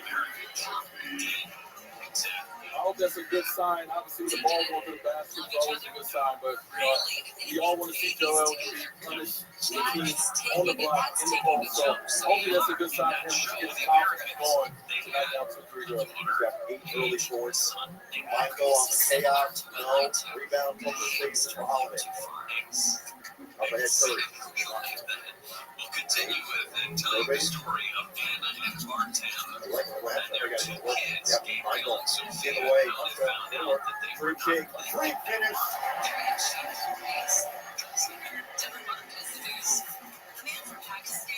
Recognizing his match, James downfield to the U.S. 12-point lead. Huertas. The Boclo for three. Yes, sir. Vice President Harris has picked Minnesota Governor Tim Walz as her running mate. President Booker. Biden's crazy Booker. race fights that Democratic A presidential 4-point ticket chance to for win Devin democracy Booker. and ensure the U.S. continues to play a leading role on the world stage. Southland weather from KFI Sunday This has become a 3-point shootout. Embiid finding the throw early. LeBron Send it inside. From low blow, hits the three, and then Booker down with the bids. At a 4-point play, that one keeps The USA is getting a little bit of everything to start this game. Like you said, they started off the game on the defensive end of the floor, getting turnovers, getting out in transition, getting easy buckets. Now the bucket has gotten bigger. And now you see an outside shot going. And then go around in the post, let's get a little work. The second was what? All the guys on this team, for home Devin Booker, the most adaptable. Fans are used to him having the ball. This game's a good bit with the Phoenix Suns, but just the ball is different here. Devin Booker told me his first Olympics in Tokyo helped him understand what's needed. He says it's not really about scoring. With USA basketball, you play a role and you walk there as the details of the game right now. You know better than anyone. The different roles that you play based on it with USA basketball in the NBA. Ready for another spin-off of Jeopardy! Prime Video announcers pop culture Jeopardy by SNL's Colin Jost. New series includes more entertainment-based knowledge with categories of real crime, adventures, MMA, Broadway, Gen Z. Play a century follows the footsteps of 8 months of Jeopardy and small baby stories, celebrity Jeopardy and Jeopardy answers. It's also released and streaming on Prime Video. Celebrity photos Jeopardy trips tell secrets. Are you smarter than a celebrity? Review version where you're smarter than a creator. Other updates have been announced by Prime Video for your pop culture Jeopardy. Are you smarter than a celebrity? A lot of the kids are basically 5 in, 5 out. Radio comes up short for 3. Second foul going against Brooklyn. Now we'll see who they go to. The first team is the Rams, who is the star against Serbia, getting out out of bio, he has diagnosis with It's like they got a few guys. Drew Holiday could be 1A. Bam is 1A. Guys who understand the roles he played on this team right here to be successful and to also be important. Enjoyed it very much, but acknowledged emphysema is the price he's now paying for that enjoyment. He said he quit smoking 2 years ago. Davis before the shoot, and then it's something back up to work on.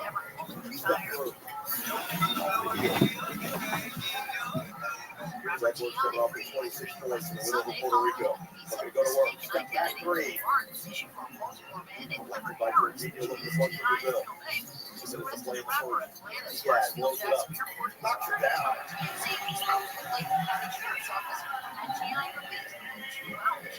Right now, it's really the defense that forced the issue for Brazil. Durant is fouled. Getting closer, potentially to Lisa Leslie here. 5 minutes away, all-time then and Olympic U.S. score record. Yes, he hopes to do the same thing. It's one day he can't sing anymore. Tyler suffered a vocal cord injury and fractured larynx last year, and says recovery is not They got a few guys that can step up and knock that shot down. Team USA don't have to do is make sure they can try to contain them in transition. That's when they're dangerous. Transition, those guys get their success. They're ready to shoot. You have to really talk in transition to make sure they're not giving up. Story Rashida Jones. That's followed by the debut of the crime mystery A Good Girl's Guide to Murder on Netflix. Debuting at number 8 is the new DC Comics animated series Batman Caped Crusader on Amazon Prime Video. Lady of the Lake starring Natalie Portman on Apple TV Plus falls out of the top 3 back to 7. House of the Dragon on HBO and Max is down 1 to number 6 this week. The Peacock Roman epic Films Die starring Anthony Hopkins also back this month to number 5. And landing at number 4 is the new period piece comedy Amanda Cameron on Netflix. The top 3 starts with the new fantasy comedy Time Bandits on Apple TV Plus starring Noel Tati and Lisa Kudrow. Fair on FX remains at number 2 for the second straight week. And then the top 3 weeks in a row is Presumed Innocent starring Jake Gyllenhaal on Apple TV Plus. More top screen show. Out of bio. On iHeartRadio. 4 white jerseys around them. That's not got about the U.S. Kamala Harris has picked Minnesota Governor Tim Walz as her running mate in an email to supporters. Game to game, you're in a position like Bam in. You don't know if the ball will come to you. So you know what you got to do is you got to go get the ball. And Bam already has checked into the game, has 2 offensive rebounds to help his team get extra possession. Durant, Davis, Hanks, and Hanks. Hello, Kelly. Yeah, was it grape or was it strawberry? Which one are you? Are you a grape or strawberry? No, I'm strawberry. I grew up on grape. offered, though. It's not fucking now. Several pro-Palestinian activists says the city back in March in order to Rebound Davis, up ahead, Edwards. That's a problem. 33-17 in his opening quarter. United States 13 of 20 from the floor. Jorginho, oh, baby, blocked in. Counted and one. He went right at Davis. What I say, you have to go right at the shot blocker. You cannot go away from it. The only way to dunk on the shot blocker, get a foul or anything on the rest of you going next to the shot blocker. You're not trying to go away from the shot blocker. You not get that call. I just know that Anthony Marizal and Kevin Shorters are watching. Why do you have to have that? The first is very. First thing that was kicking me back in my head on this one. There you go. Got a 3-second difference on here. Got the Blades Bowman TV. Cristiano Felicio. A table tennis player. A What do you discus think about a good cold night? Several dozen athletes have used crowdfunding Every to help time I pay see their my costs to guy, prepare I for look the at it. 2024 Olympics. Competitive Oh, France shit. GoFundMe Okay, saying what more than happened? $2 million raised in the run-up to the event. 12 to 2. 3-second difference. Shot clock, game clock. Edwards. Let's bring it It down. was like an Olympics in a Against this theater, Brazil zone. and you didn't Edwards have the drive. money to make the trip. Kicks. Okay, now on a bio. Hot take here. Start a GoFundMe for you. Rebound, track down. And a foul's going to be called. That's going to be free throw for Brazil with 0.8 on the clock. There's Olympics for Early decision there for the U.S. Opportunity for Brazil to get this to 11 before we head to the second quarter. We are in the middle of True Crime What Tuesday. can lead the Talking way about this for crazy the story that Americans was or not? part of that big international prisoner swap from last week, where we got back Evan Gershkovich and Russia in exchange for a series of not just people, Team USA, obviously you happy with the first quarter lead and being able to get to all the things in the game that you want to do, but you're very happy with Joel coming out having a good start. He played well last game as well. Now 2 games in a row where he's gotten to flow in the rhythm of the game very well. 15 points against Puerto Rico, 8 points in this opening quarter. He and Booker combined for 17. The U.S. up by a dozen. the Russian spies. The two took their skiing to heights, or the heights, I guess. They got married, and they made 2 kids. Those kids are now 8 and 11 years old. So, when the kids, the parents actually got arrested, they moved to Slovenia back in 2017. And they said that John, these names, John,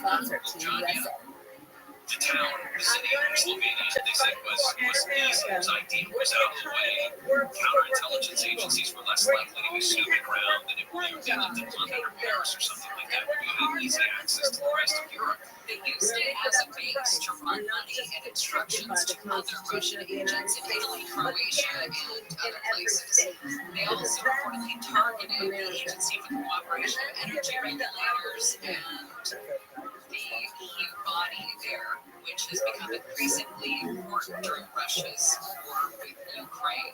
So they're there for about 5 years, and then February or so of 2022, Slovenia's spy agency, SOFA, was tipped off by an allied organization that they should probably look into these 2 people. Again, they didn't go by their Russian names, they went by Maria Munoz and her husband Ludwig Kitsch. So police burst into their house in the middle of the night to arrest them. Inside, they find hundreds of thousands of euros stashed in secret compartments inside the refrigerator, encrypted computer equipment, spy stuff. The parents were in jail awaiting trial. Sophia and Gabriel were sent to live with a foster family. On Wednesday of last week, they were sentenced to 19 months in prison for Well, you heard Pinnacle of Team Sports said U.S. played right here in the first quarter. 12 assists on 13 made field goals, 5 of them coming from other than LeBron.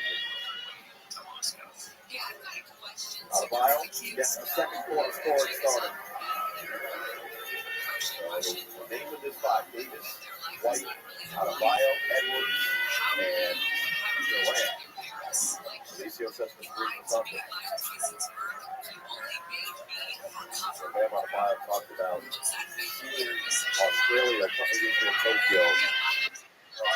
What up? What up? There he is. How you living, pimp? Just how special it is. Really represent the country.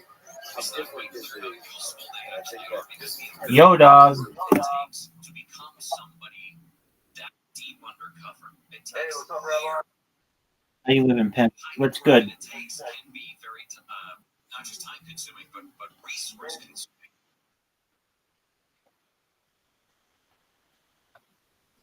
There you go. First time that kids Andre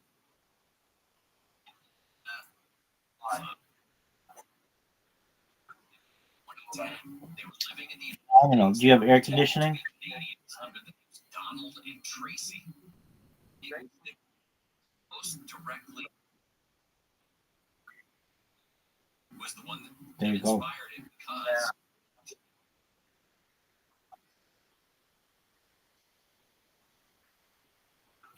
There you go. degree from Harvard, and they had You want to play a game? 16 and 20 years old who claim they never knew. Come on. You want to play? Excellent. We'll figure something out. I don't know. I have not played some of these. I don't know what this one is. Let's check out this. I have no idea how to play. I have to authorize it. no idea. I don't either. So we'll figure 100% blindly. The men are playing in basketball. They're beating the shit out of Brazil. All right, do yellow series. You see yellow series? Yeah. Get yellow series. Do you see the yellow series? Yep. Go to yellow series. Yep. There we go. Okay. 5, 4, 3, 2, 1. Here we go, baby. Yellow series. Brick, bath, lanes, honeycomb, conveyor, chaos. All right. Here we go. Is this like pinball? Aim. Where is it? Same, dog. I don't even know. Okay. Yeah. You drive around. Oh, okay. Yeah, it is. Oh, it's kind of fun. All right, can you choose where you're moving? Yeah. Oh, and you slingshot your way. Okay.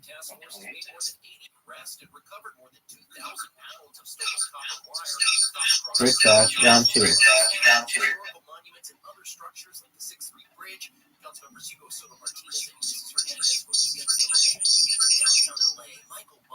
Okay. I don't really get it. This game sucks. We're gonna find something else. Bobble Bash.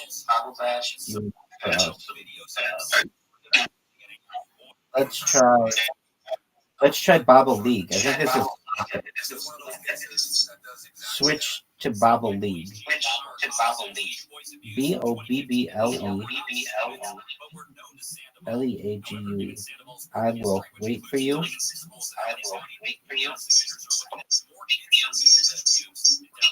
Do you see Bobble League?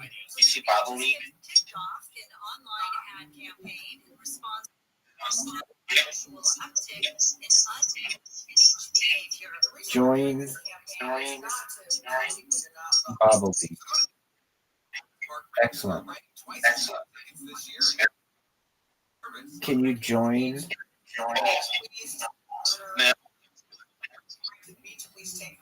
Did you get sunburned?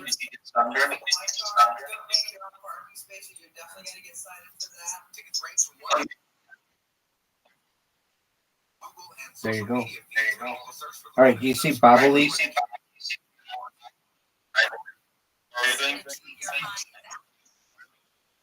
Okay.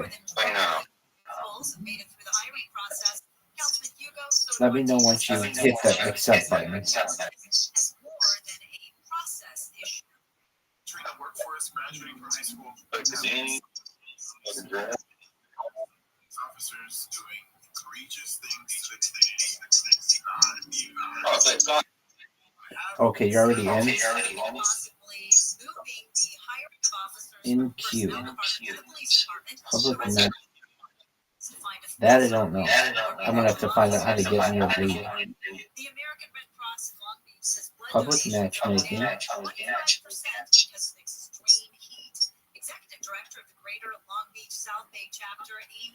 Leave team. Private. Oh, leave. Leave and come back and come to private game. So instead of going to public matchmaking, you want to go to private game. Instead of going to private match, instead of going to public matchmaking, go to private game.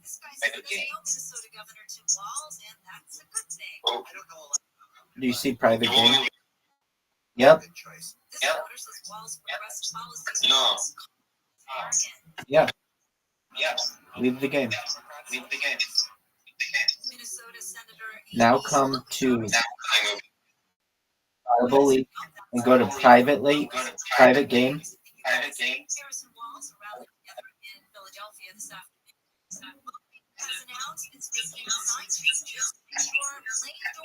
Invite. Sure. Your name in here is... Play-Doh? Have I ever heard of an app called Play-Doh? Gaming app? I don't know about that one. Okay. Do you see it says private game? Well, let's check it out. Do you see it says private game? I know. Go to private game.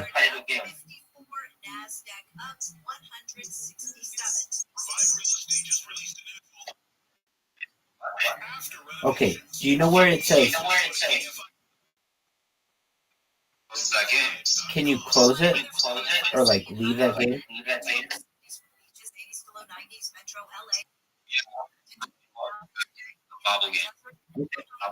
So what you want to do is then when you are able to log back in, you want to see private game in the matchmaking screen.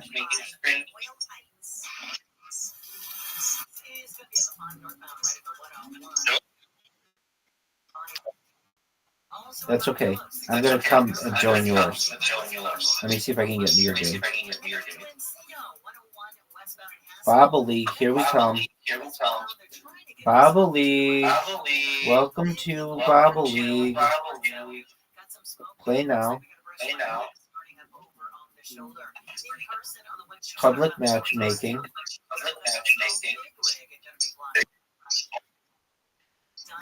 Okay. I'm in. Zone box.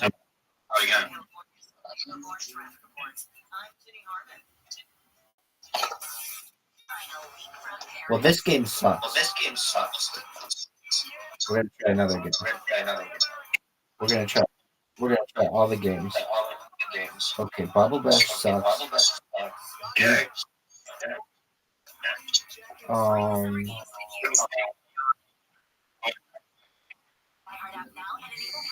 You can't. Well, hold on. I'll try it. Go to. You should see Chef Showdown.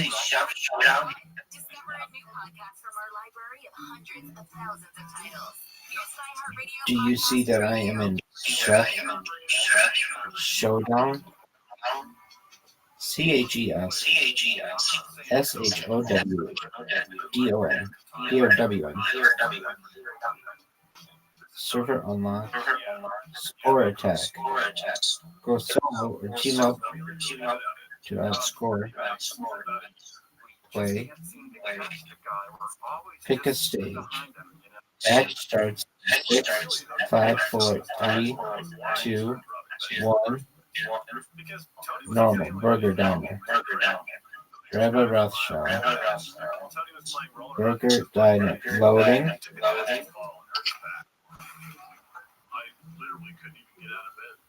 So his family doctor wrote him a prescription. It was like a miracle. Purdue Pharma's powerful painkiller seemed to work like magic until it killed my life. Weird. It's like burger thing didn't work for me.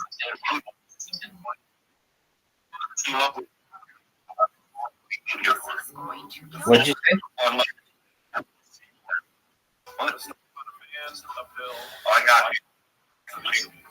Which one? Just one moment. I'm arguing. It should be loaded in. It says it's loading. Listen and follow this podcast for free on the iHeartRadio app. Number one for music. My user ID. It says client, Chef Production. Okay. I see. Okay. I see you're in it. Let's do score attack. Ready? Score attack, yeah. Okay, you're in it. Okay. Burger Diner. Pick a stage, match starts from. Okay.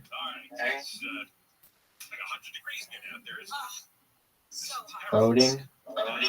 It's a relatively quiet day out in the world, except for one thing. Kamala Harris named the governor of Minnesota. It says loading. LOADING. I had no idea because I had hardly any idea who this guy was. Loading. I get an error.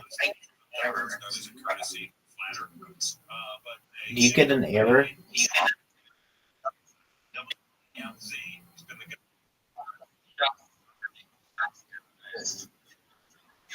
Connection to server lost due to a network error. And I'm going to press retry.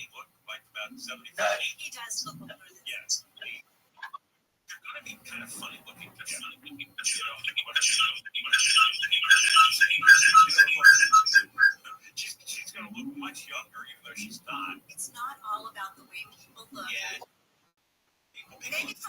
We're going to do something else because I can't get into that one.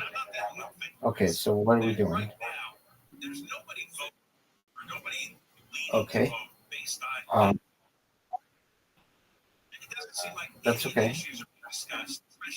We'll see if there are others, perhaps, that are better. And I will find them, perhaps. Dude, they have this fucking golf game that I kind of suck at, but it's probably better. All right.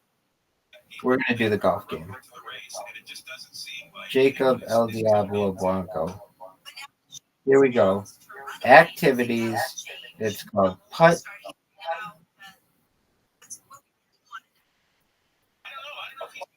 Party.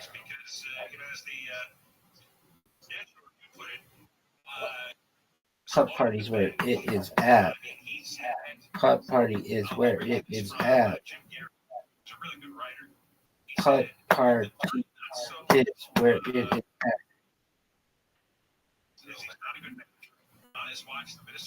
All right, do casual.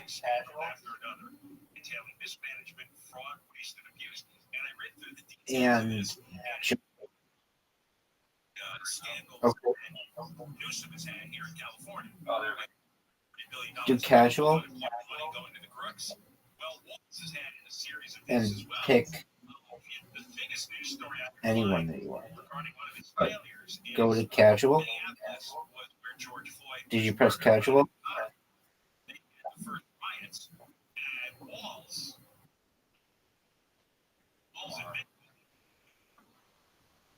Okay. We'll be patient.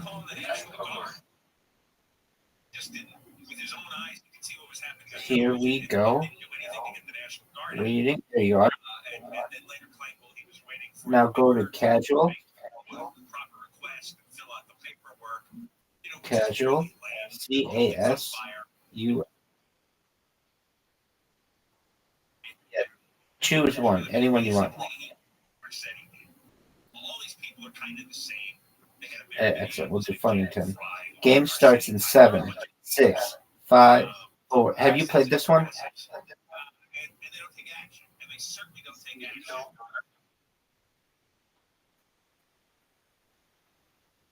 Okay.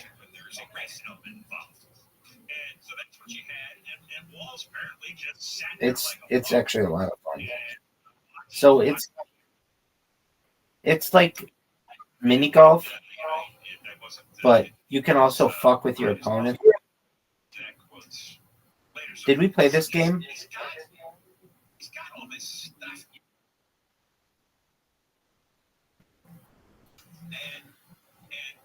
Trump's thing for vice president is a little wacky as well.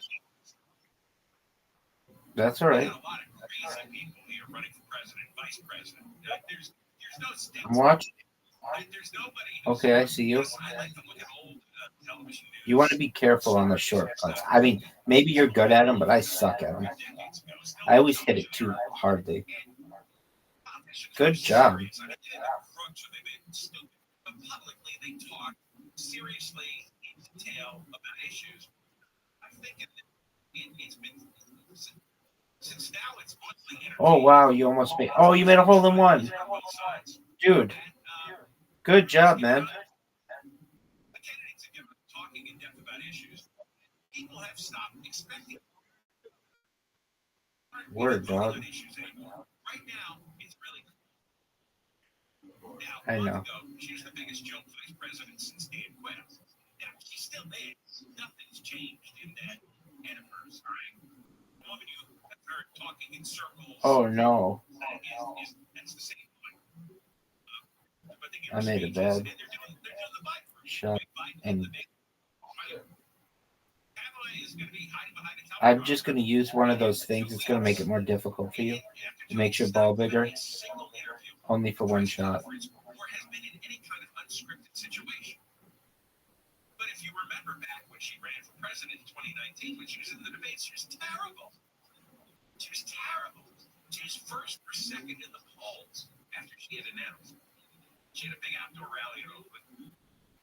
By the time December came, she was down to 3%, and she never made it to any of the primaries, largely because of her public persona. Oh no.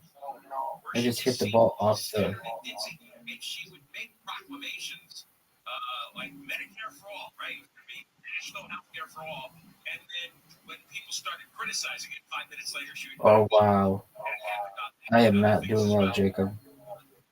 There's a lot of deceit going. You know, Trump is just crazy. Yeah, you are. Yeah, sucking dick. Conference and starts saying stupid stuff about Kamala Harris. He's going after the Republican governor yelling about the 2020 elections again, and he just doesn't shoot himself. He blows his opportunities. He's got this self-destructive button every time he gets somewhere. And then you look at Harris. Harris basically socialist. Her policies are absurd. This is not good.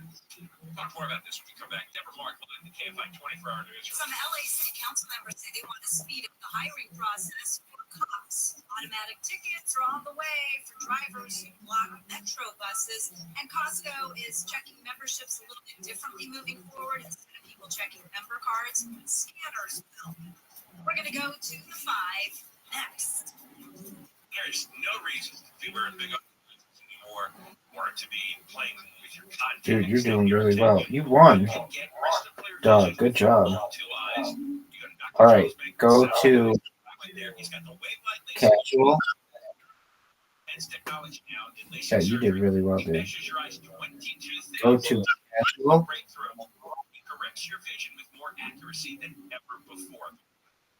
Yep. Choose wherever you want, except invisible. Well, choose invisible aisles because it's hard as fuck.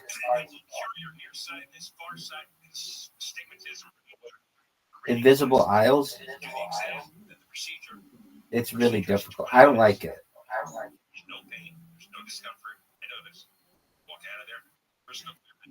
But I want you to see it.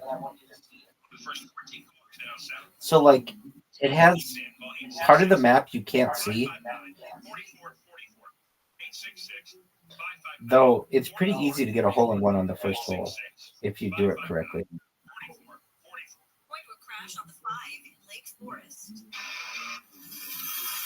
$5 right down Toro Road. Get a brand new exit working its way over the shoulder. It's already going to be slow line from the 73. In Diamond Bar, 60 eastbound Fort Grand Avenue, still got that stalled big rig blocking. About west handling another disabled vehicle. Into What'd you say? I didn't hear you. What'd you say? Riverside, 91 westbound right at Adams Street. Got a semi on fire. He is over on the right.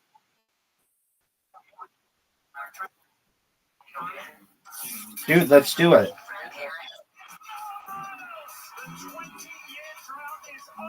What do I do? Download Play-Doh?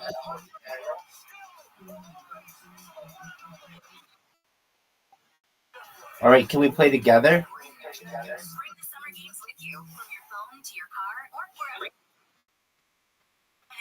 Okay, well, all right, so just I quit this and I go to Play-Doh. Okay, so I'll do so. I'm going to Play-Doh. And Play-Doh better be the coolest fucking thing I've ever seen in my entire life. No, it doesn't have to be. It just should be cool, which I think it is. That's what I want. That's what I want. Plato. PL.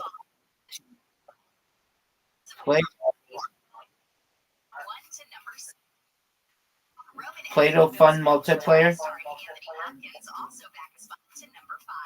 Yeah, we can pool and shit. Hell yeah.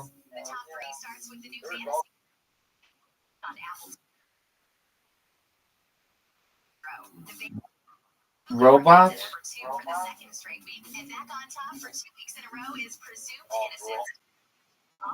Robots, I gotcha. Okay, so I see Play-Doh. I gotcha. Let's play. Welcome to Play-Doh. Your starting ID is Merc Doge 64. But you can change it. I'm going to change it. I'm going to be Rabbi Roth. Let's just see if I can be Rabbi. All right, BBI. Confirm change. COVID-19. GetVaccineAnswers.org. It's up to you. Brought to you by iHeartRadio and the Ad Council.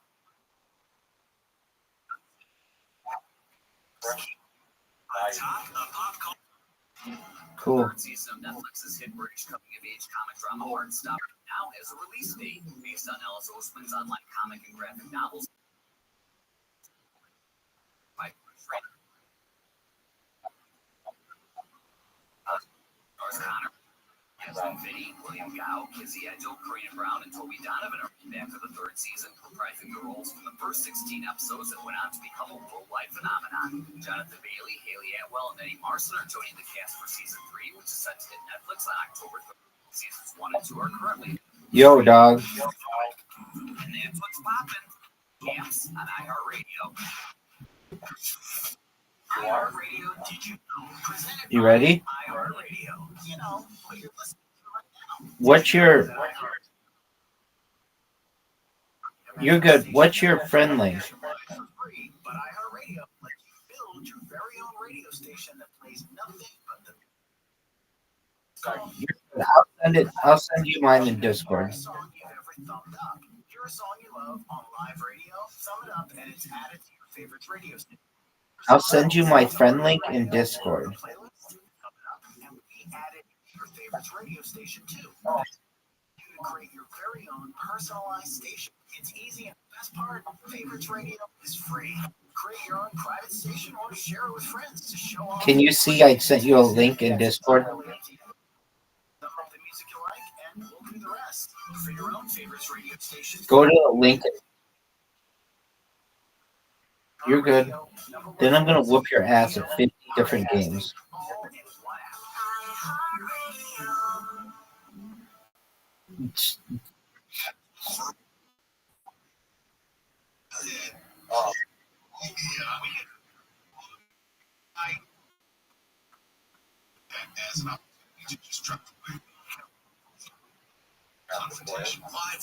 I got you. Let me know when you're ready.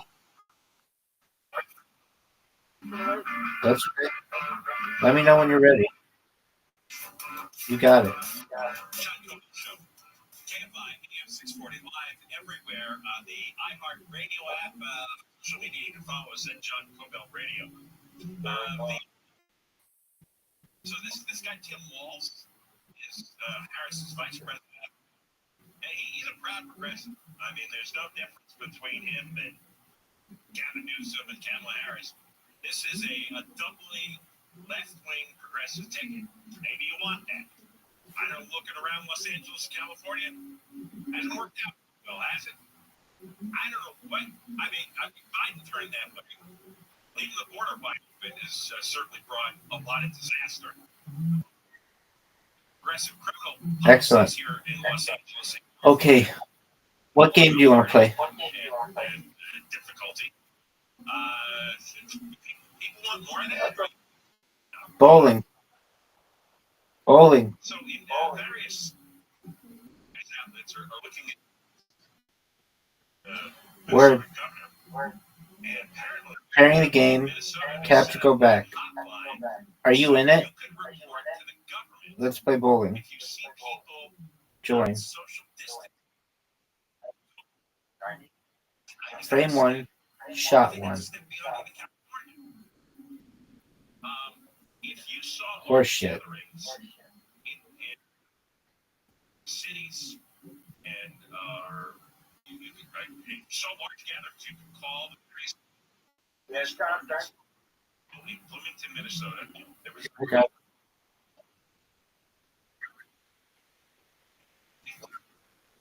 and if they saw people too close together, they would break it up. And they were taking calls on the 311 line if people thought they saw a lack of social distancing. You know what? All those people who did that should be tracked down and put in prison for the rest of their life. Can you imagine what kind of nitty you have to How do you like that, bitch?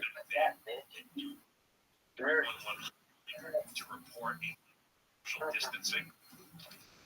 Boy, Oh. the California Midwest. I realize they told all these stories. You think you got this spare? In Minnesota.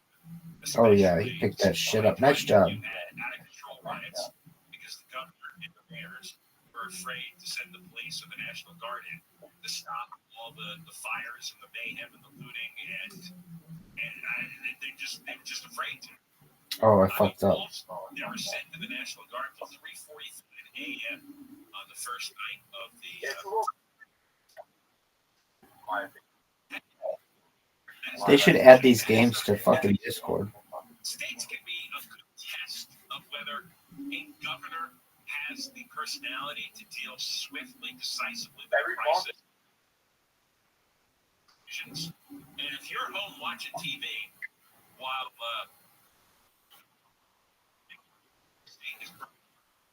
you claim the National Guard because somebody didn't fill out the proper paperwork.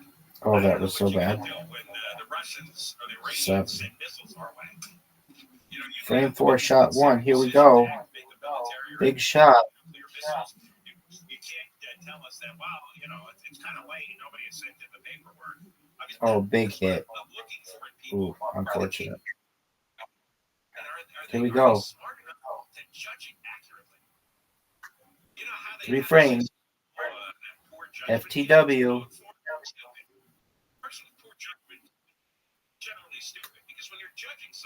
Wait, how did I fucking miss it? No, you still are gonna win. There you go. Get it. Get it. Oh, you got it. Nice job. Spare and you get the extra frame. Hell yeah, dog. And you got a strike. Dude, nice work, dog. Nice work, dog. Nice work, dog. You wins. That's fucking amazing. All right, let's play darts next. Yeah, I want to play that. Send me a link. Whatever. All right. Send me a thing for robots. Robots. Just send me a link. There you go.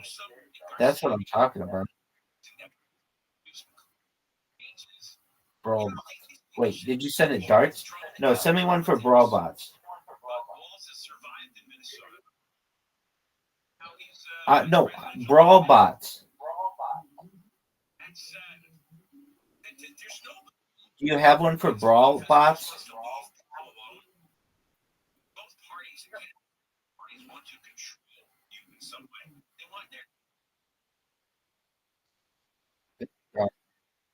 There you go.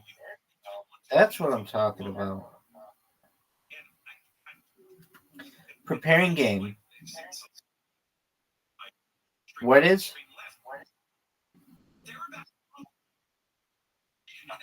What did you say is the best one? Panzer? All right, dog.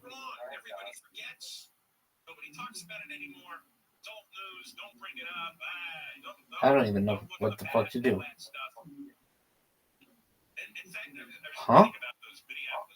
Is it like Angry Birds? What the fuck was that?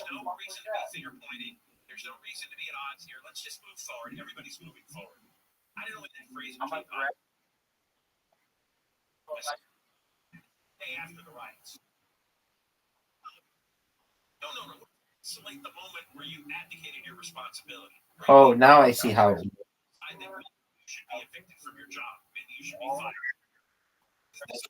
Well, let's just move forward. Let's not have this kind of disharmony. Like, no, let's have the disharmony. Let's find out who screwed up. Let's document it and let's remove these people because they've shown in the heat of the battle they're incompetent. Coming up,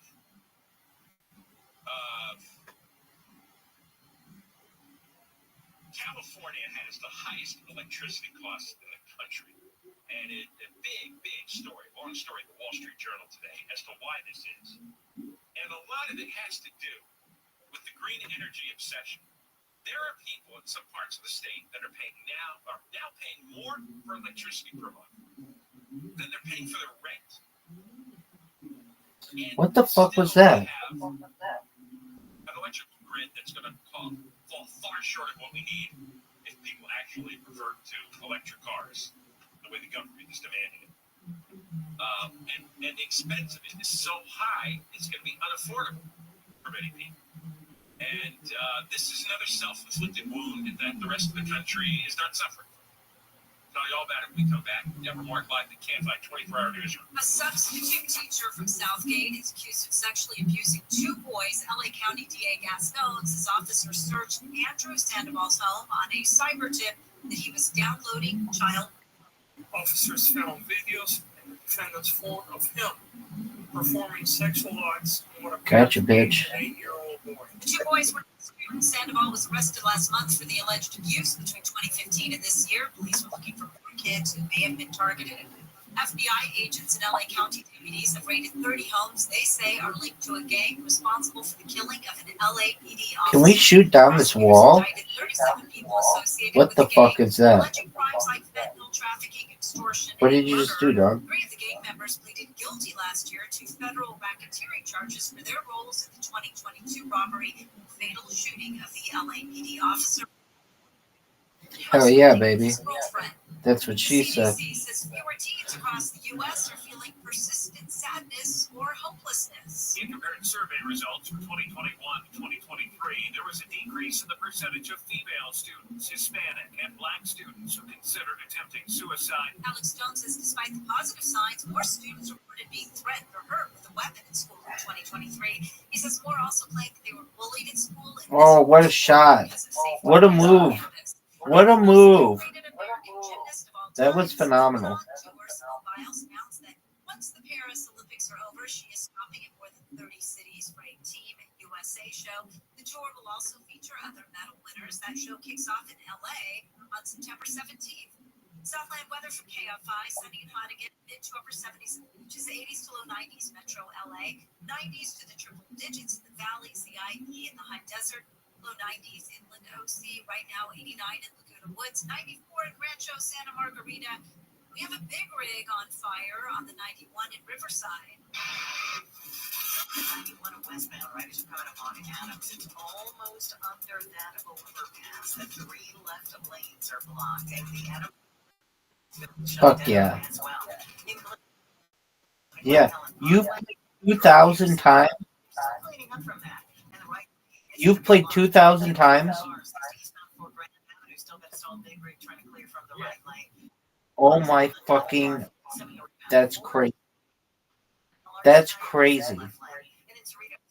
That's so many games of it.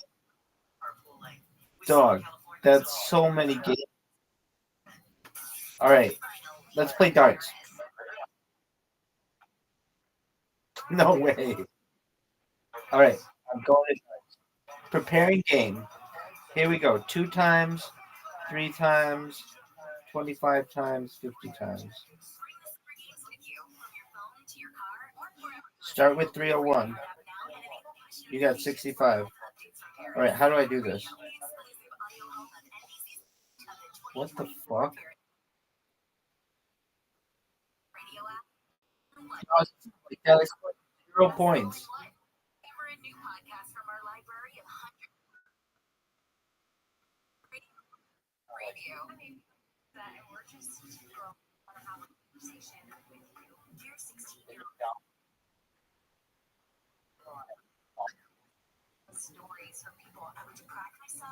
Nice job, 40.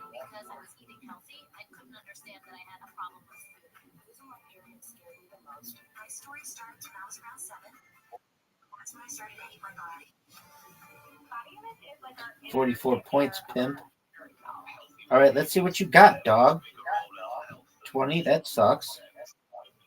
20, 60, good job.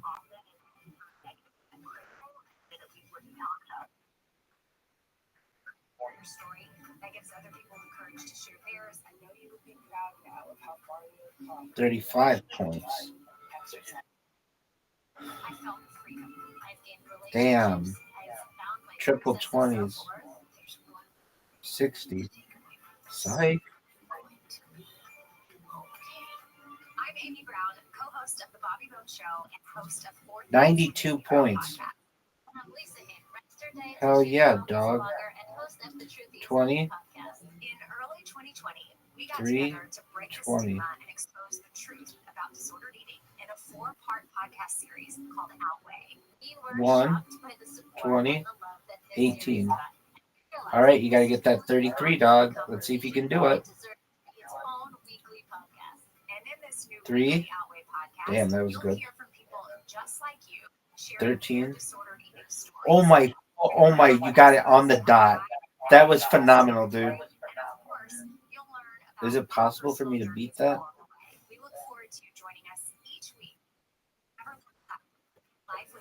Dude, that was fucking amazing. You did it so perfectly. Dude, 15 wins? That was a...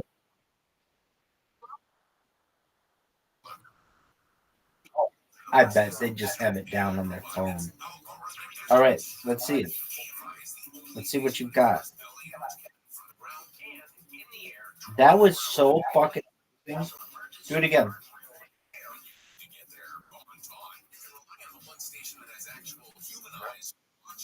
Jacob the Great won. I want to play again. Join. Preparing game. Your turn. Now I know what I'm doing. 41. You probably know this, that the electricity rates have skyrocketed in California over the last 10 First shot. Here he goes. 20. What the fuck? Yeah, super good grouping, dog.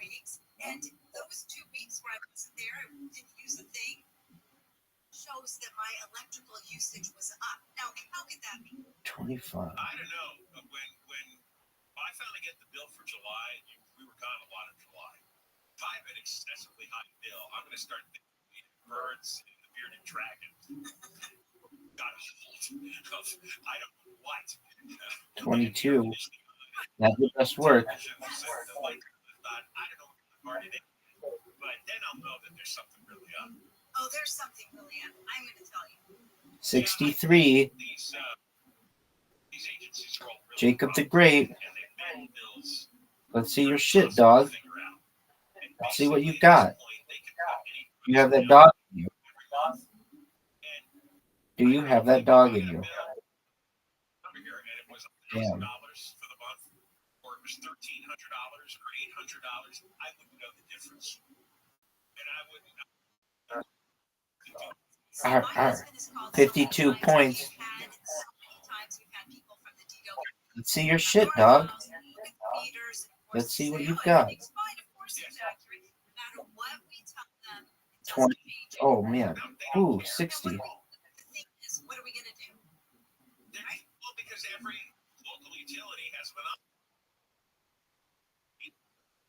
Cable company. All to another.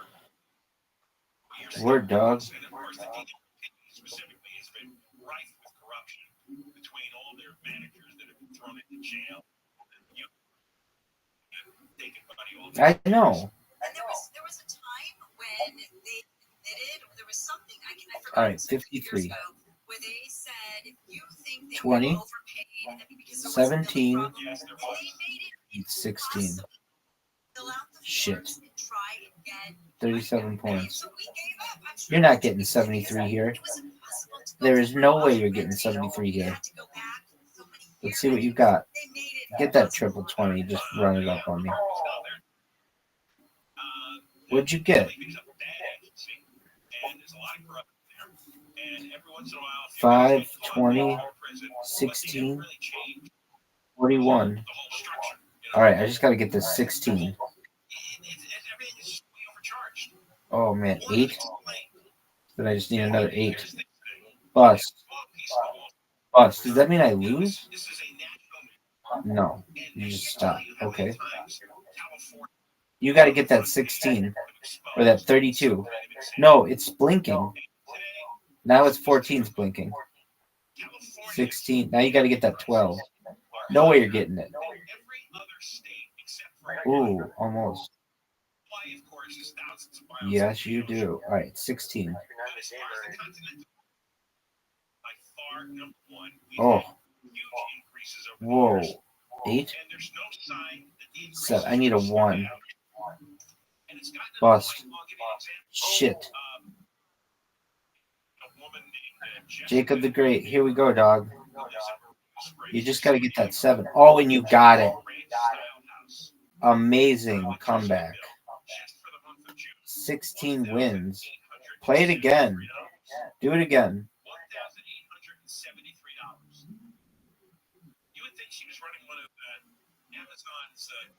Send another one. Review. Go to game. Preparing the game.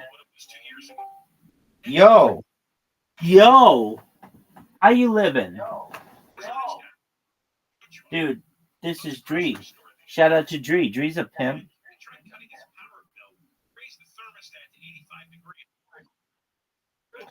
Him in on this. Dree, you want to play a game? Yes? That's all right. Dude, you got triple something. He's got 100 points, dude. He does for rent. He's been trying all kinds of different things. He replaced his refrigerators with more efficient models. That shit was wild, dog. And he's savings on electricity were eaten up by the Triple 20. of electricity. So you save electricity, but you end up with the same bill because they keep jacking up the price. Hey.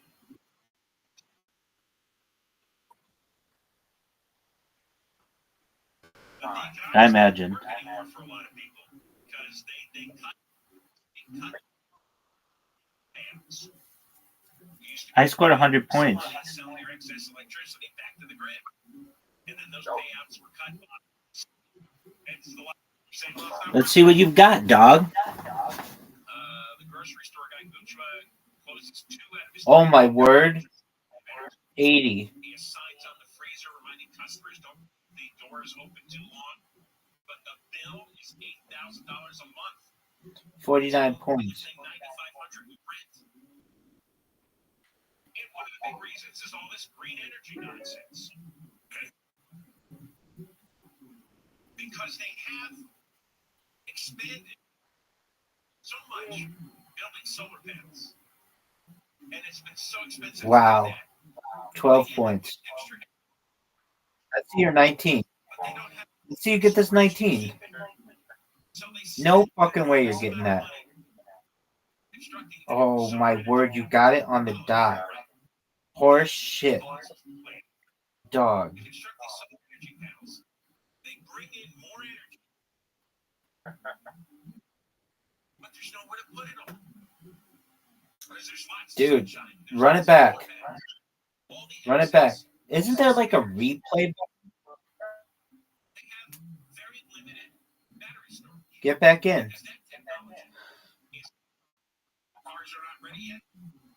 Hold on. I'm going to send you an invite to a game. What game? I'm going to find one. Feed, news. No, I just want the games. Okay, there's archery. That's what we're playing. Do I create a private game? You're good. Do I create a private game? Yeah. Come to the thing. Come to the messages. It says waiting for players. I like how this lawn is.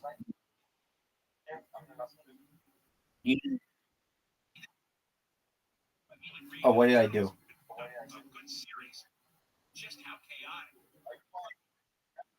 No. No. Create a private game. 3. Jacob the Great. Invite. Check your invites. There you go. Here we go. All right. As always, this is what the fuck?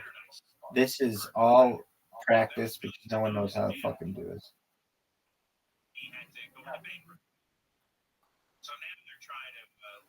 Oh my word, is this hard. Dude, and there's wind.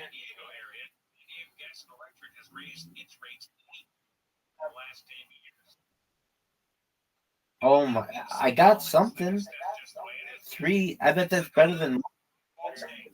Here, let's see how you do.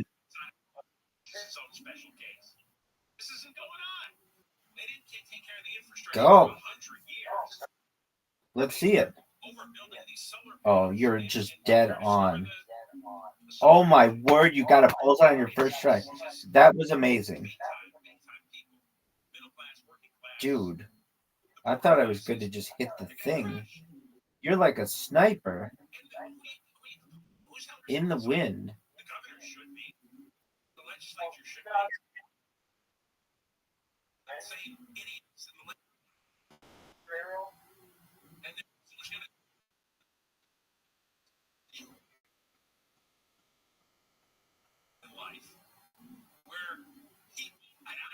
Oh, are you at a different distance the third try?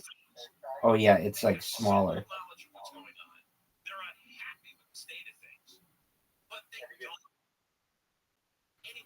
I gotcha. Dude, I can't believe you got a bullseye on your first one. That was horseshit. The incompetents and the progressives just get reelected over and No over way. again. Dude, you are good. They know things are bad. Miss. Why they're bad. You're not even going to come close to missing. And I've never seen anything like it here or anywhere else in my life. I don't know how people are processing the world. I don't know All right, how here we go. you can end up with your electricity rate doubling and it's now higher than your rent without saying, you know what? Oh, Somebody's man. responsible for this. Somebody said, you got to go to the governor and the legislature. They put in all these crazy green energy mandates. Oh, shit. Wind. Planet hasn't ruled any. What's the point? Right. See. There's a strong wind. I see. I don't even think you have to shoot. A large section of Southern California, including Calabasas, Western San Fernando. Wow. Dead fucking on. This is a big wind. What are you going to do? You going to be able to counter it?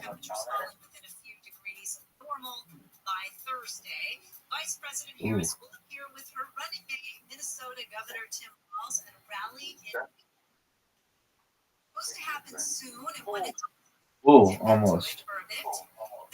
All right. 8 wins. Wow, you played a lot. Okay. Here we go. Let's do. I'm going to find a new one.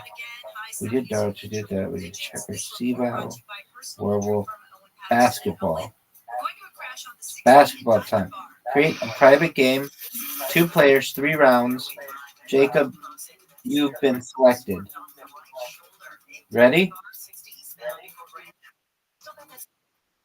Let's see it. Waiting for other players. Game will start in 3, 2, 1. 5, 4, 3, 2, 1.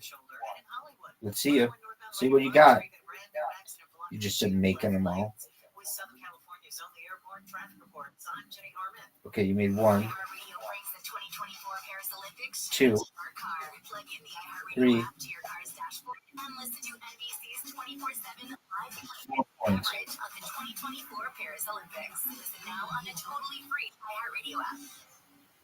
All the good stuff. Yeah. Camps keeps you on top of pop culture. Nominations for the 2024 Video Music Awards are out, with Taylor Swift topping the list, scoring 10 nods. Shit. Was right behind with 8. Ariana Grande, Eminem, and Sabrina picked up 6. 4. Phoenix is tied with 5 nominations apiece. Up for Artist of the Year are Ariana Grande, Bad Bunny, Eminem, Sabrina Carpenter, and Taylor Swift. Benson Boone. Great turn. Oh, it's moving. Oh, good shot. Oh, boy. I don't know if I'm going to beat you. Oh, 3 out of 4?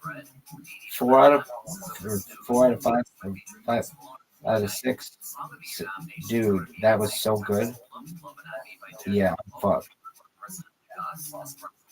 Carpenter, Taylor Swift, Fortnite, and Lose Control by Teddy Swims. 2024 VMAs happen live Tuesday, September 10th on MTV. On Horseshit. on iHeartRadio.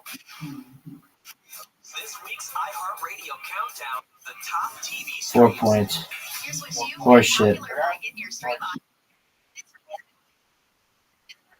Starring Rashida Jones. That's followed by the debut Let's see it of now. Crime Mystery, A Good Girl's Guide to Murder on Netflix. Debuting at number 8 is the new DC Comics Oh, wow. animated series Batman Cage Oh, Crusader wow. on Amazon Prime Video. Oh, Leading the league wow. starring Natalie Portman on Apple TV Plus. Get that Out shit. of the top 3 back to 7. House of the Dragon on HBO and Max is 1 to Dog. number 6 this week. The Peacock Roman epic Those About Why aren't you shooting the ball? is also back a spot to number 5.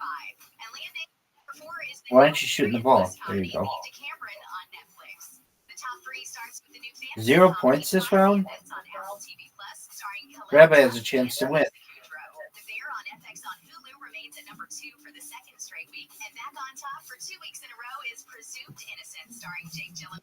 On Apple TV Plus, your top streamed show. And those are your top TV streams of the week on iHeartRadio. That would have won. Rabbi loses by 1. Oh, now it's 3-3. Southeast Georgia, and across eastern South Carolina. Late in the week and into the weekend. 1, Likely to impact portions of 2. high winds will top So you're 1 of 2. 45 miles per hour. Big shot here. Your life depends on this. Perhaps. And you make it. And you make the other one. Dude, you are fucking stone cold. You're a stunner, dog. You got 6 points. Dog. Oh, you were first on that? All right. I'm going to find another game that only I'm amazing at. All right. We have... Okay, forest animals, kids are coming to the forest, and it's a dust. I like that game. Have you practiced the most popular bird songs for the year? Cup Pong. Game over, dog. It's game fucking over. I don't even know why you're going to play this game, but I guess we'll let you play because why not? All right, round 1. Here we go. Are you in? Jacob. Jacob's in. All right. Game is starting in 3, 2, 1. After years of companies jacking up prices and logging record profits along the way, consumers have been pushing back on what's been called inflation. Looking for less. Yeah, it does. Some chains are now lowering their prices to try and regain lost market share. Walgreens, Make it, dude.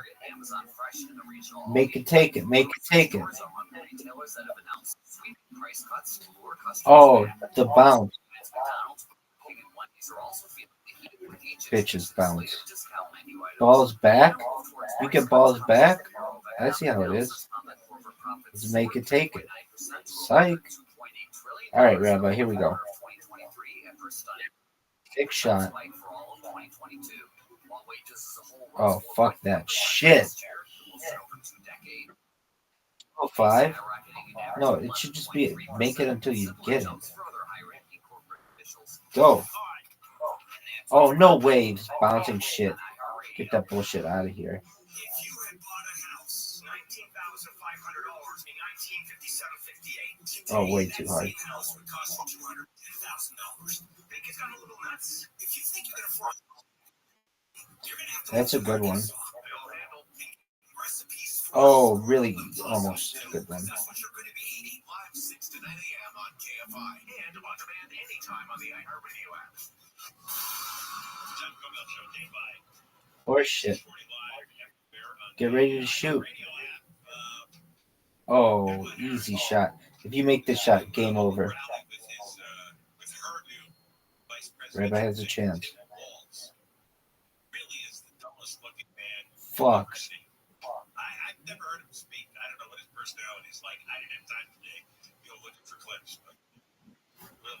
Right, here we go. Up by 1, Jacob, with the game on the line, has the Olympics. The Olympic rings. He missed the first one. He missed the second one. How did you win the game? When I... Wait, oh, did I go first? I know. Okay.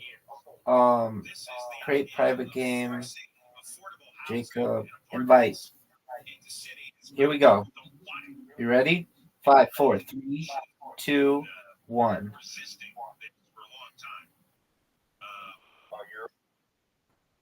Word, dog. And it just fucked me. Get ready to shoot, Jacob the Great.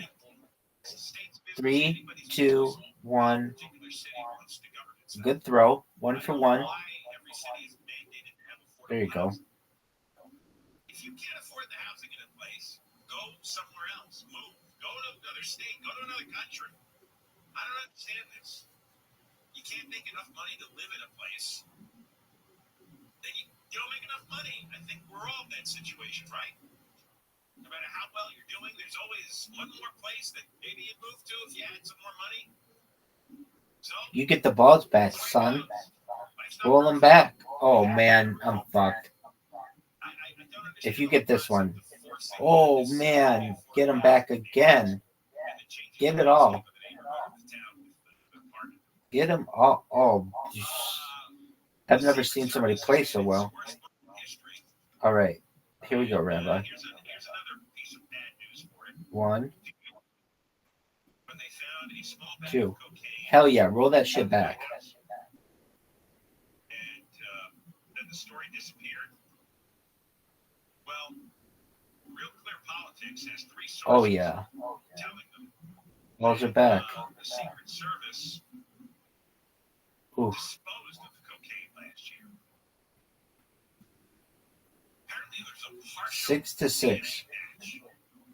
match that the government found.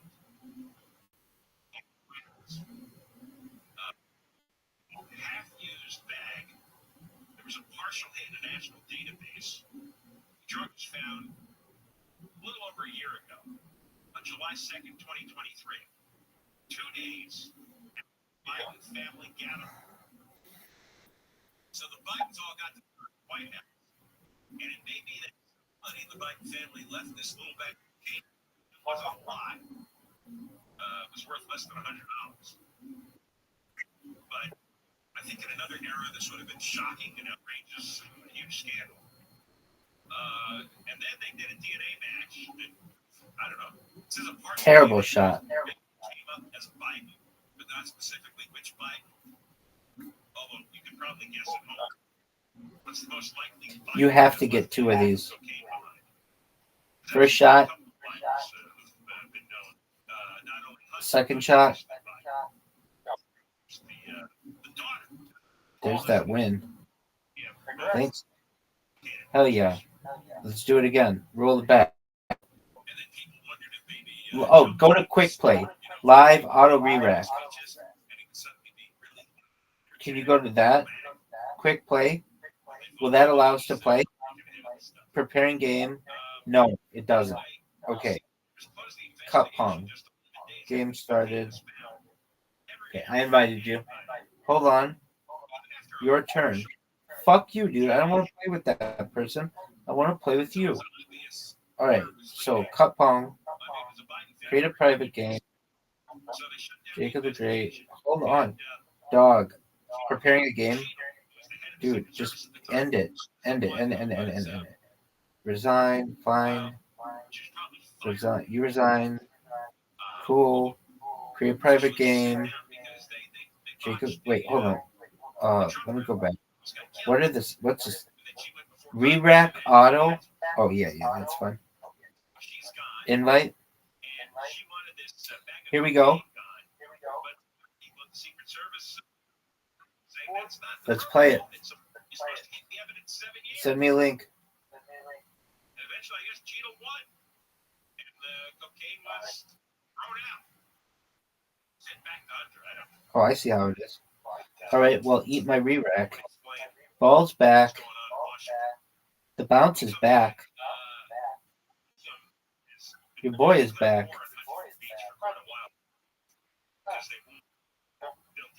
Let's see. Oh, that was a good one. Easy one. Anybody can get the middle one. Psych, that one's deep. Shit. Talk about it with Michael Gates, city attorney. Deborah Mark Live, the KFI 24-hour newsroom. We'll help you figure it out. It's kind of what we do. KOS HD2. Los Angeles, Orange County. Live everywhere on the iHeartRadio app. Trying to make it faster. Deborah Mark live from the KFI 24-hour newsroom. Some LA City Council members say they want to speed up the hiring process for cops. 5-2. What are you gonna do, big dog? Oh, perhaps one of the shortest throws of all time. Let's see what you got now. Too far. It is a way that you can be moving forward because of your your body fat. The council's personnel committee approved a resolution asking for an analysis of possibly moving the hiring of LAPD officers from the personnel department to the police department. In downtown LA, Michael Monk's KFI News. Oh, that was a good one. Get this bounce back. Oh, almost. 4 or 5. Others robbed 8 convenience stores since January. U.S. Attorney spokesman Kieran McAvoy said the men used surgical masks and guns to demand cash while others acted as lookouts. Here you go. Big time. Big shot. 1 to tie the game. Oh my word. To win the game. To win the game. Championship shot. Looks good. It is good. Beautiful. Give me that shuffleboard invite. The agency is in the process of installing cameras with AI technology on 100 buses. The cameras parked in bus lanes and at bus stops. Tickets starting around $300 will then be sent to drivers. Initially, Disco. Let's play disco. I'm in. Here we go. Wait. What color am I? Oh, I see. Like.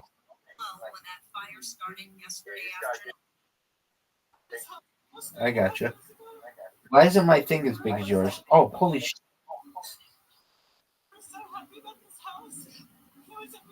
Wait, what? San Bernardino County Fire says that fire is holding at 54 acres, is 75% surrounded. Are still except those living on Ridgeline Drive. The Red Cross in Long Beach is urging people to donate blood because of the national blood shortage. Blood inventory across the U.S. dropped by 25% in July. Oh, that sucks. Executive Director of the Greater South Bay and Long Beach chapter, Amy Papageorgiou, says there's been a lack of donation appointments. 15% of Americans coast to coast were under heat alert. Heat alert, you're not going to be out donating blood. The Red Cross says having whole blood type readily available is critical in helping people in emergency. Nonprofit says up to 3 lives. Tight. Long Beach, Chris Adams. Let's do it. Do the work in front of us. Let's win this thing. That's right. Vice President Harris has found her running mate. Harris called Minnesota Governor Tim Walz this morning, saying they are going to unify the country together. Walz was a former high school teacher, high school football coach, National Guard member, and a 6-term member of Congress. He supports unions, free school lunches, codifying abortion, and supporting veterans and their families. Harris and Walz will make their first appearance together in Philadelphia soon, and when that happens, we will dip into that for a bit. A Pakistani national You're up, dog. with hiring a hitman to carry out political assassinations in the U.S. ABC's Andy Very good shot. says the man allegedly has ties to Iran and flew from Pakistan. Oh, that was bad. Very, very bad. Very, very bad one. Oh, that was nice. The court documents do not identify any of the potential targets. U.S. officials have warned that Iran has wanted to avenge the 2020 killing of military Qassam Horseshit. which was Horseshit. I'm gonna find a game. Oh, dude, we haven't played pool yet. Pool. I'm gonna send you an invite for pool.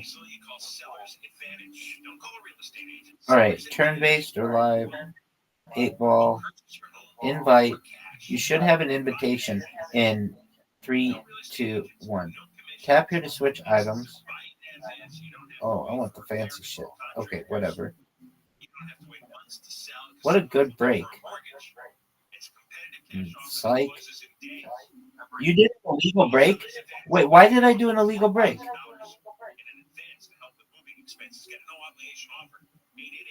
What the fuck was that? Yeah, but why did I do an illegal break? Yeah, I know. But why would it get an illegal break?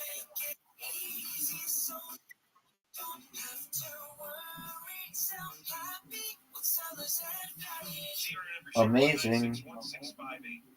I just set you up with the easiest fucking shot ever. Table's open. Let's see what you got, son.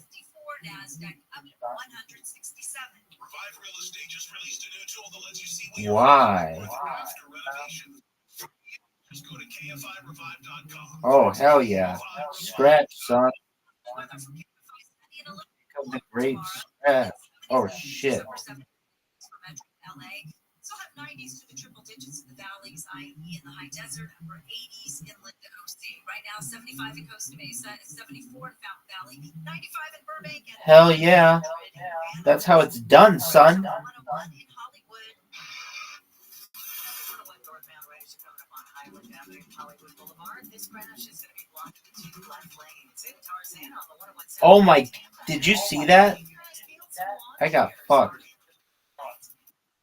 Village 5 south of Los Feliz Boulevard, more chairs in the left lane there. In Pasadena, 210 You can easily, yeah. They are that over to the shoulder. South LA and the 110 northbound before Florence Avenue got a crash in the Center Divider area. In Cerritos, 91 Combo shot. Very nice. 13 ball. Still trouble in Riverside, 91 westbound into Adams Street. Got that big rig fire, and the 3 left lanes are blocked as well as the Adams off ramp. With Southern California's only. Hey there, folks. That's right. We are bringing you the tea from Perry every single day at 9 a.m. Hell yeah, BR. But the point is, we'll tell you what's going on. We'll tell you what's hot. Going on in Paris. Hell yeah, BR.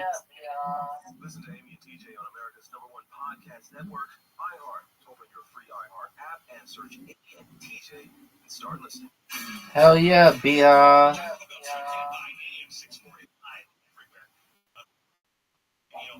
What do you mean? Don't ever tell me wrong. I'm the hustler. Hell yeah, BR. 877 Moist 86, 877 Moist 86, and we'll play that back on Friday. We've been chronicling. Yeah, now can I hit your balls first? Can I hit your balls first? I feel like they're good.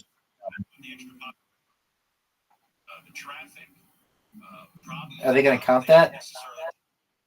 You failed to hit a solid first. Okay, well, I still showed that I'm amazing. All right, now let's see what you got, Jacob.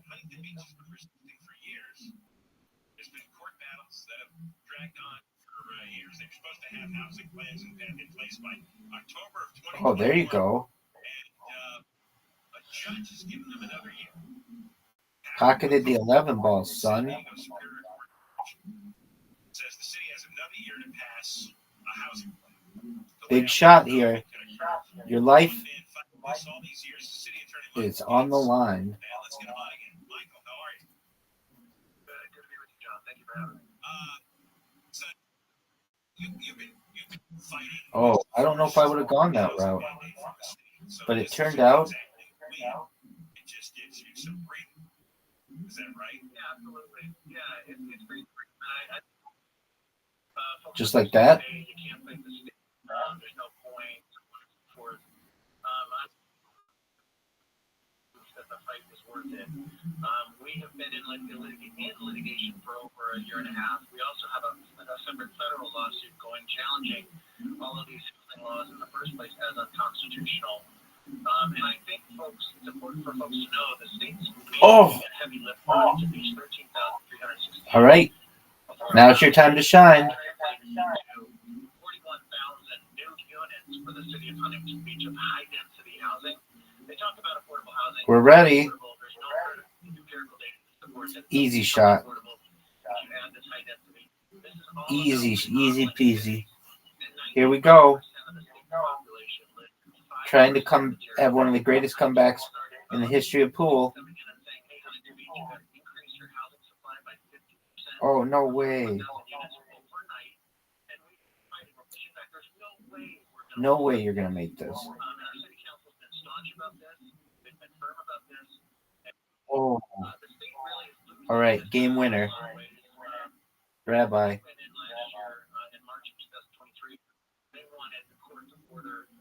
Word. Do I have to call it? Where are you expected? Yeah, but I mean, do I have to call it in the game? 13,000 if they want you to bulldoze single neighborhoods. Oh, dog. I just blew it. They basically want to take all the businesses out of Huntington Beach by putting zoning overlays over commercial property. They want to incentivize developers. Easy peasy win. Get in there. Shit. All right, for the championship. Exhibition. Training. No fucking way. What a great comeback. Bravo. Bravo. That's your first win ever? Best shot? What's this? Replay. Oh, cool. It gives a replay. All right. Create private game. Same shit. But this time, don't be a little bitch and tell me my fucking, not you, my thing didn't count the first time, which I didn't understand. All right. I got a ball in. Now, the table is open. So I get to be anything?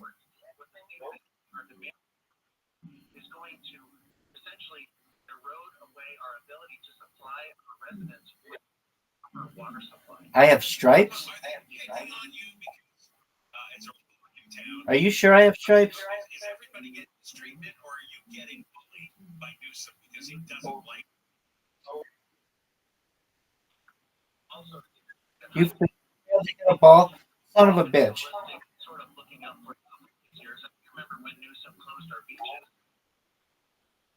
Oh, you're amazing.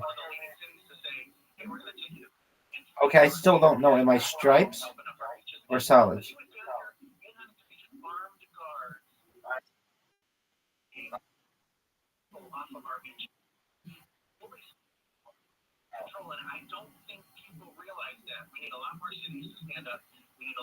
Okay, that was very nice of you. I see that I pocketed something. I'm just going to hit a ball. Is that a striped one or no?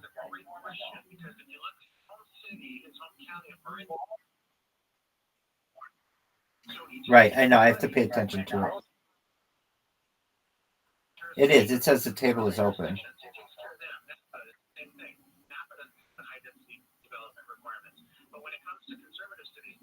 There you go. Okay, there you go. Oh, nice.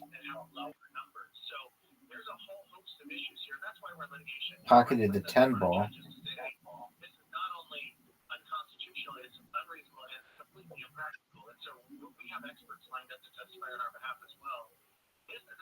Big problem, and I just don't know if the communities of the cities have really wrapped their arms around it. No, this is terrible. So you're talking 13,000 plus housing units would equate to mandate of housing for 40,000 people. No, it'd be 41,000 new units because there's a 20% development requirement, inclusionary requirement in the new law. So in order to satisfy the 13,000.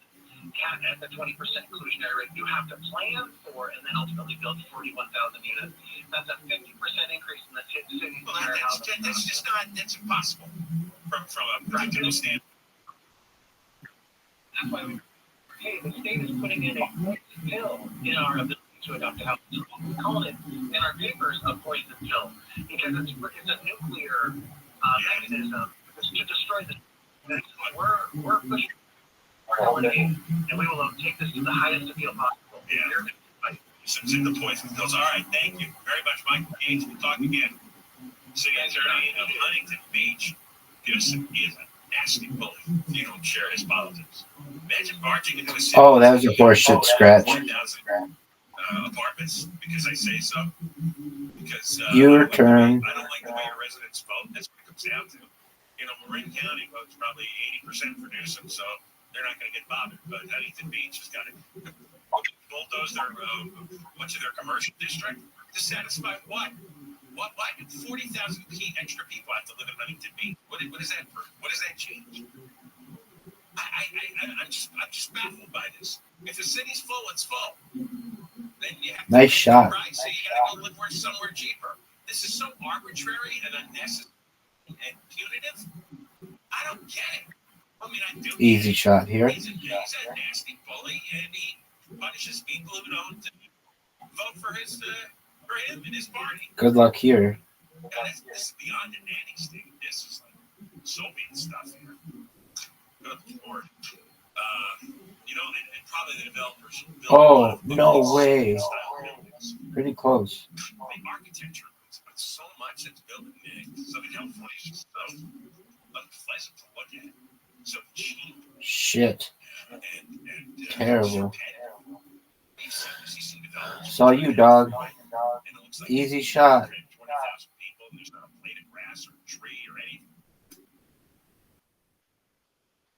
Easy shot. Easy shot. Beautiful.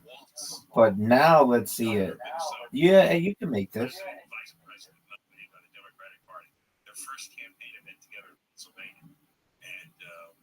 Starts, we'll play a little bit of it. You will not be subjected to a lot of it. I can't stomach this. Definitely live the KFI 24-hour newsroom. The cost of the automated people mover to LAX. City Council committee will consider increasing the total cost from $2.9 billion to $3.34 billion as part of an effort to settle legal claims and finalize the completion date.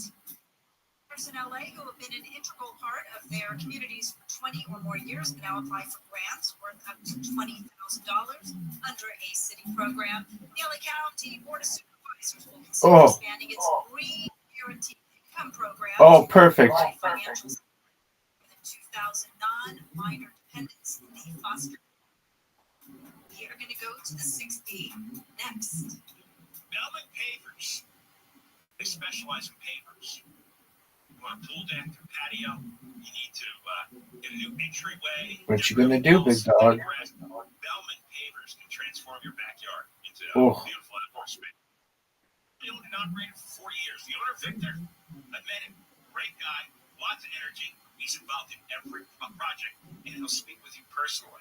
And Bellman Pavers has a summer special. First 10 callers down, you get a free demo. Did you see that out? 12 months, no payments, no interest. Did you see that? Did you see that? You get a free demo, no payments for 12 months. BellmanPavers.com. BellmanPavers.com. From the Southern California Toyota Dealers Traffic Center, let's go places. We're going to a crash on the 6th. Oh, nice shot. Excellent. All right.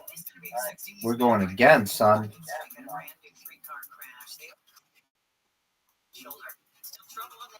Now I understand. Okay, it's your turn. All right, so I can make a ball, and that's okay. All right, you're up. Table's open. There you go. You're solids. With Southern California's only airborne traffic report. I'm Jenny Harmon. Hey there, folks. Oh, you pocketed the 4-ball? Damn. Damn, good shot, man.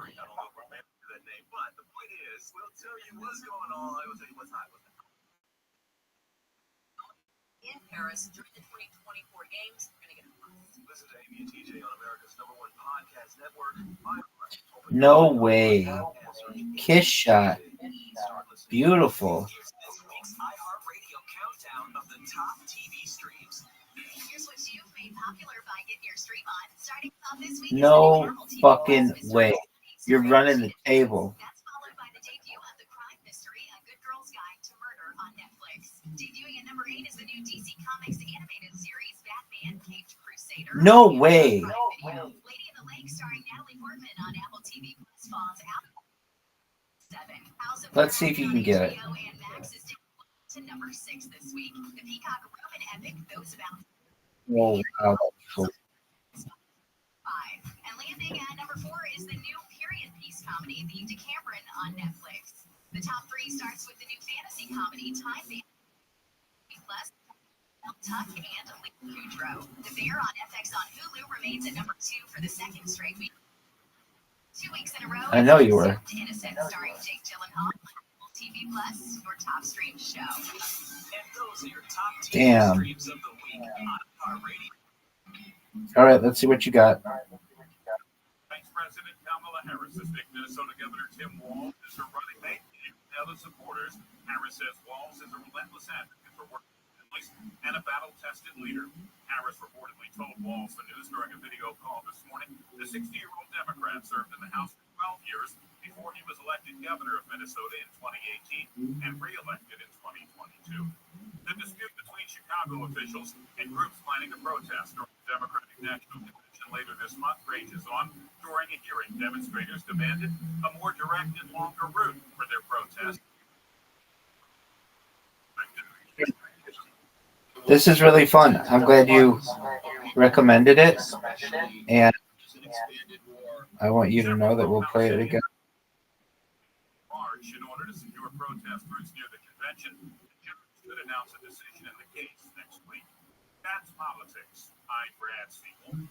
Son of a bitch. Let's see what you got, big dog.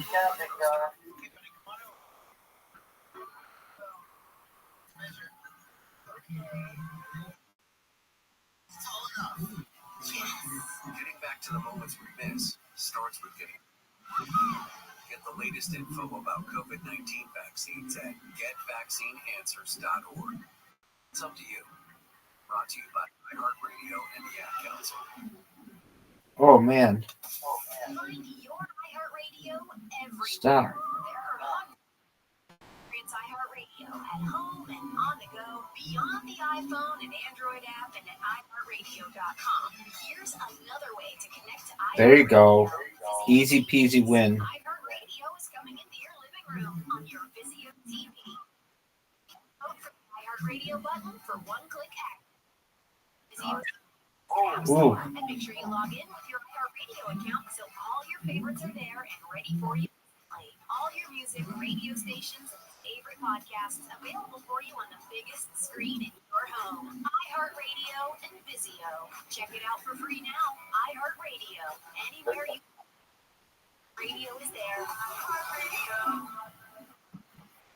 Imagine going to Costco and buying in bulk. You share it amongst friends. I think it's a good idea. You already do. Dude. You either bring stuff that you Look how hard this. covered and it's stale. Junior show. I don't even think this is possible. Almost expired. Live 4 to 7 p.m. on KFI and on demand. Oh, dude, I just set you up with the easiest fucking job in the history of mankind. Kamala Harris and Tim Walz saunters out to speak to the Easy peasy. Lemon. Enjoy dinner, man. Come back when you can. That was fun.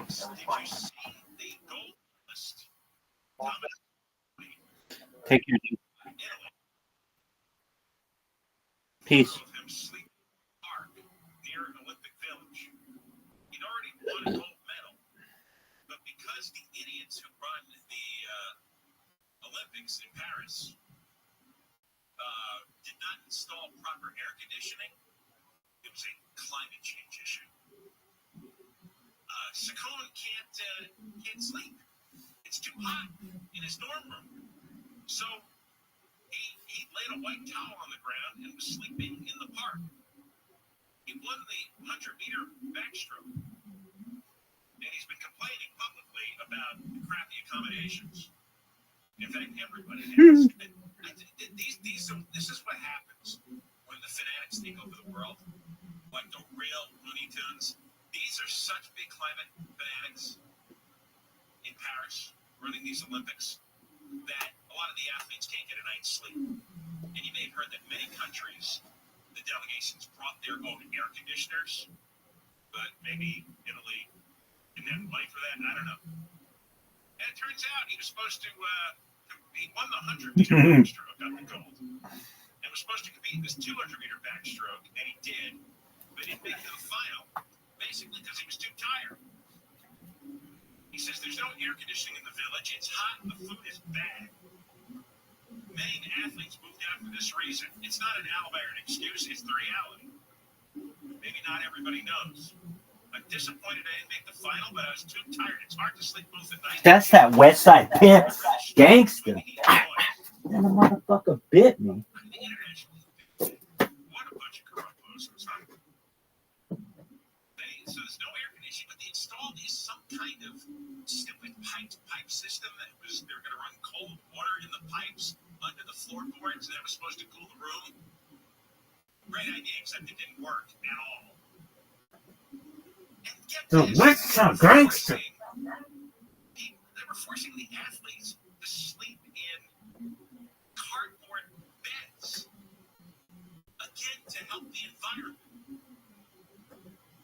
And somehow mattresses... Look at this West Side gangster. Cardboard beds. The Greeks probably had better accommodations 2,000 years ago, but... And the food really sucks. And again, this is where the vegan nuts took over. Andy Hansen, the chief of the British Olympic Association, if the British people are upset about the food, you know it's bad. Was that a snort? Did I snort? You did. Oh. I usually don't snort. I heard it. Eric, we're going to have to see if we can play that back. You're already working on it. You've had a few snorts. I have. You have her collection of unpleasant sounds. I got a few. Oh, yeah, okay. Put them all You together. want to play that way? We'll bring back your credits. Hansen said there are not enough of certain foods, eggs, chicken, certain carbohydrates, and then there's the quality of food. Raw meat was being served to the athletes. Raw meat's better than vegetables. Because of the food and the cardboard beds, the entire U.S. women's tennis team left the village to live somewhere else. Oh, Was that mine? Yeah. No, it's not me. You're the one that's talking. What was that? A playback? Now I'm confused. No. That was the original. Oh, okay. No. I'm watching the TV because Vice President Harris is supposed to come out any minute. Right now, by the way, Josh Shapiro, he's the governor of. Yeah, he was the loser for the vice president slot. Pennsylvania. He's out. Laura plotting him because he was Jewish. Harris couldn't pick up because he was Jewish, and he sided with Israel in the war. So all the crazy anti-Jewish activists in the party were rebelling. But he's going to be speaking first. Yeah, that's the consolation prize. So yeah, these cardboard beds are recycled. What a bunch of nuts. And they only fit one person, and the players started calling them anti-sex beds. Well, I think that people don't really have sex on their minds when they're trying to win a gold medal, right? So that makes sense. Maybe they did that on purpose. The male athletes always have sex on their minds. Even when they're trying to get a gold medal? Like while they're running, thinking about it, yeah. Okay. In fact, I can prove this. Wait, did you try and get a gold medal and you had sex before? I'm talking about the pole vaulter. Did you see the video of him trying to leap over the bar? That was so funny. I did not. Okay. Do I got enough time? Now, let me do it when we come back. All right? You're teasing. Because I don't want to rush this. This is so good. And it's amazing you brought that up. Because this guy was thinking about sex and cost him a gold medal. Okay, we'll see. All right. Deborah Mark Live, the KFI 24-hour newsroom. The Lagundy City Council has started an online ad campaign to encourage beachgoers to follow the rules. Mayor Sue Kemp says the ads warn tourists that drinking alcohol, smoking, or littering on the beach can result in a $100 ticket for the first offense. The Google ads are pushed out, so anytime you look at Laguna Beach, 92651, anything that draws a social media user to Laguna Beach will see these ads. We pay about $3,500 for the month. She says the city council approved the ads in response to park rangers writing double the tickets and receiving twice as many calls for service this summer. She says the ads also ask tourists to be respectful with lifeguards and park rangers who are enforcing the rules. The National Transportation Safety Board has opened a 2-day hearing into the door plug blowout on a Boeing 737 MAX plane. The Alaska Airlines flight was at almost 16,000 feet in January when that door plug ripped off. NTSB Chair Jennifer Homendy said this morning that caused a rapid decompression, but the crew was able to land the plane. 7 passengers and 1 flight attendant received minor physical injuries. I say physical injuries because this was quite traumatic for the crew and the passengers. The NTSB has said 4 bolts were missing on the door panel. Homendy apologized on behalf of the agency to the people on the flight. Workers have told federal safety investigators they felt pressured to do their jobs too fast to avoid mistakes. Hamas has named its new leader. Yahya Sinwar is the militant group's top official in Gaza, who was the mastermind behind the October 7th attacks in Israel. Hamas says Sinwar will be the new head of its political bureau to replace Ismail Haniyeh, who was killed in Iran last week. And X is suing a group of advertisers called the Global Alliance for Responsible Media. The suit claims the group conspired to collectively withhold billions of dollars in advertising revenue after X rolled back a number of content moderation decisions. ABC's Mike Dubusky says X's CEO made an appeal to the platform's users. Linda Gay Carino says the group conspired to boycott X, which threatens its ability to thrive in the future. She says it puts the one place people can express themselves freely and openly at long-term risk. Southland weather from KFI: sunny, a little cooler tomorrow, low to mid-70s beaches, upper 70s and 80s, metro LA, 90s to the triple digits in valleys, high desert, highs in the upper 80s for inland OC.